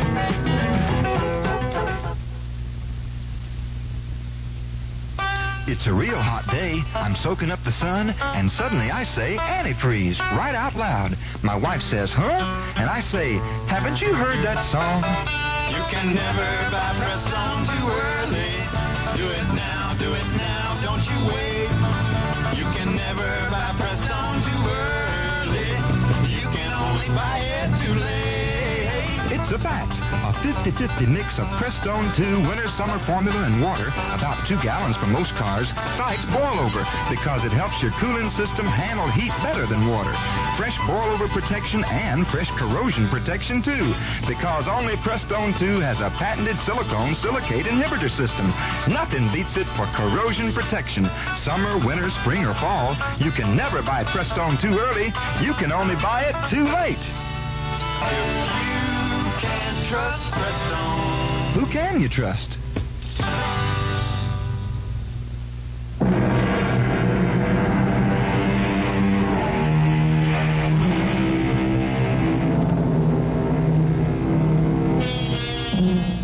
At the stroke of noon, the little town of Mirado seemed to burst into life. The streets are crowded now as people come out of their houses and go about what looks like normal everyday business. And there are workmen in the fields. But something is wrong. If you or I should try to speak to these people, would they answer?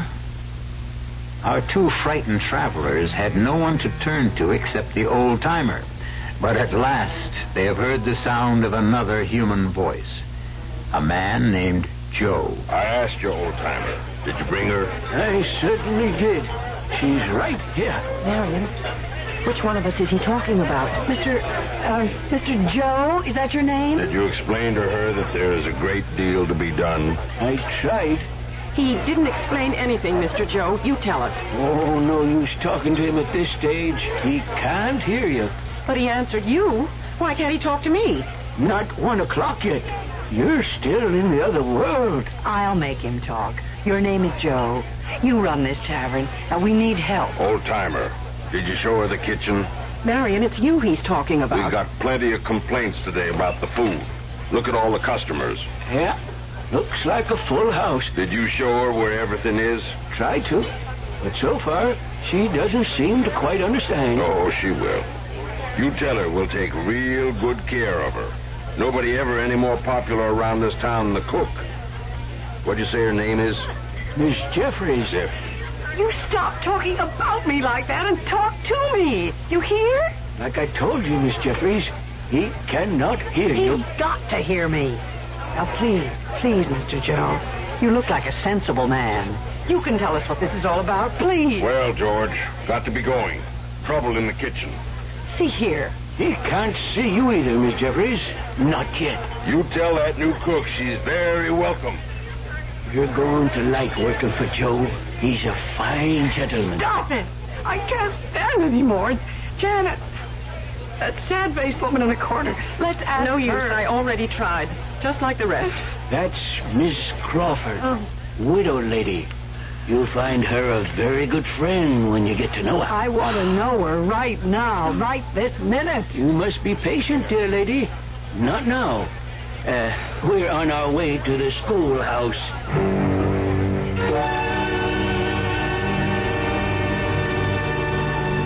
We're here, everybody. Get ready. Oh, Janet, what a darling one-room schoolhouse. No one-room schoolhouse was ever darling. Why, these children are charming. What do you think of them, Miss Marston? Well, they all look like normal, healthy children to me. Only I know they're not. Oh, I don't know from minute to minute what to believe anymore. You'd better believe, Miss Marston. The children are doing this especially for you. They look as though they're singing. They are. And very nicely, too. Well, then why can't I hear them?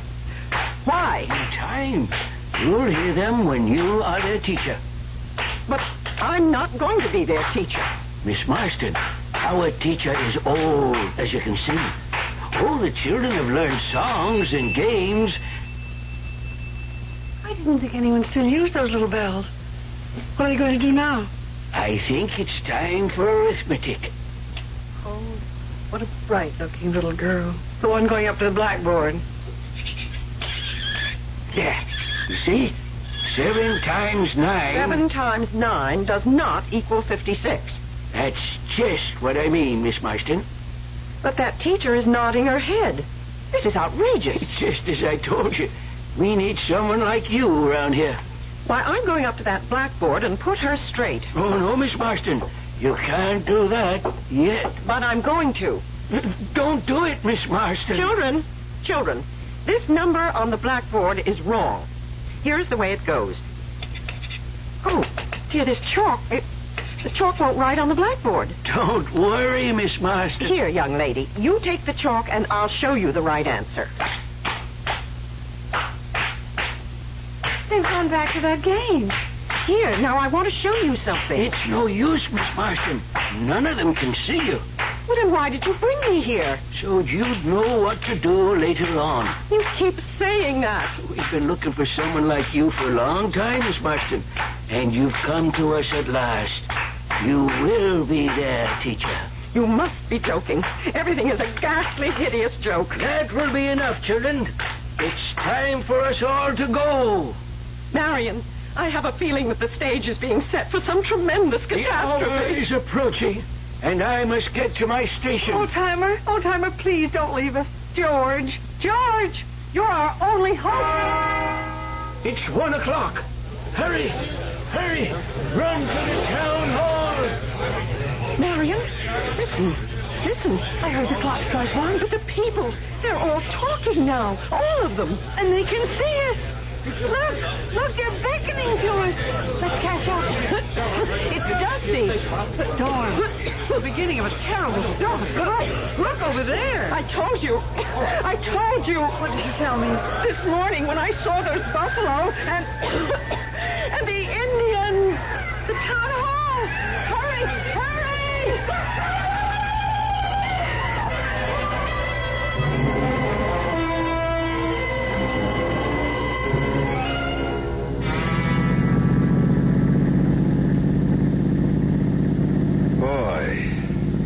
This sure is a stinking piece of road. Come on. It's my favorite stretch of highway. I'm glad it's not my Pete. Well, if you have the right car, you could do 200 miles an hour along here. Yeah, well, watch it, bud. A cop's supposed to set an example. Bet I can do 150. Shall we try? No, thanks. You never make it in this thing. And we're supposed to be saving gas, remember? This road's only fun when you drive as fast as you can. Especially on a day like today. You know, Sweeney, sometimes I just feel sorry for the poor slobs we haul in for speeding on stretches like this. Right along here's the best place to get them. You actually come out here on purpose just to give them speeding tickets? Sometimes, when I have nothing better to do. Hey, slow down, will you? Why? There's something up there on the road. Heat haze. No. Come on now, Sweeney, slow down, will you? Hey, I think you're right. It's a stalled car, that's for sure. Yeah, rotten place to run out of gas. California plates. Nobody in it. Maybe they're sleeping. Well, we'll soon find out. This is supposed to be your day off. But I'm still on duty, so here goes. No, I'm coming too. Man, feel that heat. Nobody in the car, Sweeney. Oh, they'd be crazy if they were. I got the license number. If it's unlocked, there should be a registration. Find anything? Yep. Belongs to a Mr. George Jeffries, Vallejo Street, San Francisco. You want me to get that down? Okay. But where's Mr. Jeffries? Wait a minute. Ladies' gloves in here. And a scarf. Guess he wasn't traveling alone. It looks like women's luggage on the back seat, too. Say, you don't suppose it was some dame who got stuck way out here all by herself, do you? No, it's my hunch that there were at least 2 people in this car. But whoever they are, they took the ignition key. Air conditioning. That wouldn't work if the motor conked out. Yeah. Well, which way do you think they'd go? Wouldn't be stupid enough to walk on such a hot day. Well, we got a ride. But we didn't pass anybody coming this way. They must have gone straight ahead. Yeah. Could have been some time ago. But what do you think? Should we push the car off the road? Car's in plain sight. No traffic. And Midway's only about 10 miles. We'll find them there. Maybe I should stay here. Oh, you're off. Well, I mean, just in case, you know. Sorry we don't have the patrol car. We did, I checked with headquarters. I'll make my report, and if there's any trouble, you can come back with me. We'll bring the tow truck. Okay. I got it all down. Sedan, color blue. Yeah. Come on. Get in. Let's go. There's something in this book I want to check. What are you carrying that thing around with you for? Boy, what a rookie. Well, I haven't worked this territory as long as you have. Maybe they'll assign me to a car out here. Oh, just ask me anything. I just want to make sure that there isn't some other town or farm or someplace where those people could have gone. Oh, nothing but desert for miles in every direction. Well, let's just see. There's Baker, Razor. Hey, Sweeney, listen to this, will you? Listen to what? Ever hear of a town called Mirado? Mirado? It's not around here. Well, it's a ghost town, or at least it was. Old trading post. Maybe 100 years ago. No, longer than that. Well, then who cares about it today? I do. You know, you're really something. Well, just a minute. Can I read it to you? Read it. Since I got nothing better to do, go on, read it. It says here that in August of 1846, a band of bloodthirsty Indians swooped into the little town of Mirado and killed all but one of its inhabitants. All but one? The lone survivor was a baby boy who was found asleep in a crib in a barn. There is a legend that once a year, the residents of Mirado come back to haunt the place. Now, what do you think of that? I think it's poppycock, made up for the tourist trade. Hey, look over there, that great big spiral of smoke. Oh, Johnson, you're a fool. That's a dust storm, and it's coming our way. Come on, step on it. If anyone else drove as fast as I'm about to, even you would arrest him for speeding.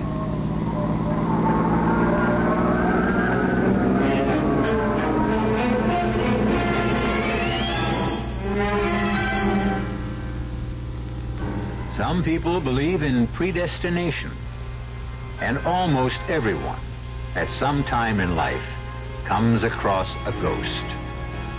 Our traveling ladies may have met with an unfortunate accident, or perhaps they really were sojourners in time who found a better, or at least a different place to fit into the scheme of things. The ghosts of times past are all around us, and legends persist.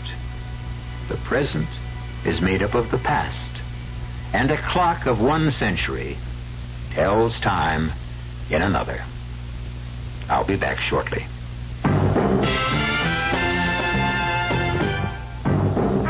Ever had a tall, frosty glass of Amplitude? Well, if your beer is Budweiser, you've had it often. Amplitude is a fancy word for the entire taste phenomenon, the total experience of flavor.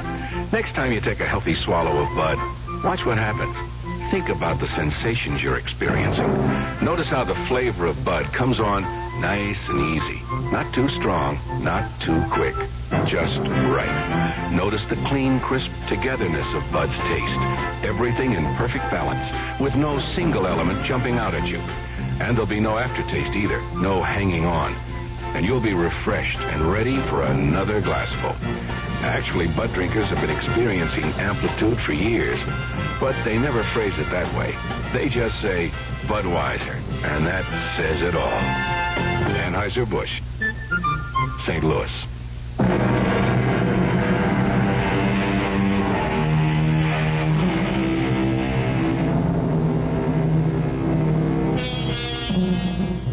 Be grateful for the energy crisis this summer.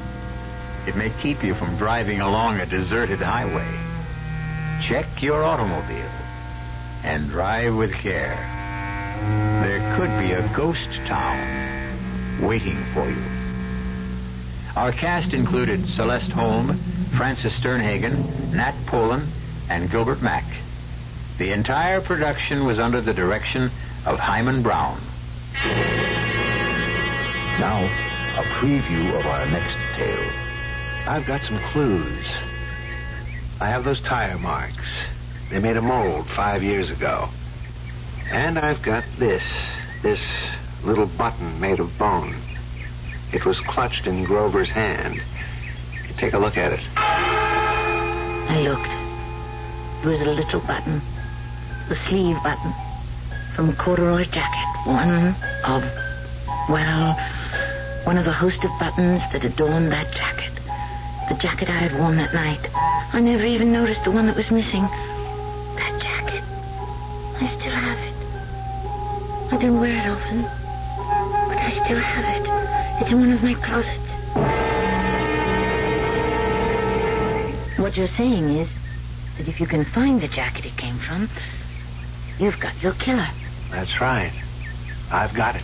Radio Mystery Theater was sponsored in part by Buick Motor Division and Anheuser-Busch Incorporated, brewers of Budweiser.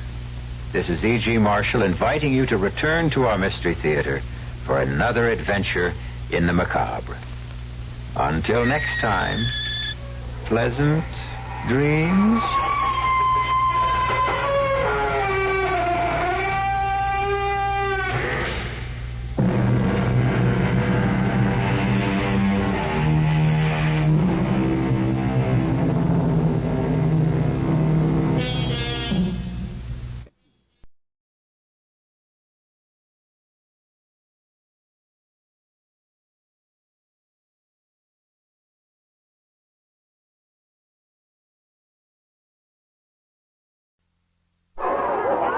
Your children.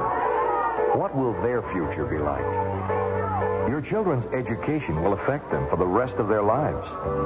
That's why planning a child's education is so important. As a parent, naturally, you want to provide the best. No decision regarding your child's education should be made until all the options have been examined.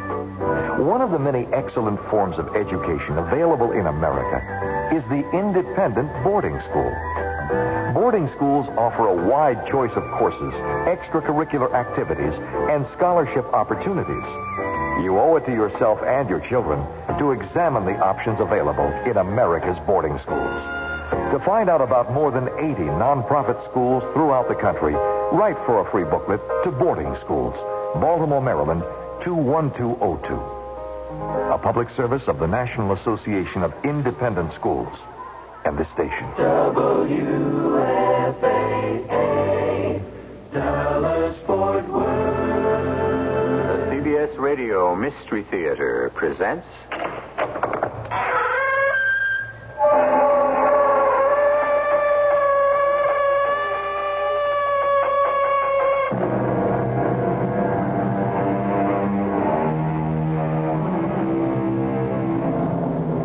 Come in. Welcome. I'm E.G. Marshall. The optimist proclaims that we live in the best of all possible worlds, and the pessimist fears that it's true. However, whether the world is good or bad, or even indifferent, at least there is unanimous agreement that this is the only world we have. Or is that agreement unanimous? Oh, yeah, Mrs. Taylor. She was a witch. Karen, surely you don't believe. You can't believe in witches. Then why did the milk go sour? And why did the horses go lame? And why did the barn burn down? Answer that, Mrs. Taylor. Natural causes, Karen. So? Isn't the witch a living creature? Isn't the witch part of nature, too?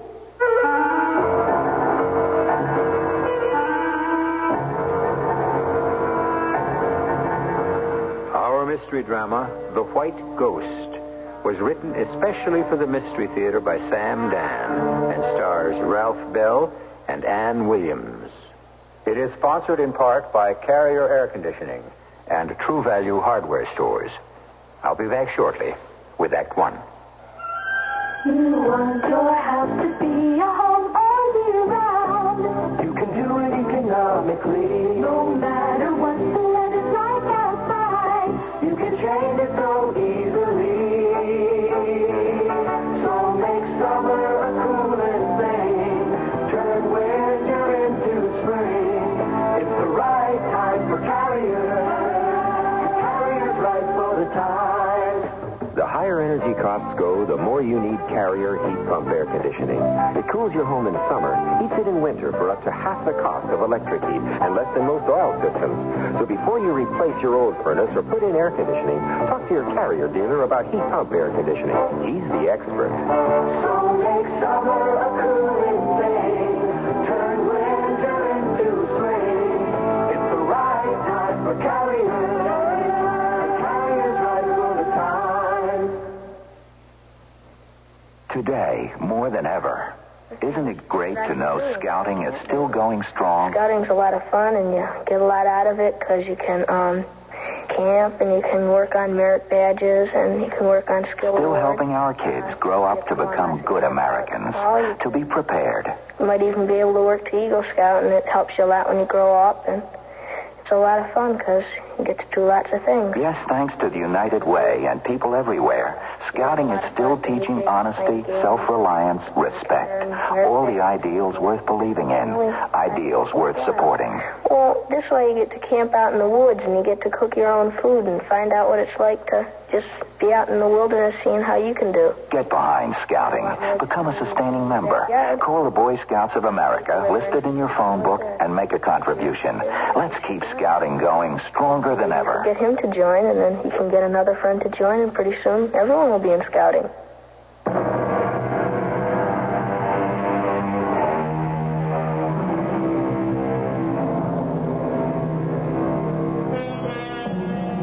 It was a gentleman named John Haywood who back in the Elizabethan era said, "You can't have your cake and eat it."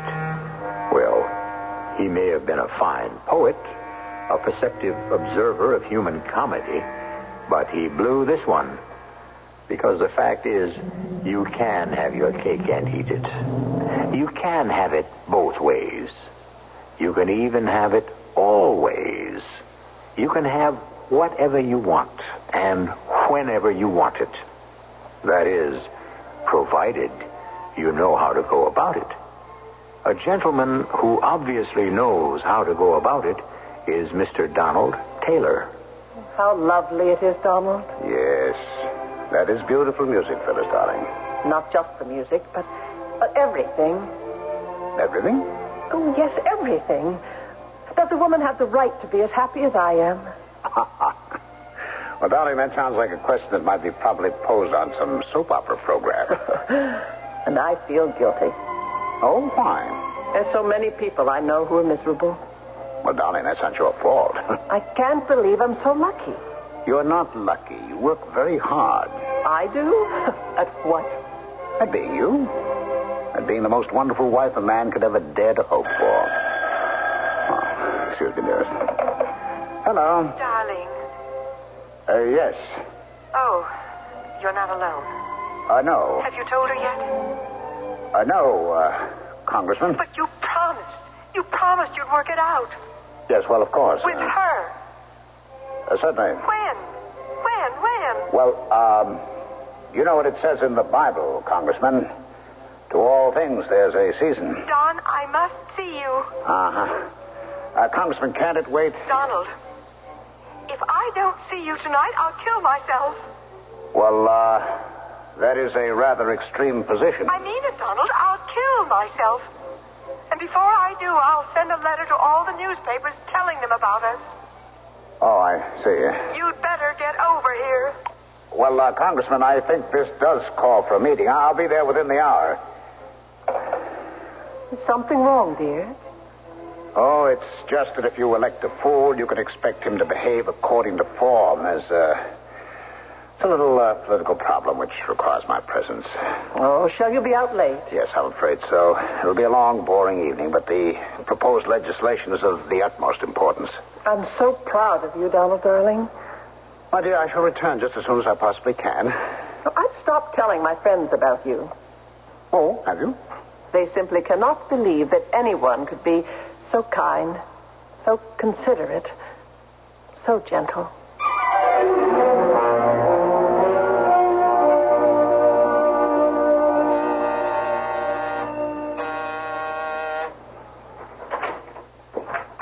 Donald. Oh, Donald. Donald. Oh, why did you strike me? Don't you ever do that again. Don't you ever call my home again. Don't you ever threaten. And don't you ever forget it. Donald. What's come over you? You'll kill yourself and write a letter to the newspaper. Which paper would print it? Which paper is anxious to invite a libel suit? I wouldn't write a letter to any paper. I just said that because I'm so frightened and miserable. Trudy, we've come to the end. The end? Of what? The end of the affair. Affair? Every affair has a beginning, and whatever begins eventually ends. It's the law of nature. But I love you. And you love me. Oh, do I? Well, you said so. Donald, you said you were unhappy, desperately unhappy at home. You said you wanted to leave her and marry me. Were you lying to me? Yes. Donald. I paid generously for the privilege of telling you a lie. And you have quite a bit to show for it. The apartment, clothes, jewelry. Why do you think I agreed to the apartment? Why do you think I agreed to everything? I believed you, Donald. Oh, now sit down, Trudy.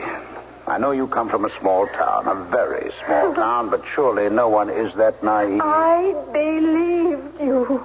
Now, look, I want to do something for you. I have a friend. He's quite wealthy. What? What are you saying, Tom? Well, wouldn't you like to make another connection? A gentleman who would certainly take the very best care of you. Don't you dare talk to me like that. I'm not that kind of a girl. Oh, my dear, you are. You are now. And you should be grateful to me for seeing to it that you will be highly successful. I was a good girl. I guess nobody ever talks like that anymore. Oh, go ahead, laugh at me. Trudy, Jim Pendleton is absolutely wild over you. He saw us that night at the party. Small town girls like me. We come to the big city. We think we're going to become somebody. You know, he said to me the next day, Don, who's that absolutely smashing girl And you're then with? this is what we become. Everything always works out for the best, Trudy. Now, look, why don't we have a... I never thought it would ever, that it could ever happen to me. Jim Pendleton's really a very lucky devil. He is? When I think of you and Jim, I know I'm going to be jealous. Well, would Jim object to sharing me with you, Donald? Jim is quite busy. He does go out of town a great deal with Dad. And, I guess what he doesn't know. You know, you're really a wonderful girl, Trudy. Am I? Oh, yes.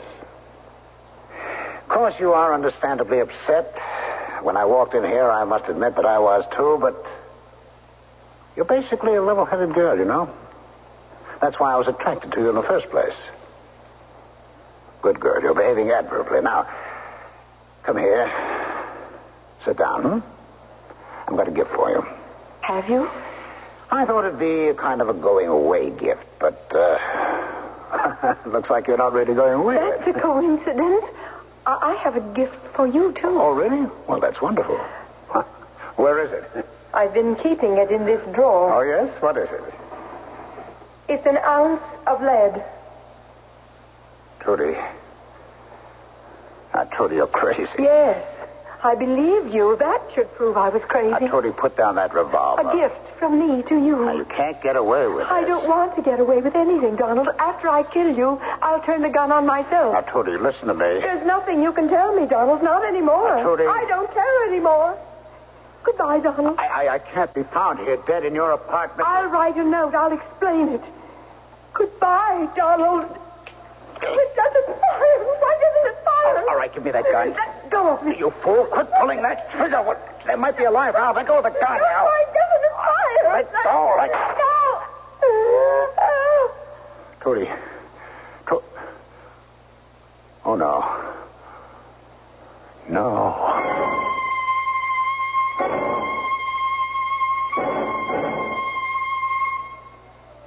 Good morning, darling. A delightful breakfast.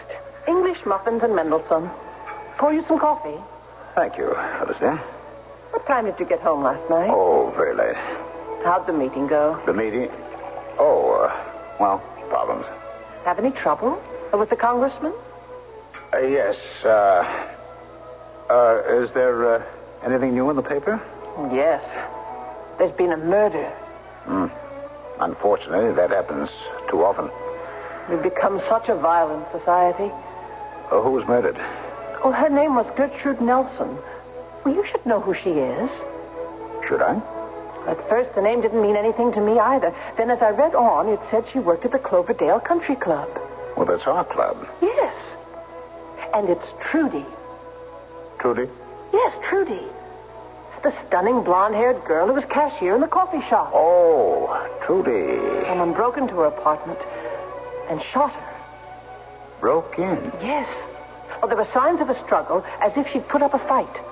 And a rear window was broken. Her empty purse was on the floor. Evidently, some money and jewels were taken.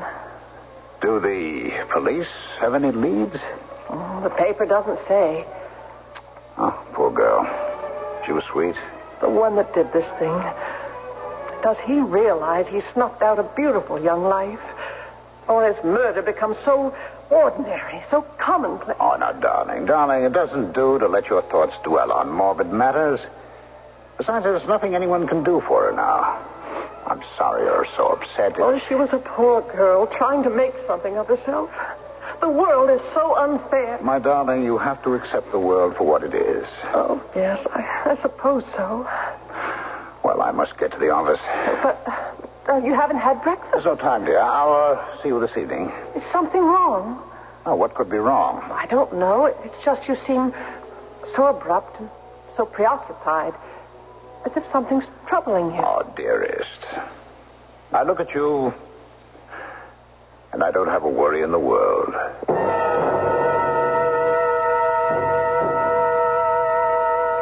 Miss Powers, I have to concentrate on this report. I don't want to take any calls for the next half hour. Oh, didn't I just tell her? Oh, damn, it's a private line. Hello. Hello. Donald. Who? Donald, darling. It's me. What is this? Me.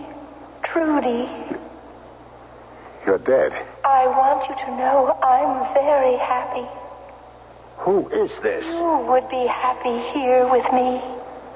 Now, listen. With me.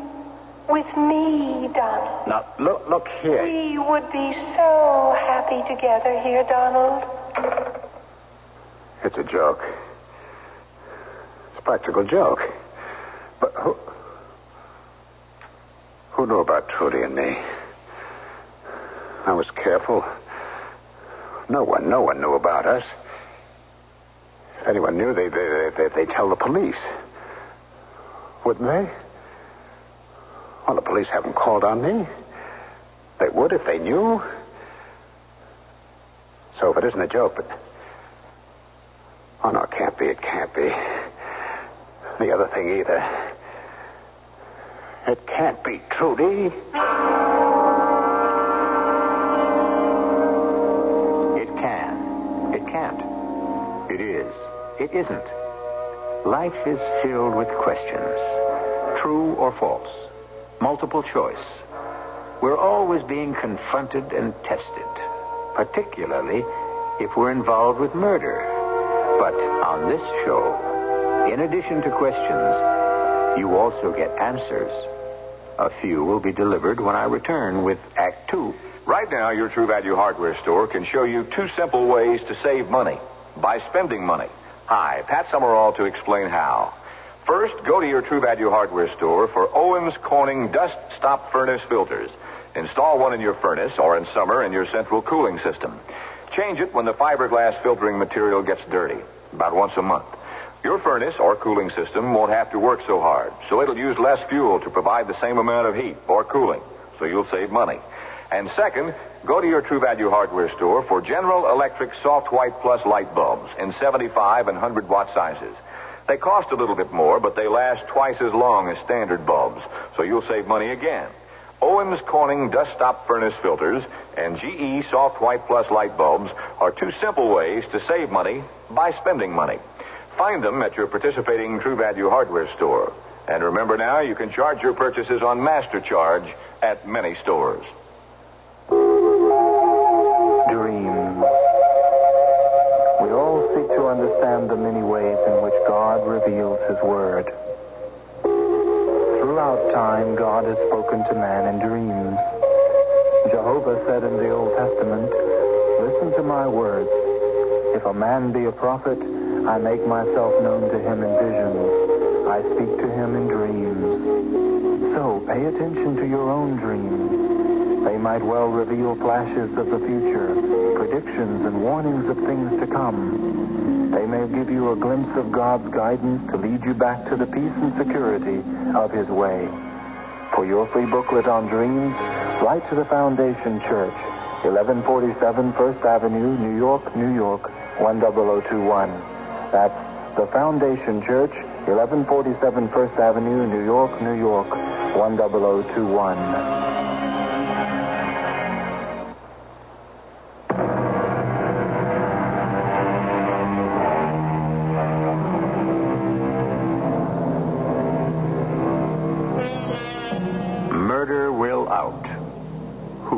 So?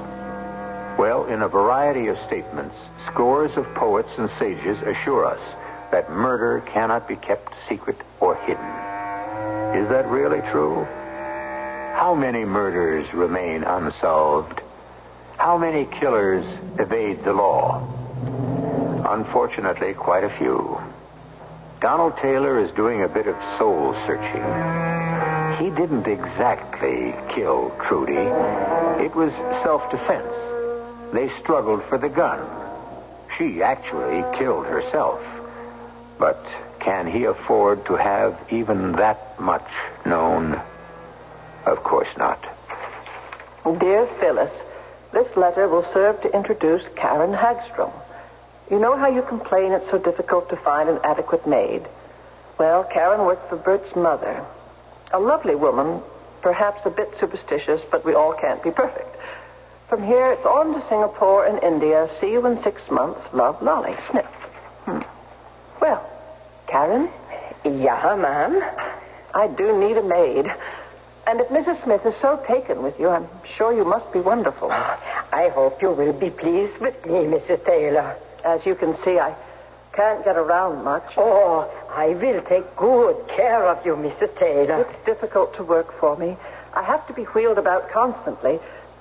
I shouldn't say this, I suppose, but I do have difficulty in keeping servants. Oh, you look like a lovely lady. Lovely lady.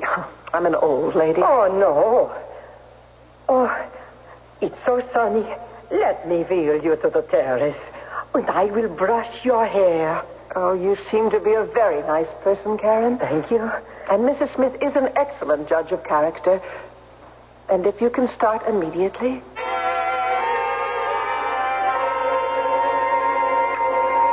Darling, you look magnificent.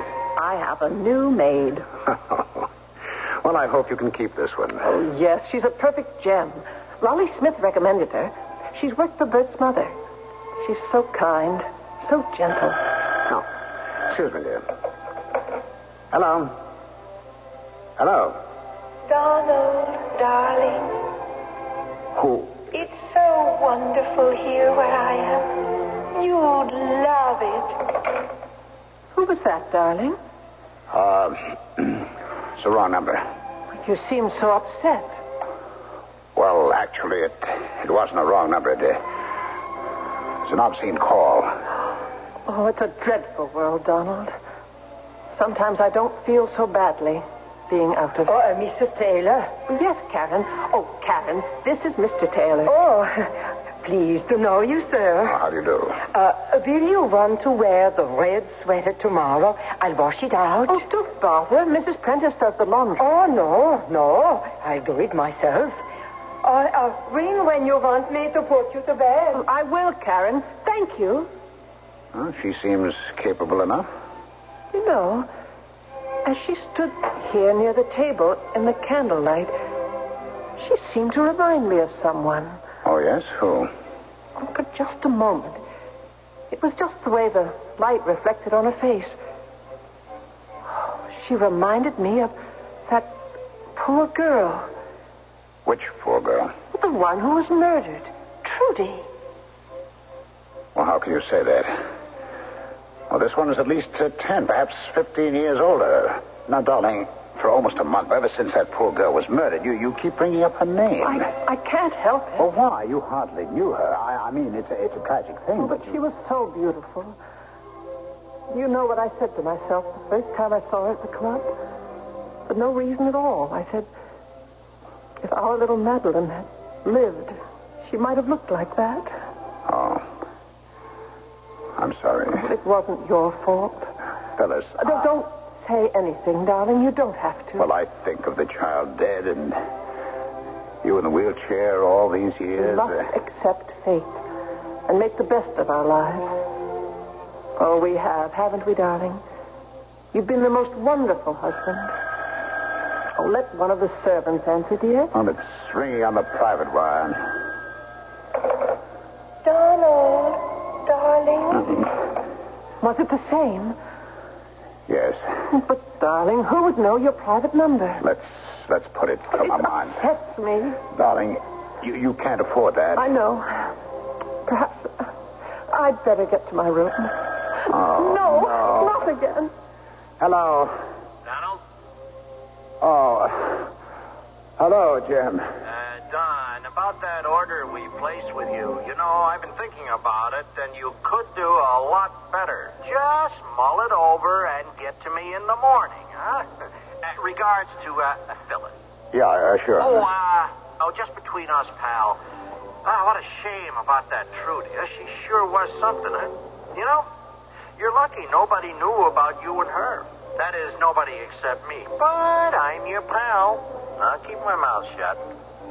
I know you will, Jim. Oh, and about the price. Now, I am positive you can do a little better if you really put your mind to it, huh? Night, pal. Good night. What was that all about, dear? It was the obscene phone call. Don, what are you saying? Wasn't that Jim Pendleton? Yes, dear.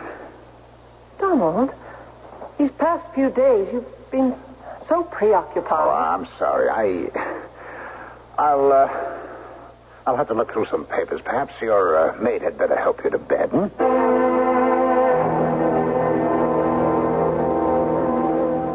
Oh, yeah, Mrs. Taylor. She was a witch. Oh, now, Karen, surely you don't believe...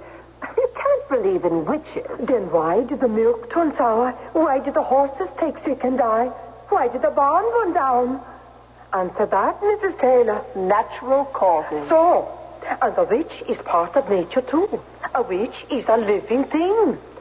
Oh, this is so comfortable, Karen. I shall be back after midnight to help you turn around and fix the bed. But, Karen, dear, you won't get very much rest. Oh, I am not here to rest, Mr. Taylor. I'm here to work.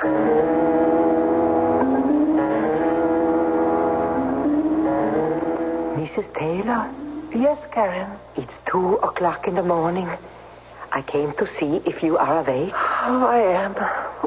Would you open the window, please? It's stuffy in here. Oh, yeah, Mrs. Taylor. What is it, Karen? Oh, the spoker. Karen?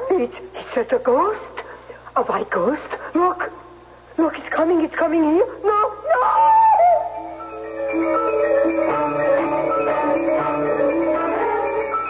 Oh, I am so sorry. I bothered everyone. Now, Karen, you know there's no such thing as a ghost. Now, where was this ghost, Karen? She came from the woods near the greenhouse and on the lawn. She? Oh, yeah, she. The white ghost. Oh, she's always a woman. And this woman, she had long blonde hair. She's always a girl who's been murdered. And she comes back. Now, that's nonsense. Oh, no. But it is true. She always comes back to the house of the people who have loved her to let them know she still loves them. But we don't know any girl who has been murdered. Yes, we do. But she was a stranger. I loved her. Now, look, it's time we all got to bed. Good night, Karen. I'll see to Mrs. Taylor. Yeah, good night. Poor girl. She made it seem so real. Could it be true? Could what be true? She's convinced she actually saw a white ghost. Darling, you do need your rest. Try to sleep.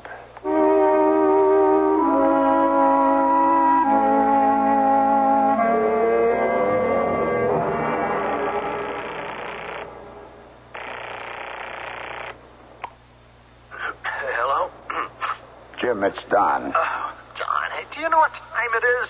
It's exactly 2:45. Yeah, well, that's A.M., buddy, A.M. I have to see you. Yeah, sure. First thing in the morning. It's morning now.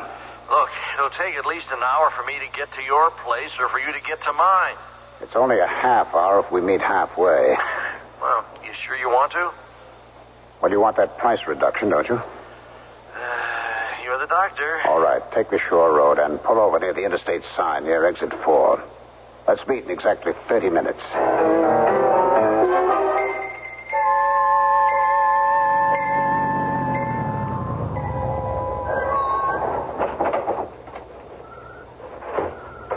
John?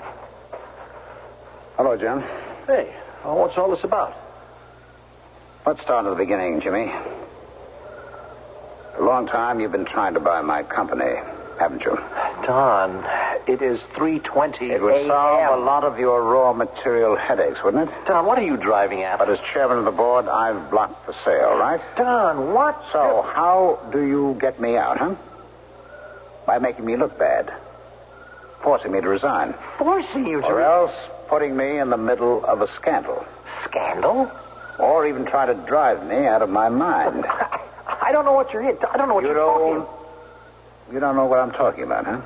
Well, you're the only one who knows about Trudy and me. You could tell the police about our relationship, huh? You are crazy. Am I? You're applying the pressure on all three fronts, aren't you? Don, I am not going to do any such thing. It was you who hired an actress to pose on the phone as Trudy. And tonight you even had her get into some flimsy thing and float across my lawn as the ghost of Trudy. Now, Jim, you and I know there are no ghosts. That dead girls cannot speak on the phone. Look, I've heard just about enough. Oh, yes? Well, that's all there is. And so now... What are you doing with that? What are you doing with that? Oh, what do people usually do with a gun? Kill, huh? No, Donald, we're friends. Yes, we were. Until you saw a way to get ahead of me. Donald, please don't kill me. Well, Jim, I have no choice. You could always go to the police, and then the story gets out, and I'm through. Don, I swear to you, I'll never... I'm sorry, Jim, I'm sorry. You shouldn't have hired some girl. I didn't. I swear to you, Jim, I never... I said I was sorry. But you just can't kill another human being. Oh, yes, you can, Jim. You can even get used to it. Once you've been in on it. No!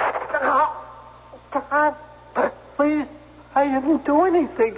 I don't even know what you're talking about.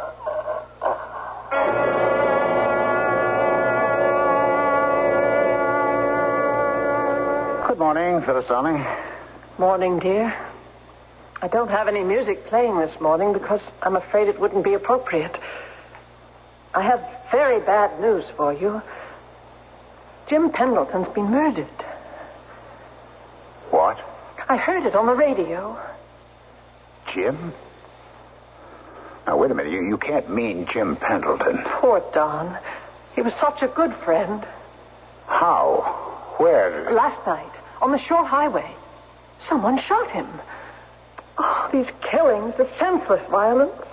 Oh, Donald, it's dreadful. Oh, we played golf the other day. Fortunately, he wasn't married, so there's no family that would be deprived. Jim Pendleton? Why, he was one of the nicest human beings. Hello. Hello, Donald. Darling, I'm so lonesome without you. Please, come to me. No. Donald, darling, what is it? What is it?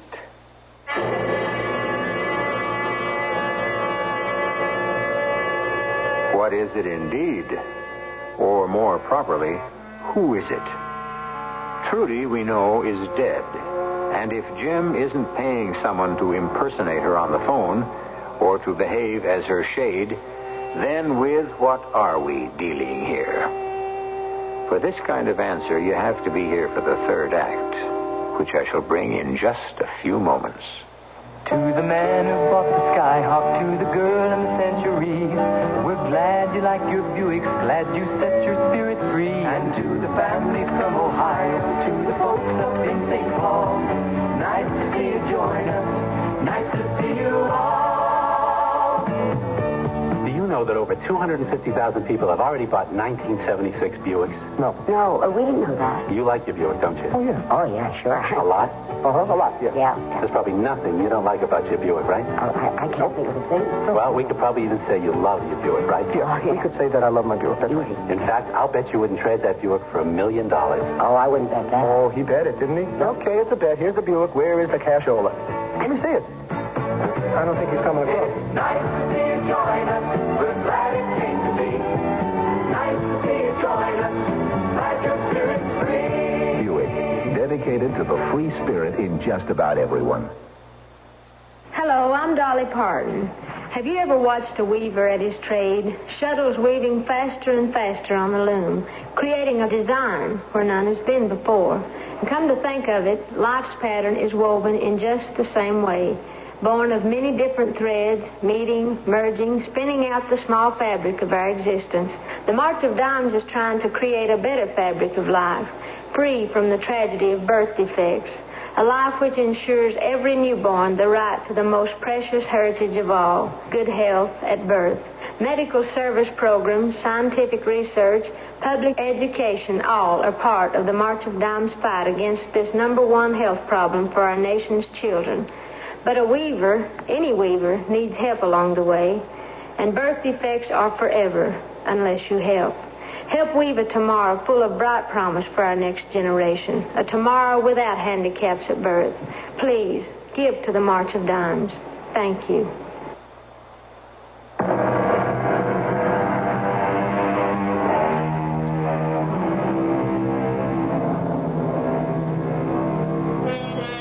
Grown men, intelligent men, do not believe in ghosts, especially in broad daylight, when all's well with the world. Yet there comes a time at night when no one is too sure, especially if it's a trying time, a time filled with fears and guilt. Then the veneer of a few thousand years of civilization is stripped away. Then we are all back there, in the caves, shuddering at shadows.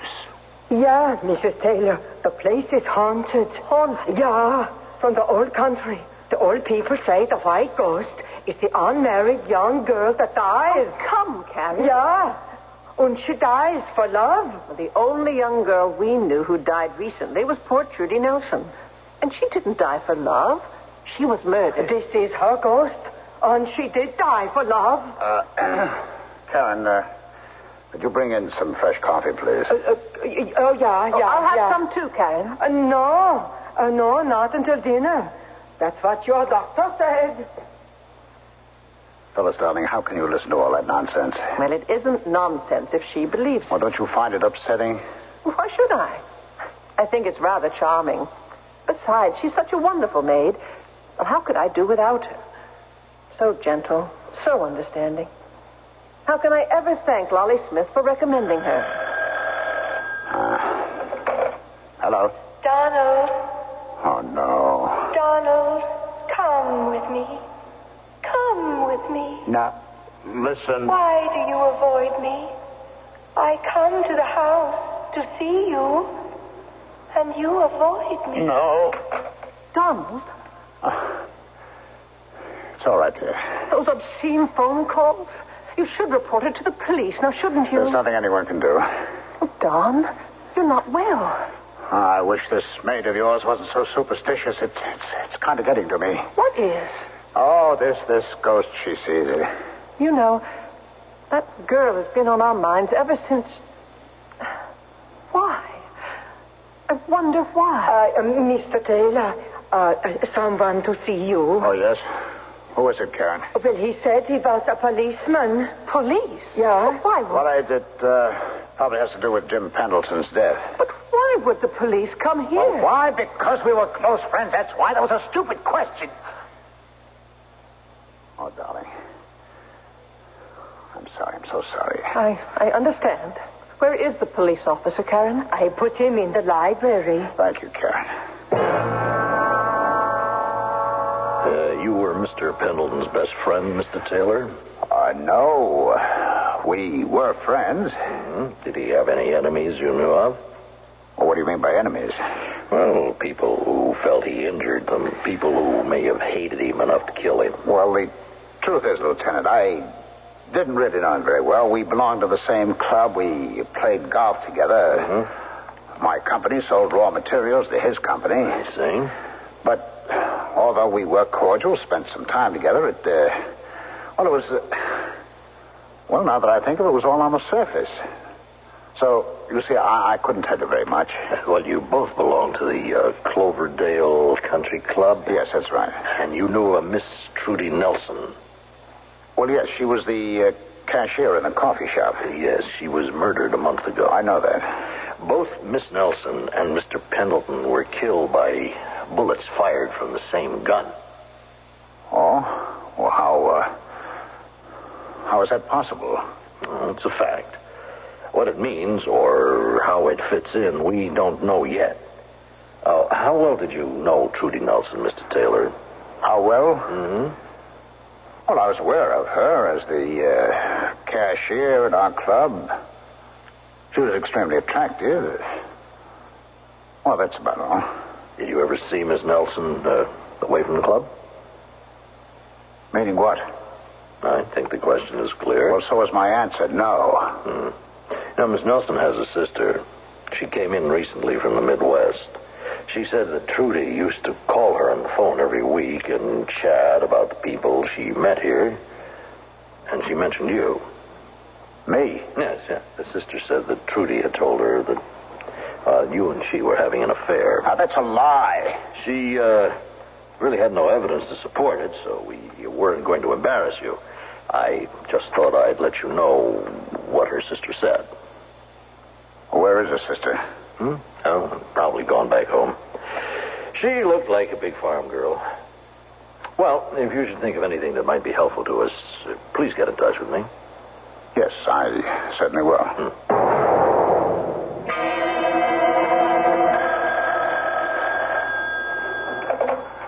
Hello. Darling, you're in danger. The police, they know something. What could the police know? The gun. Why did you use the same gun? Oh, poor Donald, you were not made to kill. You were made to love. Come with me.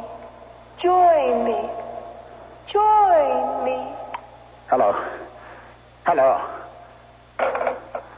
Oh, I'm going mad. I've got to stop this.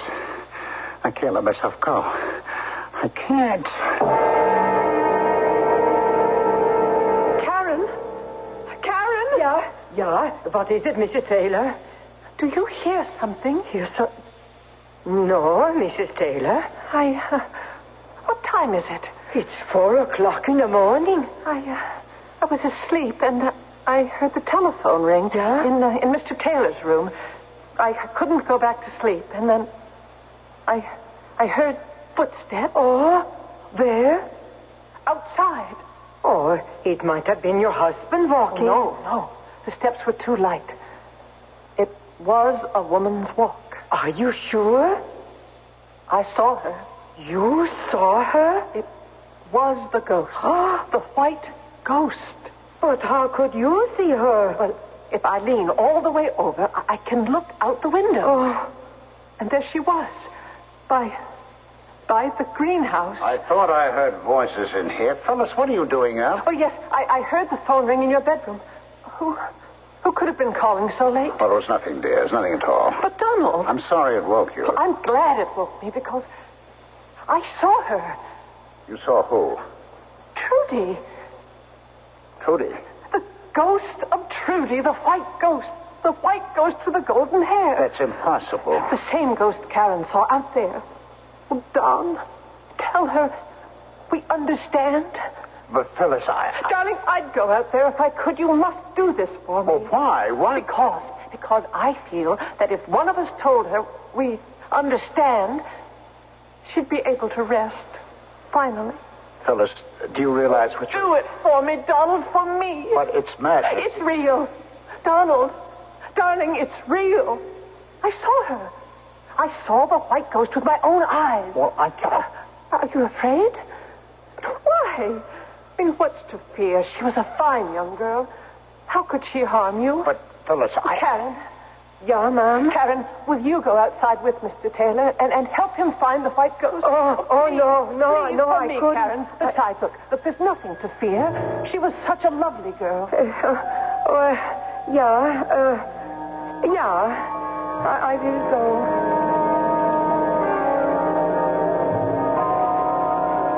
Karen? You've been around the other side of the greenhouse? Yeah, Mr. Taylor. Did you see anything? I don't know, Mr. Taylor. Oh, What do you have there? It's a gun. A gun? Well, what you saw, what my wife saw, is most likely a prowler. Oh, a gun is of no use against a ghost. Well, where is your ghost, Karen? I don't know. Ghosts do not come and go when we ask them to. They do as they like. Oh, I had better go back inside to the missus. Good night, Mr. Taylor. Good night. The thing to do is not to lose my head. Whatever is happening can be explained. Can be explained rationally. Explained somehow. What? What's that? Oh, no, it's nothing. It's nothing. It's nothing. There's nothing out there. And everything's all right. Donald. Who are you? Trudy. You're Trudy. Oh, no. Donald, come with me. Escape with me. Escape? The police officer, he suspects. Why else would he ask about you and me? Oh, I'm dreaming this. No, you must come with me. Where? It's a lovely place. We'll be so happy. I can't leave my wife. She hasn't been your wife in 20 years. You've been pretending for 20 years. Come with me. Live with me. You know how wonderful it is with me, don't you? Yes. You want to come with me. That's why you brought the gun, isn't it?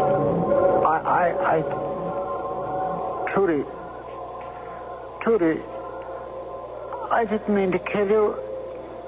It's just that sometimes I do things I can't control. I know. I didn't mean to kill you. I didn't mean to. But you didn't kill me. People who love each other never die.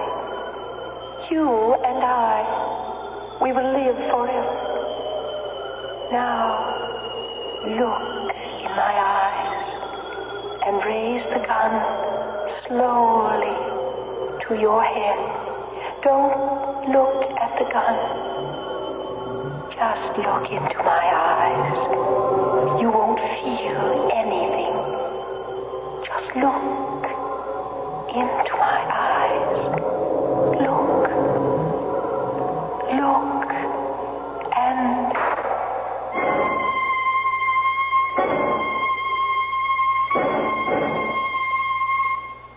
Yes. Oh, yes, thank you, Lolly. Well, you knew how sensitive Donald was, how things disturbed him. I suppose he just... Well, Jim Pendleton, Don adored him, had been murdered.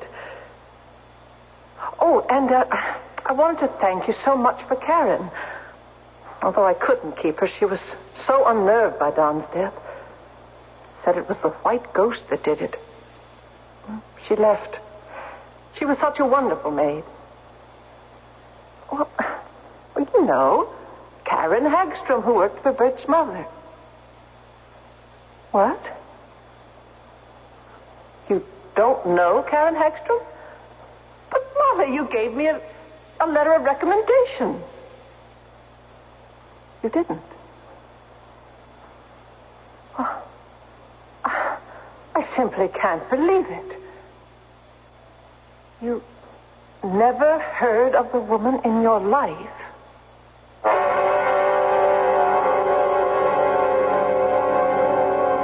So, there you are.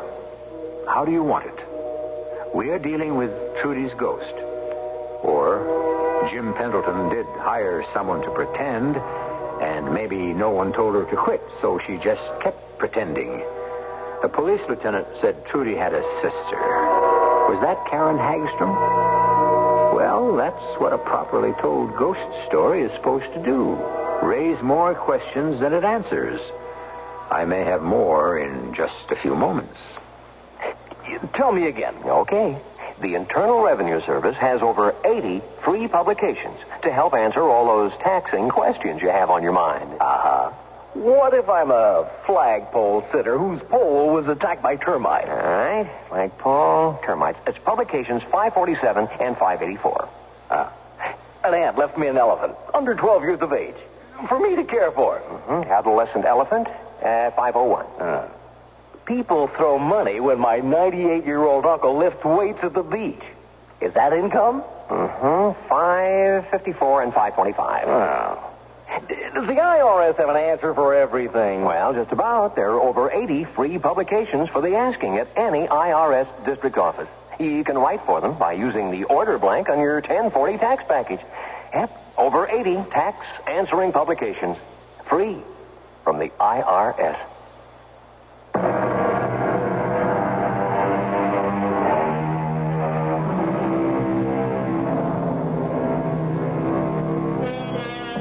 Who says there's no such thing as a perfect crime? If you analyze our story, you'll see we have no fewer than 3, which shows how prodigal we can be. The death of Trudy Nelson? The case is closed. The murder of Jim Pendleton? The case is closed. And how did Donald Taylor die? Was it suicide? Who knows? That case is closed. But we have plenty of open cases for you right here 7 times each week. Our cast included Ralph Bell, Ann Williams, Joan Shea, and Earl Hammond. The entire production was under the direction of Hyman Brown. And now, a preview of our next tale. Door's locked. Oh, I got a pass key. There you are. You can go right in. Thank you. When he comes, I'll tell him you're in here. Here, what's this? Keys on the floor. Why, they're your keys, aren't they? It says KK on the holder. Well, they are my keys, but how did they get here? I thought I had them in my purse. That's why I had to ring for you. I couldn't find them. Well, no matter. Now, you just make yourself comfortable. Ray. Ray. Oh, my darling. Oh, what is it? Oh. What's the matter with him? He's been shot. Call a doctor, please. Hurry. Maybe too late for a doctor.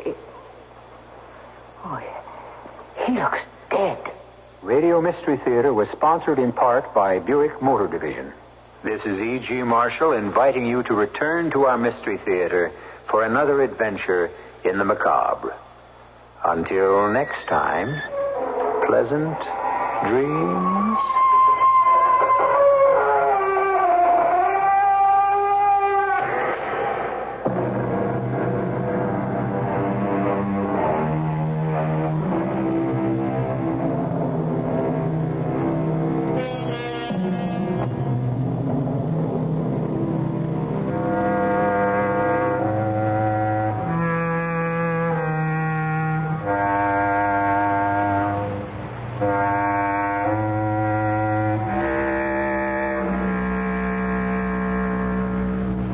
WFAA, Dallas, Fort Worth.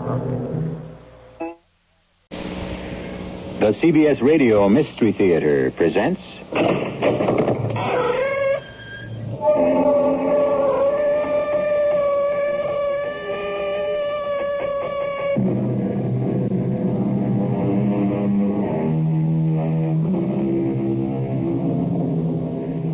Come in. Welcome. I'm E.G. Marshall. The fantasy world of a child. All diagonal squiggles of shimmering color. The effervescence of cascading balloons, mint candy sticks and sugar trees, gingerbread houses, and yellow brick roads. Or something dark and terrifying, because the logic of a young mind has no moral strictures yet to shape it. That's what this story is all about. Which is which? Yes, Mr. Charles. I heard you. I knew you wouldn't leave me. Mr. Charles? What does the child mean, Ellen? It's the name she's taken to calling her grandfather. Oh, Lord, take us. She's talking to the corpse. Of course I won't cry anymore now. I promise, Mr. Charles. Yes, I understand. What? Oh, I see. Well then, goodbye for now, Mr. Charles. Lush.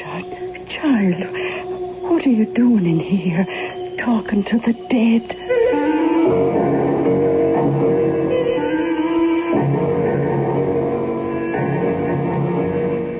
Our mystery drama, The Providential Ghost, was written especially for the Mystery Theater by Ian Martin and stars Beatrice Straight. It is sponsored in part by Contact, the 12-hour cold capsule, and True Value hardware stores. I'll be back shortly with Act One.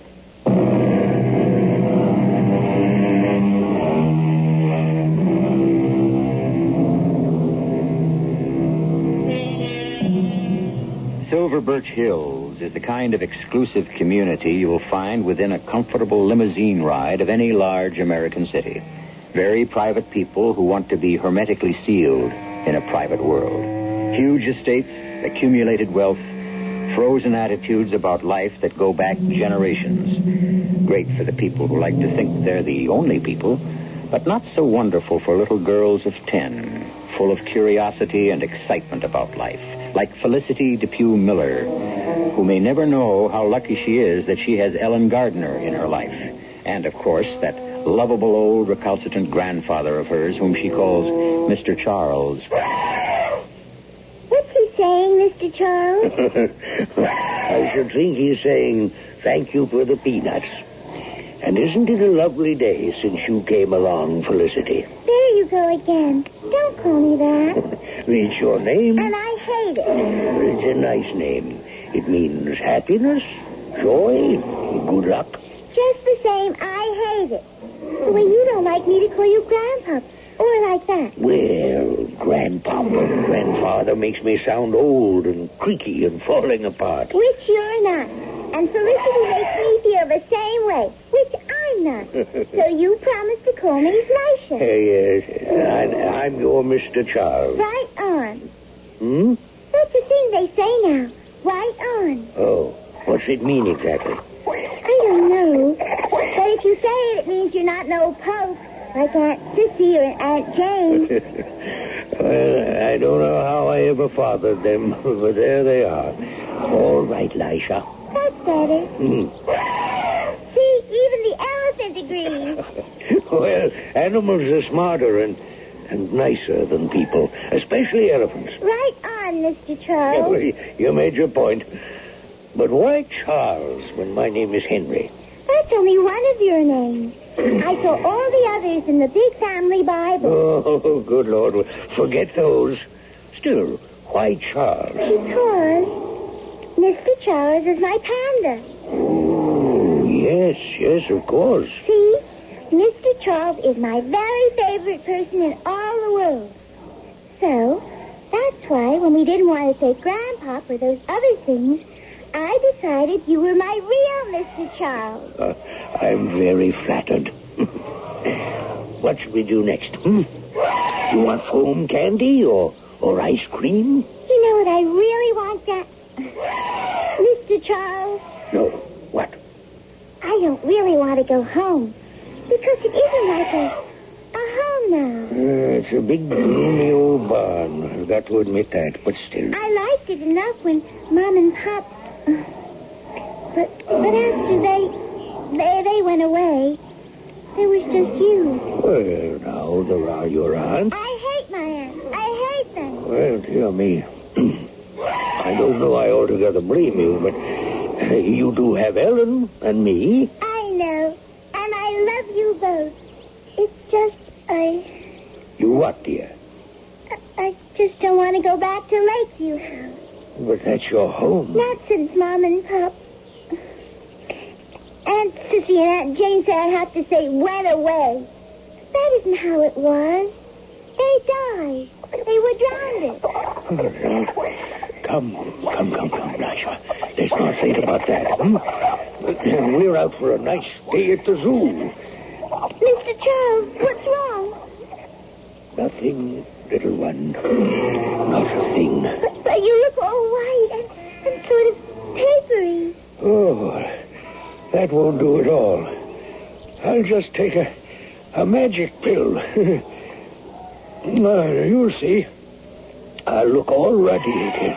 I'm scared, Mr. Charles. Oh, whatever for? If you ever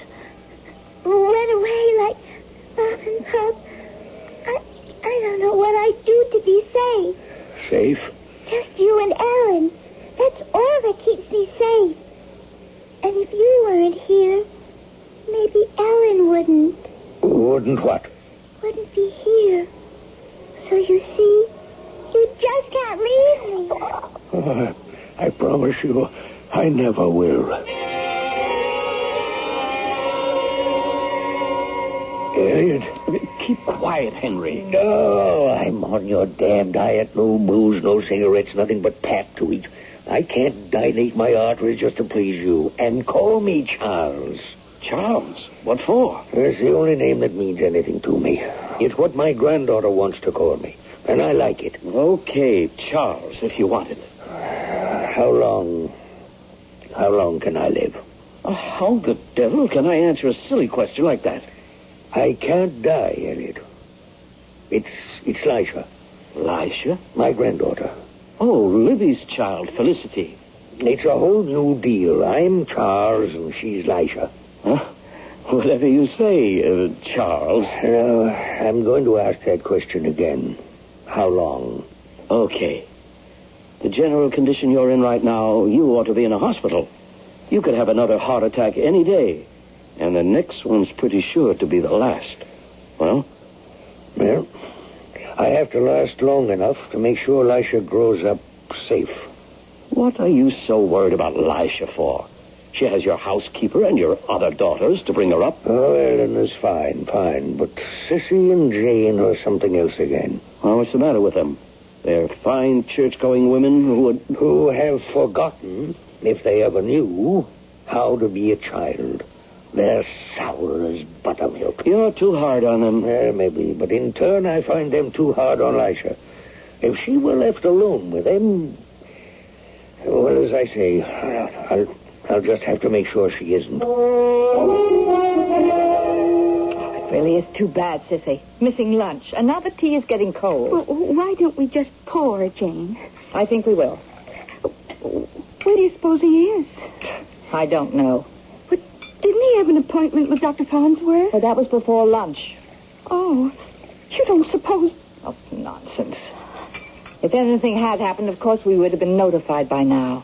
Well, just the same, he isn't well. Well, it isn't his physical health I'm beginning to be concerned about. I think he's held out surprisingly well after the last attack. It certainly has surprised me. I thought he'd be gone within a month after Libby. Oh, don't remind me about her. That's all over and done with, Sissy. She was my sister. And mine. Now, let's put Libby out of our mind. She's gone forever. Our concern now is with Father. What worries me is that he's slipping in his mind. Papa? Yes. All those silly things like changing Felicity's name and allowing her to call him by the name of one of her animals, Mr. Charles, indeed. Well, you know how he is about her. Yes, indeed. The child can wind him about her little finger, just like her mother. Well, Ellen spoils her, too. Yes. Believe me, when Father dies, she will be the next one to go. Felicity needs a firm hand and plenty of control, which I intend to see that she gets, for everyone's sake. Oh, you intend to see gets what, Jane? Father, I didn't hear you come in. I'm like the fog. I creep in on little cat feet. Do you feel all right? Oh, don't look at me as though I'd flipped my wig. A modern expression which means gone out of my mind. Oh, maybe you'd like a little tea, Papa. Oh, Lord, no. Maybe I'll have a drink instead. Now, you know you're not supposed to drink. Or have any fun at all, eh, Jane? Well, you know my philosophy. Eat, drink, and be merry, for tomorrow we may die. At least I can be merry anyway. Where's Lisha? She's been sent to her room and told to go to bed without supper. Why? Now, you know how often I've spoken to her about tracking mud into the house. Well, she did it again today, and when I scolded her, she was unruly and impolite. And she said it didn't matter what I said, that Mr. Charles was the only one who mattered, and he wouldn't punish her. She really is very rebellious, Papa. Well, you can hardly blame her when she gets so little understanding from either of you. I knew it. Taking her part immediately. It's just like Libby all over again. But that'll be enough. I don't want to hear any more. I'm going upstairs to Lisha. I suppose you're going to countermand my orders. She has to get a little love from somebody in the family. I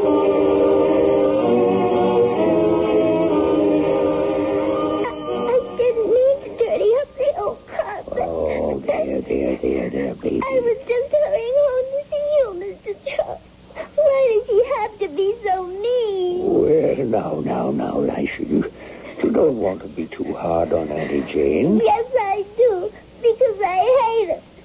Just the way she hates me and she used to hate Mommy. She's the one who should be just like Mommy and Daddy. I wish she was dead. Honey, that's no way to talk. I have to. Because, don't you see, Mr. Charles, if you ever went away like Mommy, then she'd want to get rid of me.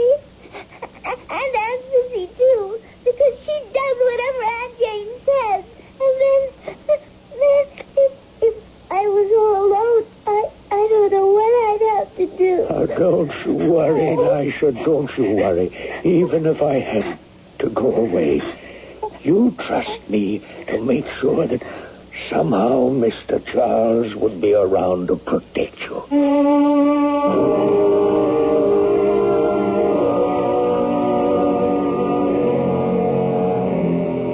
How can he promise to be around to protect her? And does Lisha need protection, really? Is what she says true of two strict old ladies, or does she fantasize them as witches? A simple enough situation, perhaps, but as you will see, far from it, as the fuse of Mr. Charles' life burns down to the powder keg of buried emotion. I shall return shortly with Act 2.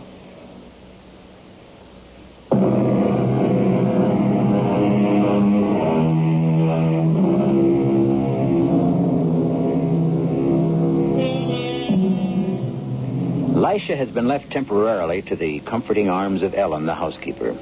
Mr. Charles sits momentarily exhausted in his great armchair while the pain of the angina recedes from his left arm to a still dull ache in his chest. Another nitroglycerin tablet eases it enough for him to make a phone call for Dr. Farnsworth, and now a second call to his lawyer, Mr. Courtley.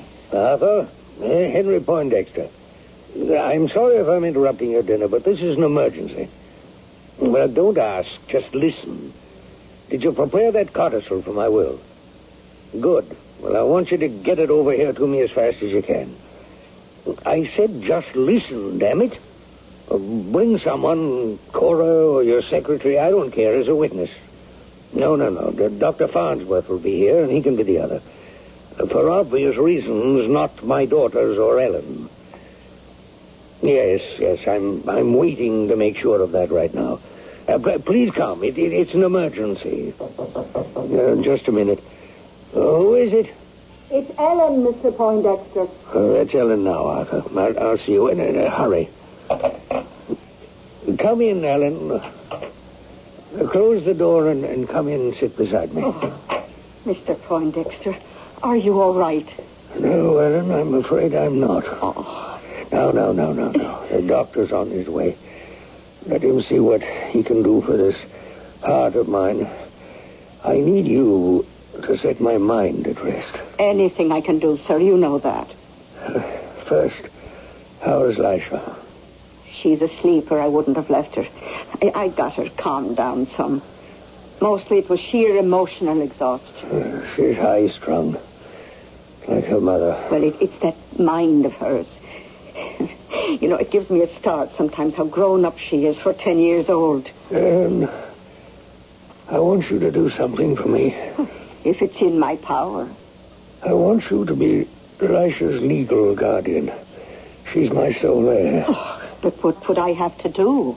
Be responsible for Lisha till she's of age, or till she gets married. You mean almost like I was her mother? I mean, I hope exactly like. What about Miss Jane and Miss Sissy? Oh, they'll be well provided for. And they can always make their home here. I want to, Mr. Poindexter, but... Sure, I don't know what Dennis would have to say. Dennis? Oh, he's my intended, like. Oh, we've been going together ever since... Well, for about a year now. We're going to be married in a couple of years when he retires from the force. The force? Oh, he's with the police. Plain clothes. Oh, you might remember him when he was here in connection with... Oh. When Miss Libby and Mr. George had their accident. Sergeant Dennis Mullaney. Yes, I think I do. Well, why can't you be married, Ellen? Maybe you could take Lisha to live with you. There'd be plenty of money. Oh, it isn't that. It's... That'll be the doctor or my lawyer. One or the other had better get here soon. I'll go and get the door. No. Let someone else. Ellen, I have nowhere else to turn. I'm going to name you anyway. No? Mr. Charles, oh, Granddaddy, Mr. Charles. I was so scared you'd gone away and left me. Oh, no.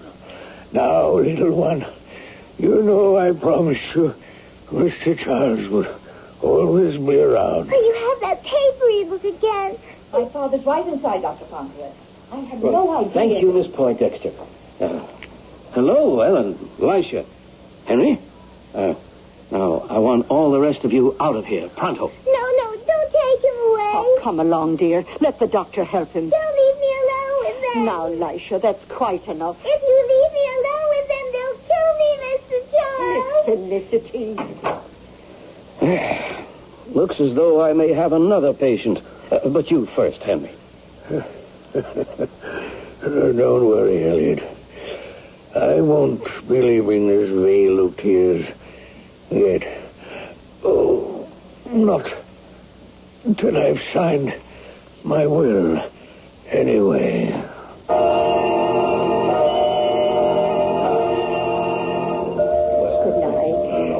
Thank you all for coming to pay your respects. Thank you. The funeral will be tomorrow morning, 11 o'clock, at St. Andrew's Cathedral. Thank heavens.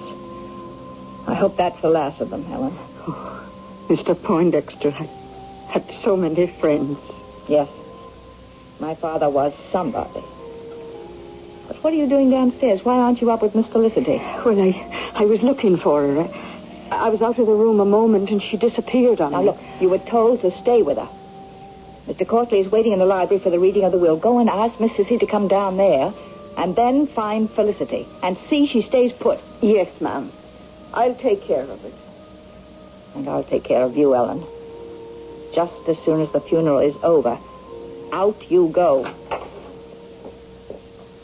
Good afternoon, Mr. Courtley. Miss Poindexter.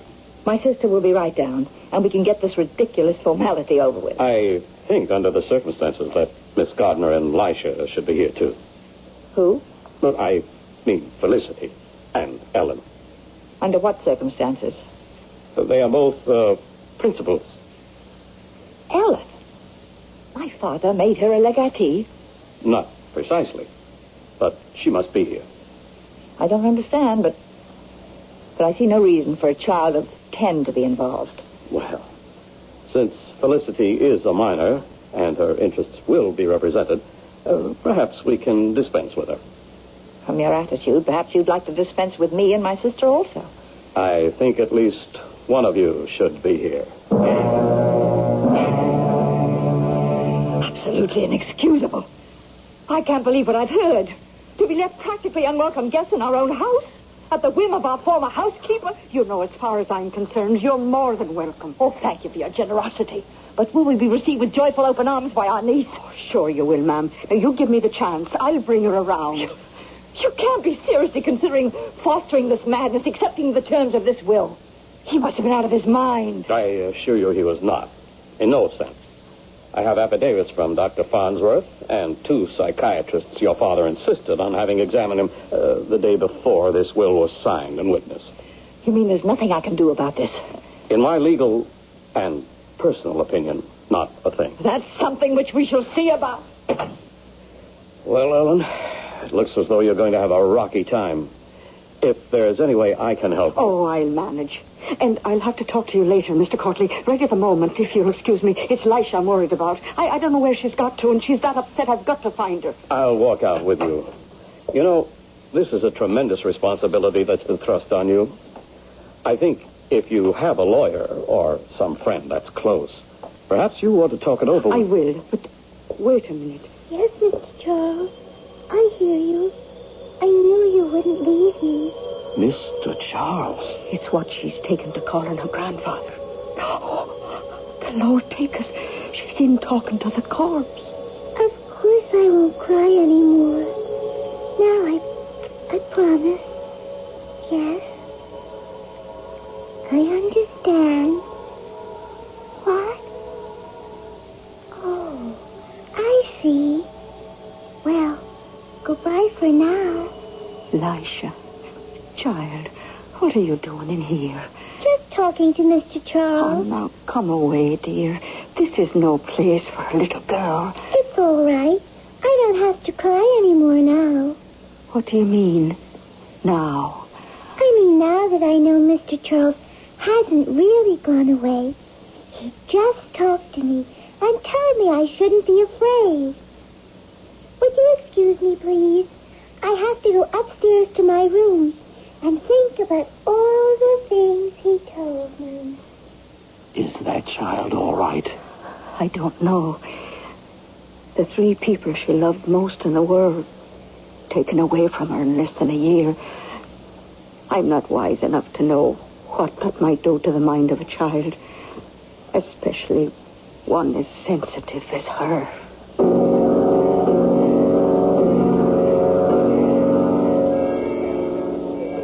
Ellen. What is it, Dennis? You're not eating your dinner. Oh, I'm sorry. It's just, there's so much on my mind. Well, I thought we were after settling that. I mean, you being guardian and all. I told you it's all right with me. I know, Denny. It's sweet you were about it, too. Isn't that worrying me for the moment? Well, what then, sweetie? Well, I don't even know if I should be away from her tonight. Well, sure, it's your regular day off, isn't it? Oh, yes, but I don't know if I should have left Lisha alone.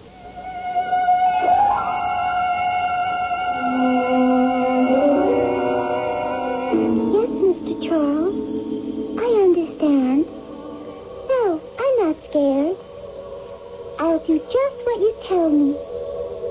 Yes? I know just where to get it. And do what? Oh, sure, that's easy. Just like magicians do. But what about Auntie Jane? Okay, just like you say. One thing at a time. Goodbye, Mr. Charles. I love you, too.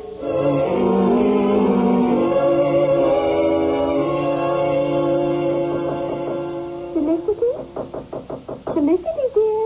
You can come in. I'm not asleep. Oh, well, here's that nice cup of chocolate I promised you before you went to bed. Thank you, Aunt Sissy. Did you bring one for yourself, too? Oh, yes. We can have a little party. There, now, that's yours.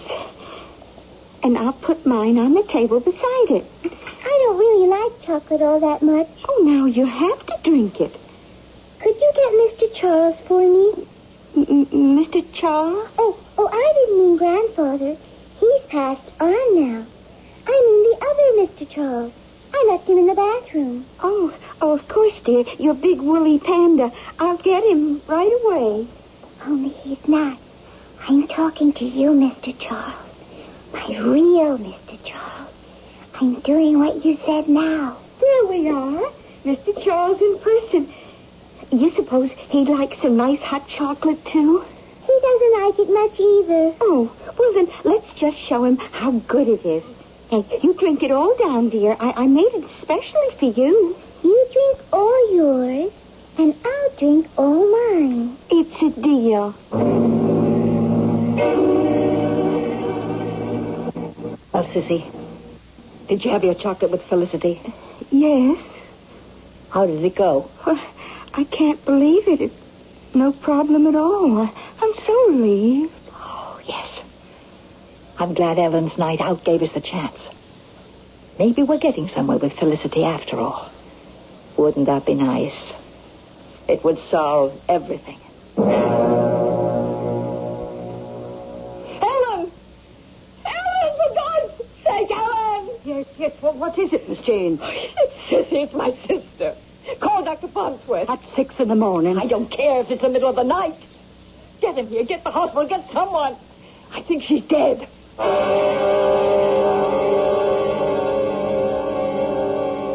Now, what is going on at Lakeview House?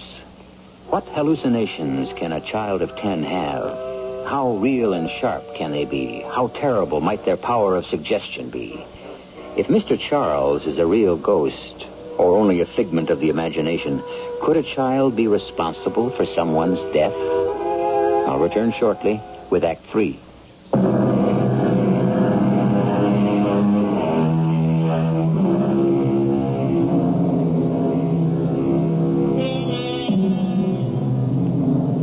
In her bedroom, Sissy Poindexter lies dead.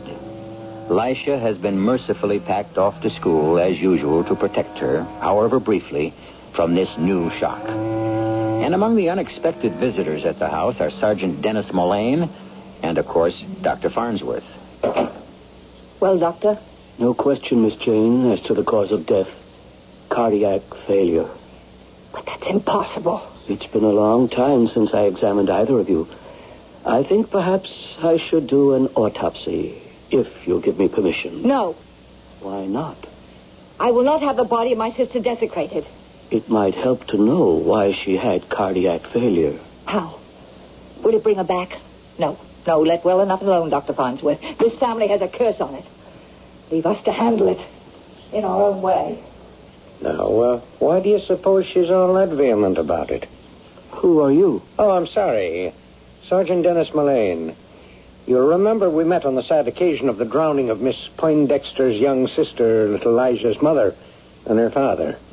And that Ellen and me are engaged to be married. Of course, yes. What are you doing here today?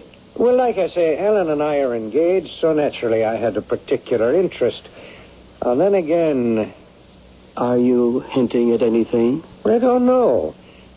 Why should you want an autopsy? I can give you the same answer. I don't know, for sure. Are you going to issue a death certificate without one? I reckon. No real reason why I shouldn't. Could you hold it off till tomorrow? I don't know if I want to. Why should I? Well, let's be frank, Doctor. For whatever our own reasons, we both think there's more here than meets the eye. I need a little time to trace a couple of things. I'm going to sign the death certificate. Heart failure.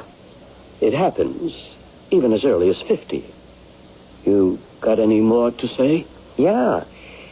Let it go till tomorrow. You can sign it then. There's nothing to lose.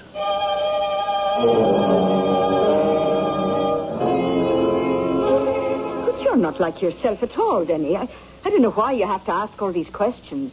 Sure, it's only to protect us all. So what about that bottle? Well, it was only a prescription the doctor gave to be filled for Mr. Poindexter. Was it digitalis? Something like that. Just before he died, he'd gotten a whole new bottle of pills? Yes, I picked them up myself. And after he died, was the bottle still there? Of course. When I cleaned up his room, I put it in the drawer by the bed. Is it there now? I suppose. Well, it's not. It's here. You took it from the drawer. I did not. I found it in the pocket of Miss Cicely Poindexter's dressing gown. Well, what would it be doing there? Well, now, that's what I asked myself, since it's empty. Did you know that digitalis in an overdose is a fatal poison for anyone, heart case or not? No. And didn't you tell me that Miss Sissy and the little girl had chocolate together last night? Didn't she tell you that? Yes. The pills would dissolve very easily in a hot drink, and they'd have no taste. Not in chocolate, anyway. But sweet Mary herself, what are you trying to say? That Lisha might have had something to do with it? A child of 10? I'll not believe such a thing of my little Lisha. Well, I don't want to either, Ellen. Miss Sissy didn't die of natural causes. And before any of us can be really happy and free again, we're going to have to pin down just how she did die. Well, what are you going to do? I'm going to go right out on a limb the way I should have a year ago. I'm going to get enough equipment to drag the lake.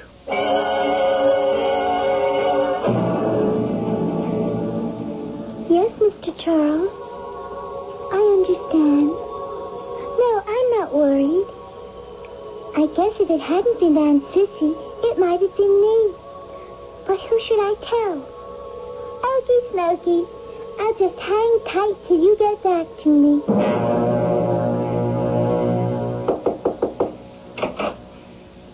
Oh, there you are, Felicity, dear. I was looking for you. What for? Why, Ellen has to drive in and do some shopping, and she thought perhaps you'd like to ride with her. That's funny. What is, dear? Ellen just told me she was going to have a bit of a lie down. A what? A lie down. That's what she says when she means a nap. Oh, well, she's changed her mind. She's down in the car in the small garage. She was just starting it up, and I was telling her some last-minute things, and all of a sudden she thought you might like to go along. Oh, I would. Well, then let's go down to her. I have something else to arrange. Is it just to Poulter's Farm? Oh, no. You'll be going further than that. Quite a long way, in fact. I don't care. I don't care if we never get back. Such a nice thing to say, Felicity. And you know something? What? Neither do I. She shouldn't let the car run with the garage door closed. At school in Safety First, they told us it's dangerous. There's a gas that could kill a person. Why? The things they teach you at school nowadays. But they're perfectly correct, Felicity. It's exactly what it's going to do. You pushed me. You scraped my knee. Don't worry. Soon it won't hurt at all. Nothing will hurt you anymore, Felicity. Going somewhere, Ellen? Oh, Miss Poindexter. Well, yes, I just wanted to see if Lisha was all right. Well, you won't have to worry about Felicity, or Lisha, as you call her, anymore. What do you mean? I better go to her. No. It's too soon. That's a pistol. That's just what it is. And pointed at you, Ellen. Oh, what for? Oh, don't be alarmed. As long as you do as you're told. You see, you're not mistress of this house. No matter what the will said, I am. So back up. Into the room.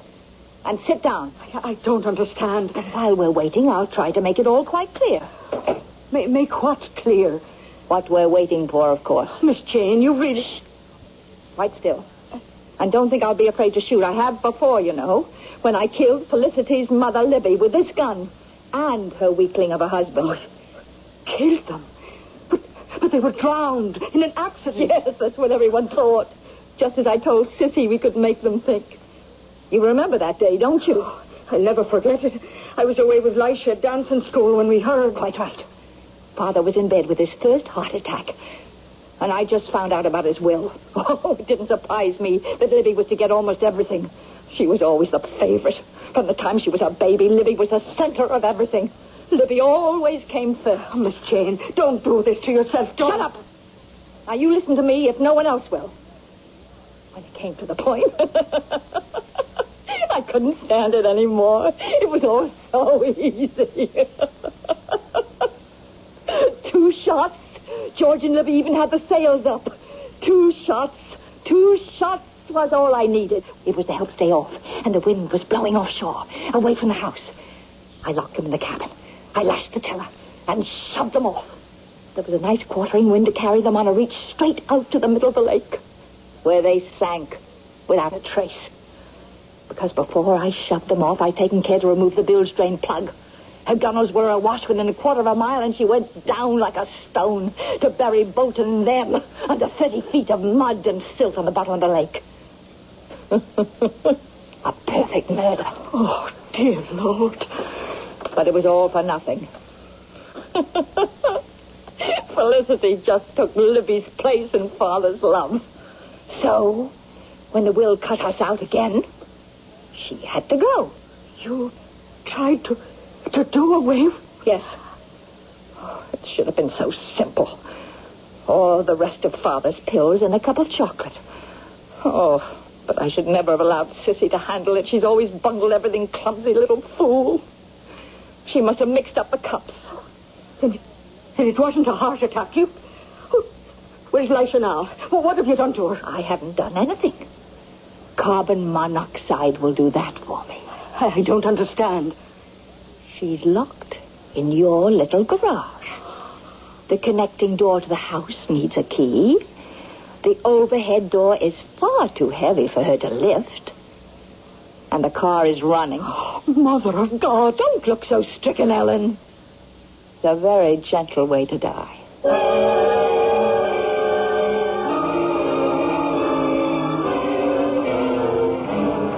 Come on, you old door.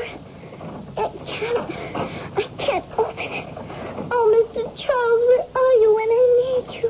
Now, don't get panicky, Elisha. You know I'm always around. It's getting awfully hard to breathe, and I feel so sleepy. We'll soon fix that. The way we did before. You mean when I switched the chocolate cup? Something like that. Now, think. You remember the day we came back from the zoo, and I forgot my house keys, so we couldn't get through the garage door to the house? Yes. Oh, yes. The extra key under the doormat. That's right. Take that and open the door, and then be sure to close it tight behind you. I will, Mr. Charles. You're going to hide till Aunt Jane comes down here. And as soon as she does, you go let Ellen out of her bedroom, and the two of you take my car and run for your lives.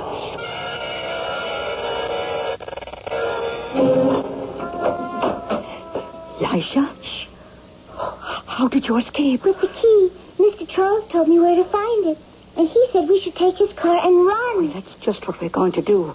Your Aunt Jane is a raving lunatic, and she has a pistol into the bargain.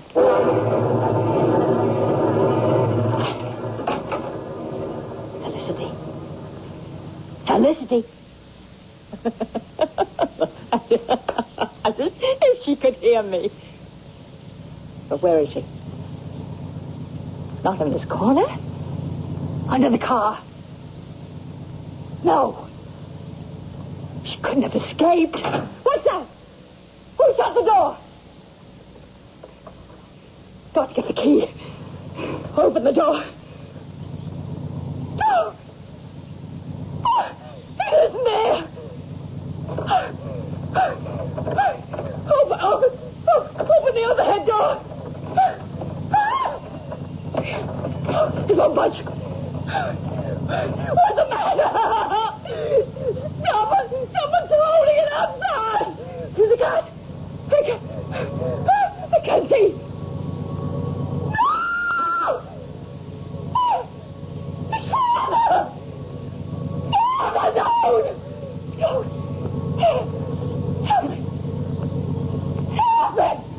No one to help you now, Jane. You brought it on yourself.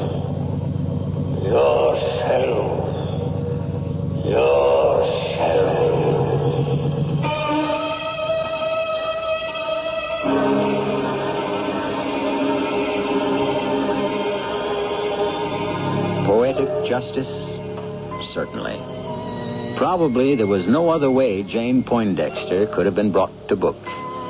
There was small chance of Libby and the boat ever being found, and what proof was there that the digitalis had ever been in the cocoa cup, since Sissy was careful to wash them both out? As for the rest, it would only have been Ellen's word against Jane, which leaves only a couple of questions that I'll try to answer when I return.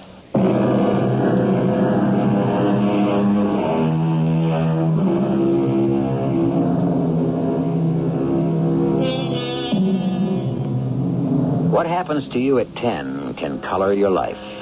But a child also has amazing recuperative powers and the capacity to forget. Growing up as Dennis and Ellen's child, for they adopted her as soon as they were married, there were too many sunny days in Lisha's life for any dark corners to remain.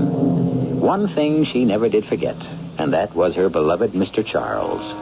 As for Mr. Charles, was he only an echo of the common sense he had taught his granddaughter? Or was he a real and most providential ghost?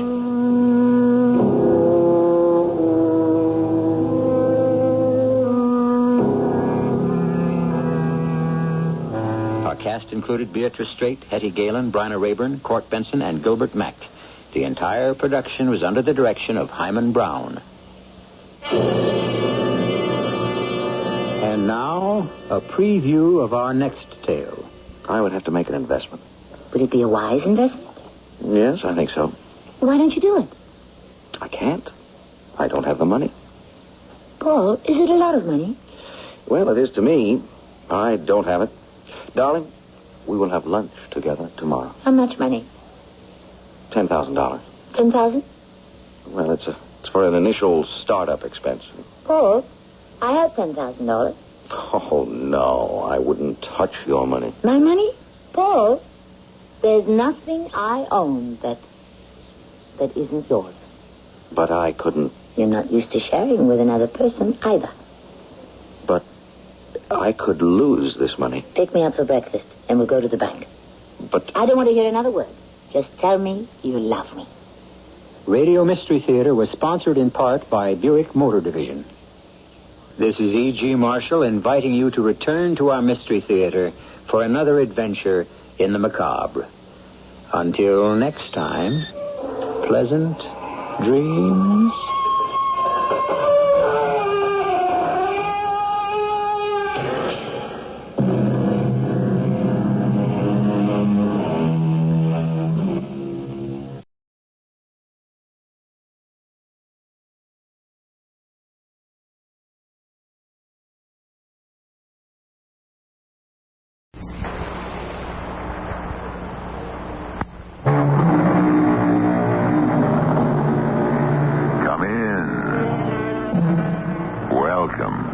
I'm E.G. Marshall, principal of this little dread schoolhouse, where our curriculum consists of lessons in mystery, suspense, and the macabre.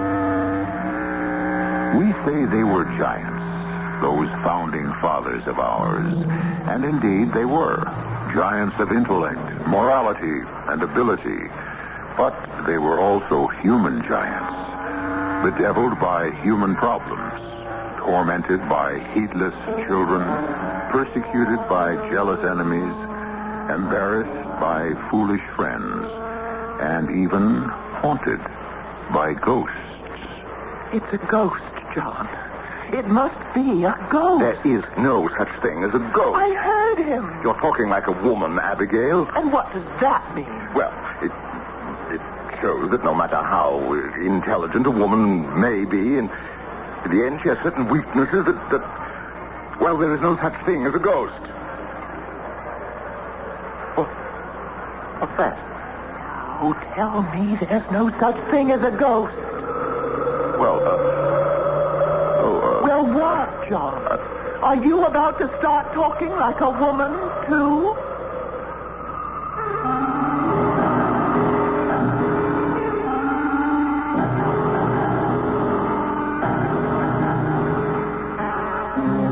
Mystery drama Ghost Powder was written especially for the Mystery Theater by Sam Dan and stars Marion Seldes and Michael Wager.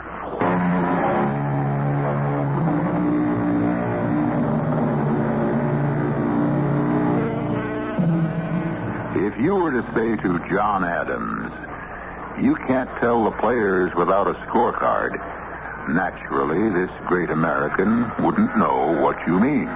But if somehow you could explain it, he would fix you with that level, steadfast look of his and say that you couldn't tell the players even with a scorecard. Here was John Adams in 1784, getting more flack from our recent French ally than from our former English enemy. Here he was, ambassador to Paris from the United States, and nobody really quite knew just what the United States was, or were. His colleagues, Franklin and Jefferson, were great men, as we all know, but very difficult to live with. His wife, Abigail, insisted that she couldn't run the embassy properly on his meager salary, and when he asked the Congress for more money, their answer was to cut his wages. In addition, their rented chateau, a place called Auteuil, was haunted by a ghost. But, he swears he heard him. Which one is Henri, Abigail? Henri is the one who cleans the floors. When did anyone ever clean the floors in this place? Well, Henri does the best he can. It isn't good enough. Now, dear, about the ghost. There is no such thing as a ghost. Let us discuss this rationally. How can you possibly discuss a thing like a ghost rationally? It's a contradiction in terms. John, you simply cannot close your mind. Are you telling me you actually believe I am that... telling you what Henri said. I see. An illiterate French peasant has suddenly become a respected authority on the supernatural. Well, why don't you talk to him? How can I speak to him? I don't speak his language. Ah, but he speaks yours. I noticed that. You noticed what? Aha, he speaks yours. The of reproach. See how this humble, uneducated man takes the trouble to learn your language while you will not bother to learn his. That isn't what I meant to say. But now that I hear it stated, I must say I agree with it. I am far too busy to study this exercise in nasality. But, darling, you are the ambassador. Not exactly. I am the minister plenipotentiary. And Mr. Benjamin Franklin is the ambassador. Well, actually, Mr. Franklin is the ambassador emeritus. I wish Mr. Franklin would go home to Philadelphia, where I understand he is worshipped. Mr. Franklin is coming to dinner. Oh, no. Why are you so stuffy this afternoon, John? It's so unlike you. I've been away from Boston too long. Now, about Henri and his ghost. I don't wish to talk about Henri and his ghost. What is there that I can say to this superstitious servant who... Why don't you listen to him first?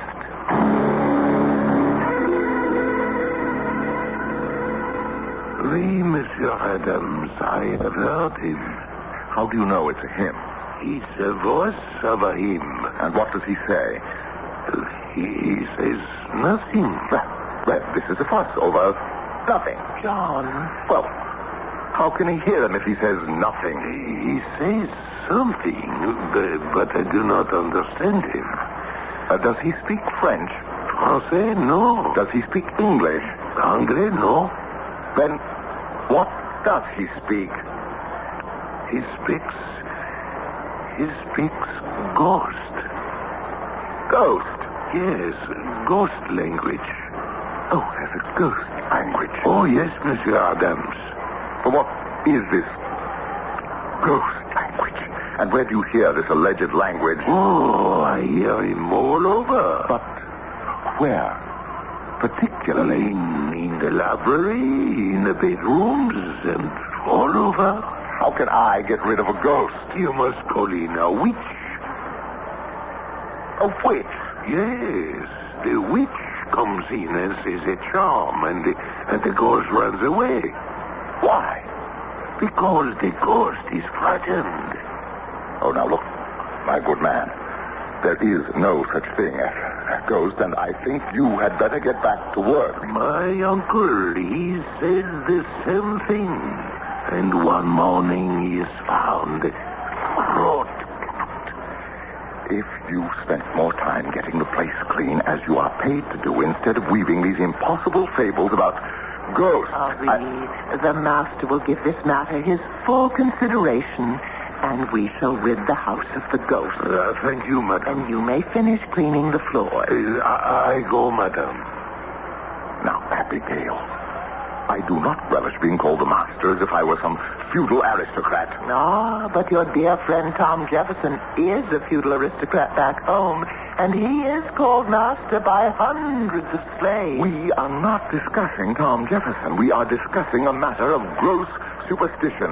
Why must I indulge him in this superstitious nonsense? To make my life easier. What does this have to do with you?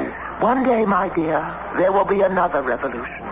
A revolution of the women. What on earth do women have to revolt about? It will come in a faraway future.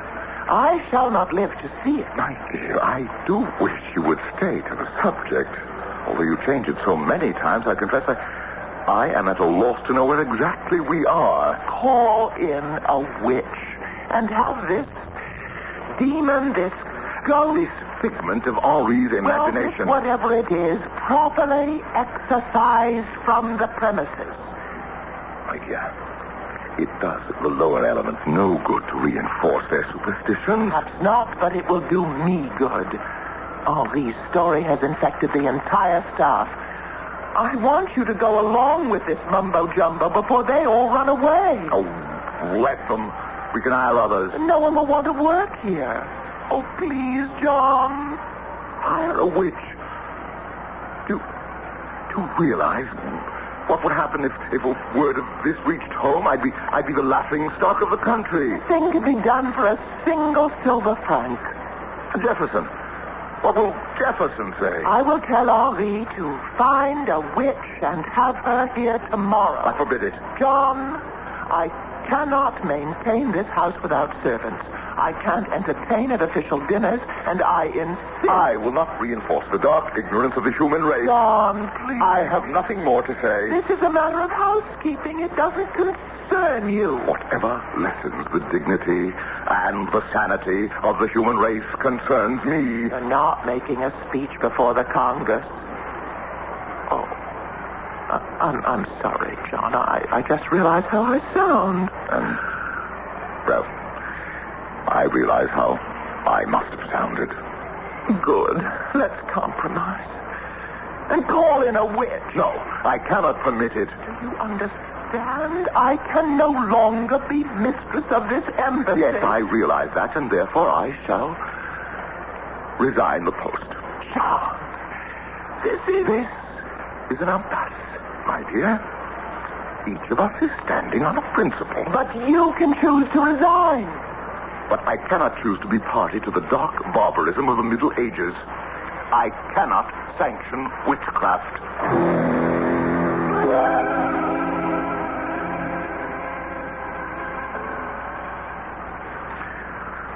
Well, the truth of the matter is the French do not wish for us to sign a treaty with England. John, come to bed. And neither Franklin or Jefferson can see it. Had enough politics for one night. But our Franklin's are dead. Can't we talk about it in the morning? Jefferson is so grateful to France. John, I'm very sleepy. Tom, understand that we did more for France than France did for us. One day, everyone will understand it, but tonight, France and England are mortal enemies. Our independence is a body blow to England. Why do you and Franklin and Jefferson argue so ceaselessly?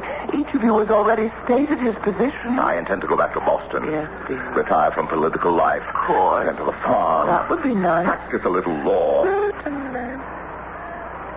You don't believe what I'm saying. Not a word of it. Yes? Madame? What is it, Pauline? Madame, I am frightened. Of what? The ghost. Which ghost? Oh, I would assume it's the same one. Oh, now somebody has to put his foot down. John. Young woman. Monsieur? There is no such thing as a ghost. Oh, monsieur, one does not make the joke about the ghost. It is silly, nonsensical superstition, and I have had quite enough. Now, as master of this house, I order you to get to your bed and have yourself a full night's sleep in order that you may be fit for your duties in the morning. Is that understood? But, monsieur... That will be all. Good night. Not another word. You may leave.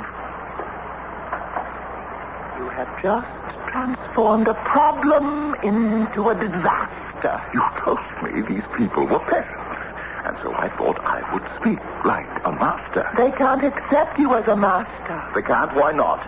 Well, it has to do with the customs of the country. I am becoming rather satiated with the customs of this country. You do not behave like the master of a chateau.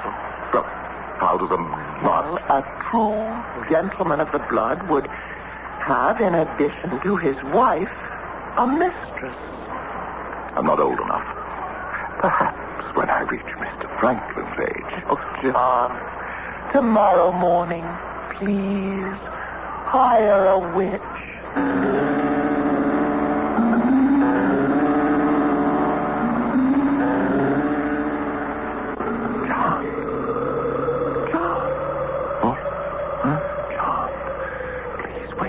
Wake up. Why? It can't be morning. Listen. What? What is that? It's your imagination. You don't hear it? It is. I think so. Well, is it your imagination, too? No. What is it? That's a ghost. No, Abigail. I know there's no such thing as a ghost, but what do you call that? Well, John, I remember my grandfather and my aunt. They'd tell us children's stories about... John, I'm frightened. Oh, dear Abigail, it's impossible. Big, gloomy, frightening house. Who knows what crimes may have been committed here? Abigail, there is no such thing as a ghost. Then why is your hand shaking?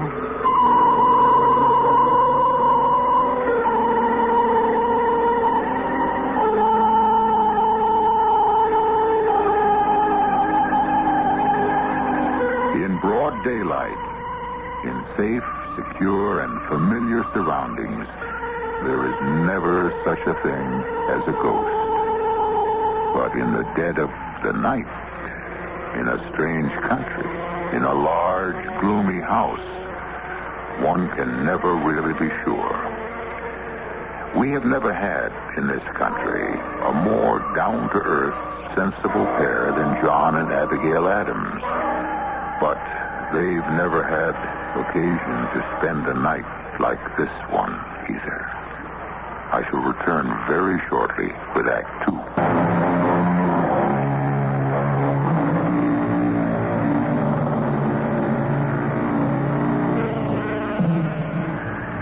It isn't easy to be a man of intelligence and integrity, to speak one's mind and stand on principle at a time when men are valued for their flexibility. Nor is it easy to be a woman of wisdom and candor at a time when women were valued purely for decorative and pleasurable purposes. And so we have described John and Abigail Adams. And these two intelligent and rational people are now having what can be described as a crisis of confidence. Each would insist there is no such thing as a ghost. And yet... Oh, John, it's a ghost. Abigail, there is no such thing. I know, but just tell me what that is. I am going to find out. Let me come with you. No, you stay in bed. No. I'll settle this once and for all. John, do we have a pistol? Now, when did we ever have a pistol in this house? You have to have something to... Well, if it's a robber, this fireplace poker. But suppose the place is being robbed. What is it that we really care about? That can't be a thief. Thieves would be quiet. I'll go see. John!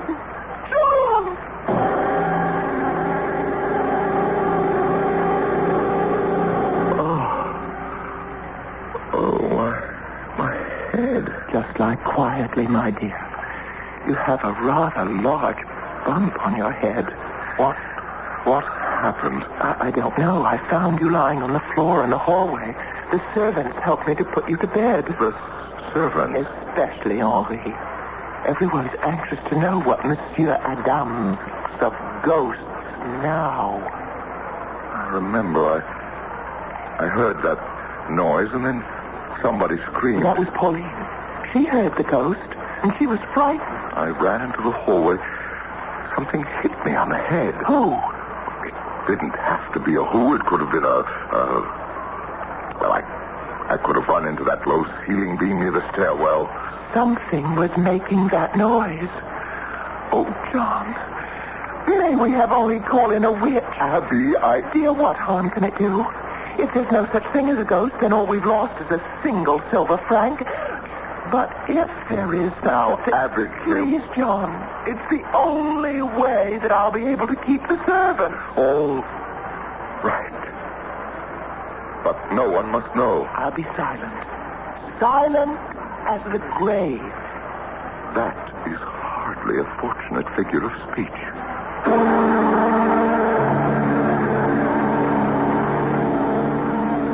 John, this is Madame Pinapessa. Monsieur. How do you do? And, you are purported to be a witch? Purported? What does Monsieur mean, purported? I am a witch. Well, I mean... Monsieur is a politician. I am a witch. Whose profession is older and more honorable. Well, what can you do for us, Madame Pinipes? The noise you hear is the Duc d'Ormont. How do you know? He was strangled in the chateau. Why? It was 200 years ago. He was the Queen's lover. She came to visit him here. They were betrayed. These things happen. But if he's dead... What can I say, monsieur? We are told that those who are killed for love never really die. Ah, so he wanders about the chateau, does he? Yes, monsieur. Wandering and wailing for his lost love. And how do you propose to dispose of him? That, monsieur, is my own secret.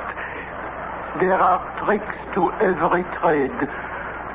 I do not ask how you employ yours.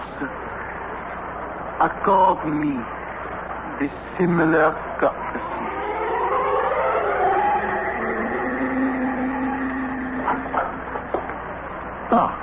Count de Verlaine. Madame said to wait for you here, Monsieur Adams. Welcome, Your Excellency. To what? Do I owe the honor of this visit? Monsieur, I think we might discuss your rental of several French frigates of war. Your Excellency, we have no need of... but you have no navy to speak of at present. And the Algerine pirates? Yes, we do have trouble with the pirates on the Barbary coast. And since the building of a battle fleet is, of course, prohibitively expensive... We are aware of the problems involved. It will be difficult to raise funds through taxation. Your countrymen cannot seem to agree on the necessity to tax Virginia planters and Pennsylvania farmers in order to protect the interests of New England merchants. Sir, this is our internal affair. Naturally. Besides, we have other sources of revenue. Have you?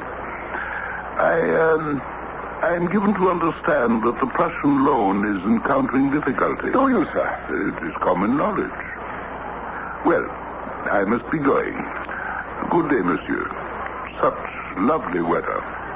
Yes. Thank you.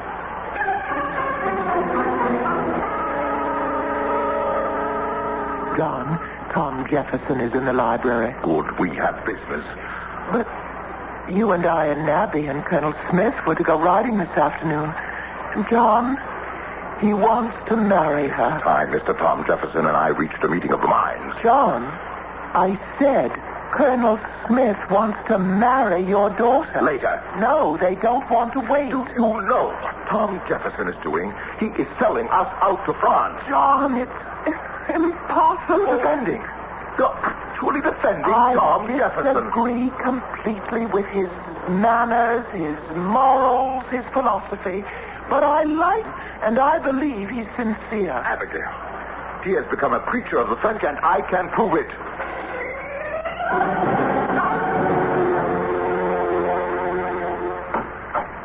Well, John, why did you want to see me? Tom, we must have this out. What? Well, George Washington won't live forever. Hamilton, too unpopular, personally. Hancock, Day. Thinking nobody really thinks they have enough. Enough of what? Buzz, Slippery. What is all this, John? This is the talk that's going on at home. This is how people are thinking and speculating. It's going to come down to a fight between you and me. What kind of a fight? Power. Who is going finally to rule our country? I never thought much about it one way or the other. You want the truth, John. I think you're more qualified. You do a better job of it. Maybe you think that, but your friends, your Federalist friends, won't let you think that way forever. They'll egg you on for their own purposes. Don't you have the same kind of friends that I do, John? Yes, and all with axes to grind. And I shall be the victim of my friends, too. And it has to be this way, Tom. Why? You and I, we are on opposite sides of every question. One of us has to prevail. Maybe not. Maybe the people will split the differences between us. Maybe they will. But still, we have to fight it out. We can fight as friends, John. No. You have already betrayed me and the country. Be careful what you're saying, John. Oh, stop talking like a southern aristocrat. What do you propose to do? Challenge me? How dare you accuse me of betrayal? You and I were sitting in this room night before last. We spoke to the progress of the Prussian negotiations. I had confidential information that things were going badly. You and I were the only ones in the city of Paris who knew it all. So I thought.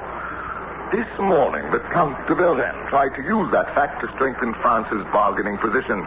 Well, what does that have to do with me? Well, if you didn't tell him, who did? Ben Franklin was also in the room. When I read the dispatches from Prussia, Ben Franklin had fallen asleep. Oh, what makes you think I told Vergennes? Your friendship for France is notorious. I am grateful to France for helping us overthrow the British yoke. Would you have us exchange the British yoke for one made in Paris? I am here to represent the interests of my country. You were the only one who could have told Vergennes. But I didn't do it. On my word of honor. What am I saying? Why am I trying to insist on something that should be beyond question? My integrity. How dare... Tom. We worked on the Declaration of Independence together. How can you even accuse me? Tom, I'm sorry. I don't know what to think. Someone is betraying our secrets. Does anyone else know? No one. Are you sure? Can you swear that not one other single solitary soul? Yes, I can swear. Well, what? Abigail, Miles. Abigail? Well, I have no secrets from Abigail. But these are matters of government secrets. I know, but Abby is my counselor. Abby is only a woman. Only a woman? Yes, but I share everything with her. Is it possible? No, I can't say it.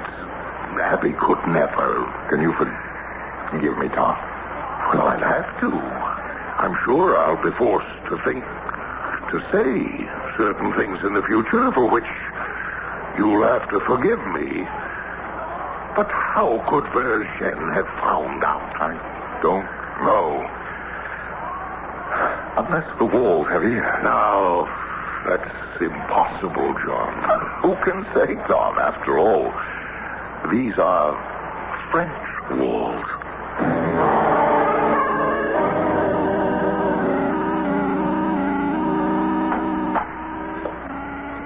John. Oh, did I wake you, my dear?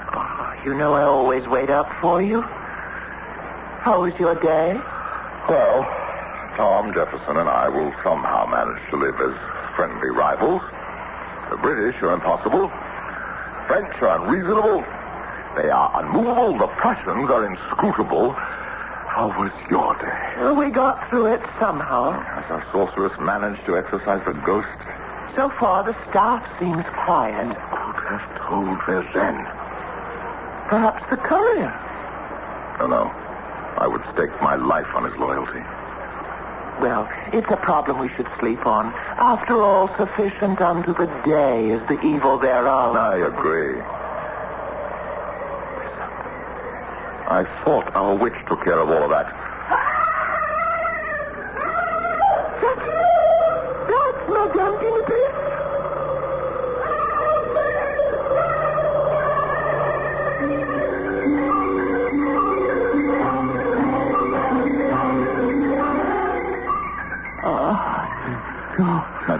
Pinipes. Someone struck her down. Have the servants fetch water and bandages. You won't get any servant to come into this room. I'll go myself. Help me. Help me. Now, just try to be quiet, madam. It's true. What is true? There is... I never believed, but there is such a thing as a ghost. I saw him. I saw You saw whom? The ghost. The ghost. Madam Pinipes, speak to me. Speak. Say something, madam.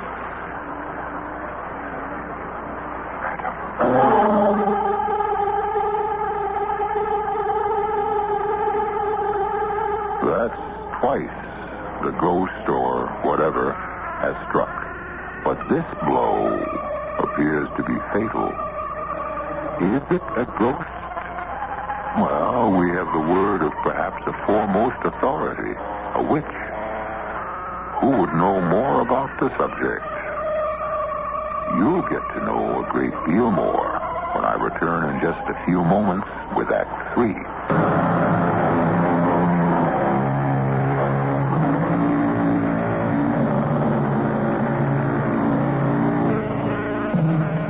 Once again, what is so clear in the bright daylight becomes shadowy and blurred in the dim rays of the moon.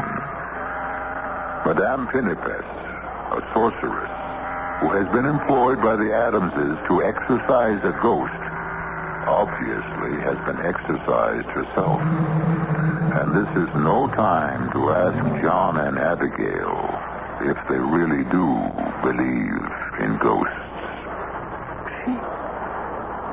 She is dead, John. Yes. But how did she die? Well, I saw her lying on the floor, but I assumed she'd been struck down, but... I know there isn't a single mark of violence. Then how did she die? Something must have... Now, we heard her scream. We both heard her. And what was she muttering when we came in here? The ghost. Yes, and something else. There is such a thing as a ghost. That's what she said. You see, she never really believed in it herself. To her, it was just a way of making money. But then at the very end, she saw a ghost, and it killed her. How?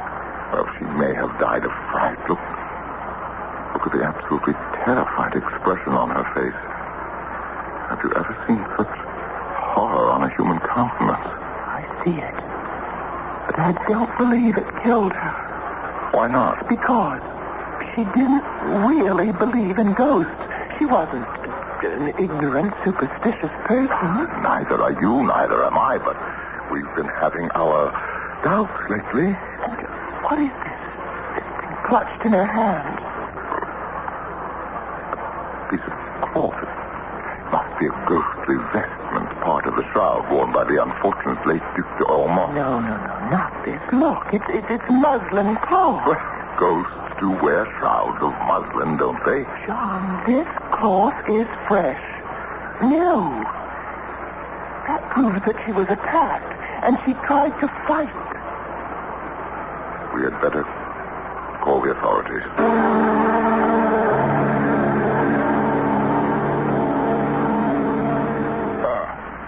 And for what purpose had you employed this woman? We were having trouble with a ghost, Monsieur Commissioner. So, make a note of that, Sergeant. The house is haunted, then? It would appear to be. If the ghost killed her... If the ghost killed her... Oh, surely, Monsieur, you cannot believe in ghosts. Monsieur Adams, I have an open mind on the subject. But such a thing, it's not... It's not what? Possible? Yes. You and Madame say you heard the thing yourself. Well, we may have heard the wind whistling through the chimney. Surely, Monsieur Commissioner, you, a man like yourself, you cannot believe in ghosts. Monsieur, as a police officer, I must adhere to the facts. And these are the only facts we have. Well, then, at present, what do you propose to do? Nothing. A woman has been murdered. The physician who examined her could find no mark or sign of violence. But something must be done. Ask you, monsieur, what? If the deed was committed by a ghost, how do we proceed against him? But, monsieur, there is a more convenient explanation. Convenient? Well, perhaps satisfactory. The woman was over 80. It is entirely possible she died of old age. Yes, that would satisfy everyone. Sergeant, write that she died of old age. The most respectable killer of all.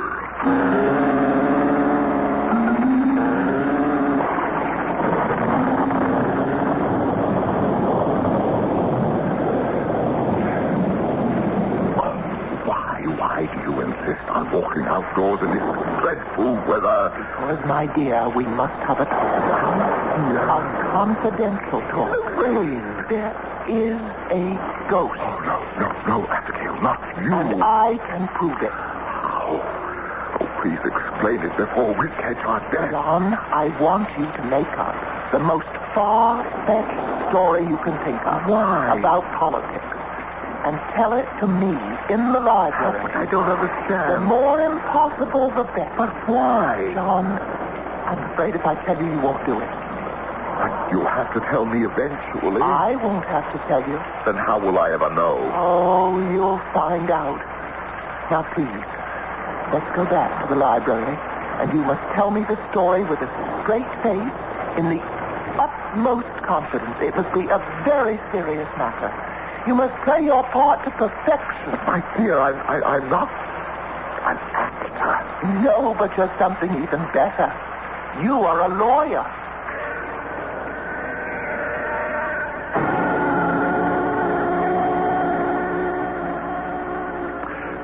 Abigail, this is incredible. Really? Yes, this message I have just received from St. Petersburg. Really, my dear? Yes, from Count Ramyuntsev, a confidential minister to the court. But what have we to do with the Russians? Well, the Count believes our two countries have a great deal in common. I can't imagine what. Well, no, the Russians are established on the western end of our continent. We may one day become very close neighbors. We share a common border.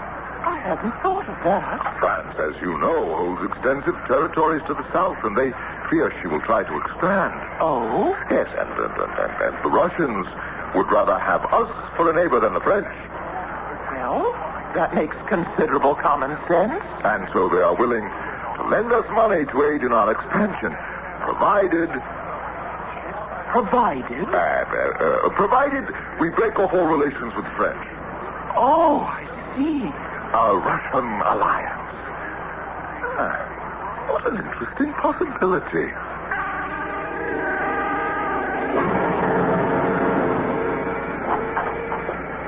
Tom, you're early. Dinner isn't front hour yet. You needn't expect me to dine in this house. Tom, now, what is it? You accused me of selling out to France. And all the time you were scheming to betray us to Russia. Me? You needn't look so innocent. I've been told that you're in correspondence with the court at St. Petersburg. For what purpose? How can you ally us to the most tyrannical ruler in Europe? Who told you I was in correspondence with the Russians? A confidential source, the Count de Vilzen. How did you know? I shall explain it at dinner.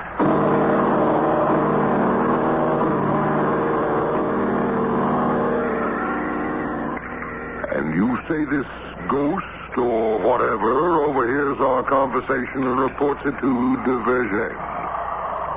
Listen. That is our ghost. That sound? Where's it coming from? The library. And, now, There he goes now. Where? Obviously, he's leaving the house. Well, let us settle this thing, John. No, let me go first. Oh, no. Oh, no danger. I shall have 2 stout gentlemen to protect me. Now, let me open the door. Hand me the candelabra. Now, look. Where? Just to the right of the fireplace, you see? On the floor. Footprints. Yes. Those are footprints. Outlined in white powder. Yes. A lady's face powder. Cornstarch powder. I sprinkled some on the floor. Someone seems to have walked out of the wall. That wall, it must have a false entrance, a hidden panel. We should be in no trouble finding it. Now that we know what to look for, there must be a hidden release. Here, tap against every part of the wall. That's it. Keep tapping all over.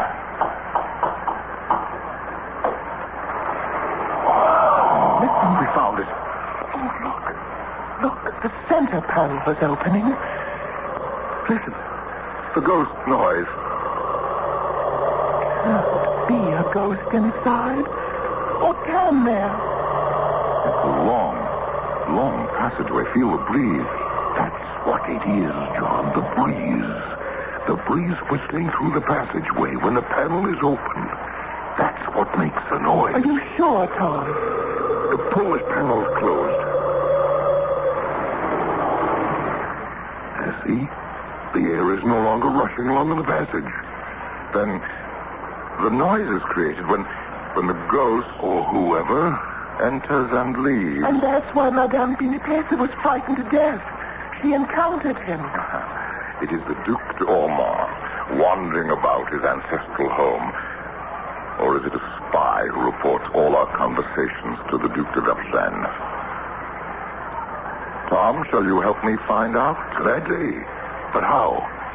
The ghost is on his way, obviously, to report to the Count that you and I have had a serious difference of opinion. Let us retire to the dining room and finish our dinner. Give him an opportunity to return tomorrow for his regular evening spy work.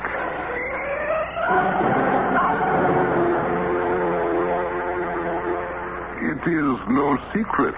What is no secret, Count Vergennes?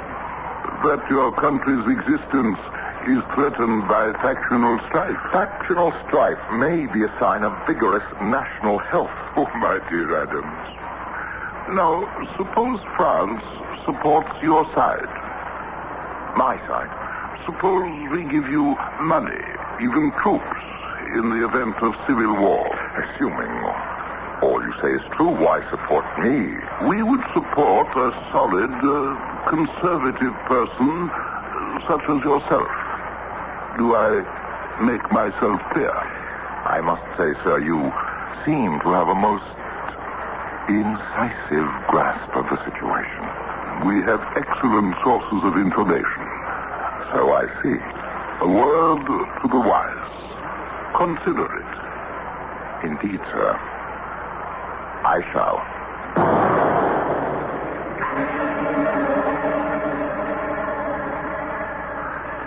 I fear, Mr. Jefferson, that further discussion between us is pointless. I shall write to the Congress. They must choose between you and me. I shall write in the same manner.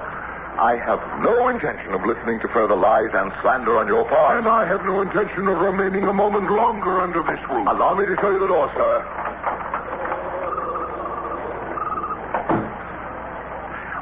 Well, if our ghost was there, we gave him an earful. If he was there.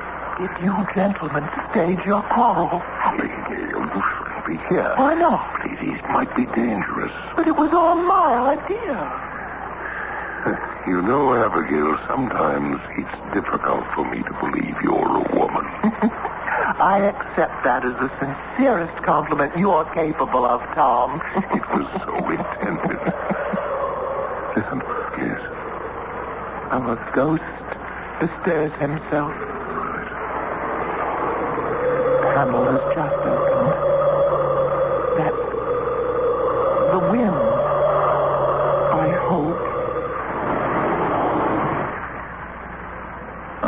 Now the panel has closed. He must be headed for the doorway to the library. But if he is, I'm ready for him. Now. Hold him. Hold him. I've got him. Abigail, get a light. A light. It's a light. Yes. Here. Look. What? It's the police commissioner. Madame, Monsieur, at your service. What am I doing here? Yes, you well may ask. And we are asking. You see, I am conducting an official investigation. Indeed, sir. Yes. There have been allegations of a ghostly presence on these premises. And so, since ghosts are... Yes? Ghosts of what? Ghosts are illegal. You could have told us you were on the premises. No, sir, but it was a confidential investigation. I understand. Have you found the ghost? No, Abigail, nor do I think the commissioner ever will. Will you agree with me, Commissioner, that the ghost would seem to have left these premises for good? Yes, monsieur. It would seem that way. And we'll mention it to no one.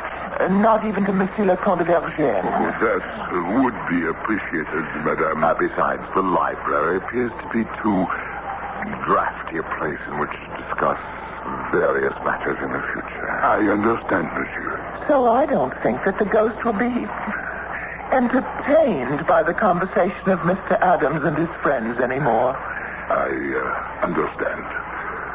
Monsieur, madame, good night. Good night. Well, that's the end of our ghost. I think. That noise. Panel must still be open. Let's close it. It's the wind roaring through the passageway. John, look. The panel. It's closed. It's not the wind. It's... Now, Abigail, I am sure there must be a reasonable explanation.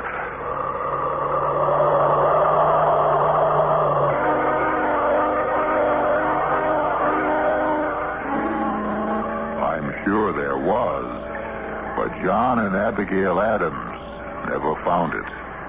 Within a few months, they received orders from the Congress, which transferred them to England, where John Adams became the first American ambassador to the court of St. James.